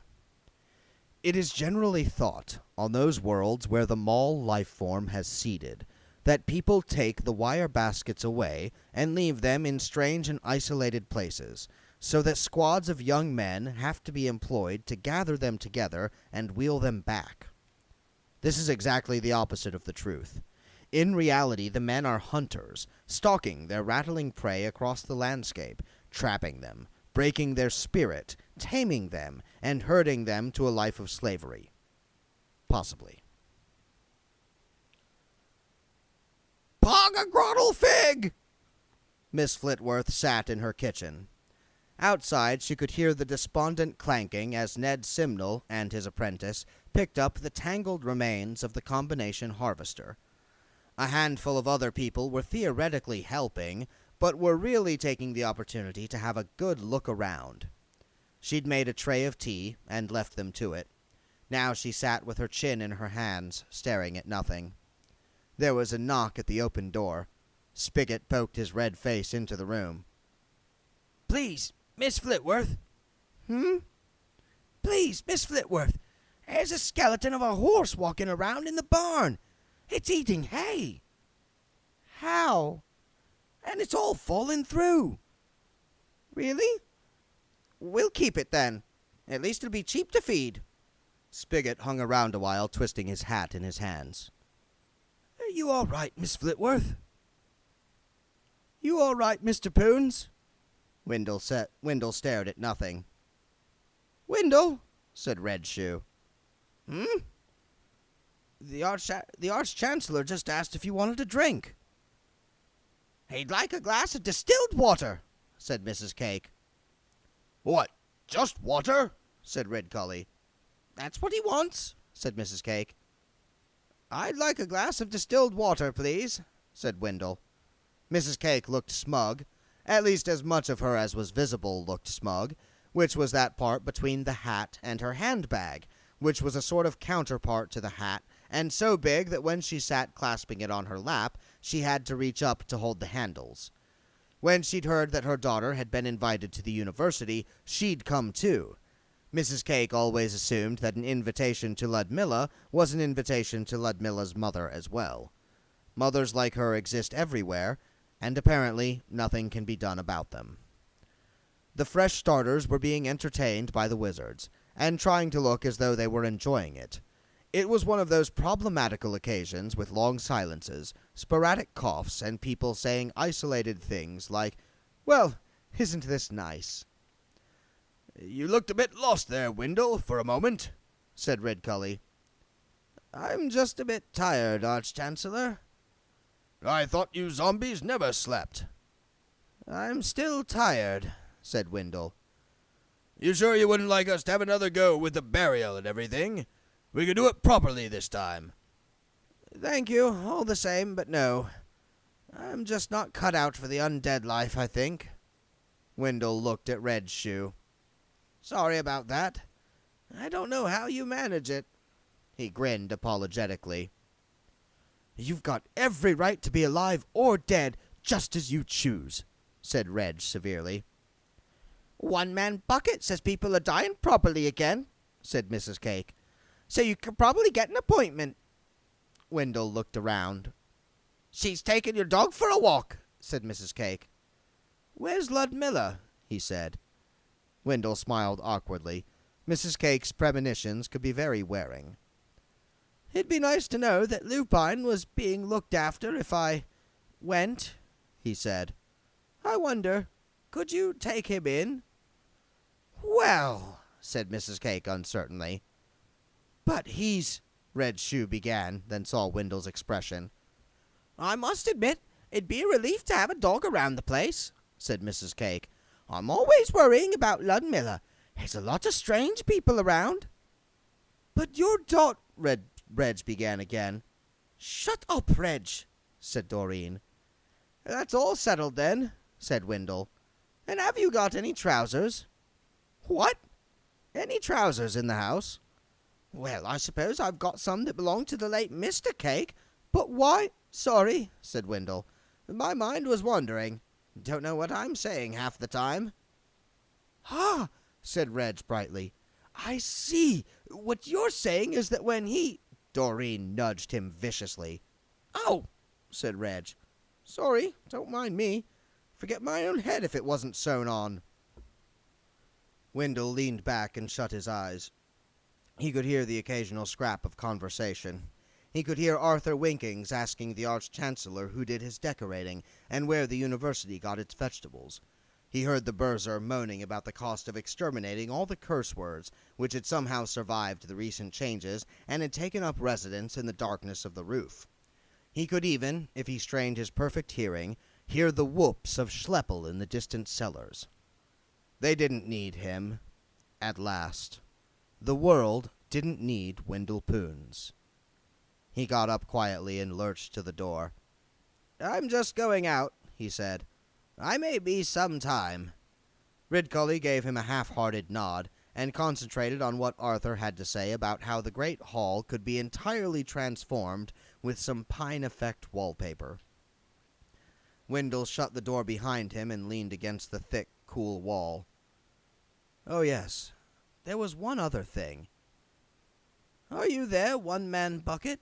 He said softly. How did you know? You're generally around. You've caused some real trouble there. You know what's going to happen next full moon? Yes, I do. And I think somehow that they do too. But he'll become a wolf man. Yes, and she'll become a wolf woman. All right, but what kind of relationship can people have 1 week in 4? Maybe at least as good a chance of happiness as most people get. Life isn't perfect, One Man Bucket. You're telling me. Now, can I ask you a personal question? Said Wendell. I mean, I've just got to know. Huh. After all, you've got the astral plane to yourself again.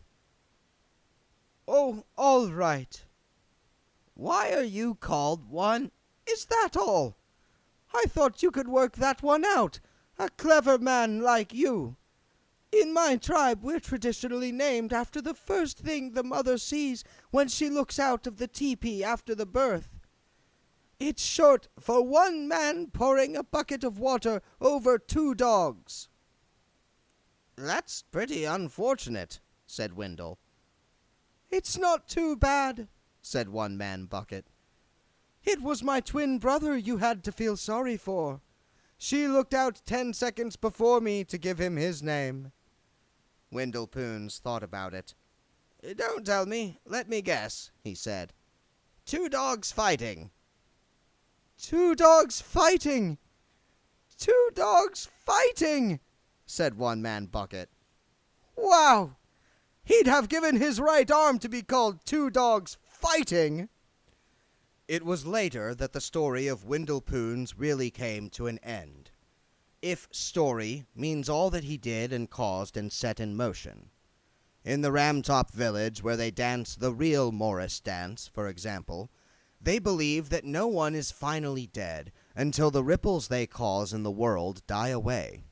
until the clock he wound up winds down, until the wine she made has finished its ferment, until the crop they planted is harvested.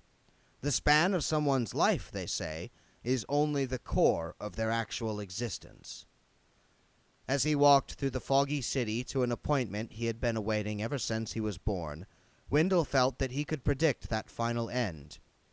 It would be in a few weeks' time, when the moon was full again, a sort of codicil or addendum to the life of Wendell Poons.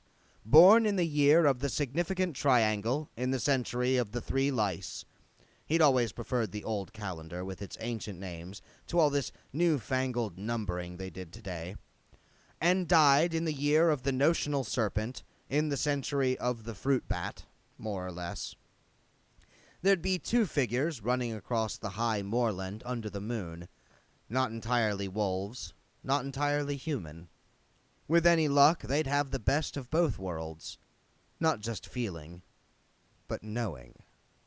Always best to have both worlds. Death sat in his chair in his dark study, his hands steepled in front of his face. Occasionally he'd swivel the chair backward and forward. Albert brought him in a cup of tea and exited with diplomatic soundlessness. There was one lifetimer left on Death's desk.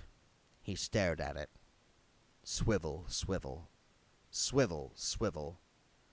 In the hall outside, the great clock ticked on, killing time.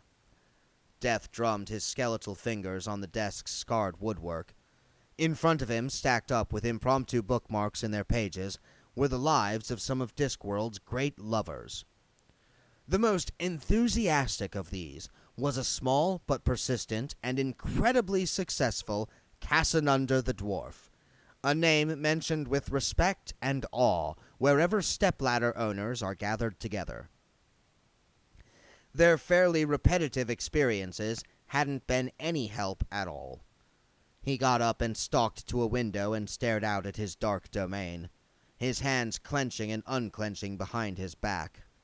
Then he snatched up the lifetimer and strode out of the room. Binky was waiting in the warm fug of the stables. Death saddled him quickly and led him out into the courtyard, and then rode up into the night toward the distant glittering jewel of the Discworld. He touched down silently in the farmyard at sunset. He drifted through a wall. He reached the foot of the stairs. He raised the hourglass and watched the draining of time. And then he paused. There was something he had to know. Bill Dorr had been curious about things, and he could remember everything about being Bill Dorr.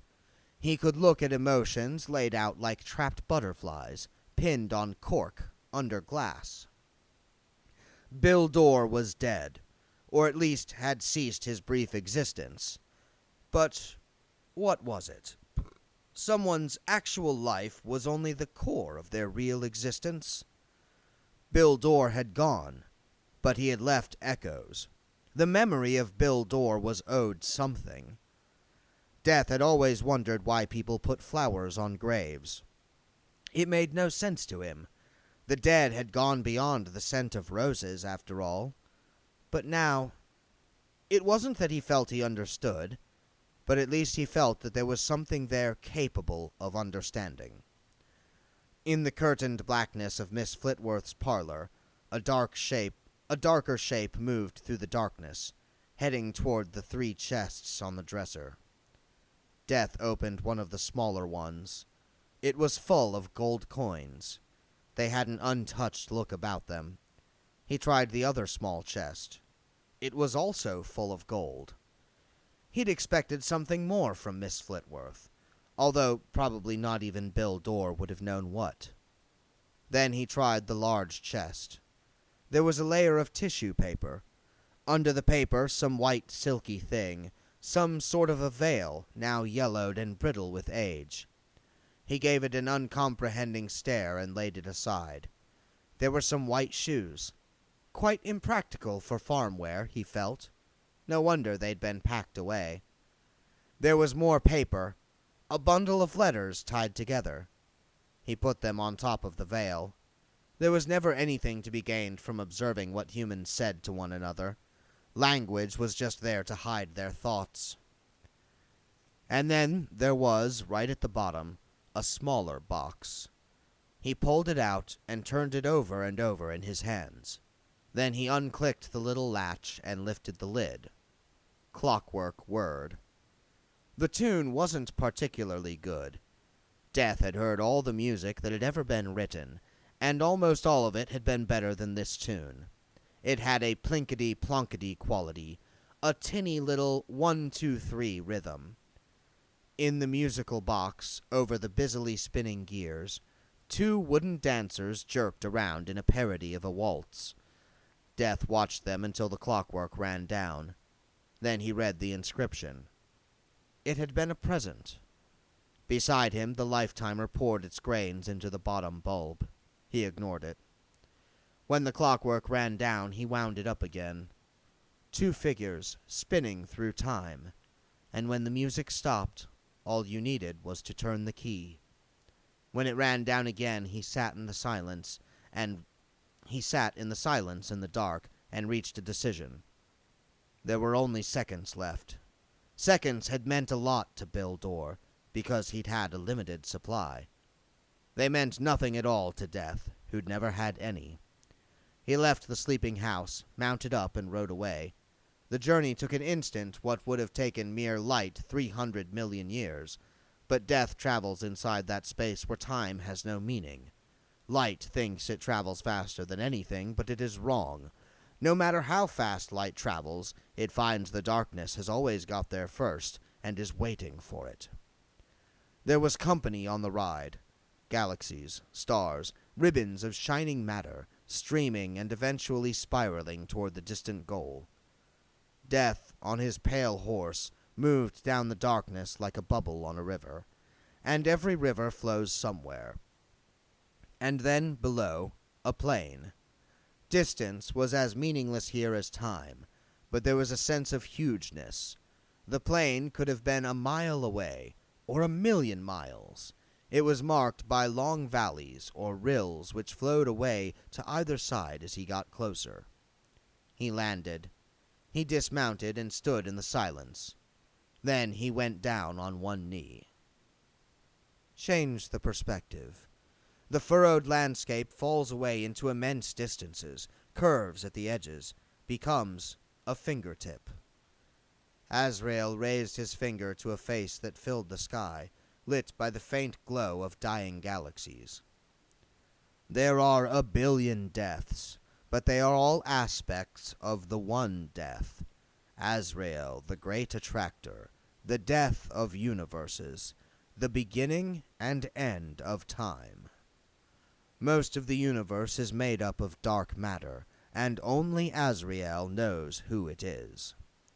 Eyes so big that a supernova would be a mere suggestion of a gleam on the iris, turned slowly and focused on the tiny figure on the immense world planes of his fingertips. Beside Azrael, the big clock hung in the center of the entire web of the dimensions and ticked onward. Stars glittered in Azrael's eyes. The death of the Discworld stood up. "Lord, I ask for..."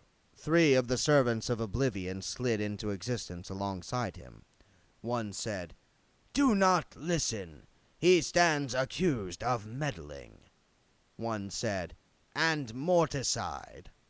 One said, "And pride, and living with intent to survive." One said, "And siding with chaos against good order." Azrael raised an eyebrow. The servants drifted away from Death expectantly. "Lord, we know there is no good order except that which we create." Azrael's expression did not change. "There is no hope but us. There is no mercy but us. There is no justice. There is just us." The dark, sad face filled the sky. "All things that are ours, but we must care. For if we do not care, we do not exist.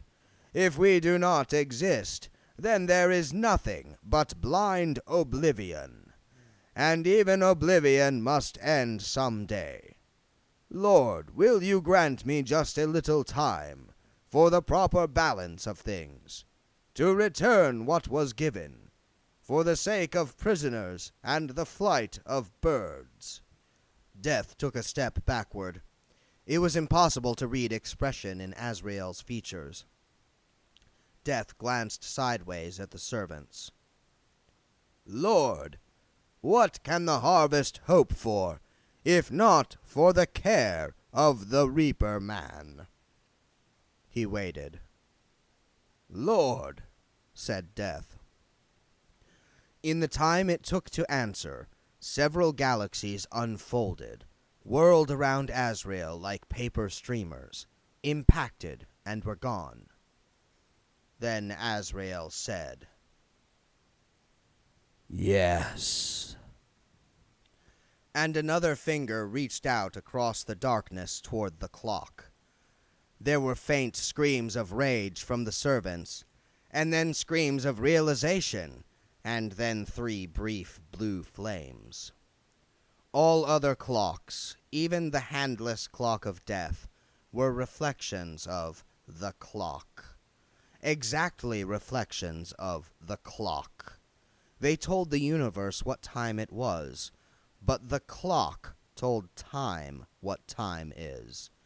It was the mainspring from which all time poured. And the design of the clock was this, that the biggest hand only went around once. The second hand whirred along a circular path that even light would take days to travel, forever chased by the minutes, hours, days, months, years, centuries, and ages. But the universe hand went around once. At least until someone wound up the clockwork. And Death returned home with a handful of time. A shop bell jangled. Druto Pole, florist, looked over a spray of Floribunda Mrs. Shover. Someone was standing among the vases of flowers. They looked slightly indistinct. In fact, even afterward, Druto was never sure who had been in the shop and how his words had actually sounded. He oiled forward, rubbing his hands. How may I help? Flowers. Druto hesitated only for a moment. And the destination for these? A lady.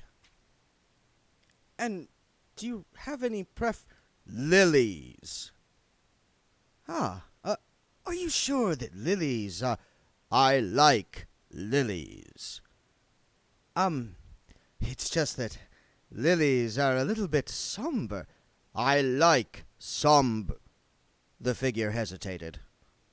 What do you recommend? Druto slipped smoothly into gear. Roses are always very well received, he said. Or orchids. Many gentlemen these days tell me that ladies find a single specimen orchid more acceptable than a bunch of roses. Give me lots. Would that be orchids or roses? Both. Druto's fingers twined sinuously like eels in grease. And I wonder if I could interest you in these marvelous sprays of Nervosa gloriosa. Lots of them. And if Sir's budget would stretch, may I suggest a single specimen of the extremely rare? Yes. And possibly... Yes. Everything. With a ribbon. When the shop bell had jangled the purchaser out, Druto looked at the coins in his hand. Many of them were corroded, all of them were strange, and 1 or 2 were golden. He said. That will do nicely. He became aware of a soft pattering sound.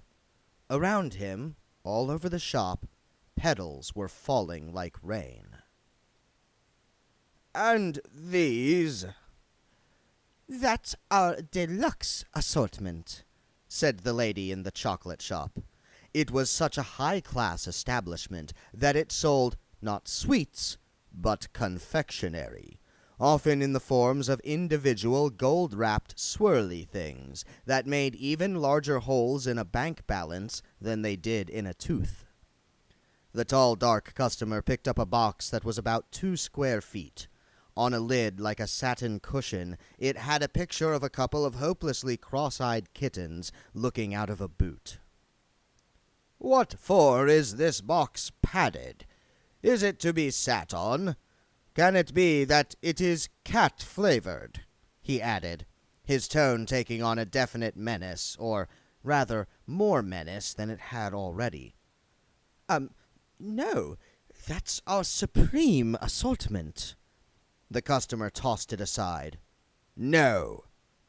The shopkeeper looked both ways, and then pulled open a drawer under the counter, at the same time lowering her voice to a conspiratorial whisper.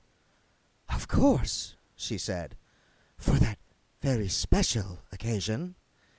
It was quite a small box. It was also entirely black, except for the name of the contents in small white letters. Cats, even in pink ribbons, wouldn't be allowed within a mile of a box like this. To deliver a box of chocolates like this, dark strangers drop from chairlifts and abseil down buildings. The dark stranger peered at the lettering. "Dark enchantments," he said. "I like it." "For those intimate moments," said the lady. The customer appeared to consider the relevance of this. "Yes, that seems appropriate." The shopkeeper beamed. "Shall I wrap them up, then?" "Yes, with a ribbon." "And will there be anything else, sir?" The customer seemed to panic. "Else? Should there be anything else? Is there something else? What is it that should be done?" "I'm sorry, sir?" "A present for a lady." The shopkeeper was left a little adrift by this sudden turning of the tide of conversation. She swam toward a reliable cliché. "Well, they do say, don't they, that diamonds are a girl's best friend," she said brightly. "Diamonds? Oh, diamonds. Is that so?" They glittered like bits of starlight on a black velvet sky. "This one," said the merchant, "is a particularly excellent stone, don't you think? Note the fire, the exceptional—" "How friendly is it?" The merchant hesitated.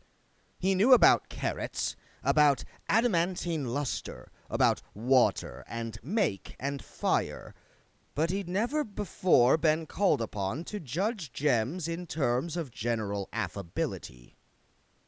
"Quite well disposed?"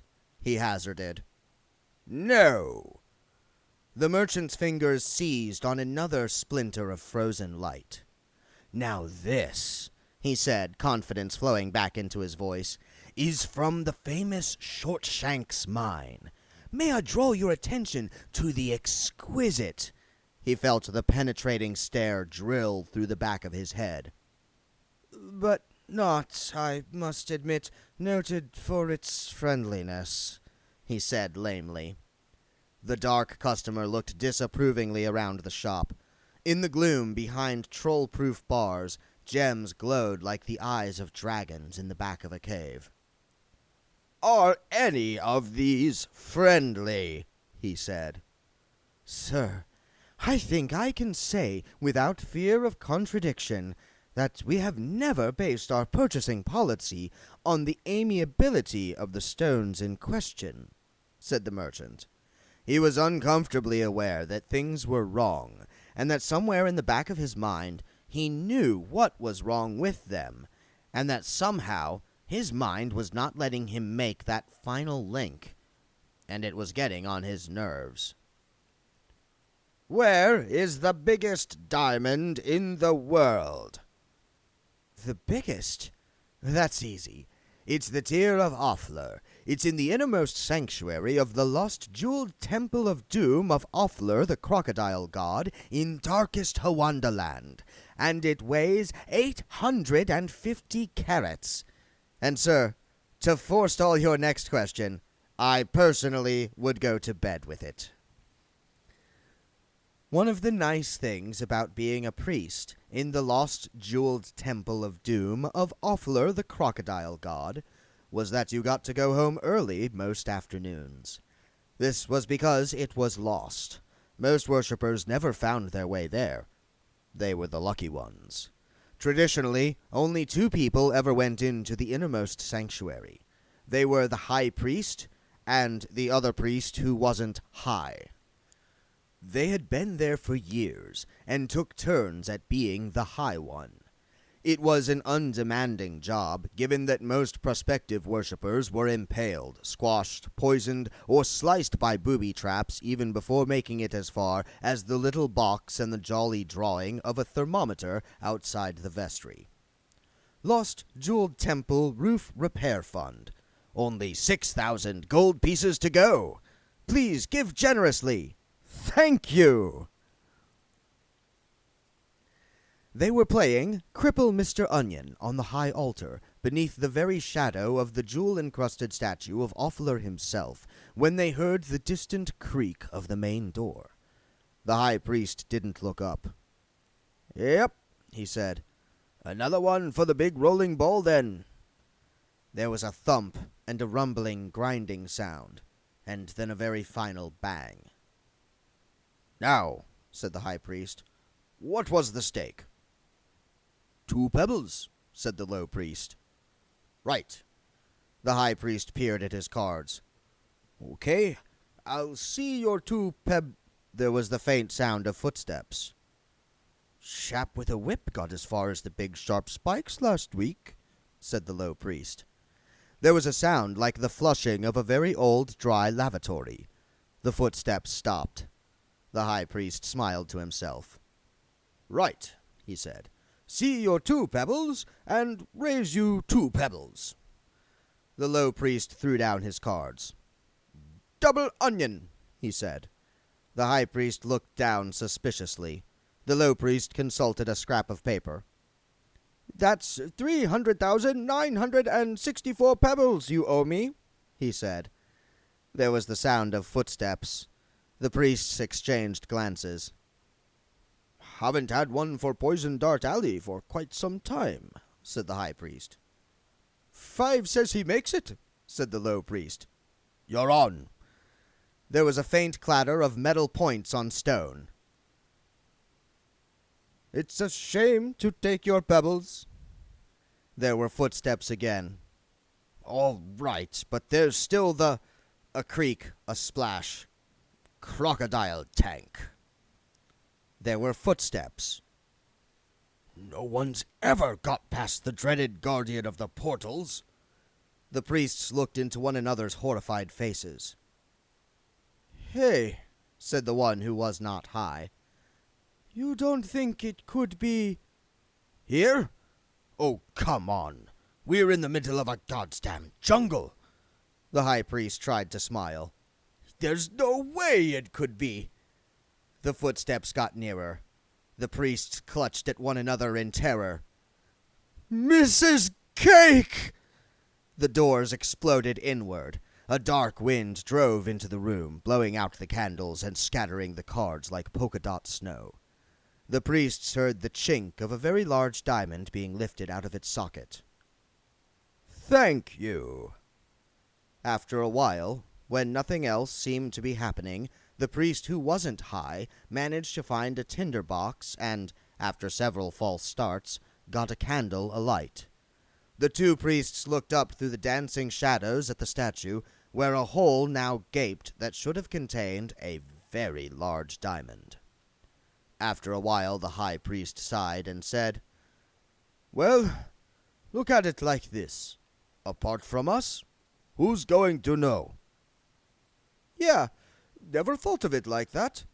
Hey, can I be high priest tomorrow?" "It's not your turn until Thursday." "Oh, come on." The high priest shrugged and removed his high priesting hat. "It's very depressing, this kind of thing," he said, glancing up at the ravaged statue. "Some people just don't know how to behave in a house of religion." Death sped across the world, landing once again in the farmyard. The sun was on the horizon when he knocked on the kitchen door. Miss Flitworth opened it, wiping her hands on her apron. She grimaced short-sightedly at the visitor, and then took a step back. Bildor, you gave me quite a start. "I have brought you some flowers." She stared at the dry, dead stems. "Also, some chocolate assortment, the sort ladies like." She stared at the black box. "Also, here is a diamond to be friends with you." It caught the last rays of the setting sun. Miss Flitworth finally found her voice. Bildor, what are you thinking of? "I have come to take you away from all this." You have?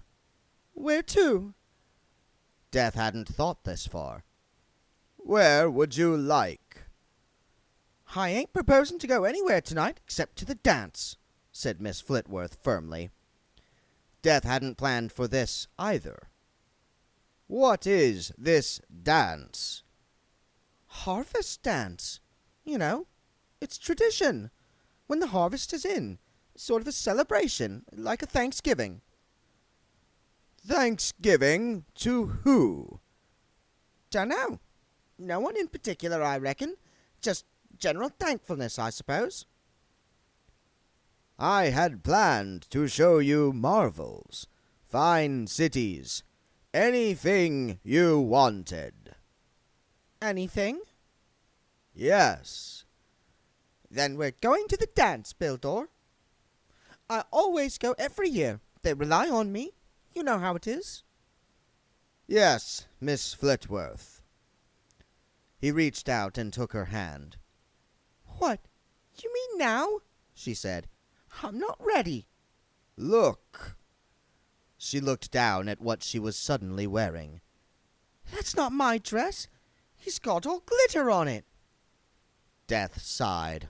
The great lovers of history had never encountered Miss Flitworth. Casanunda would have handed in his stepladder.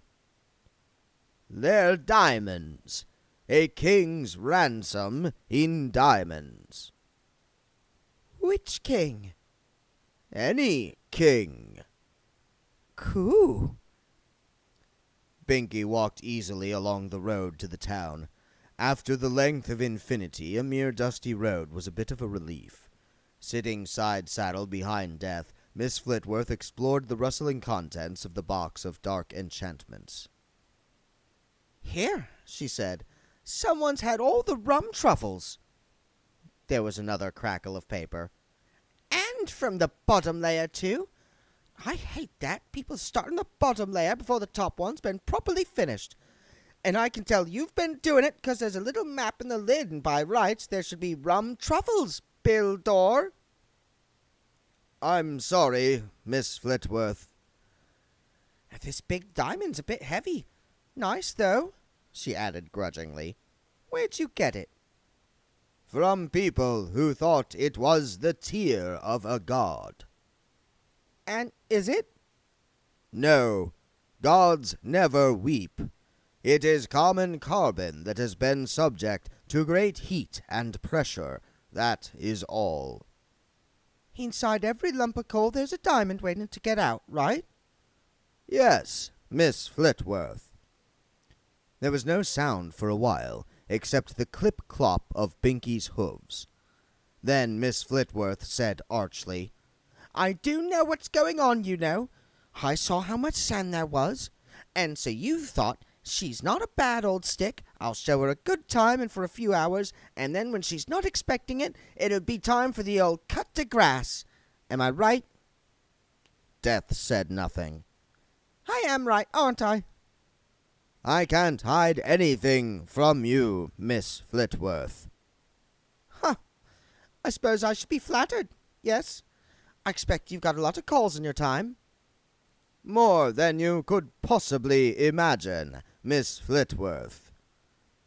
In the circumstances, then, might as well go back to calling me Renata. There was a bonfire in the meadow beyond the archery field. Death could see figures moving in front of it. An occasional tortured squeak suggested that someone was tuning up a fiddle. I always come along to the harvest dance, said Miss Flitworth conversationally.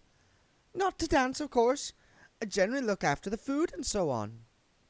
Why? Well, someone's got to look after the food. I meant, why don't you dance? 'Cause I'm old, that's why. You are as old as you think you are. Ha! Yeah, really? That's the kind of stupid thing people always say. They always say, my word, you're looking well. They say, there's life in the old dog yet. Many a good tune played on an old fiddle. That kind of stuff. It's all stupid. As if being old was some kind of thing you should be glad about. As if being philosophical about it will earn you marks. My head knows how to think young, but my knees aren't that good at it. Or my back, or my teeth. Try telling my knees they're as old as they think they are and see what good it does you. Or them. It may be worth a try. More figures moved in front of the firelight. Death could see striped poles strung with bunting. The lads usually bring a couple of barn doors down here and nail 'em together for a proper floor, observed Miss Flitworth. Then everyone can join in. Folk dancing, said Death warily.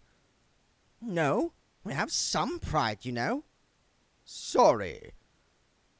Hey, it's Bill Dorr, isn't it? Said a figure looming out of the dusk. It's good old Bill. Hey, Bill. Death looked at a circle of guileless faces. Hello, my friends. We heard you'd gone away, said Duke Bottomley. He glanced at Miss Flitworth as Death helped her down from the horse. His voice faltered a bit as he tried to analyze the situation. You're looking very sparkly tonight, Miss Flitworth, he finished gallantly. The air smelled of warm, damp grass. An amateur orchestra was still setting up under the awning. There were trestle tables covered with the kind of food that normally associated with the word repast. Pork pies like varnished military fortifications, vats of demonical pickled onions, jacket potatoes wallowing in a cholesterol ocean of melted butter. Some of the local elders had already established themselves on the benches provided, and were chewing stoically, if toothlessly, through the food with the air of people determined to sit there all night if necessary. Nice to see the old people enjoying themselves, said Miss Flitworth. Death looked at the eaters. Most of them were younger than Miss Flitworth. There was a giggle from somewhere in the scented darkness beyond the firelight. And the young people, Miss Flitworth added evenly. We used to have a saying about this time of year. Let's see. Something like, corn be ripe, nuts be brown, petticoats up, something. She sighed. Don't time fly, eh? Yes. You know, Bill Dorr, maybe you were right about the power of positive thinking. I feel a lot better tonight. Yes? Miss Flitworth looked speculatively at the dance floor. I used to be a great dancer when I was a girl. I could dance anyone off their feet. I could dance down the moon. I could dance up the sun. She reached up and removed the bands that held her hair in its tight bun and shook it out in a waterfall of white. I take it you do dance, Mr. Bill Dorr? Famed for it, Miss Flitworth. Under the band's awning, the lead fiddler nodded to his fellow musicians, stuck his fiddle under his chin, and pounded on the boards with his foot. 1, 2, 1, 2, 3, 4. Picture a landscape, with the orange light of a crescent moon drifting across it, and down below, a circle of firelight in the night. There were the old favorites, the square dances, the reels, the whirling, intricate measures which, if the dancers had carried lights, would have traced out topological complexities beyond the reach of ordinary physics, and the sort of dances that lead perfectly sane people to shout things like do-si-do and Okay! without feeling massively ashamed for quite a long time.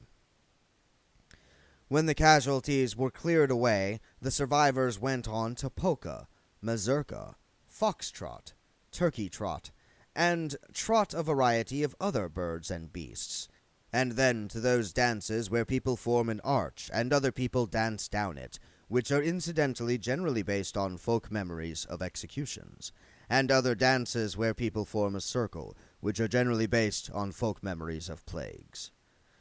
Through it all, two figures whirled as though there was no tomorrow. The lead fiddler was dimly aware that, when he paused for breath, a spinning figure tap-danced a storm out of the melee, and a voice by his ear said, "You will continue, I promise you." When he flagged a second time, a diamond as big as his fist landed on the boards in front of him. A smaller figure sashayed out of the dancers and said, "If you boys don't go on playing William Spigot, I will personally make sure your life becomes absolutely foul." And it returned to the press of bodies. The fiddler looked down at the diamond. It could have ransomed any 5 kings the world would care to name. He kicked it hurriedly behind him. "More power to your elbow, eh?" said the drummer, grinning. "Shut up and play." He was aware that tunes were turning up at the ends of his fingers that his brain had never known. The drummer and the piper felt it too. Music was pouring in from somewhere. They weren't playing it. It was playing them. "It is time for a new dance to begin." "Drum-da-dum-dum," hummed the fiddler, the sweat running off his chin as he was caught up in a different tune. The dancers milled around uncertainly, unsure about the steps, but one pair moved purposefully through them at a predatory crouch, arms clasped ahead of them, like the bowsprit of a killer galleon. At the end of the floor they turned in a flurry of limbs that appeared to defy normal anatomy, and began the angular advance back through the crowd. "What's this one called?" "Tango." "Can you get put in prison for it?" "I don't believe so." "Amazing." The music changed. "I know this one. It's the Quirmish bullfight dance. Ole!" "With milk?" A high-speed fusillade of hollow snapping noises suddenly kept time with the music. "Who's playing maracas?" Death grinned. "Maracas? I don't need maracas." And then it was now. The moon was a ghost of itself on one horizon. On the other, there was already the distant glow of the advancing day. They left the dance floor. Whatever had been propelling the band through the hours of the night drained slowly away. They looked at one another. Spigot the fiddler glanced down at the jewel. It was still there. The drummer tried to massage some life back into his wrists. Spigot stared helplessly at the exhausted dancers. "Well then," he said, and raised the fiddle one more time. Miss Flitworth and her companion listened from the mists that were threading around the field in the dawn light. Death recognized the slow, insistent beat. It made him think of wooden figures whirling through time until the spring unwound. "I don't know that one." "It's the last waltz." "I suspect there's no such thing." "You know," said Miss Flitworth, "I've been wondering all evening how it's going to happen. How you're going to do it. I mean, people have to die of something, don't they? I thought maybe it was going to be exhaustion, but I've never felt better. I've had the time of my life, and I'm not even out of breath. In fact, it's been a real tonic, Bildor, and She stopped. I'm not breathing, am I?" It wasn't a question. She held a hand in front of her face and huffed on it. "No." "I see. I've never enjoyed myself so much in all my life. Ha! So, when?" "You know when you said that seeing me gave you quite a start." Yes? It gave you quite a stop. Miss Flitworth didn't appear to hear him.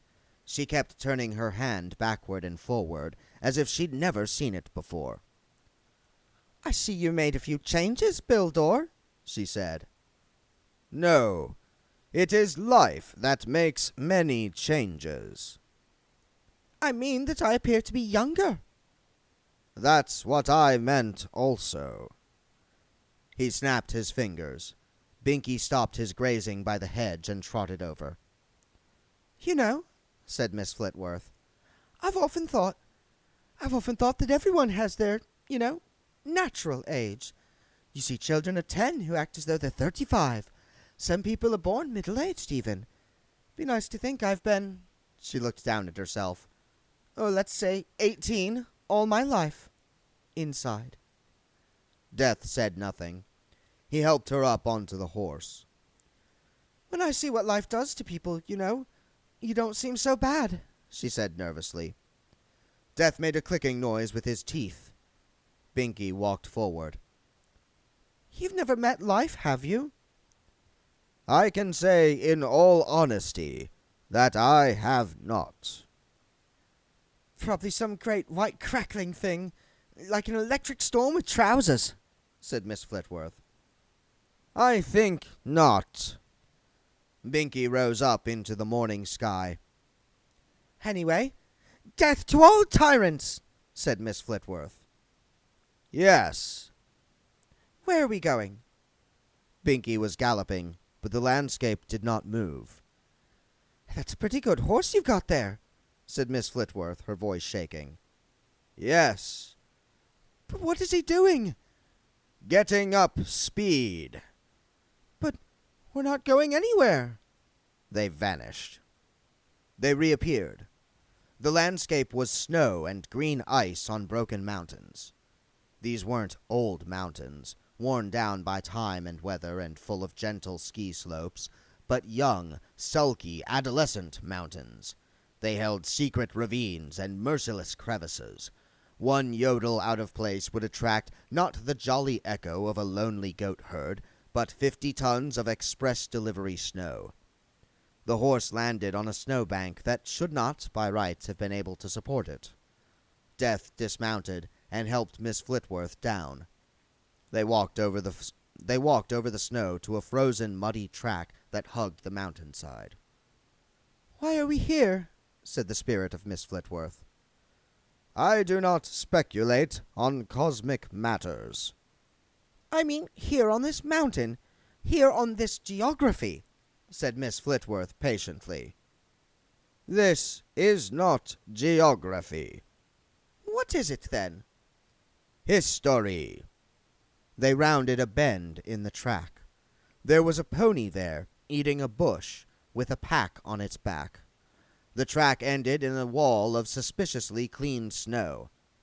Death removed a life-timer from the recesses of his robe. Now, he said, and stepped into the snow. She watched it for a moment, wondering if she could have done that too. Solidity was an awfully hard habit to give up. And then, she didn't have to. Someone came out. Death adjusted Binky's bridle and mounted up. He paused for a moment to watch the two figures by the avalanche. They had faded almost to invisibility, their voices no more than textured air. All he said was, "Wherever you go together." I said, "Where?" He said he didn't know. What's happened? Rufus, you're going to find this very hard to believe, my love. And who was that masked man? They both looked around. There was no one there. In the village in the Ramtops, where they understand what the Morris dance is all about, they dance it just once, at dawn, on the first day of spring. They don't dance it after that, all through the summer. After all, what would be the point? What use would it be? But on a certain day, when the nights are drawing in, the dancers leave work early and take, from attics and cupboards, the other costume, the black one, and the other bells. They go by separate ways to a valley among the leafless trees. They don't speak. There's no music. It's very hard to imagine what kind there could be. The bells don't ring. They're made of octaron, a magic metal. But they're not precisely silent bells. Silence is merely the absence of noise. They make the opposite of noise, a sort of heavily textured silence. And in the cold afternoon, as the light drains from the sky, among the frosty leaves and in the damp air, they dance the other Morris, because of the balance of things. You've got to dance both, they say. Otherwise, you can't dance either. Windlepoons wandered across the brass bridge. It was the time in Ankh-Morpork's day when the night people were going to bed and the day people were waking up. For once, there weren't many of either around. Wendell had felt moved to be here, at this place, on this night, now. It wasn't exactly the feeling he'd had when he knew he was going to die.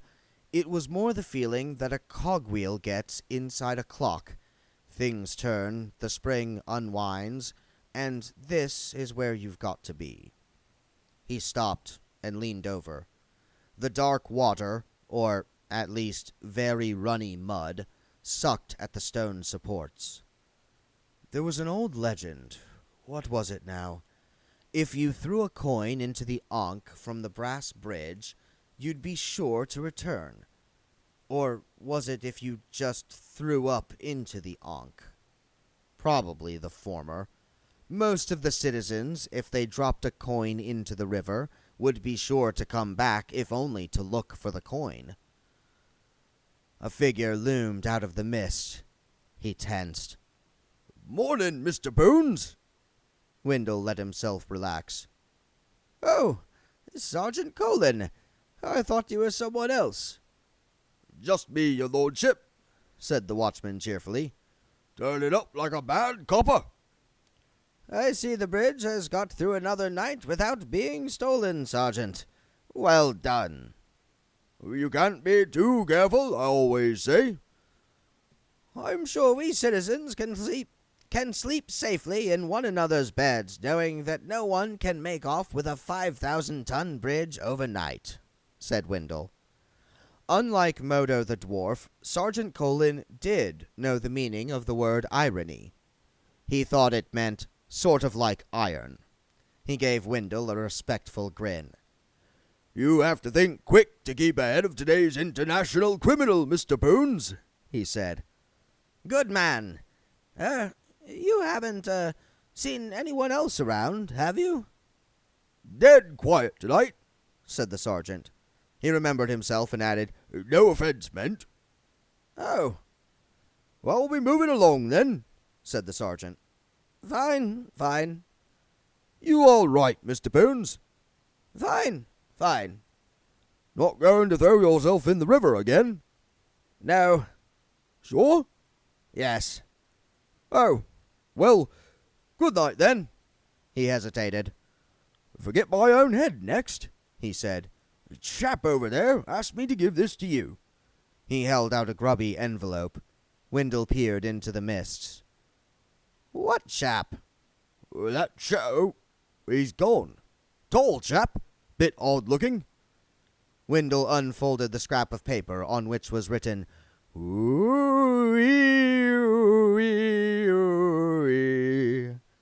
Ah, he said. Bad news? Said the sergeant. That depends, said Wendell, on your point of view. Oh, right. Fine. Well, good night then. Goodbye. Sergeant Colin hesitated for a moment, and then shrugged and strolled on. As he wandered away, the shadow behind him moved and grinned. Wendell Poons. Wendell didn't look around. Yes. Out of the corner of his eye, Wendell saw a pair of bony arms rest themselves on the parapet. There was the faint sound of a figure trying to make itself comfortable, and then a restful silence. "Ah," said Wendell, "I suppose you'll be wanting to get along." "No rush." "I thought you were always so punctual." "In the circumstances, a few minutes more will not make a lot of difference." Wendell nodded. They stood side by side in the silence, while around them was the muted roar of the city. "You know," said Wendell, "it's a wonderful afterlife. Where were you?" "I was busy." Wendell wasn't really listening. "I've met people I never even knew existed. I've done all sorts of things. I've really got to know who Wendell Poons is." "Who is he, then?" "Wendell Poons." "I can see where that must have come as a shock." "Well, yes." "All these years, and you never suspected." Wendell Poons did know exactly what irony meant, and he could spot sarcasm, too.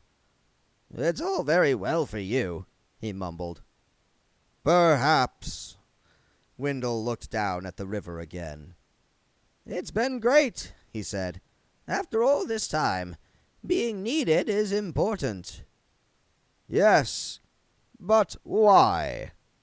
Wendell looked surprised. "I don't know. How should I know? Because we're all in this together, I suppose. Because we don't leave our people in there. Because you're a long time dead.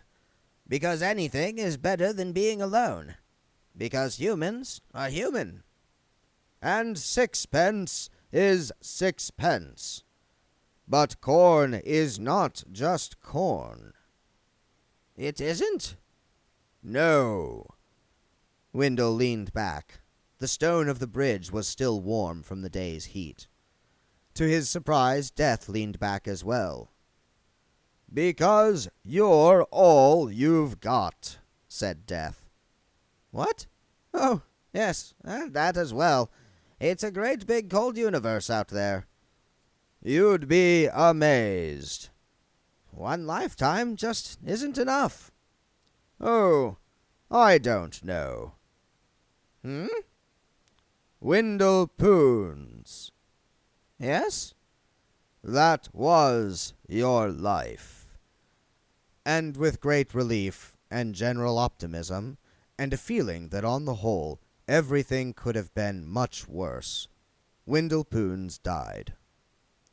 Somewhere in the night, Red Shoe looked both ways, took a furtive paintbrush and small pot of paint from inside his jacket, and painted on a handy wall, "Inside every living person is a dead person waiting to get out."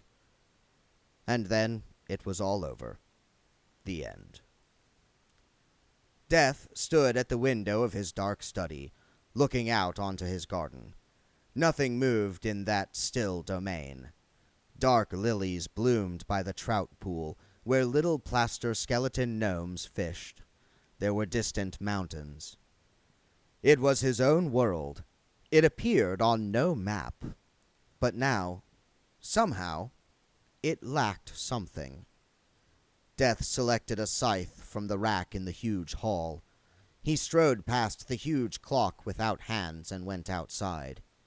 He stalked through the black orchard, where Albert was busy about the beehives, and on until he climbed a small mound on the edge of the garden.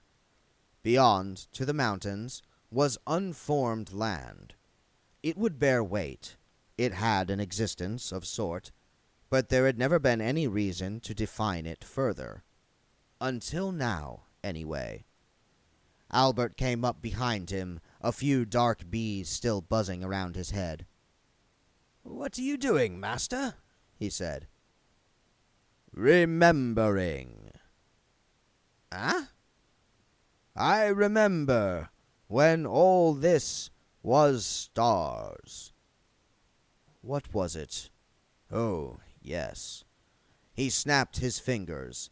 Fields appeared, following the gentle curves of the land. "Golden," said Albert. "That's nice. I've always thought we could do with a bit more color around here." Death shook his head. It wasn't quite right yet. Then he realized what it was. The lifetimers, the great room filled with the roar of disappearing lives, was efficient and necessary. You needed something like that for good order. But he snapped his fingers again, and a breeze sprang up. The cornfield moved, billow after billow unfolding across the slopes. Albert. Yes, master? Have you not got something to do? Some little job?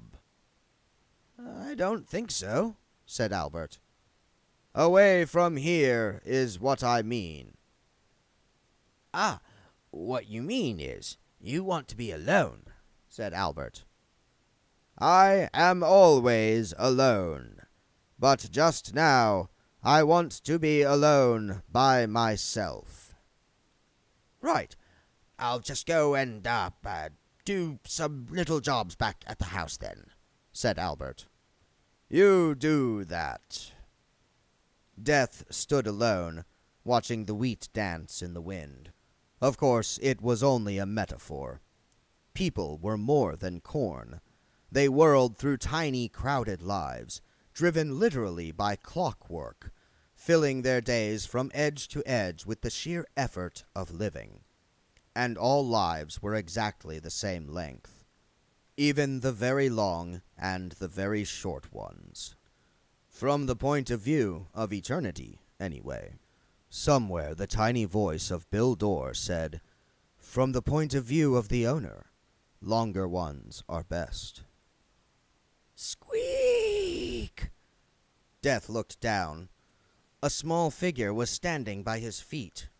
He reached down and picked it up, held it up to an investigative eye socket. I knew I'd missed someone. The Death of Rats nodded. Squeak! Death shook his head. No, I can't let you remain, he said. It's not as though I'm running a franchise or something. Squeak! Are you the only one left? The Death of Rats opened a tiny skeletal hand. The tiny Death of Fleas stood up, looking embarrassed but hopeful. No, this shall not be. I am implacable. I am death alone. He looked at the Death of Rats. He remembered Azrael in his tower of loneliness. Alone. The Death of Rats looked back at him. Squeak! Picture a tall, dark figure surrounded by cornfields. No, you can't ride a cat. Who ever heard of the Death of Rats riding a cat? The Death of Rats would ride some kind of dog. Picture more fields. A great horizon-spanning network of fields rolling in gentle waves. Don't ask me. I don't know. Some kind of terrier, maybe. Fields of corn, alive, whispering in the breeze. Right, and the Death of